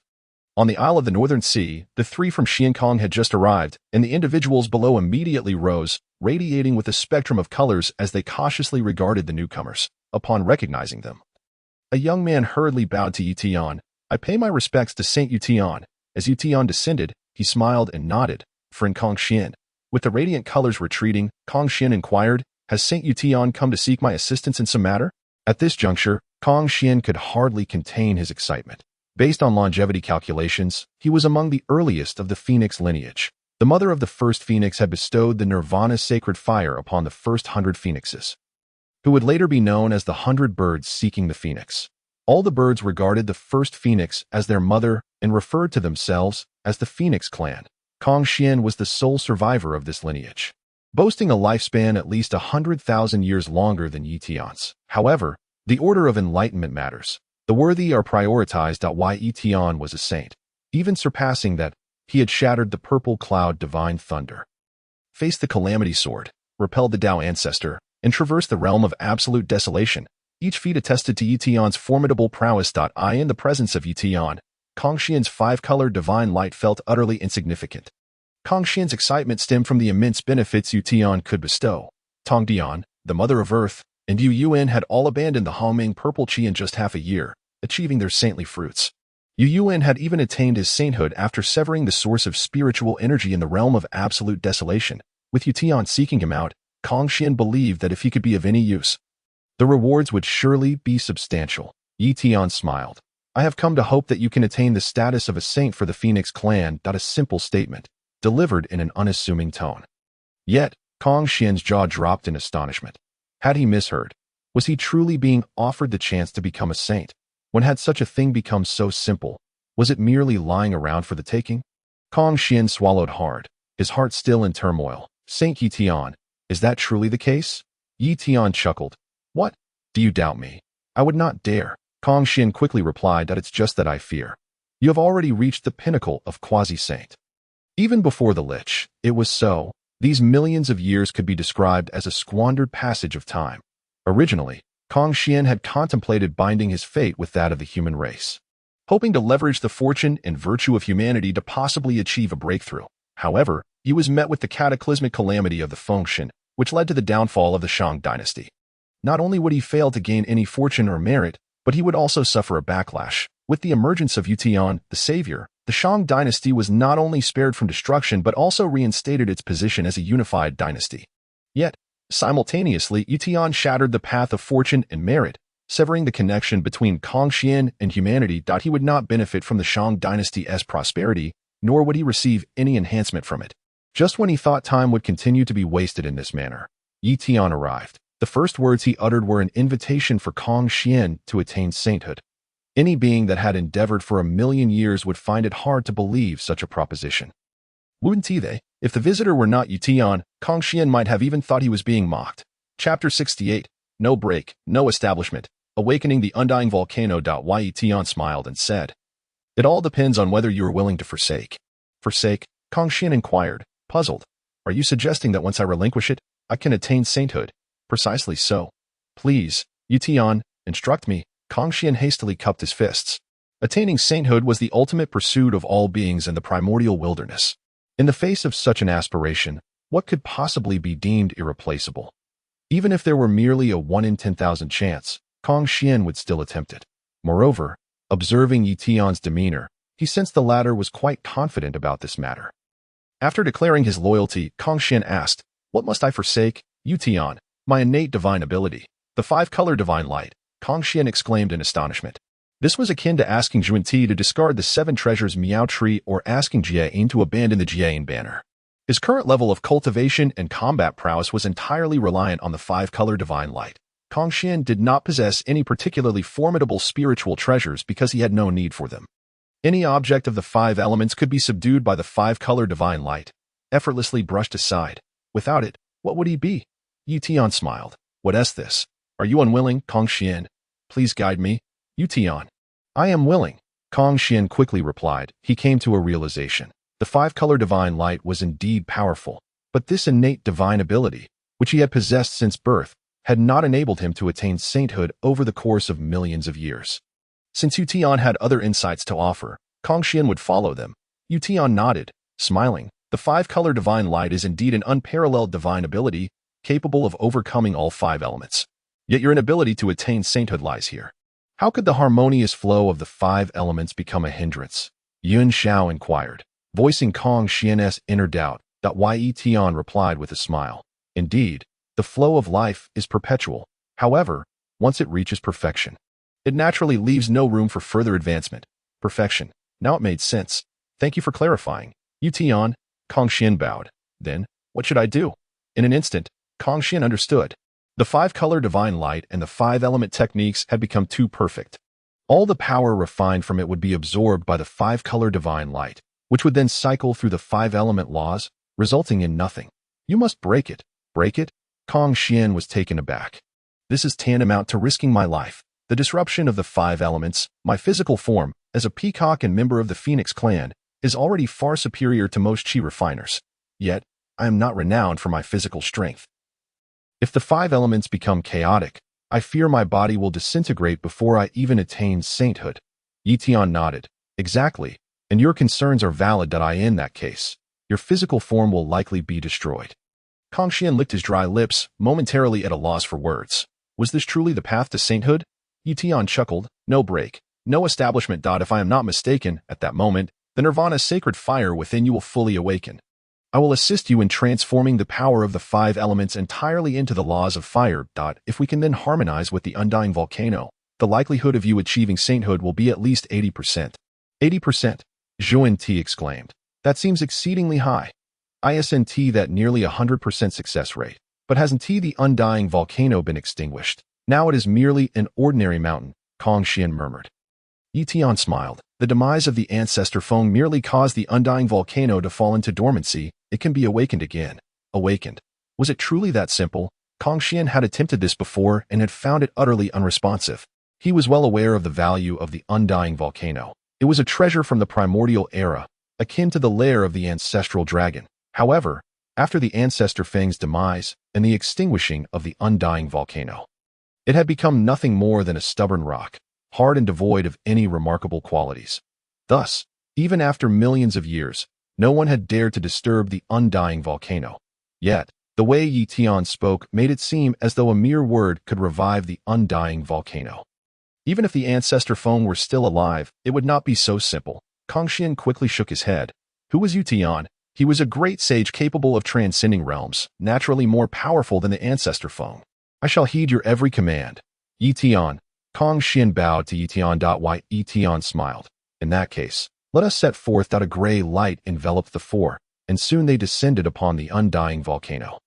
Once a vibrant sight, the undying volcano had now transformed entirely into a dead mountain. No flames erupted, and the entire mountain was scorched earth, devoid of any life. Senior, allow me to assist you in breaking the balance. Ye Tian drew forth a long blade.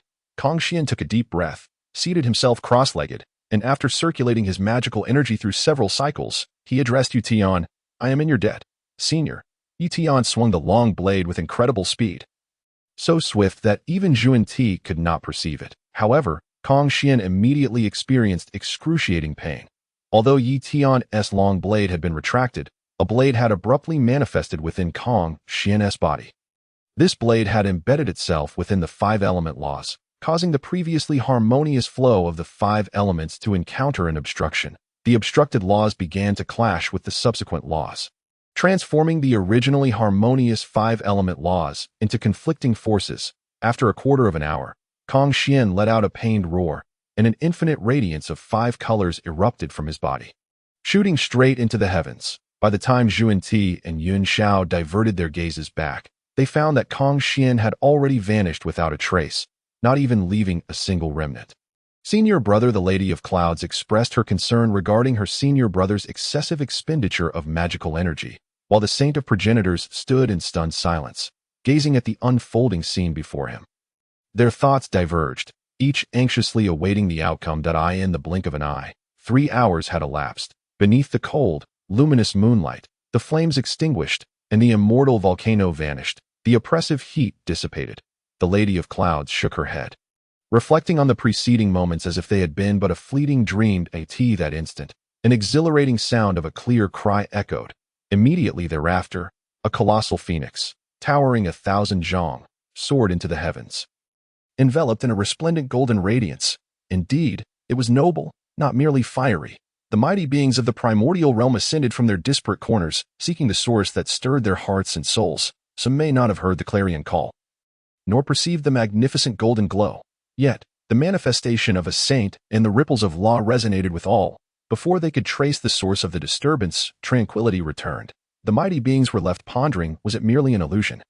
Or was there another explanation? At that moment, Kongxian had already retracted his brilliance, assuming the familiar guise of a young Daoist, and respectfully bowed before Ye Tian, exclaiming, "I am deeply grateful to Saint Ye Tian." Ye Tian regarded Kongxian with a smile, saying, "It is indeed surprising that you could master the powers of a saint so swiftly." Kongxian hastily replied, "It is entirely due to Saint Ye Tian's guidance that I was able to assimilate such pure strength so quickly. I humbly request a favor from you." Ye Tian nodded with a smile. Suddenly, Kongxian knelt and bowed deeply, stating, "To genuinely become a saint and awaken as the heavenly phoenix is all thanks to your nurturing.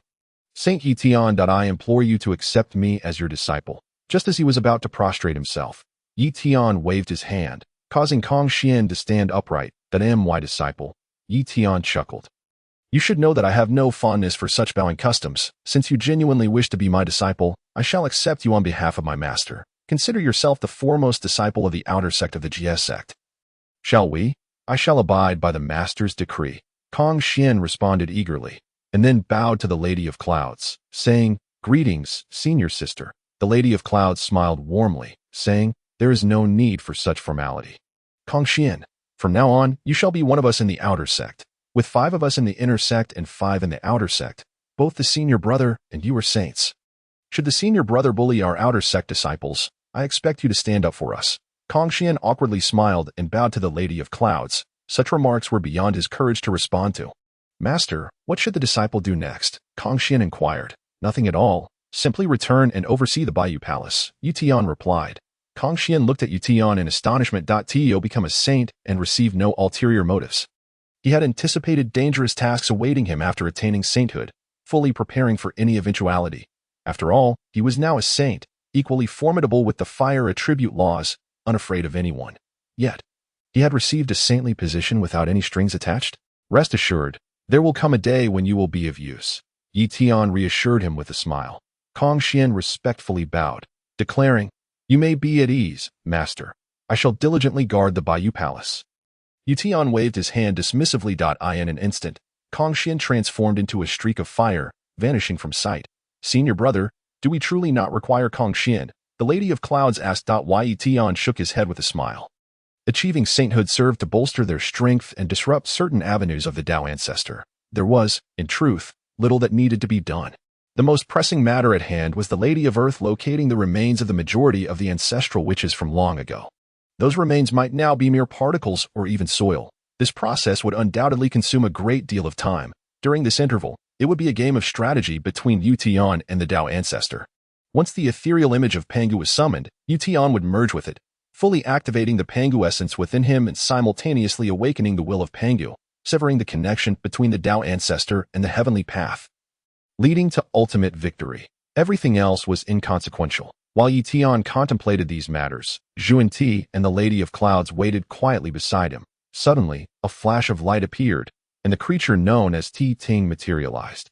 First bowing to Yuanshi, saying, "Greetings, second elder." Realizing his error, Ye Tian quickly corrected himself. "I also greet Saint Ye Tian and the Lady of Clouds. What brings you here?"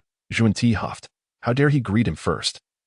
calling him second elder. Such insolence was unforgivable. Master Ye Tian, Ting quickly added, I have come to report that the brothers of the Western teachings are still cultivating on Mount Shumi. Get lost. Yuanshi roared. Second elder. Ting exclaimed, they are all your disciples. This struck a nerve with Yuanshi, who seethed with rage. The Western teachings have long since disbanded. If they choose to remain on Mount Shumi, they are courting death. What more is there to discuss? Get out now. Regardless of Ting's willingness to depart, Yuanshi waved his 7 treasures mysterious tree, sending Ting back to Dizong's side. Master, such trivial matters do not warrant your attention, Yuanshi said hastily after dismissing Ting. Is there any treasure left on Mount Shumi? Ye Tian inquired. Is it worth the effort of both myself and Yuanshi Tianzun? Yuanshi replied, there is nothing left, just the golden lotus of merit. As you know, our Western teachings are impoverished. Not quite. Ye Tian shook his head. These two have come to the mortal realm, making a grand display of attacking Mount Shumi. Was it merely for revenge? Chapter 70. The sharpest heavenly path. Millions of Yin spirits gathered to slay the witch sword. Yuanshi was about to say more when Ye Tian activated his escape light. In an instant, the three found themselves on Mount Xumi. As they arrived, an elated voice echoed around them. Ye Tian, die. Following this, a dark blue light suddenly descended from the sky. The three were enveloped by this dark blue radiance. Ha ha ha. Upon witnessing this, Yuanshi Tianzun erupted in jubilant laughter. Ye Tian, today marks the day of your purification of karmic burdens. The Ta-Ching Lao Zi, riding upon the azure cow, gradually ascended from Mount Shumi. Standing upon the cow's back, and bowing towards the direction of the purple cloud's palace, proclaiming, I humbly beseech the creation Jade dish. Within the purple cloud's palace, brilliant purple light radiated. The venerable Hongjun infused the creation Jade dish with the power of laws he had refined over this period. The purple light shattered the barriers between heaven and earth, howling through the void, trailing behind like a comet's tail, landing in the hands of the Ta-Ching Lao Zi, the law power emanating from the creation Jade dish. Combined with the purple radiance of the comet, stirred the mighty beings of the heavens to eye in an instant. All eyes turned towards the creation Jade dish, fixing their gaze upon Mount Shumi. Master, on Mount Shumi. Disciples such as Ananda, Kasyapa, and Maitreya all lay weakly on the mountain, evidently restrained in their cultivation. The three, Ye Tian and his companions, floated within the dark blue radiance. This so-called dark blue light was in fact a massive stone wall. To call it a stone wall was an understatement. It was an entire cliff. Senior brother, I have lost my cultivation, the Lady of Clouds exclaimed in shock. Master, my cultivation has also been suppressed, Yuanshi cried out urgently. Yuanshi Tianzun and Ta-Ching Lao Zi hovered in the air, with the creation Jade dish suspended directly above the stone wall. Yuanshi Tianzun's voice boomed, Ye Tian, this is the heavenly wall of primordial heaven. Today, I shall refine you, so you may understand the consequences of betraying the heavenly path and your master, the heavenly wall of primordial heaven. Ye Tian nodded slowly, looking towards Yuanshi. Yuanshi quickly said, Master, I know of this artifact, but I did not realize it was still. No worries, Ye Tian replied with a smile. It has come to mind, the renowned wall of the wordless heavenly wall of Mount Shumi. After the Western teachings transformed into Buddhism, every significant Buddhist temple would have a back mountain, a cliff, for the purpose of wall contemplation. The saying 10 years of wall contemplation to break the wall originates from the heavenly wall of Mount Shumi. It was understandable that Yuanshi was unaware of the heavenly wall of Mount Shumi. After all, it was a pivotal treasure for the rise of the Western teachings, the source of the 3 scriptures. When the time was ripe, the heavenly wall of Mount Shumi would radiate golden light, which would evolve into the 3 parts of law, theory, and scripture, collectively known as the 3 scriptures, to ensure the flourishing of the Western teachings. The Dao ancestor truly exerted great effort. Such a primordial treasure remained on Mount Shumi, and to prevent others from coveting it, fearing that Jie and Yuanshi could not guard it. He even activated the power of the heavenly path to obscure the aura of the heavenly wall of Mount Shumi. Now, the heavenly wall of Mount Shumi no longer needed to evolve the 3 scriptures. This primordial treasure, along with the heavenly path laws it contained, was perfectly suited to deal with Ye Tian. The creation Jade dish began to rotate slowly above the heavenly wall of Mount Shumi. Centered around Mount Shumi, a colossal vortex formed in the mortal realm. Within a radius of 10,000 miles, all laws and entities were instantly refined by the laws. In mere moments, several thousand disciples of the Western teachings on Mount Shumi met their tragic demise. Their physical forms torn apart bit by bit. As the laws stripped away their essence, they swiftly approached the creation Jade dish, their corporeal bodies reduced to ashes. The laws and powers cultivated within their bodies were entirely absorbed by the creation Jade dish. Both the Laozi and Yuanshi Tianzun sat cross-legged in midair, gradually rotating around the creation Jade dish, amidst the immense vortex spanning 10,000 miles. Even the revered Nuwa, a celestial sage of the Dao, appears pallid at this moment. Beside her stands Swearin, cradling the Kongdong seal, gazing inquiringly at Nuwa. With a somewhat dazed expression, Nuwa remarks, "In all my years, I have never witnessed such a piercing aspect of the Dao." Swearin, sensing the gravity of the situation, replies, "I, too, am at a loss for understanding, Your Excellency." Nuwa sighs, fully aware of the Dao's might, for as a sage, she comprehends it more profoundly than anyone else. Yet, the Dao's power, which is majestic and transcendent, now manifests as rage and sharpness, utterly unlike the serene essence she had always known. This very sharpness, even from a million miles away, impacts Nuwa, the sage of the Dao. It is needless to mention the other Qi refiners, save for the anomaly Yu Yuan. Each one is a practitioner of the Dao. This moment, every formidable being's face pales, even those of lesser cultivation. Positioned closer to the west, such as the Rinjiao Duizhenren, are not only ashen-faced but trembling from head to toe. The Dao's might is simply beyond the capacity of any living being to resist. This is the collective sentiment of all creatures at this moment. Suddenly, a tumultuous change befalls the heavens and the earth. The earlier rupture created by the creation Jade plate merely opened a portal, trailing a comet's tail. Now, it heralds the descent of the heavenly pillar. Amidst the resounding crash, the barrier separating the celestial gates from the earthly realm is shattered, revealing a vast expanse, akin to the colossal pillar of Mount Buzhou. Breaking through the gray mist and descending with boundless fury and resentment, the black pillar descends. A cacophony of wails spreads throughout the primordial wilderness. "The Zhanwu sword?" Swearin exclaims in a sudden fit of rage. Indeed, it is the Zhanwu sword, an unprecedented Zhanwu sword, a sword of such magnitude, comparable to the heavenly pillar. How many souls of the human race must have been sacrificed to forge such a weapon? The Kongtong seal in Swearin's embrace quakes violently. This Zhanwu sword, crafted from the spirits of human heroes, not only has the power to slay the less formidable souls of the Witch clan, but also significantly impacts the Kongtong seal, which embodies the fortunes of humanity. "Stop," Swearin urgently commands, enveloping the Kongtong seal with his magical energy to suppress its violent surge. Both Nuwa and Swearin stand in stunned silence. In the underworld, Sitagarba and the old ancestor of the Nether River share a similar, dazed expression. The Mount Sumera barrier has confined Ye Tian, and now the unprecedented Zhanwu sword descends. It takes billions of human souls to forge such a potent weapon. The Lady of the Earth must confront a combined assault from billions of human spirits with her solitary strength. Moreover, this Zhanwu sword was crafted by the demon master Kuanping, inherently possessing a restraining effect against the Witch clan. Even without that advantage, such a sword could annihilate a sage. The murderous intent and resentment it harbors would directly assault the souls of Qi refiners. The wrath of billions of spirits might prove insurmountable, even for a sage. Should their spirit falter for but an instant, they may not have time to react before their souls are extinguished.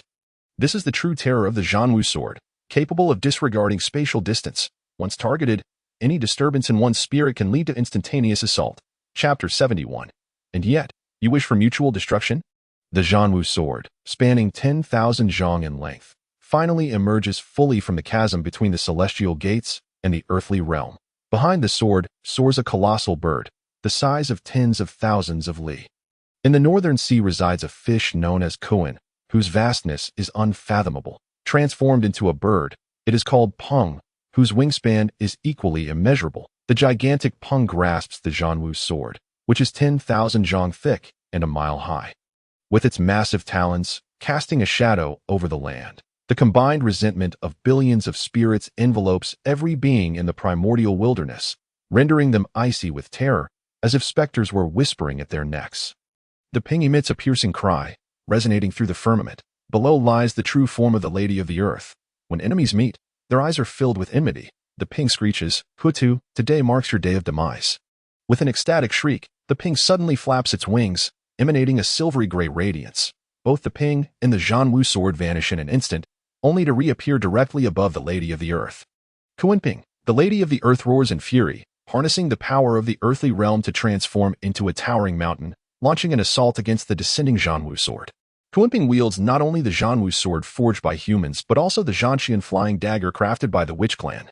Coupled with his identity as a demon master and the loss of his brothers and kin, the Lady of the Earth, no matter her virtue, cannot forsake her hatred for Kuanping. In a tempest of rage, her fist, as large as a mountain peak, collides with the Zhanwu sword, equal in size to the heavenly pillar of Buzhou.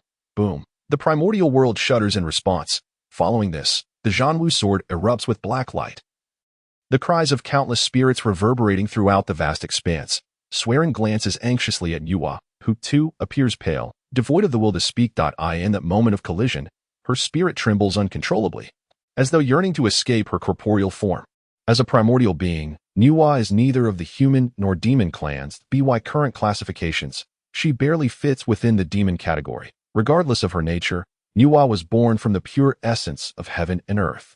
Inherently recognized as a benevolent being by the Dao, and has long cultivated a method of qi refinement based on the formidable primordial spirit. Though her physical form is not powerful, her spiritual strength lies beneath the three primordial brothers of Pangu. Yet at this moment, her spirit is in turmoil. This indicates that should the Zhanwu sword strike her, it would likewise attack her soul directly.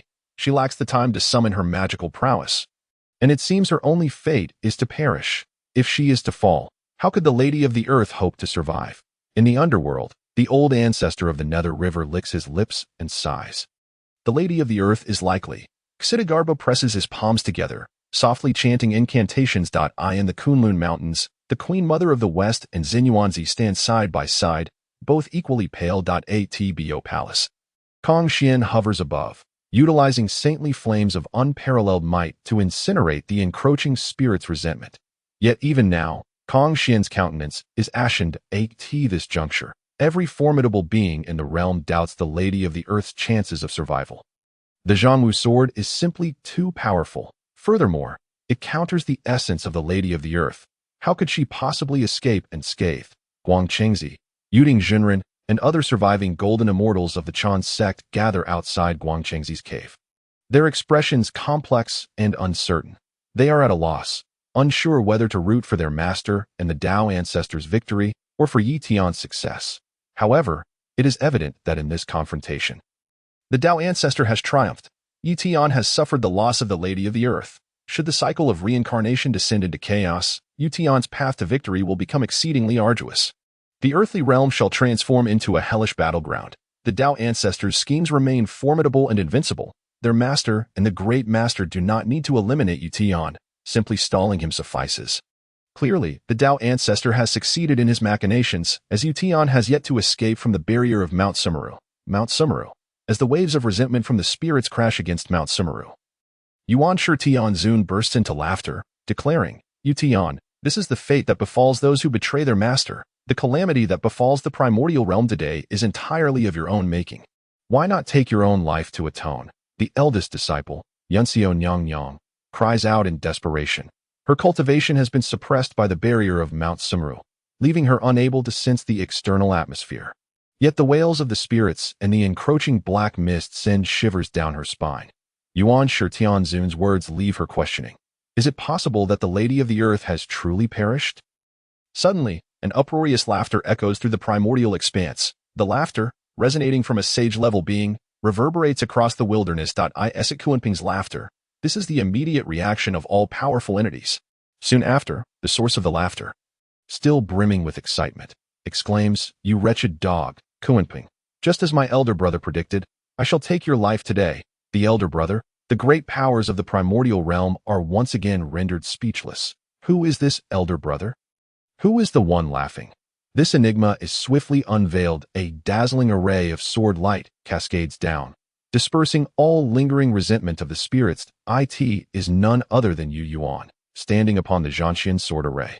Countless swords of murderous intent swirl around him. Billions of flying swords erupt from Yu Yuan, cleaving through all manifestations of spiritual resentment. The Zhanxian sword array quivers momentarily before appearing beside Kuanping. What was once beneath Yu Yuan's feet, the Zhanxian sword array, suddenly expands infinitely. The cold azure light swiftly envelopes an area spanning hundreds of thousands of li, ensnaring Kuanping within its embrace. The billions of swords that had just soared forth return, coalescing into four colossal celestial swords. the Zhanxian sword, the Xian sword, the Jueshan sword, and the Luxian sword. Gripping the blood god blade, Ye Yuan points it menacingly at Kuanping, declaring, "Kuanping, perish." Under the suppression of the Zhuxian sword array, the silver-gray radiance enveloping Kuanping flickered incessantly, its wings flapping in a frenzy. Yet, no matter how fiercely he struggled, he could not breach even a hair's breadth of the Zhuxian sword array. "I surrender. I, the poor Daoist, surrender." Kuanping hastily transformed into his true form, kneeling within the Zhuxian sword array, bellowing with desperation. Ye Yuan paid him no heed. The murderous Zhuxian sword array would not yield to his pleas. Suddenly, for celestial swords descended with great force, in a fit of rage, Kuanping roared, "Very well. If that is the case, I shall bring you down with me." As soon as the words left his lips, the four celestial swords, which had been hurtling toward him, trembled momentarily before vanishing into thin air. When they reappeared, they intersected perfectly, piercing through Kuanping's corporeal form. In the final moments of his life, Kuanping could only let out a heart-wrenching scream. Then, under the lethal power of the Zhuxian sword array, both his body and soul were utterly obliterated, transforming into mere motes of light, completely annihilated. Ye Yuan scoffed disdainfully. "Is this all? You dare to speak of mutual destruction?" Chapter 72. Merely chickens and dogs in the fire cloud cave. Niwa stared in astonishment, her mouth agape, entirely disregarding her dignity as a revered goddess. After a considerable time, she finally shook her head vigorously, closing her mouth to avoid drooling. "That is the demon master Kuanping," she murmured. In the primordial world, he is a figure of unparalleled legend, even more so than the six sages, the death of old ancestor Hongjun, the massacre of countless human tribes to forge the slaying witch sword, and the subsequent outbreak of the witch and demon war. All these monumental events involved his direct participation, causing such upheaval in the primordial realm that the very heavens were shattered. He also personally arranged the great array of the heavenly stars, drawing forth boundless stellar energy, shattering the once unified land of the primordial world into its current fragmented state. Kuanping bears half the responsibility for the present situation of the primordial realm. No other beings have perished because of him. Yet, in the end, this creature has vanished. With the conclusion of the witch and demon war, some sages sought to eliminate Kuanping, while the human tribes led by Swerin, Fushi, and Shinong scoured the world in search of him, but to no avail. Thus, his disappearance only added to his legendary status, the foremost being beneath the sages, following the demon ancestor Rahu. He is among the most influential powers in the primordial realm. And yet, he died just like that. So swiftly, in fact, that even the mighty did not grasp what had transpired. They were still pondering the implications of Ye Yuan's words about the elder brother when Kuanping was no more. At this moment, anyone who remained oblivious to the events unfolding would be nothing short of a fool. Lady Hutu remained standing upon the earth, her expression serene, unaffected by any fall. The myriad Yin spirits gathered by the slaying witch sword were all annihilated by Ye Yuan's celestial sword. Kuanping was gone. Saint Ye Tian, the elder brother mentioned by Ye Yuan. Who else could it be but the current leader of the Jie Sect, Ye Tian? It was indeed Ye Tian. Did he foresee this step as well? Clearly, he did. Lady Hutu and Ye Yuan were both nurtured by Ye Tian in quick succession. Soon, the slaying witch sword would descend. Just so, Ye Yuan rose to power and directly vanquished Kuanping, from scheming to divine prowess. Could Dao ancestor Lao Yi still rival Ye Tian? What could Ye Tian not accomplish? As the black mist dissipated, the feeble Yin spirits were all sent into the cycle of reincarnation by Lady Hutu, who bowed in gratitude towards Mount Shumi, proclaiming, "Thank you, Dao brother Ye Tian." In Chaoga City, when Zhong hovered in the air, bowing to Mount Shumi and saying, "Thank you, sect leader." Below when Zhong, the core figures of the Shang Dynasty, led by King Zhou, followed suit, bowing deeply. "Thank you, Saint Ye Tian." King Zhou, unaware of the reasons behind the great battle, its origins, progression, or conclusion, recognized the Yin spirits. Just recently, due to the chaos of reincarnation, the Yin ghosts had devastated his dynasty, leaving countless citizens dead, the toll of which remained uncounted. Had no one intervened, the dynasty would have surely succumbed to another catastrophic calamity, since Prime Minister Wenzhong attributed the merit to Saint Ye Tian. It must indeed be so.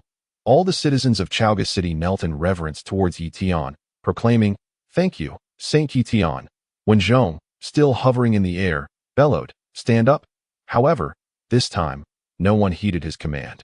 They all sincerely and respectfully bowed towards a single direction, Mount Shumi. The primordial heavenly venerable and the grand pure ancestor both appeared pale.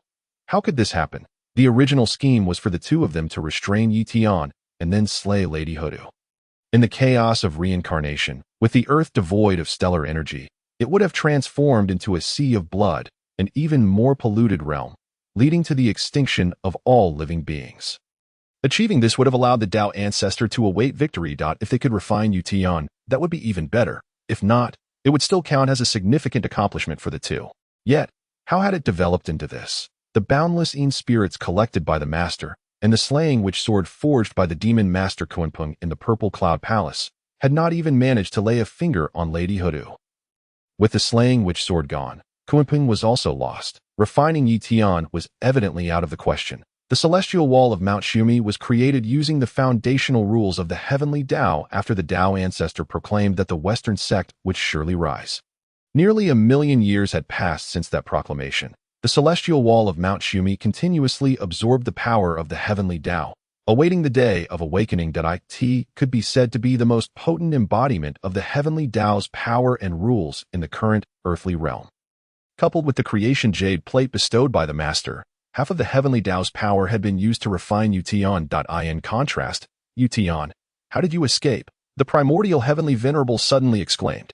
Run! The grand pure ancestor shouted urgently, flicking his banana leaf fan and casting aside the primordial heavenly venerable, his escape light flashing, moving even faster than Kuanping. Brother, wait for me. The primordial heavenly venerable cried out anxiously. Nearly in tears as he hurriedly pursued the grand pure ancestor, the creation jade plate trembled in place, soaring into the sky like a rainbow, vanishing in an instant. Saint Juanti, who followed them, glared furiously at the direction in which the two had disappeared, asking, Sect leader, why did you not slay those two? Ye Tian chuckled, saying, merely chickens and dogs, they cannot stir up much. His words floated lightly through the air, yet all the mighty beings focused on Mount Shumi naturally heard his remarks. Both the grand pure ancestor and the primordial heavenly venerable caught wind of it as well, their bodies trembling in rage. They were the three pure ones of Pangu, the foremost and second among the 6 sages. In the hierarchy of the heavenly Dao, they ranked first and second. In the primordial realm, they were only beneath the Dao ancestor, who would not bow respectfully before them and address them as Saint Lord. Yet here they were, referred to as chickens and dogs by Ye Tian. It was simply intolerable, but they could only endure it. Turning back, did they wish to seek death? As the beings of the Western sect that remained alive on Mount Shumi bowed towards Ye Tian, he paid no attention to their reverence, nor to the disciples of the Western sect, but instead extended his palm. The laws of the saintly Dao activated, and his palm transformed into a miniature universe. Grasping the celestial wall of Mount Shumi within his hand, various powers of the laws surged forth from within Mount Shumi, encompassing all. Strangely, many of them were powers of laws that Ye Tian did not recognize. Just as Ye Tian was about to refine them, a thought suddenly emerged in his mind. In the original narrative, the grand pure ancestor transformed into a Buddha. The Daoist master Duobao became the contemporary leader of Buddhism. And due to his affinity with Buddhism, combined with its fortune and merit, he directly ascended as the third Buddha of merit. Thus, what if Duobao were to refine the celestial wall of Mount Shumi? Would he not become a saint? It was worth a try. After all, if he refined the celestial wall of Mount Shumi, the laws of the Great Dao would not be perfected, and within it, the laws were in disarray, yet each law was not particularly strong.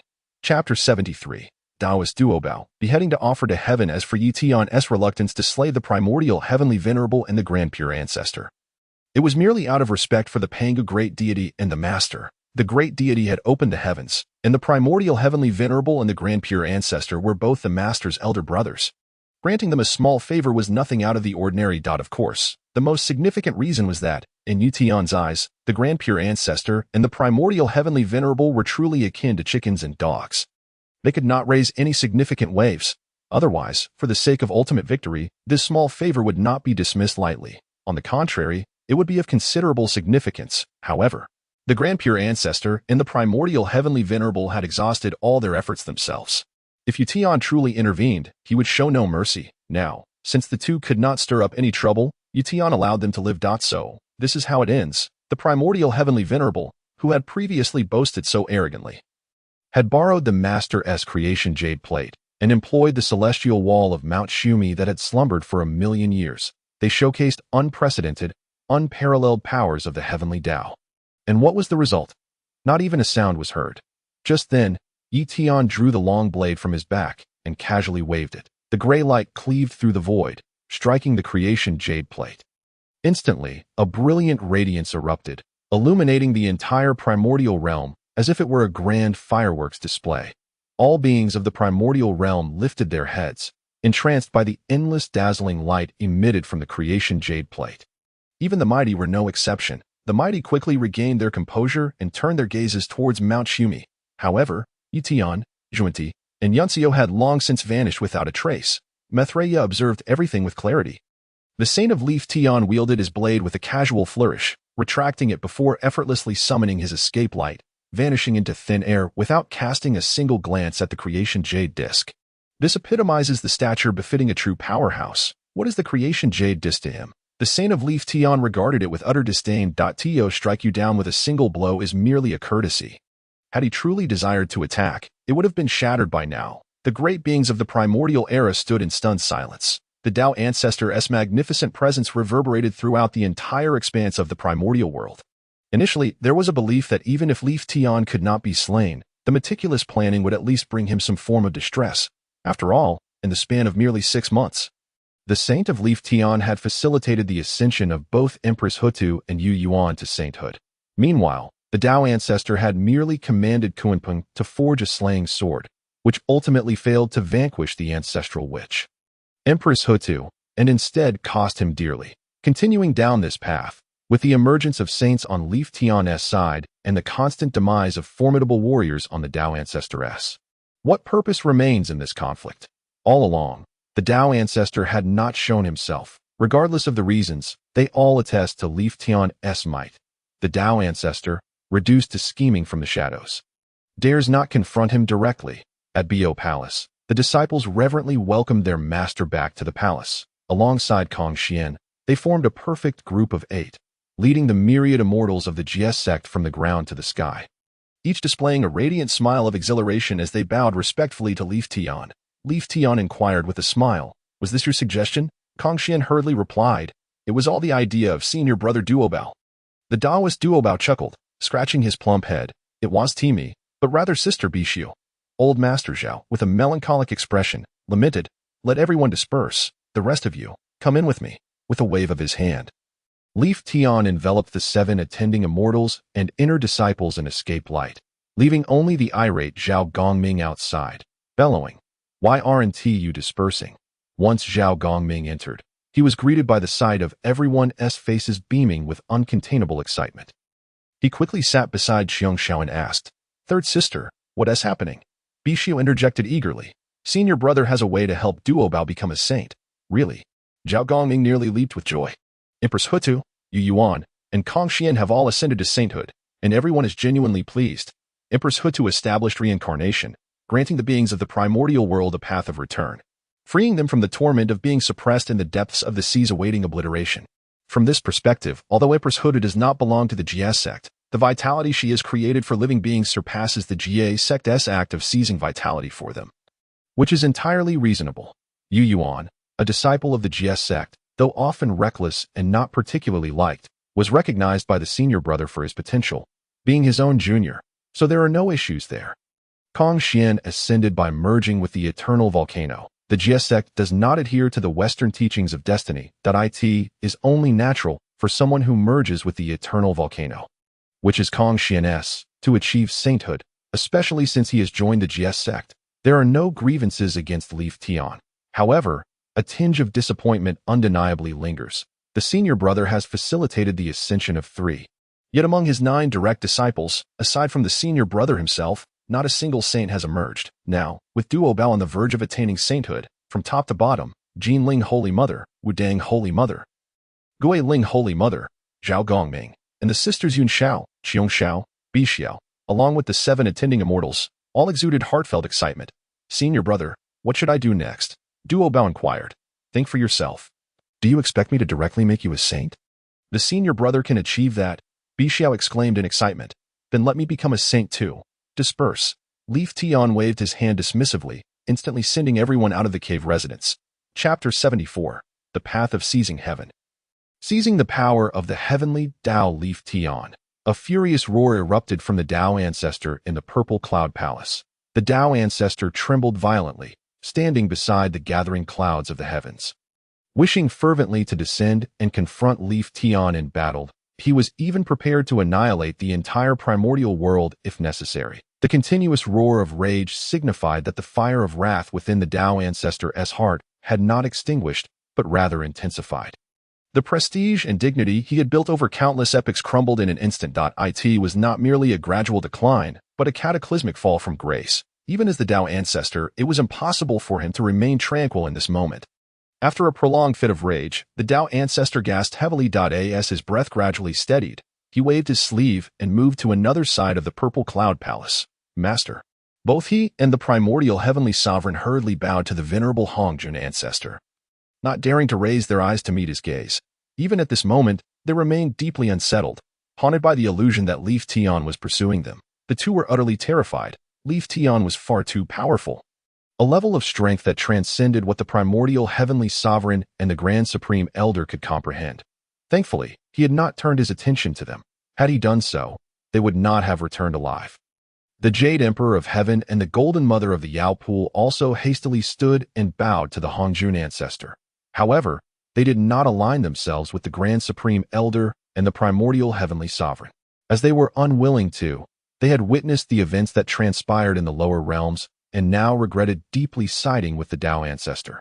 Given a second chance, they would undoubtedly choose to stand with Ye Tian. The Dao ancestor, with an air of celestial grace, seemed unfazed by the recent defeat, calmly remarked, "It's of no consequence." The primordial heavenly sovereign stepped forward, waving his hand to reveal numerous treasures suspended before him. "Master, these are the spiritual treasures we have discovered this time." "Well done." The Hongjun ancestor nodded with a smile, waving his hand to gather the treasures into his sleeve. Externally composed, the Hongjun ancestor's heart seethed with resentment. A mere 10 spiritual treasures. In days gone by, with a mere thought, he could summon any treasure he desired to his hand. But now, he found himself having to actively seek out treasures to consolidate his power. After quickly assessing the treasures in his sleeve, the Hongjun ancestor commanded, "Go retrieve the abysmal slaughter and the Kunlun mirror." The disciples complied promptly. The Hongjun ancestor nodded and vanished from his spot.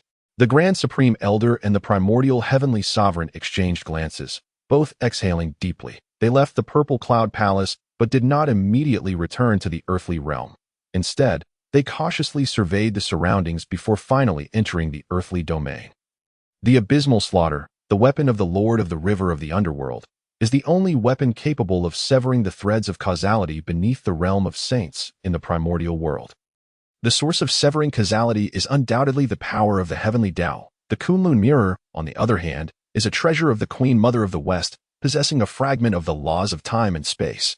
Both of these individuals were once among the 3,000 guests of the Purple Cloud Palace, yet they did not ascend to sainthood, which posed no threat to the Grand Supreme Elder and the Primordial Heavenly Sovereign.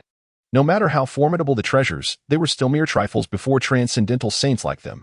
As soon as Ye Tian discovered something, the two had long returned to Biyou Palace. Laozi had parted ways with Yuanshi Tianzun.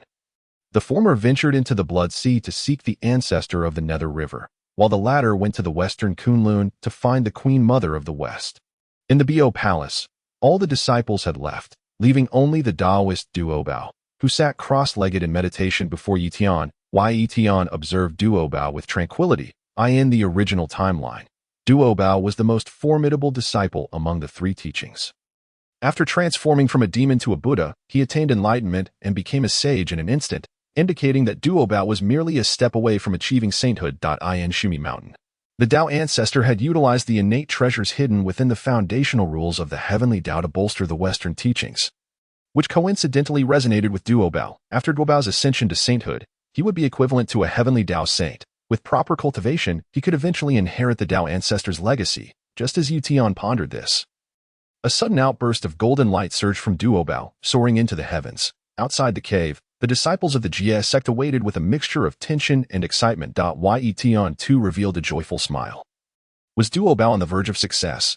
He could even sense the transformative changes occurring in Duobao's Dao body after attaining sainthood and caught a whiff of the fragrant aroma emanating from him. However, at that very moment, Duobao abruptly opened his eyes and cried out in terror, "Master brother!" Ye Tian sensed the reason for Duobao's fright with a slight probe. His cultivation was rapidly regressing. The brilliance that had ascended towards the heavens was being entirely absorbed by the heavenly Dao. The heavenly Dao was suppressing Duobao's ascent to sainthood. The mighty beings of the primordial era were now observing the golden light radiating from Duobao. The light shot up into the skies. The saintess Nuwa immediately detected the anomaly. Someone was about to attain sainthood. No, the golden light that reopened the rift between the celestial and earthly realms was being absorbed by the heavenly threshold. If this continued, not only would he fail to achieve sainthood, but he would also be drained of his power by the heavenly Dao. At that moment, another silver-gray light flickered beside the golden radiance. Rushing towards the heavens. Ye Tian, the saint, the mighty beings all considered this possibility. In an instant, they rushed from their caves, anxiously observing the scene. The silver-gray light surged skyward, cleaving through the barrier between the heavenly threshold and the earthly realm. Revealing the dark void of the heavenly threshold. Was that the heavenly threshold? Through this immense opening, all the mighty beings gazed in astonishment at the high heavens. Where were the radiant stars, the magnificent 33 heavens? They were nowhere to be seen. The silver-gray light surged upwards, suddenly dispersing into a colossal silver-gray lotus platform. The lotus spun rapidly within the heavenly threshold. A thunderous roar echoed from the heavenly threshold back to the earthly realm. The dark heavenly threshold was visibly tugged by silver light, and the silver-gray lotus platform began to shift towards a silvery hue. Nuwa reacted first. Ye Tian, the saint, is siphoning the power of the heavenly Dao. The path of siphoning heaven? Swearin exclaimed. If that were the case, wouldn't Ye Tian be able to seize the power of the heavenly Dao, even that of the Dao ancestor? The Dao ancestor, how could he possibly contend against Ye Tian? The increasingly radiant heavenly threshold suddenly resonated with the furious roar of the Dao ancestor, Ye Tian. Immediately afterward, a surge of purple light surged toward the silver lotus platform. However, from within the silver lotus platform, a silver-gray beam of light shot forth. Across countless miles, the mighty beings of the primordial era felt the sharpness of that silver-gray light. Upon contact, both the silver-gray and purple lights were obliterated in an instant. In the next moment, the extinguished area erupted with purple light, 100-fold more magnificent than before. The purple light surged toward the lotus platform. At this moment, Ye Tian drew the long blade from his back. Gripping it firmly as he calmly addressed the air, is a friend truly resorting to such despicable means to obstruct another's ascension to sainthood? Are we truly on the brink of a deadly confrontation? The purple light aimed at the lotus platform suddenly halted. Then, the purple light transformed into the enormous phantom of Hongjun Laozu, angrily shouting at Ye Tian. Ye Tian, await your doom. I shall ensure your utter annihilation. After his proclamation, the purple light erupted, scattering into countless sparks, and vanished from sight. The mighty beings of the primordial era were momentarily stunned. Was this the Dao ancestors' response? Though beautifully articulated, in essence, it revealed a reluctance to engage in battle. The Saint Ye Tian had grown so powerful that a single utterance could intimidate the Dao ancestor. The silver-gray lotus platform continued to whirl in the air, and as it fully transformed into silver, it began its thunderous descent. At that moment, even the weakest chi refiners could sense the surging power within the lotus platform. Ye Tian had directly siphoned such vast amounts of power from the heavenly Dao. And yet the Dao ancestor did not even dare to intervene. The lotus crashed down, eventually landing upon Duobao. The abundant power of the heavenly Dao, combined with the integration of the Shumi Mountain's heavenly wall, instantaneously replenished Duobao's earlier deficit and propelled him directly into sainthood. With an exuberant roar, Duobao emerged from the cave, manifesting in the skies. The golden light radiated from him. With his hair swirling, he resembled the Tathagata from Ye Tian's memories. The entirety of Biyou Palace erupted in jubilant celebration. Disciples, both internal and external, transformed into their true forms, exuding auspicious light and colors to congratulate Duobao's ascension. The melodious chirping and excited shouts filled the air. The mighty beings of the primordial era gazed enviously at the golden light emanating from Biyou Palace. With just the Jie Sect alone, there were now 3 saints, Tong Tian, Ye Tian, and Yu Yuan. Suddenly, Nuwa licked her lips and murmured, "The Jie Sect has yet another saint." That was the jubilant call of Kongxian, flames of crimson flickering around him. "Another saint?" Swearin exclaimed in astonishment. Nuwa nodded vigorously. Swearin gasped. Aside from the well-known saints, when did the Jie Sect acquire another? Was it someone Tong Tian had concealed, or was it a result of Yu Tian's return? It must be the former. After all, Ye Tian had only returned for half a year, and most of that time had been spent aiding Hutu in achieving sainthood. After Hutu attained sainthood, it took her less than a day for Yu Yuan to follow suit. And now, just a few days later, Duobao had also become a saint. If another saint, cultivated by Ye Tian, were to emerge, that would be truly extraordinary, more formidable than the Dao ancestor, who had mastery over the primordial purple energy and the heavenly Dao. Who is it? Who is it? Swearin anxiously inquired. Niwa gazed intently toward Biyou Palace, and after a long pause, finally replied, Kongxian, Kongxian. How could that be? Swearin exclaimed loudly. Kongxian was indeed powerful. During the era of dragons and phoenixes, amidst the great catastrophe of the 100 clans, Kongxian was already a great Luo golden immortal, possibly even a quasi-saint in cultivation. He had a higher starting point than the original Niwa, Jie, and others. Yet, because of this, Kongxian's attainment of sainthood seemed all the more impossible. Otherwise, why would he have waited for millions of years, binding his fate to that of the human race, creating the Xianyao to trade? Ye Yuan's ascension to sainthood did not surprise Swearin, but Kongxian's was genuinely astonishing. How did he attain sainthood? After a long while, Swearin finally asked. Niwa shook her head. Unclear, but it seems to be through the path of fire. The path of fire. Swearin's eyes widened once more. He was the ancestor in this domain. After the fall of the Phoenix clan's progenitor, he had been at the forefront of the path of fire. If anyone were to attain the Dao through this path, Swearin believed it would likely be himself. Yet, Kongxian had taken the lead, blocking his path to sainthood. That was not the crux of the matter. The real issue was that he had not sensed anything at all.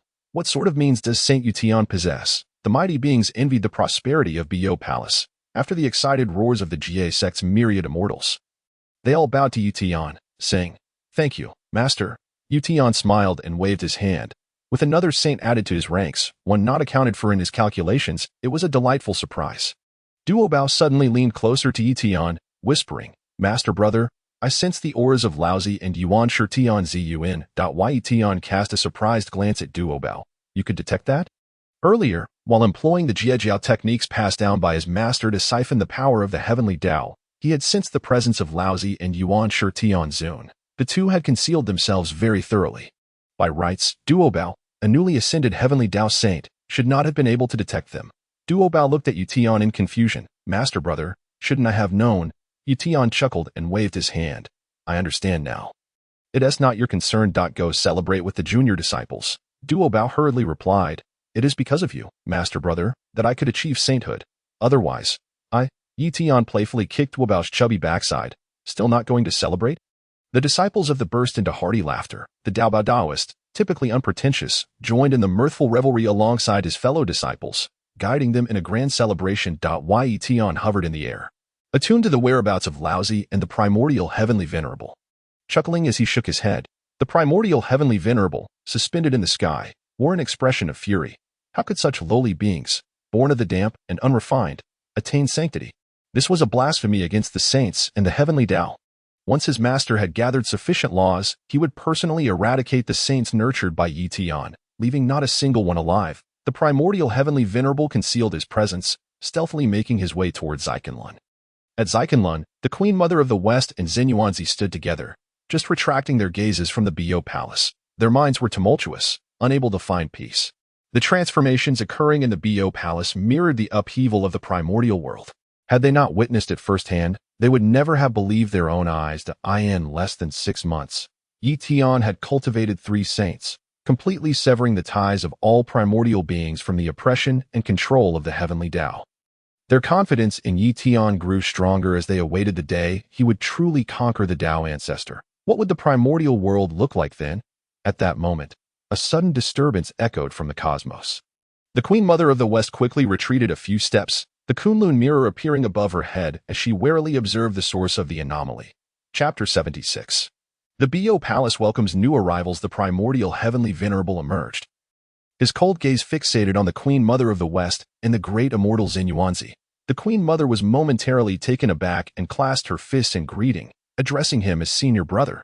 Both were esteemed guests of the Purple Cloud Palace, and thus it was only fitting to refer to the primordial heavenly venerable as such. The lofty Dao ancestor had long since fallen from grace in their eyes. Yet they understood all too well that they were far from being his equals. The primordial heavenly venerable cast a disdainful glance at the two, snorting derisively, I have come to take your Kunlun mirror. What do you mean, senior brother? The Queen Mother of the West stared at him.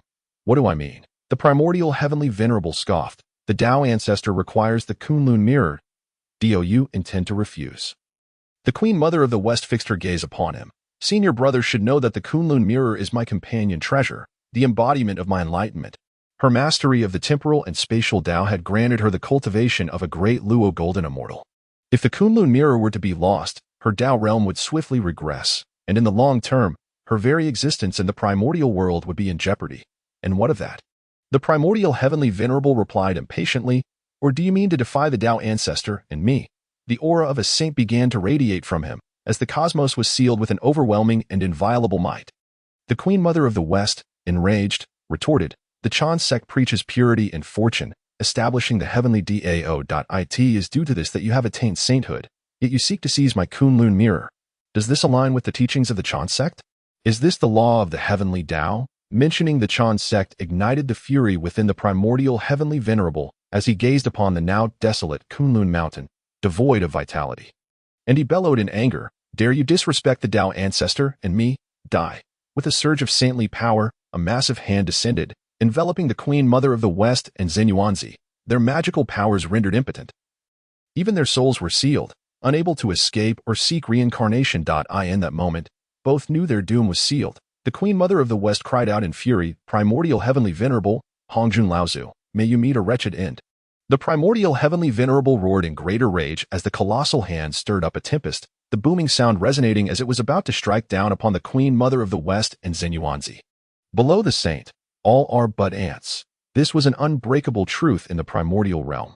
To a saint, no matter how powerful you were, if you were not a saint, you were but an insect. Moreover, he was the immensely powerful Primordial Heavenly Venerable. A fierce fire of wrath blazed within him. This time, he would not only annihilate the Queen Mother of the West and Yuanshi, but also those powerful beings who hesitated to align with the Dao ancestor. Only then could he vent his pent-up anger. Once these individuals perished, their powers would return to the heavenly Dao.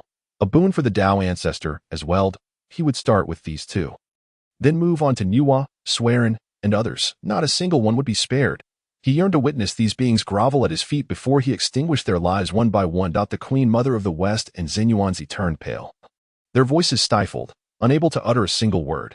Even their breath was suppressed, as they beheld the hand of saintly might descending upon them. The Queen Mother of the West fixed her gaze upon it, her eyes brimming with wrath. Suddenly, a sharp cry of pain pierced the air. The Queen Mother of the West and Yuanshi regained their ability to move. The massive hand still hovered above them. Yet the oppressive aura that had bound them vanished. What is happening? The Queen Mother of the West and Yuanshi exchanged bewildered glances, their expressions filled with shock and confusion, without a moment's hesitation. The Queen Mother of the West seized the Kunlun mirror, channeling the laws of time and space, and in an instant, she and Yuanshi vanished, reappearing 100 miles away. The Queen Mother of the West initially intended to continue her flight. However, the scene before her halted her in her tracks. With a thunderous crash, a hand struck the earth, yet it was no longer the hand of the Primordial Heavenly Venerable. The hand, conjured by the saint's might, was severed by a long blade, Ye Tian's blade. At that moment, the blade hovered before the Primordial Heavenly Venerable, a calm voice emanating from it. If you do not leave now, do you seek death? The Primordial Heavenly Venerable summoned the Daoist arts, reconstituting his hand. Glancing around in fury, Ye Tian, come forth. No response came. Instead, the blade trembled slightly, emanating a silvery gray radiance. The Queen Mother of the West and Yuanshi observed this seemingly ordinary light. Yet the Primordial Heavenly Venerable hastily implored, spare me, Ye Tian, great saint.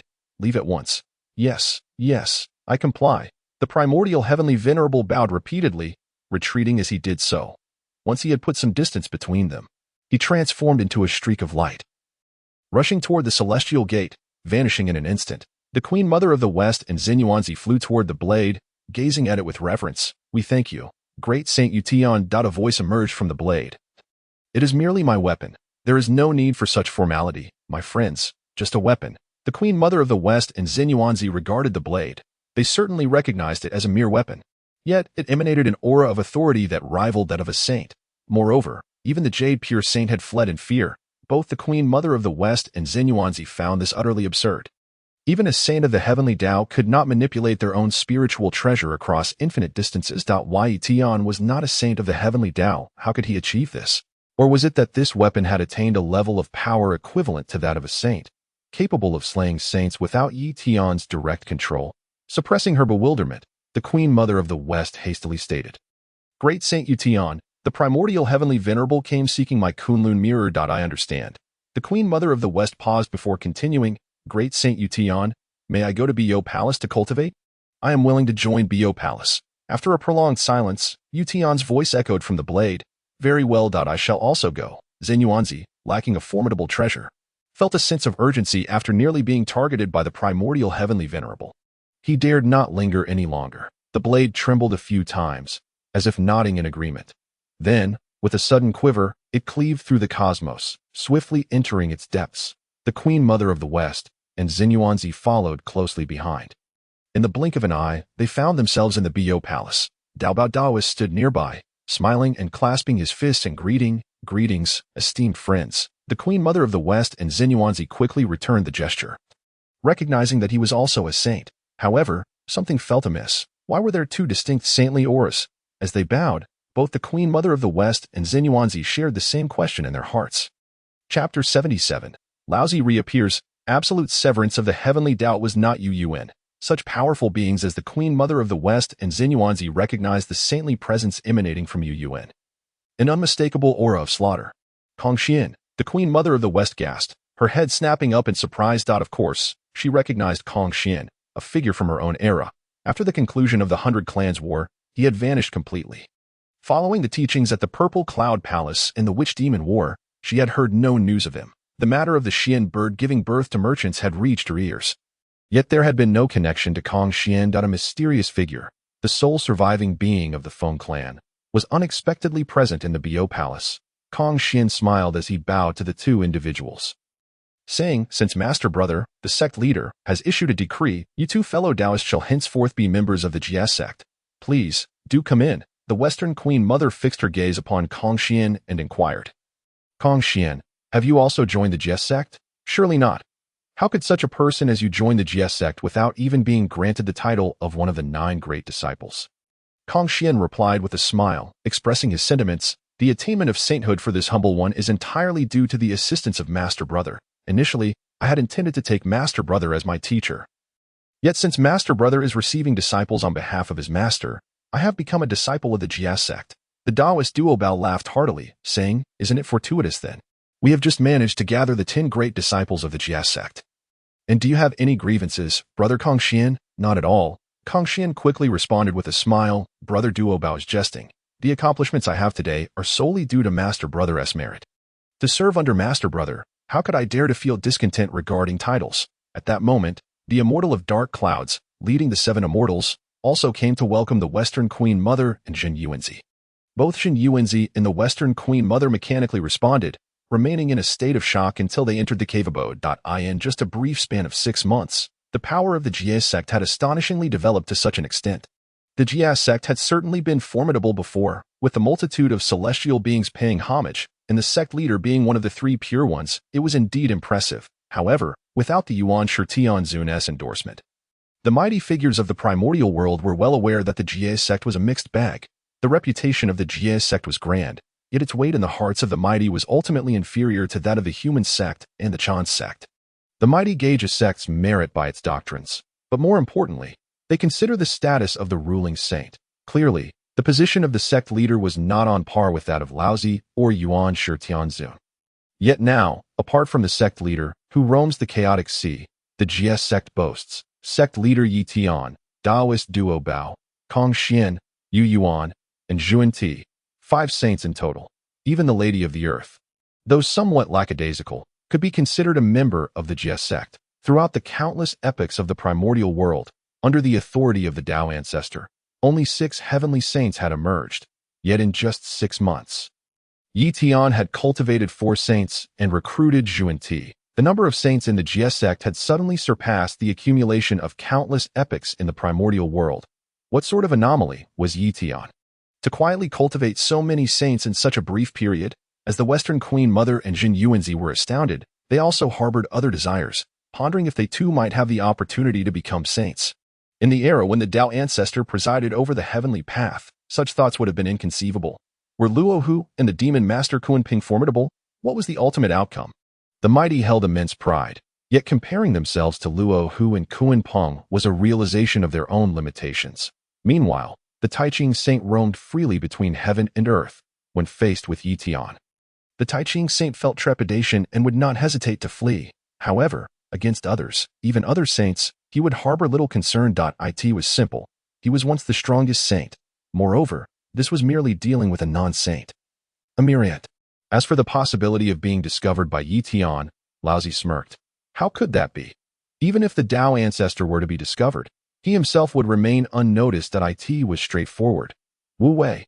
The principle of Taiching's Wu Wei meant that before taking action, even the heavenly path could not trace his presence. Wu Wei was akin to non-existence. How could Ye Tian ever uncover his whereabouts? Thus, Laozi drifted along with the gentle breeze, requiring no activation of his escape light. Leisurely gliding as if transformed into a gentle zephyr, making his way toward the underworld. In the underworld, the ancestor of the Nether River and the Earth Store Bodhisattva sat amidst the ruins of the former Wheel of Reincarnation.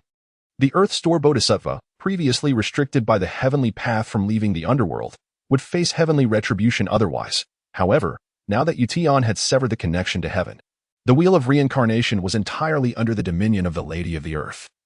And the powers of the heavenly path no longer constrained the underworld. The Earth Store Bodhisattva could leave at any moment. Yet, where would he go afterward?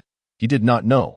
With the Western sect gone, there was no way back. In that case, it was better to remain here. The ancestor of the Nether River stayed in the underworld to foster a good relationship with the Lady of the Earth and had been maintaining order in the underworld during this period. Following the Dao ancestor's disruption of reincarnation, most of the wandering spirits had been captured by the ancestor of the Nether River and returned to the 6 paths of reincarnation, now that the work was finally complete. The two sat together in silence, indeed having little to say. After all, they were once adversaries. Shortly thereafter, both closed their eyes, entering a state of rest. Ting, nestled beside the Earth Store Bodhisattva, also dozed off and soon fell into a deep slumber. Suddenly, the ancestor of the Nether River, the Earth Store Bodhisattva, and Ting simultaneously opened their eyes. Laozi, riding on the azure bull, gazed calmly at the two. The Earth Store Bodhisattva and the ancestor of the Nether River quickly rose. While Ting hastily hid behind the Earth Store Bodhisattva, Laozi smiled. Heavenly path's extraordinary beast, not bad. Run. Ting shouted loudly, having heard Laozi's thoughts. With no time to explain, the immediate priority was to escape. However, Laozi extended a finger, lightly pointing to the. Instantly, the spatial realm where they resided was completely isolated from the outside world. Regardless of how the ancestor of the Nether River and the Earth Store Bodhisattva activated their escape lights, they could not escape this small world, and moreover, their internal cultivation was rapidly dissipating. Severing the connection to heaven is but a trivial matter, Laozi said with a smile. The expressions of the Earth Store Bodhisattva and the ancestor of the Nether River turned pale as they gazed in astonishment at Laozi. And then sensed the small space they were in.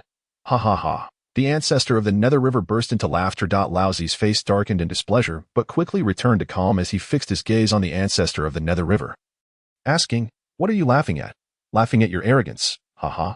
You claim to sever the connection to heaven, yet this is merely the creation of a small world. How dare you boast of severing the connection to heaven?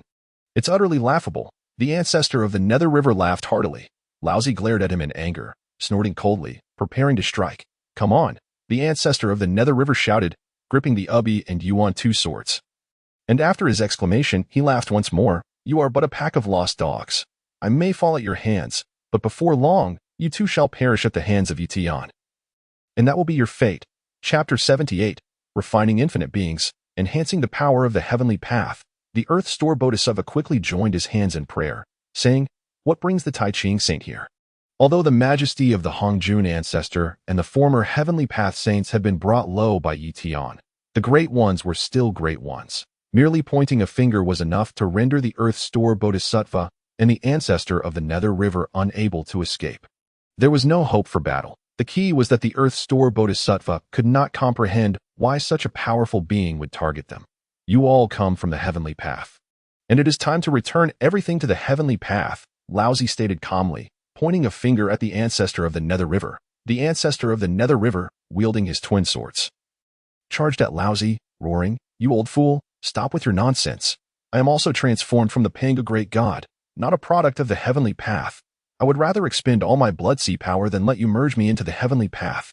The dual swords, wielded in a frenzy, unleashed countless silver rays within this small world. From all directions, the endless silver light surged toward Laozi. Not stopping there, the ancestor of the Nether River let out a long howl, suddenly transforming into a giant of blood, surrounded by a torrential aura of death, shouting, "Today, I shall fight you to the death."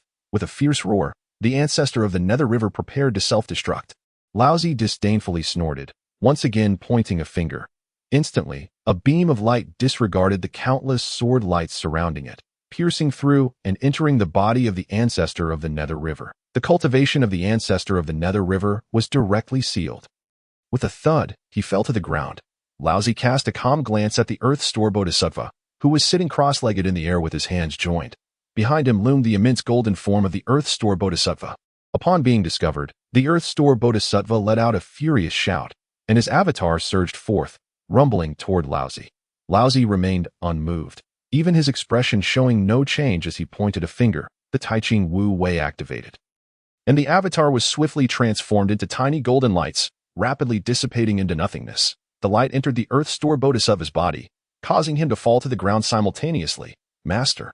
Ye Tian was about to rush toward the Earth Store Bodhisattva when the light once again surged into Ye Tian's body. Ye Tian immediately lost all ability to act and collapsed weakly to the ground.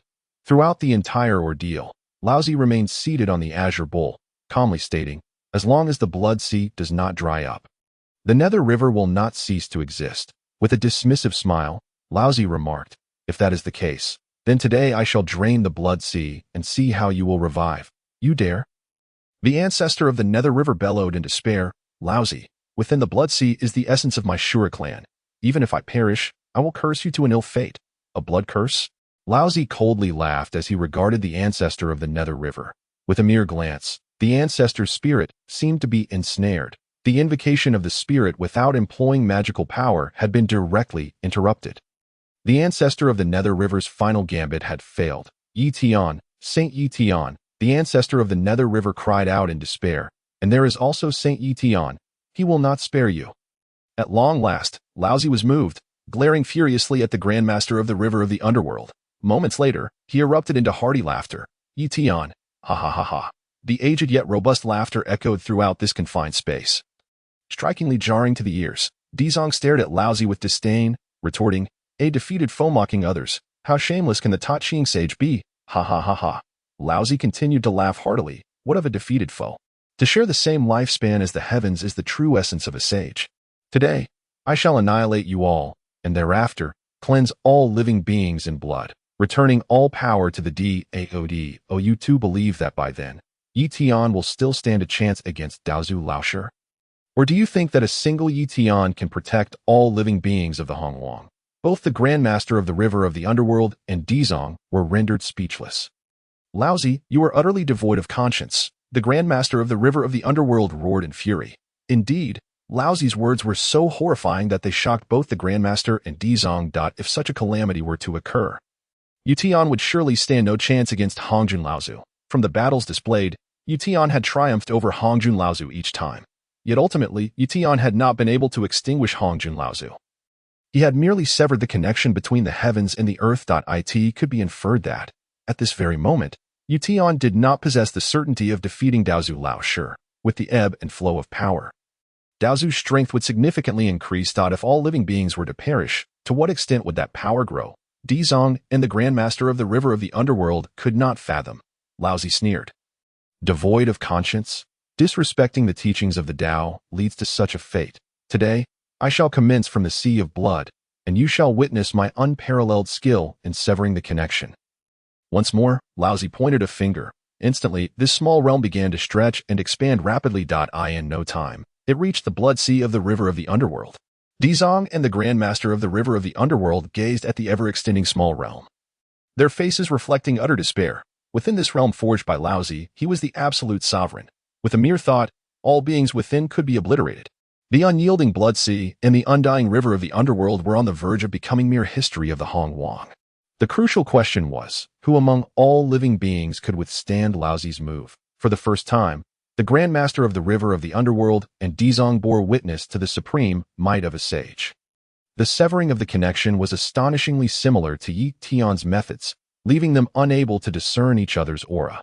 How formidable must Hongjun Laozu be, after absorbing the power of all living beings?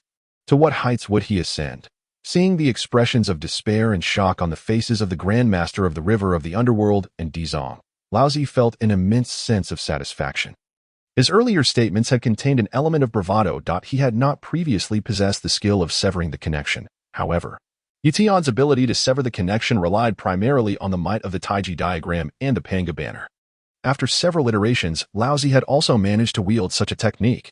Although he was without the Taiji diagram, the knowledge of distinguishing yin and yang and clarifying purity and turbidity had long been mastered by the Ta Ching sage. As the entire Blood Sea was enveloped within this small realm, Laozi stroked his beard, gazing at Dizong and the Grand Master of the River of the Underworld with a satisfied smile, just a minor display of skill. The Blood Sea is under my dominion. Next, I shall turn to the Underworld, followed by the secular dynasties, the remnants of the Demon Court, the myriad worlds, and the dragon clans of the four seas. All these beings shall be eradicated by me, and as they merge into the Dao, do you too believe that Ye Tian can still contend against a teacher infused with the power of all living beings? Dizong and the Grand Master of the River of the Underworld glared at Laozi with fury. Yet, at this moment, any further words felt painfully futile. This was precisely the reaction Laozi sought, and he burst into joyous laughter. Be grateful. You have contributed the first wave of power for the teacher's grasp over the Hongwang. Moving forward, all beings shall join you. You shall not be alone on this path. Ha! The laughter continued, until suddenly, an unexpected voice interrupted. Is that so? Chapter 79. Move a little farther back, or I shall strike you down. Who? Laozi shouted loudly. This was his own small realm. How could he not notice an outsider's presence? Meanwhile, the lowly beings within the Blood Sea were already suppressed beneath his overwhelming pressure, unable to even breathe, let alone produce sound. Without a sound or any fluctuation, Ye Tian and Goddess Yunxiao suddenly appeared behind the Grand Master of the River of the Underworld and Dizong. Ye Tian. Laozi's expression changed drastically, shouting in terror, Impossible. How did you get in? Moreover, Ye Tian was empty-handed. Had he entered wielding the long blade fused with the Pangu banner and the Taiji diagram, Laozi might have understood. After all, his ability to forge this small realm stemmed from the understanding of yin and yang from the Taiji diagram. But how could Ye Tian have entered silently without any weapon? Ye Tian smiled and said, with such grand designs from the Ta Ching sage, how could I, as the leader of the Jie, not come to support my fellow Daoist? Wouldn't you agree? Goddess Yunxiao glared at Laozi furiously. Laozi, I never expected you to be such a sage. What a shame that the teacher has always held you in high regard. Ye Tian, the sage. Both the Grand Master of the River of the Underworld and Dizong finally reacted. Lifting their heads in astonishment to gaze at Ye Tian and Goddess Yunxiao, from Laozi's level of terror, they could surmise that Ye Tian's appearance was sudden, yet, within the small realm he had created. It was akin to the owner's sacred ground, a cave of blessings, or even a space akin to a mustard seed, where the owner held all rights. How on earth had Ye Tian managed to enter? The Grand Master of the River of the Underworld and Dizong could not comprehend, but at this moment, their faces were lit with ecstatic smiles. Laozi was equally baffled. Yet, this was not the time for pondering. There were more pressing matters at hand. Annihilate. Laozi suddenly formed hand seals rapidly, shouting loudly. Ye Tian, the sage, save the Grand Master of the River of the Underworld, he cried, before he could finish the last word. The Grand Master of the River of the Underworld's mouth gaped in shock, mirroring Laozi's astonished expression. The words of a sage hold power. This was Laozi's small realm. With a single thought, he could extinguish all beings within. Moreover, since Laozi had formed hand seals, the impending force of destruction should have been even more overwhelming and furious. Yet, what transpired? Nothing happened. It was abnormal. Utterly abnormal. Impossible. Absolutely impossible. Laozi shouted anxiously. Ye Tian, what have you done? Ye Tian waved his sleeve, and instantly, the Grand Master of the River of the Underworld and Dizong regained their powers, the shackles on their souls dissipating in an instant. They hastily rose to bow to Ye Tian. Though no sound escaped their lips. In this dialogue among titans, silence was the best course of action. After bowing, they stood behind Goddess Yunxiao, gazing at Ye Tian's formidable silhouette, exchanging glances that could not conceal their mutual astonishment and relief.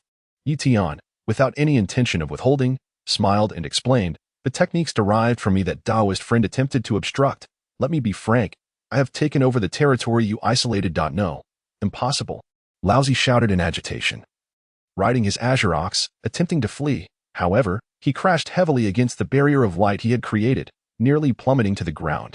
Regaining his balance in the air, Laozi glared at Ye Tian, his saintly might coalescing. "Ye Tian, if you dare to kill me, I shall self-destruct and perish with you." "Self-destruct?" Ye Tian chuckled. "Daoist friend may certainly give it a try." "What do you mean?" Laozi shouted hastily. He was the mightiest sage. Should he truly self-destruct, even Daozu Lao sure might not emerge unscathed. But this was not the crux of the matter. Laozi continued to shout, "I will take the entire underworld and blood sea with me into oblivion." "Let's see how you handle that," Ye Tian casually replied. "If that's what Daoist friend wishes to do, just go ahead." Laozi opened his mouth, then shut it again, suddenly shouting, "You cannot kill me. I am one of the Pangu Three Pure Ones, with immeasurable merit in this Honghuang realm. You cannot kill me." "The Pangu Three Pure Ones?" Ye Tian sneered. "The great god Pangu opened the heavens and the earth, allowing those trapped in the Honghuang to wait for the resurgence of the chaotic sea beings, only to one day come and annihilate you, destroying Pangu's achievements? No, it's not like that." Laozi shook his head frantically. Ye Tian extended his arm. "However, Daoist friend has finally hit the nail on the head. In light of the teacher also being one of the Pangu Three Pure Ones, I shall grant you an opportunity. But if you dare to descend again..." Laozi hastily bowed. "Thank you, Ye Tian the Sage." "Thank you, Ye Tian the Sage. Rest assured, I shall never descend to the mortal realm again." Whether or not he could seize this opportunity depended on Daoist friend's own judgment. Ye Tian smiled. Laozi swallowed hard. Staring intently at Ye Tian, within this small realm, silence reigned. Time seemed to stretch infinitely. After what felt like an eternity, suddenly, the small realm trembled. Laozi shouted loudly, surging into the sky. This time, there was no obstruction. Laozi successfully broke through, propelling himself with all his might, shooting toward the heavens. With a clear ringing, the long blade sliced through the small realm, now clasped in Ye Tian's hand. The place where Laozi escaped was precisely where the long blade had cleaved. Ye Tian grasped his long blade and smiled faintly. It must be said that those who ascend to the rank of sage are anything but simple. Ye Tian merely hinted at something. And to his astonishment, Laozi seized the fleeting opportunity. "Elder brother," Yunxiao exclaimed urgently, "do you truly believe Laozi's words?" Ye Tian chuckled and shook his head. "How could that be? The utterances of a sage can sway the heavenly Dao, and their words often hold little weight. Furthermore, at this moment, amidst despair, I am certainly not a mere child of three. So, are we to simply allow Laozi to depart? Must elder brother remain on guard against him forever?" Yunxiao implored. The ancestor of the Nether River and Dizong nodded vigorously in agreement. "Indeed, one can be a thief for 1,000 days, but who can guard against the thief for 1,000 days? It would be exhausting." Ye Tian, still holding his long blade, remarked with a smile, "It is nearly time. Both Laozi and I, after all, belong to the Pangu Three Pure Ones. We must leave a thread of life. If we draw too close, we risk falling. This distance is just right, just right." The ancestor of the Nether River and Dizong stared blankly at Ye Tian, momentarily at a loss for words. Suddenly, Ye Tian raised his long blade and struck downward toward the heavens. In that instant, the long blade vanished from his grasp and reappeared behind him. The confined little realm shattered simultaneously, allowing the ancestor of the Nether River and Dizong to sense the outside world once more. They hastily extended their consciousness to trace the glimmer of the blade. Chapter 80. From the mightiest sage to the great Luo golden immortal, as they projected their consciousness to track the blade's light. The ancestor of the Nether River and Dizong kept their gaze fixed on Ye Tian. To be frank, they were skeptical. The reason was simple. That was the Taiching sage, once the most formidable sage. Some time had passed, and with the Taiching sage's speed of evasion, he must have been tens of thousands of miles away. Most importantly, during Ye Tian's previous strike, neither of them had sensed any force emanating from it. It seemed as though he had merely waved his long blade casually. Even when the Taiching sage had restrained them, they had still felt the power of the laws he wielded. If this were possible, then the powers Ye Tian summoned as a sage must have been the laws of the Great Dao. Only at that level of the Great Dao could one act without leaving any trace while traversing the endless realms of the underworld. Catching up to Laozi and striking him directly, their consciousness had also failed to capture the power of Ye Tian's strike, nor had they located Laozi. Regardless, it was undeniable that they had been saved by Ye Tian. And that fact was beyond question. Just as they were about to retract their consciousness and express their gratitude to Ye Tian, a piercing, furious voice echoed throughout the primordial realm. Ye Tian. Following that furious proclamation was an overwhelming brilliance, golden radiance, the duality of yin and yang, and azure light flooded the entire primordial expanse with illumination.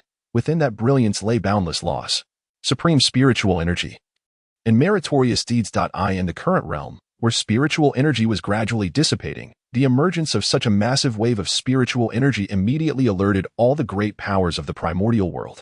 It is the Taiching brother. Outside the fire cloud cave, Nuwa was the first to discern the figure of the old Daoist amidst the radiance. The old Daoist howled in agony and despair.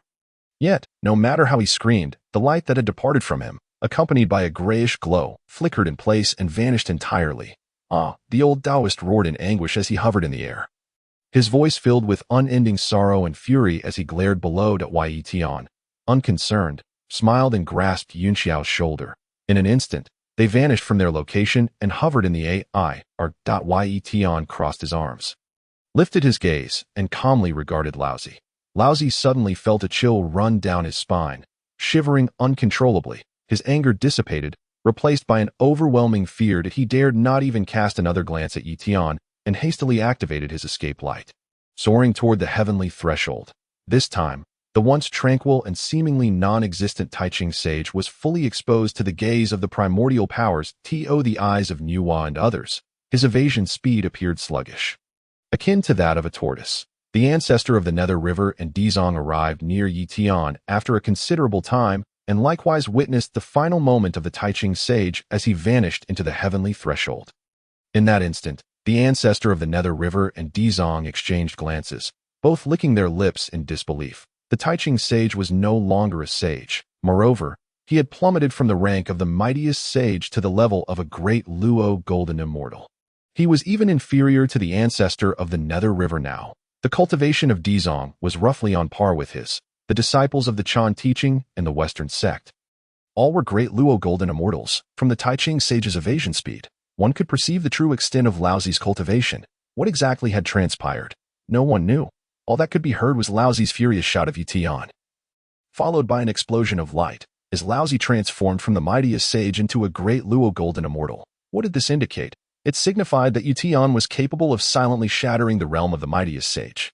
Such means could effortlessly annihilate any sage, let alone their mere golden immortal selves. The Taiching brother has actually fallen to the rank of a great Luo golden immortal, Nuwa murmured, though she held disdain for the Taiching brother's actions. She was still taken aback. Swear and scoffed. Serves him right. The fact that Ye Tian did not slay him is already a considerable act of mercy. Nuwa smiled bleakly and nodded, understanding this reasoning. Yet the magnitude of Ye Tian's strength was increasingly unfathomable. How could his progress be so rapid? It had only been half a year. The battle at Kunlun Mountain had already yielded numerous powerful strikes, each capable of slaying sages without a doubt. However, at that time, Ye Tian's interventions had caused a cataclysmic upheaval. How could it be compared to now, where even she, as a sage, had not sensed Ye Tian's actions in causing the Taiching sage to fall in rank? At the Biyou Palace, the Queen Mother of the West remarked, "Is it the Taiching sage?" Yuanshi, in a daze, nodded. It seems that the reason Ye Tian has been absent is to confront Laozi. However, the transformation of the Taiching sage into a great Luo golden immortal left the Queen Mother of the West and Yuanshi feeling incredulous. Especially the Queen Mother, who had been neighbors with the Three Pure Ones for countless years. Before they had separated, the Three Pure Ones resided in the Three Friends courtyard of Kunlun Mountain. She was more aware than anyone of the Three Pure Ones' immense power. Yet, now, the long blade dispatched by Ye Tian had triumphed over the primordial beginning sage. Ye Tian's physical actions could hardly be deemed actions. No one sensed Ye Tian's intervention as he caused the Taiching sage's rank to plummet. The once exalted, indestructible sage seemed to have suddenly fallen into the realm of mortals in Ye Tian's hands. The creation and destruction of sages had become astonishingly effortless. Elder brother, when did you become so formidable? After Laozi had completely vanished, Yunxiao finally withdrew her gaze and asked joyfully. The actions of her elder brother were precisely in line with her thoughts. This was the way it ought to be. Otherwise, who knew where Laozi had stealthily gone or how many lives he might have extinguished? Ye Tian grinned. Let us return. Just as the ancestor of the Nether River and Dizong were about to pay their respects, Ye Tian and Yunxiao had already vanished from their place as for the sudden surge in strength. It naturally stemmed from the essence blood of the Pangu Great Deity. Ye Tian had gained a deeper understanding of the Pangu Great Deity's might and was increasingly eager for the divine projection that Hutu would summon. At the Biyou Palace, Hongjun, holding the jade dish of creation, sat cross-legged atop the clouds of celebration. Before him stood Laozi, the primordial beginning sage, Ye Tian, and the golden mother of Yuanshi. One spoke. The Jade Emperor and the golden mother of Yuanshi felt a chilling sensation enveloping them. The Taiching brother had descended to the mortal realm, plummeting from the mightiest sage to a great Luo golden immortal, inferior to them. Among the four, the primordial beginning sage had become the strongest. With Ye Tian and the golden mother of Yuanshi following closely behind, none dared to utter a word, fearing that any spoken words would lead to assignments from their master. Both the Jade Emperor and the golden mother of Yuanshi were terrified. Utterly unwilling to, nor daring to, venture into the mortal realm, the primordial purple energy still lingered within Laozi. However, with the dissipating merit, his powers had significantly diminished. Please, master, help your disciple. Laozi lamented, as long as you assist me in restoring my powers, I shall dedicate myself entirely to aiding you in vanquishing the primordial realm and annihilating Ye Tian. Hongjun's gaze fixated on Laozi, and with a cold snort, he waved his sleeve, withdrawing the primordial purple energy from Laozi's body. Consequently, Laozi vanished from sight. Chapter 81. The transformation of the divine whip into the divine spear master. The primordial beginning sage called urgently. Hongjun cast a cold glance over, causing the primordial beginning sage to hastily lower his head. At that moment, the primordial beginning sage was filled with regret, frustration, and fury, yet he dared not direct it toward his master. It's all Ye Tian's doing. Had it not been for him, the canonization of gods would have long been completed, and none of this turmoil would have arisen. Please, master, give me your orders. The primordial beginning sage quickly bowed respectfully to Hongjun. However, Hongjun merely shot him a cold glance and disappeared without uttering a word. The primordial beginning sage lifted his head, his expression filled with fear and astonishment. Was his master abandoning him as well? Ye Tian and the golden mother of Yuanshi remained seated, their heads bowed, fearful to speak or even think. The Daoist master's grand plans had all failed. If this continued, the Daoist master might also face defeat. The sworn enemy of the Chan teaching was the primordial beginning sage, not Ye Tian or his sister. The golden mother of Yuanshi, he had no intention of becoming entangled with the primordial beginning sage. Ye Tian harbored a profound resentment towards Yuanshi Tianzun. What lengths he would go to for his own selfish interests and to promote the teachings. This immeasurable calamity of slaughter was, in essence, instigated by the golden immortals of the Jie Sect. Tongtian Jiaozhu placed his faith in Yuanshi Tianzun, allowing him to inscribe names upon the Fengshen Bang. And what was the result? The names written by Yuanshi Tianzun were predominantly those of disciples from the Jie Sect, with only a smattering of lesser-known third and fourth generation disciples of the Chan Sect. Were it Ye Tian, he would demand a thorough reckoning from Yuanshi Tianzun. If Yuanshi Tianzun could have exercised even a modicum of impartiality, at least in appearance, what could be said even if Ye Tian returned? This was an immeasurable slaughter calamity, not the fault of any individual. Ye Tian could only accept it. But now, everything was lost. Ye Tian's heavenly court was obliterated, and the position of the Jade Emperor was utterly gone. After countless efforts to ingratiate himself, he found himself merely a boy attendant by the side of the Dao ancestor, which was a tremendous indignity. Yuanshi Tianzun regarded the two of them with utter shamelessness. Hongjun Laozu sat upon the celestial clouds of the myriad heavens, his hand gliding slowly over a whip. The Dishan whip. The precise origins of the Dishan whip remained a mystery. Publicly, it was said to be a divine artifact birthed spontaneously by the heavenly Dao. With a cold smirk, Hongjun Laozu thought otherwise. How could that be? The heavenly Dao lacked such trivial intentions. In the evolution of the heavenly Dao, even the heavenly court should not exist. Instead, it should be managed by the 6 heavenly Dao saints imbued with the primordial purple energy. The heavenly court and the Fengshen were merely favors bestowed upon Ye Tian by him. Naturally, the Daishan whip was also crafted by his own hand. Merging with the power of the heavenly Dao, it was perceived by sentient beings as a supreme treasure birthed by the heavenly Dao.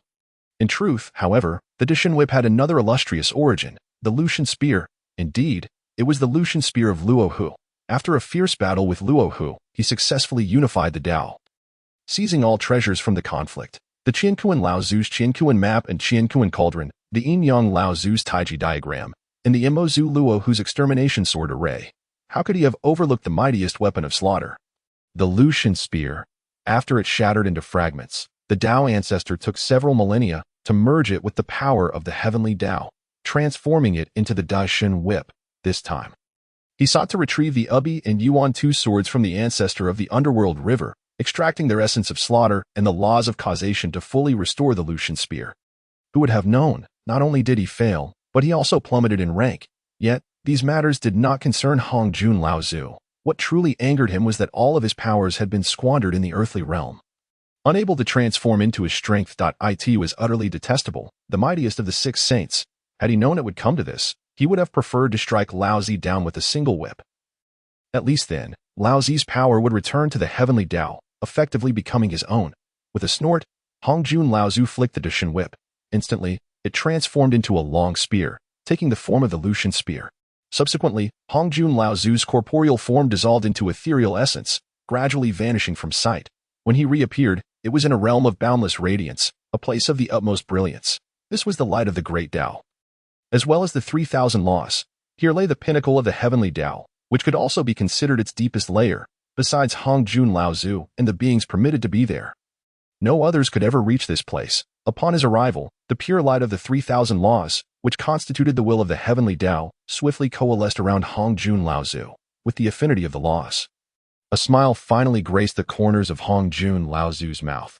This was his trump card. Should Ye Tian press him relentlessly, he would mobilize the foundational powers of the heavenly Dao. Unhesitatingly willing to obliterate the vast wilderness to engage in battle with Ye Tian. Of course, that moment had not yet arrived. Cloaked in the 3,000 pure lights, Hongjun Laozu grasped the Lucian Spear, slowly drifting towards a specific direction. Before long, a great mountain loomed ahead. Within the realm of the 3,000 pure lights, the great mountain appeared so jarringly out of place, so discordant, regardless of the type of pure light. All exhibited gentle curves, enveloping the space and soothing the hearts of those present. This was the efficacy of the 3,000 pure lights. Conversely, the mountain was entirely black, exuding a hard, frigid aura, akin to obsidian. Even the pure light could not erode this mountain in the slightest. No, it was not merely erosion. The 3,000 laws, which the beings of the vast wilderness covetously sought, had no effect whatsoever on this mountain. And so, the mountain lay there, utterly indifferent to the allure of the 3,000 laws. Hongjun Laozu floated around to the opposite side of the mountain, and then with a flick of his wrist, a beam of light descended upon it. The seemingly impervious mountain suddenly trembled with a thunderous rumble. Unperturbed, Hongjun Laozu waited patiently. After a long while, the summit of the mountain abruptly opened 2 eyes. Gazing vacantly ahead, upon seeing Hongjun Laozu, the mountain suddenly stood upright and hurriedly bowed, exclaiming, "I pay my respects to the Dao ancestor." The towering black mountain, towering 1,000 zhangf, bowed before the relatively diminutive Hongjun Laozu. This sight was undeniably peculiar. Hongjun Laozu smiled faintly, casually tossing the long spear. As it flew into the massive hand of the mountain, the Lucian Spear began to enlarge rapidly. By the time it reached the mountain's grasp, it had transformed into a towering pillar. Grasping this pitch-black spear, which concealed its murderous intent and sharpness, the mountain exclaimed in terror, "Lucian Spear? You have a keen eye, my friend." Hongjun Laozu replied with a smile. Nay, the mountain hastily bowed before Hongjun Laozu. "Dao ancestor, you have bestowed the Lucian Spear upon me. May I inquire what you require of me?" Hongjun Laozu fixed his gaze upon the mountain and smiled gently. "Assist this humble Daoist in slaying one person. One person? The mountain looked at Hongjun Laozu in confusion. "Dao ancestor, is it truly just one? Can it be that you cannot accomplish this yourself?" Hongjun Laozu snorted. The mountain quickly bowed in apology. "I beg your pardon, Dao ancestor." Chapter 82. A killing intent from the ancient times. The Chilin clan moves out. The expression of the Dao ancestor softened slightly as he explained, "This humble Daoist has already merged with the heavenly Dao. How could I personally interfere in such matters? What the Dao ancestor says is true." The mountain quickly affirmed, "Please give your orders, Dao ancestor." As he spoke, the mountain looked at Hongjun Laozu with anticipation. "Fear not, my friend," Hongjun Laozu said calmly. "Once this matter is understood, this humble Daoist will grant you your freedom. Truly." The mountain exclaimed in excitement, dropping to its knees with a thud, shaking the entire Dao realm with its reverberations as it bowed its head. "I, as a servant, on behalf of the Chilin clan, thank the Dao ancestor." The Dao ancestor smiled gently, then with a snap of his fingers, two strands of primordial purple energy flew forth, directly entering the mountain's body. The mountain looked up in astonishment. Primordial purple energy, and two strands at that. Hongjun Laozu, satisfied with the mountain's expression, feigned indifference and chuckled. The immeasurable slaughter calamity is indeed a time of re-evolution. The Chilin clan, having once sought refuge in the heavenly Dao to escape a calamity, has now reaped the fruits of their labor. This aligns with the evolution of the heavenly Dao. Will you ascend to sainthood here, or venture into the lower realms to experience the immeasurable slaughter calamity? Please, Dao ancestor, give your orders, the mountain exclaimed excitedly. The Chilin clan shall heed the Dao ancestor's command. This great mountain before him was none other than the progenitor of the Chilin clan. One of the three titans born in the primordial era. During the Great War among the 100 clans, the Chilin clan dominated every corner of the land, the strongest at that time. The Dragon clan and the Phoenix clan united to eradicate the Chilin clan. The primordial Chilin, exerting all its might against the primordial Phoenix, managed to shatter the Phoenix into countless fragments, all while the ancestral dragon held back. However, in the aftermath, both the primordial Chilin and the Chilin clan were severely weakened and could no longer resist the Dragon clan, which had been recuperating all this time. Furthermore, with the fall of the primordial Phoenix, the enraged Phoenix clan resorted to self-destruction to drag the Chilin clan down with them, facing the imminent extinction of the Chilin clan. The primordial Chilin led countless tribesmen to swear allegiance to the heavenly Dao, willingly relinquishing their cultivation and power to become an omen of good fortune for the heavenly Dao. Thus, they were absorbed by the heavenly Dao. To this day, the primordial Chilin had no idea how long it had been in this realm, sleeping away the ages that he was unwilling. The once mightiest race, birthed in the primordial era and commanding the land, was destined to dwell in this place forever? Yet, he had no choice. He lacked the strength to contend with the laws here and could not escape, nor could he confront the Dao ancestor, who had merged with the heavenly Dao. Having thought he would be forever trapped in this realm, he never anticipated such a day would come. The primordial Chilin looked at Hongjun Laozu and tentatively asked, Dao ancestor, I wish to lead the Chilin clan in the pursuit of slaughter to attain sainthood. Hongjun Laozu smiled and nodded. Indeed. Then, with a wave of his hand, a mark descended onto the forehead of the primordial Chilin. Hongjun Laozu declared with a smile, let us begin from here. Thank you, Dao ancestor. The primordial Chilin once again bowed respectfully. Who is the target that I must eliminate? His recent inquiry was laden with profound significance. Should the Dao ancestor decline to acquiesce, it would imply that this immeasurable massacre is solely aimed at the formidable, sparing the feeble, thereby indicating that the races sanctioned by the heavenly Dao shall not face upheaval.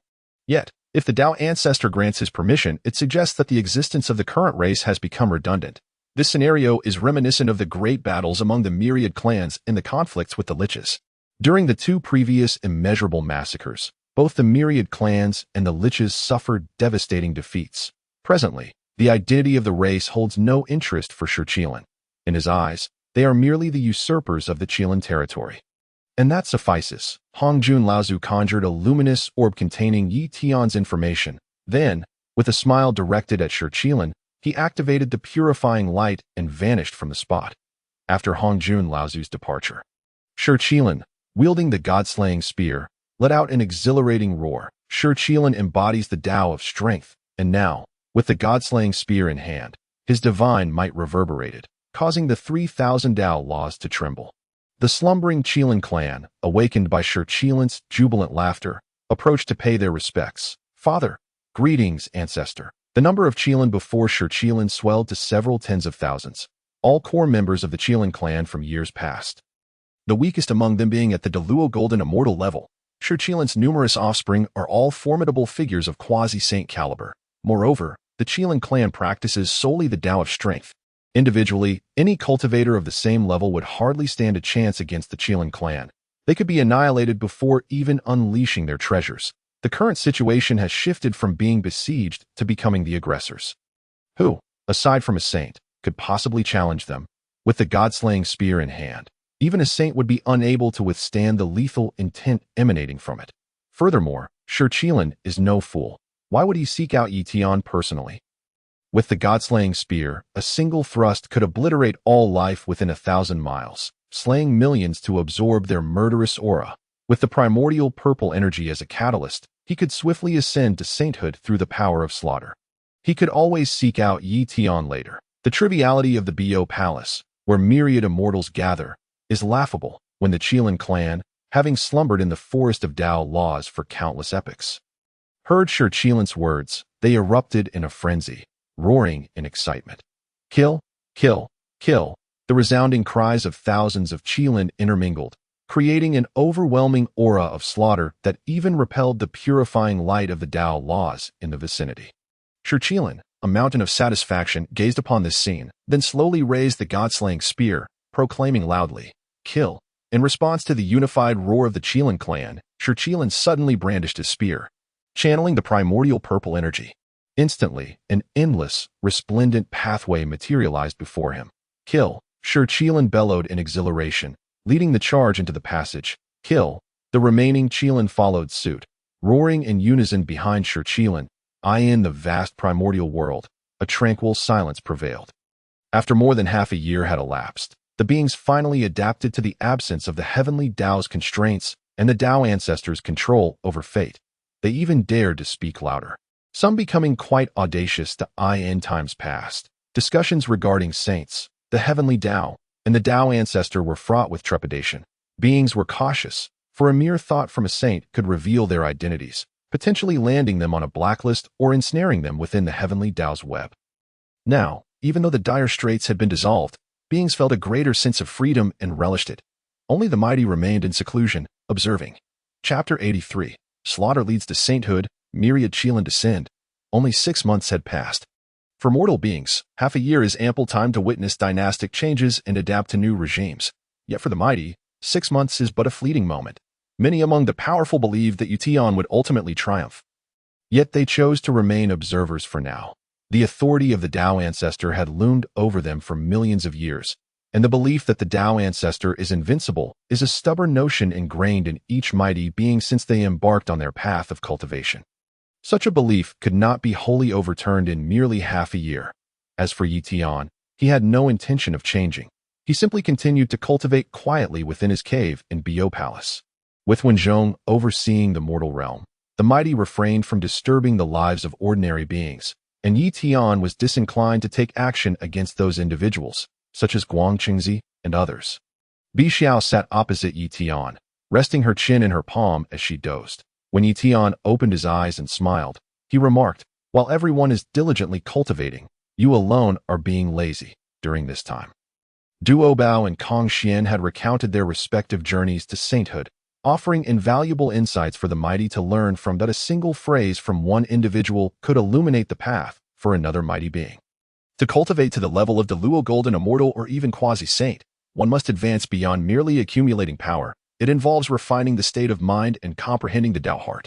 Only when the Dao heart is perfected can one grasp more laws and continue to progress. At this stage, the competition lies in the understanding of the laws. Mere power can no longer yield qualitative changes. Biyou opened her eyes, chuckling. "Elder brother knows that I am the youngest sister, with the least aptitude for cultivation. Even if I were to enter seclusion, I would undoubtedly fall short of my elder sisters.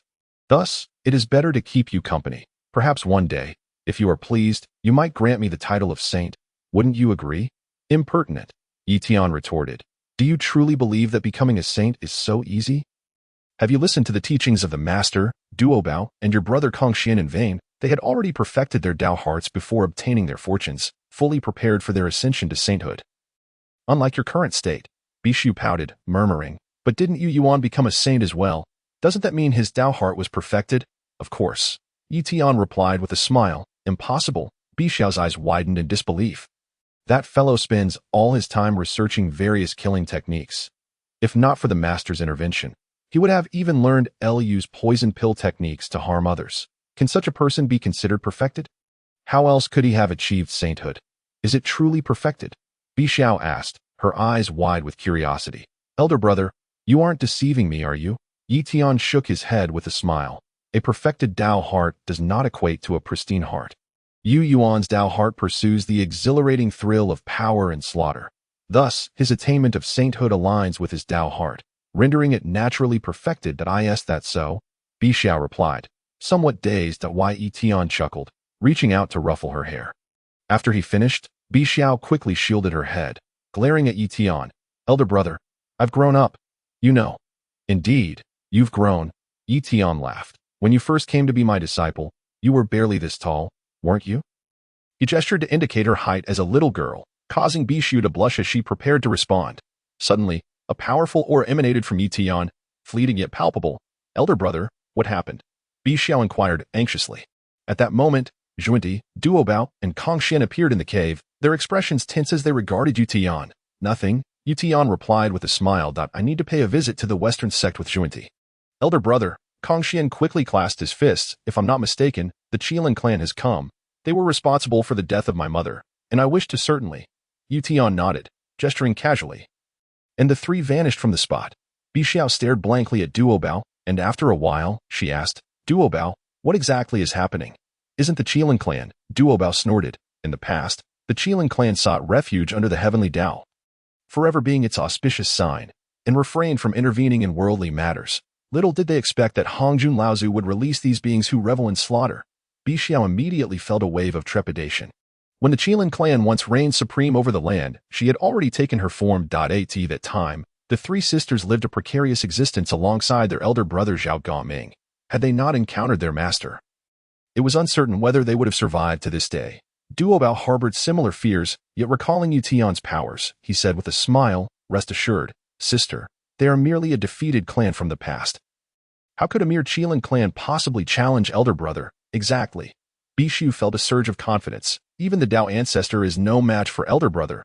How could the insignificant Chilin clan hope to contend with him?" "That is sheer folly.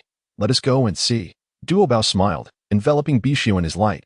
They ascended into the sky, emerging high above to gaze at the west. At this moment, the sun should have been shining brightly. However, the ominous clouds of the Chilin clan obscured the sunlight. The palpable aura of slaughter surged like a tangible flame, burning fiercely among the myriad Chilin. The Chilin clan's target is the west. This is the place chosen by the Dao ancestor. Should Zhuanti dare to betray him, then not only the Western sect but the entire West shall lose its purpose for existence. As the Daoist Dubao hovered high in the sky, all the formidable beings of the primordial world, as well as every living soul, turned their gaze towards the descending Chilin clan. To be more precise, it was a plummet. These beings made no attempt to activate their escape light. Instead, they plummeted from the heights with their immense weight.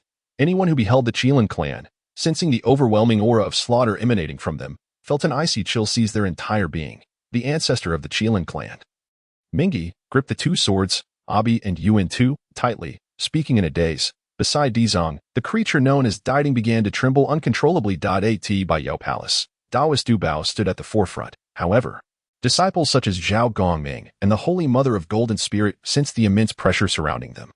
Should this wave of the Chilin clan descend upon Biyou Palace, the absence of the eldest senior brother meant that the entire palace might not withstand the might of the Chilin clan. Holding the Kunlun seal, the being known as Swearin let out a furious snort. What an audacious Hongjun ancestor to unleash such beings! The fall of the Feng clan, the suppression of the Ci for countless years, and the countless casualties had yet to atone for the karmic debts incurred through past slaughters. Yet now, the Chilin clan, the most bloodthirsty of them all, brazenly appeared in the primordial realm. Those like Swearin, who possessed knowledge of ancient affairs, deeply loathed the unfolding of such events. Amidst the excited roars, the first Chilin brandished the god-slaying spear, despite being tens of thousands of miles above the ground. A blinding light suddenly erupted from the spear, trembling momentarily before striking the earth, landing squarely upon Mount Shumi, the location of the Western Church. Fortunately, the disciples of the Western Church had recently vacated the mountain. However, that single thrust not only annihilated Mount Shumi, but unleashed a relentless tide of slaughter that surged outward, enveloping a vast expanse of land. In the vicinity of 10,000 miles, at least several 100,000 living beings perished beneath this single strike, including tens of thousands of humans. The accumulation of resentment transformed beneath the god-slaying spear into a palpable aura of slaughter. Merely the murderous energy gathered by this spear brought the first Chilin perilously close to the status of a saint. Ha ha ha. The first Chilin erupted into frenzied laughter, already swinging the long spear in excitement while still aloft. In an instant, the western terrain trembled, and even the connected seas began to churn violently. The number of beings perishing beneath the waves surged into the millions within moments. Kill. With a thunderous roar, thousands of Chilin descended upon the western lands. The very earth quaked in response. The Chilin clan roared in exhilaration, charging forth like an avalanche. their mere running causing seismic tremors across the primordial expanse. Each stampede resulted in a new wave of destruction, with the death toll among the land and sea creatures multiplying exponentially. Every living being, at this moment, turned pale, and the mundane folk, caught in the relentless tremors, cried out in despair. The relentless accumulation of murderous resentment converged upon the Chilin, forming an endless cloud of darkness that loomed ominously above their heads, clouds of resentment so black they chilled the soul. Devoid of any will to resist, suffused with boundless karmic flames. In the fire cloud cave, the goddess Nuwa licked her parched lips in terror and exclaimed, "The god-slaying spear." "What?" Swearin gasped in astonishment. "Your grace." "Is this true?" Nuwa slowly nodded. Swearin stood frozen in disbelief. The god-slaying spear, the weapon of the demon ancestor Rahu, the most formidable artifact of slaughter. This spear was not of the primordial earth, but rather a supreme treasure forged by Rahu in the Chaos Sea. Although it may not rival the Pangu's heaven-splitting axe, this artifact would continue to grow in power, relentlessly pursuing slaughter until, one day, it could match the might of the axe. The divine might displayed by the god-slaying spear at present far surpassed what Nuwa remembered. Then, can Ye Tian defeat the first Chilin? Swearin queried anxiously. Nuwa shook her head, uncertain of how to respond.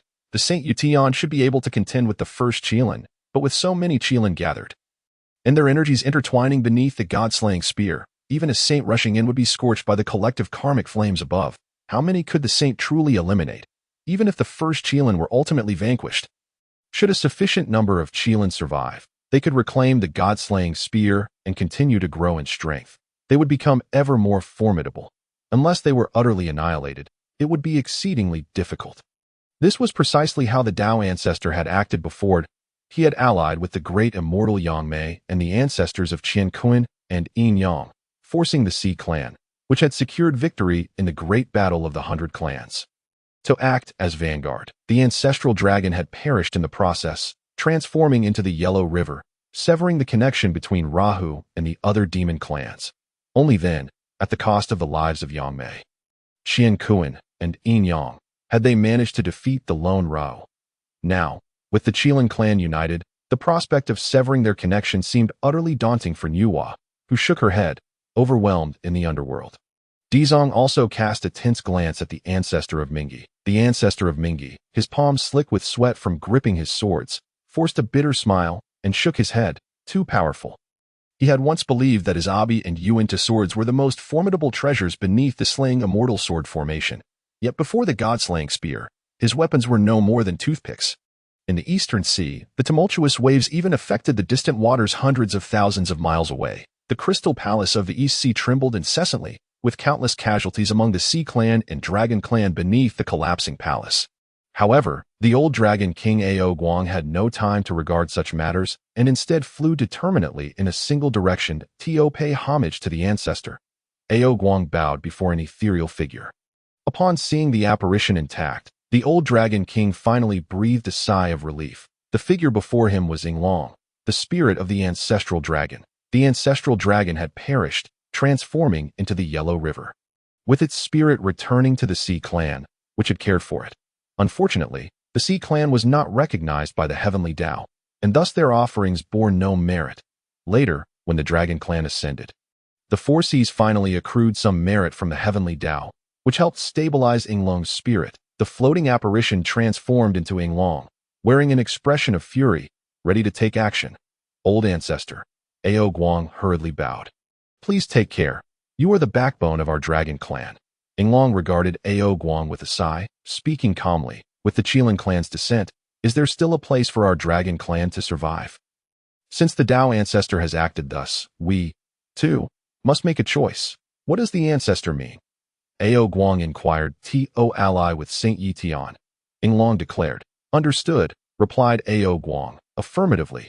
Yinglong smiled at Ao Guang, saying, "Do not worry for my safety. The outcome of that ancient battle remains undecided." Before Ao Guang could speak further, Yinglong let out a piercing roar, and his spirit transformed into a true dragon, absorbing the boundless luminescence of the deep sea from the Four Seas, remolding his physical form as he surged towards the west. Though Yinglong lacked the laws and authority of creation, this manner of remolding was sufficiently powerful, yet it also capped his potential for his entire existence. Yinglong would remain a peak quasi-saint, never to ascend to true sainthood. But that was enough. He must confront the first Chilin in a battle to the death, lest the Chilin clan reclaim the land. Otherwise, the Sea clan was doomed. In the west, the Chilin clan raced forth, nearing Kunlun Mountain. Kunlun trembled violently. With neither Yuanshi Tianzuan nor the Queen Mother of the West residing there, the ancestral mountain of the Dao began to collapse rapidly amidst the tumultuous sounds of destruction.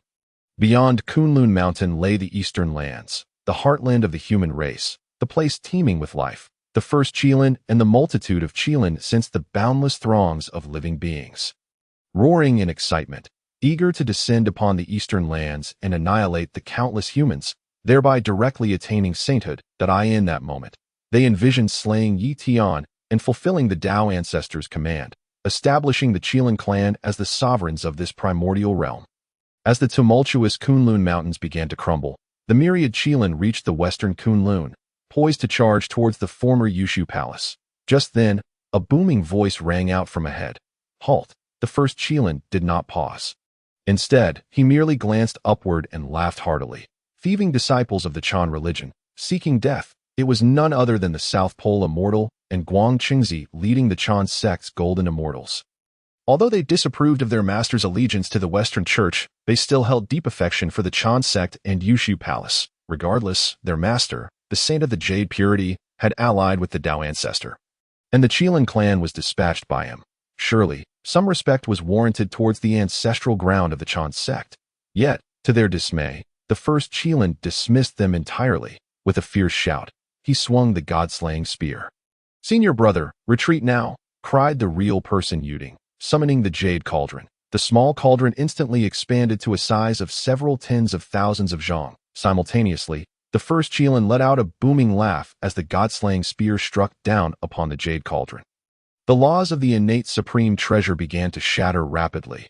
This innate treasure, upon the mere sweep of the god-slaying spear, shattered into infinite fragments. The murderous flames of the spear surged forth, threatening to engulf the celestial golden immortals of the Chan sect. The venerable South Pole Elder and Guang Qingzi, among others, raised their voices in unison, each channeling their cultivation to summon their respective magical artifacts.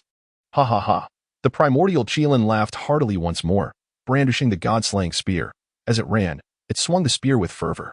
The combined powers and artifacts of the Chan sect Golden Immortals were obliterated into countless luminous particles with but 2 strikes of the spear. At this juncture, any attempt by the Chan sect Golden Immortals to retreat was futile, for their powers were all but depleted. The myriad Chilin raced forth, and without needing to lift a finger, they could trample the celestial Golden Immortals into mere fragments. In fact, they need not even wait for that moment. As the primordial Chilin continued to swing the god-slaying spear, its divine might relentlessly advancing. With the next wave of divine wrath impending, they would undoubtedly be reduced to mere shards. Even their spiritual treasures had been shattered. Their physical forms, being only slightly stronger than ordinary beings, stood no chance against the overwhelming might of the god-slaying spear. The Chan sect Golden Immortals exchanged glances, each revealing a resigned smile. Led by the South Pole Elder, they bowed in unison, closing their eyes to await the arrival of death. Ultimately, they failed to protect the Chan sect. Henceforth, the Chan sect would face utter annihilation. All of this stemmed from the teacher's favoritism, neglecting the Daoist path in favor of allying with the Western sect. And what was the result? The Dao ancestor showed not the slightest regard for past ties. The hearts of the Chan sect Golden Immortals were filled with bitterness, yet they found a strange sense of relief. The Saint Ye Tian had severed the connection to the heavenly way. The Dao could no longer influence the mortal realm. But did not everything unfolding now serve as a testament to the righteousness of the cosmos, that retribution would come unfailingly?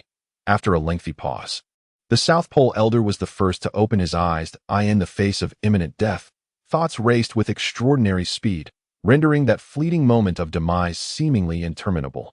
Yet, this duration felt excessively prolonged. Soon after, the South Pole Elder, Guang Qingzi, Jade Junren, Tai Junren, Dao Tianzuan, and the other Chan sect Golden Immortals opened their eyes in unison. Upon beholding the scene before them, all the Golden Immortals stood agape in shock. It was Guang Qingzi who first broke the silence, exclaiming in astonishment, "Yu Yuan, junior brother?" Jade Junren and Tai Junren remained in a state of disbelief. The one who had rescued them was none other than Yu Yuan. A disciple of the who had not aligned with the Dao ancestor, Yu Yuan hovered before them, standing atop a swirling array of the Sword of Extermination. The murderous aura emanating from the god-slaying spear was entirely neutralized and even absorbed by the rotating spear. Meanwhile, on another mountaintop, stood the Lady of the Earth. Both of these figures could be regarded as subordinates of the Saint Ye Tian. Thus, it was ultimately the Saint Ye Tian who came to their rescue? The hearts of the South Pole Elder and others grew even heavier with bitterness. The Saint Ye Tian that he was indeed the one who genuinely considered the Daoist path, while in stark contrast. What was their teacher doing? Yu Yuan did not turn back, but coldly stated, Kunlun Mountain is also the teacher's sacred ground. My actions are for the teacher's sake, and have nothing to do with you. The South Pole Elder and the others could not discern whether Yu Yuan's words bore truth or falsehood. The veracity mattered not. What was undeniable was that Yu Yuan had indeed saved them. Hurry and leave, commanded the Lady of the Earth coldly. The South Pole Elder and Guang Qingzi, leading the others, bowed respectfully to Yu Yuan and the Lady of the Earth before activating their escape techniques. Ready to depart. Suddenly, the primordial Chilin burst into boisterous laughter, trying to flee. Ha ha ha.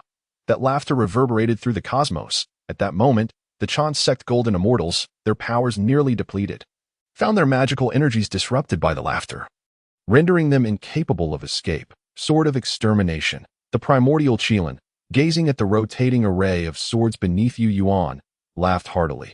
I never imagined that I would encounter such a treasure, with the Sword of Extermination in my grasp.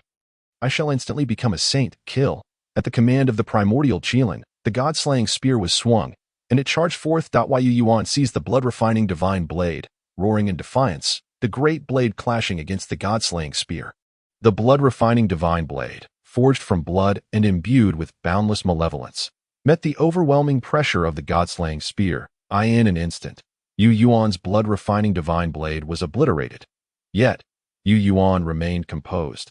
With a flick of his finger, he shouted, slash. The Sword of Extermination activated, the four swords merging into one, thundering through the air, cleaving the cosmos as they aimed directly at the celestial crown of the primordial Chilin. Well done. The primordial Chilin roared with excitement, not only evading but leaping high, swinging the god-slaying spear to meet the strike. The god-slaying spear collided with the four swords mid-air. An explosion of boundless murderous intent erupted instantaneously. The united four swords were forcefully repelled by the primordial Chilin spear, causing Yu Yuan to grunt, nearly spitting blood. The Lady of the Earth swiftly waved her sleeve, relocating the Jie Sect golden immortals away from the ensuing chaos. The surge of murderous energy erupted. In an instant, countless members of the Chilin clan perished beneath the force of the slaughter. Yet, those fallen Chilin transformed into motes of light, merging with the primordial Chilin, making it even more formidable. With a ferocious roar, it charged toward Yu Yuan. Just as Yu Yuan began to stabilize his chaotic powers, the Sword of Extermination still not fully under his command, the primordial Chilin approached with blinding speed. A single strike came crashing down, landing squarely atop Yu Yuan's head. Protected by the Sword of Extermination, Yu Yuan narrowly avoided immediate demise. However, the Sword of Extermination was shattered. Yu Yuan plunged deep into the earth, unable to move for the time being. The primordial Chilin, in a frenzy, swung the god-slaying spear once more, intent on taking Yu Yuan's life and merging with the Sword of Extermination to attain the status of a saint. The mountain trembled. The surrounding landscape began to rapidly converge upon the Lady of the Earth. In a mere moment, she transformed into a colossal giant, towering above the already immense primordial Chilin. Ha! The primordial Chilin laughed maniacally. The methods of the Wu clan are commendable. I shall first slay you. Chapter 86. The god-slaying spear unleashes its might, binding the saint's soul. The tumultuous waves stirred up by the Chilin clan met a brief respite at Kunlun Mountain. In that instant, the distant powerful beings began to gather nearby, eager to witness the unfolding events. This vicinity was measured in miles. The might of the Chilin clan was well known among the ancient powers. In fact, aside from a few powerful beings from the human race, those innate beings had survived as feeble individuals amidst the chaos of the 100 Clans War. Before the battle commenced, their hearts were already filled with trepidations. How could they dare approach too closely? Yet, they could finally see the battlefield clearly. There stood the Lady of the Earth, transformed into a towering giant, a green lotus atop her head, her visage exuding solemnity. With a commanding shout, the giant's massive hand swept across the boundless laws of the realm. gathering countless azure lights to strike down upon the primordial Chilin. The power of the laws emanating from the Lady of the Earth could be sensed even from a distance of miles. It felt as though the strength surrounding them was being siphoned away by her. In that moment, the expressions of Mithria, Ananda, Kasyapa, and Mahasthamaprapta of the Western sect, as well as the South Pole Elder and Guang Chengzi of the Chan sect, and even Yuan and Swerin, were all filled with astonishment. The Lady of the Earth was extraordinarily powerful. At this moment, they had a hazy feeling that the Lady of the Earth was the embodiment of the realm itself, capable of summoning the entire power of the land at will. Was this the true essence of a saint cultivated by Ye Tian? Within the realm, the Lady of the Earth was akin to the former Dao ancestor Hongjun. The entire realm was her sacred ground. Under such circumstances, how could the yet-to-become saint Primordial Chilin possibly stand against her? Amidst their shock, the powerful beings also felt a sense of joy. After all, they were unwilling to witness the Chilin clan's dominance over the entire land once more. Observing the actions of the Chilin clan, which had wrought destruction upon the western lands in such a short time, they realized that if this continued, all other beings within the vast primal realm would perish beneath the iron hooves of the Chilin clan. Every powerful being hoped to swiftly eradicate the primordial Chilin. Such a race deserved to be utterly extinguished, without a trace left behind. The laws emanating from the Lady of the Earth's palm were boundless, enveloping not only the primordial Chilin but the entire Chilin clan as well. With another commanding shout, the green lotus above her head began to spin rapidly. The laws of creation thundered down, as the Lady of the Earth sought to reduce these beings to dust. Ha! The primordial Chilin continued to laugh, suddenly letting out a roar, grasping the god-slaying spear and soaring into the sky. Simultaneously, its mountainous form began to shrink rapidly. The Lady of the Earth merely frowned for a moment. The primordial Chilin was already within the scope of her laws, no matter how small it became. What difference would it make? Annihilate. With a commanding shout from the Lady of the Earth, over 1,000 Chilin roared in fury, rising into the air toward her. However, they barely leaped less than 100 feet before disintegrating into dust under the laws of creation. "Victory is near," exclaimed the South Pole Elder, clenching his fists in excitement. Yet, Yu Yuan suddenly stood up, shouting loudly, "Lady, be cautious." Just as his words reached her ears, the Lady of the Earth had yet to react, when the primordial Chilin simultaneously bellowed, "Break." The surge of murderous power unleashed in an instant. The force of the god-slaying spear pierced through the heart of the laws of creation, creating a massive tunnel. The primordial Chilin instantly appeared above the Lady of the Earth's chaotic green lotus. "The Mirwu clan shall be annihilated by me." The primordial Chilin bellowed in madness, raising the god-slaying spear to strike down.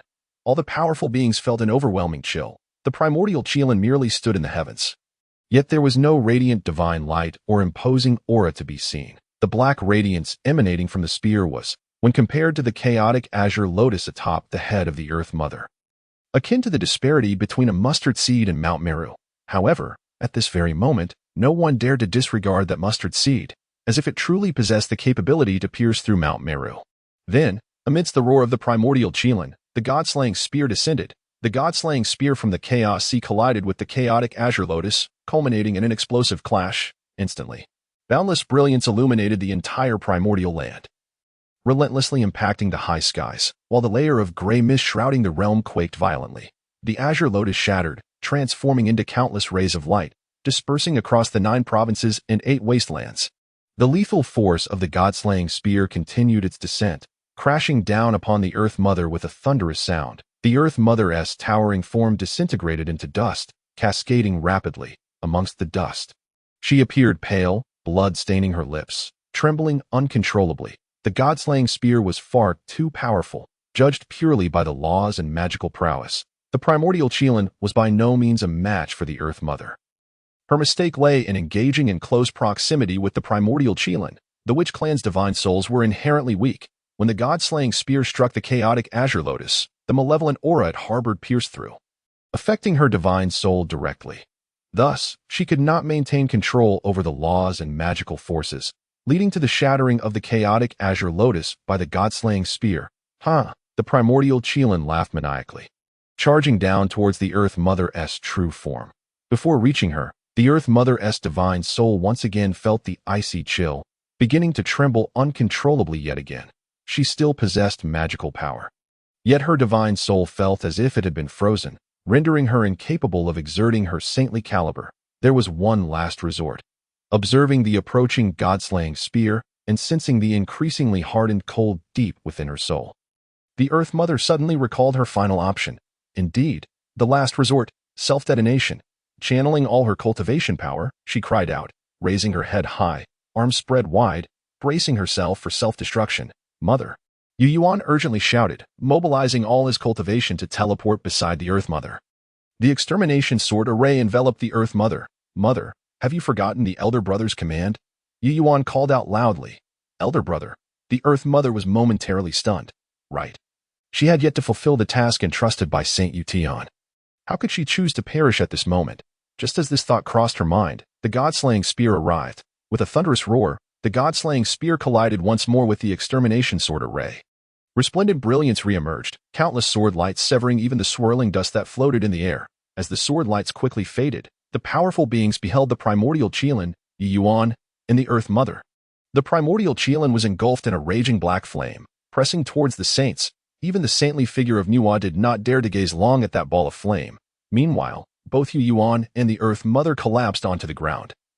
Their faces pale, and they fell unconscious. The saints had fainted. The gazes of the powerful beings once again fell upon the god-slaying spear. Such miraculous efficacy could likely only be achieved by the god-slaying spear within the entirety of the primordial realm. The primordial Chilin hovered in the air. As the flames completely enveloped its body, it vanished without a sound, stepping forth into thin air. Chapter 87. Chilin ascends to sanctity, purifying light annihilates the world. The powerful beings of the Western Church had begun to stealthily retreat. Ye Yuan and the Earth Mother were undoubtedly doomed. Once the primordial Chilin acquired the laws of the extermination sword array, it would instantly ascend to sainthood that time. With the god-slaying spear in hand, the primordial Chilin would likely find no equal within the entire primordial realm. The Chilin clan was poised to once again reign supreme. They lacked the capability to confront the Chilin clan. Their only remaining refuge lay in the floating fragments. The desolate minor worlds. The journey of 10,000 miles was simply too perilous.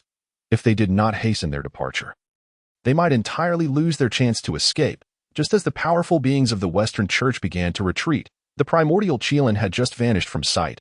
Suddenly, a dragon-esque roar reverberated through the heavens. The azure-black, true dragon abruptly sliced through the scene, soaring into the air and vanishing. The true dragon reappeared, having materialized in the western Kunlun, and with a roar, boundless black light erupted from its mouth, transforming into sword light. The sword light converged in the void, precisely before Ye Yuan and the Earth Mother. The sword light, crafted from black heavy water, crystallized into a phantom, accompanied by a furious shout.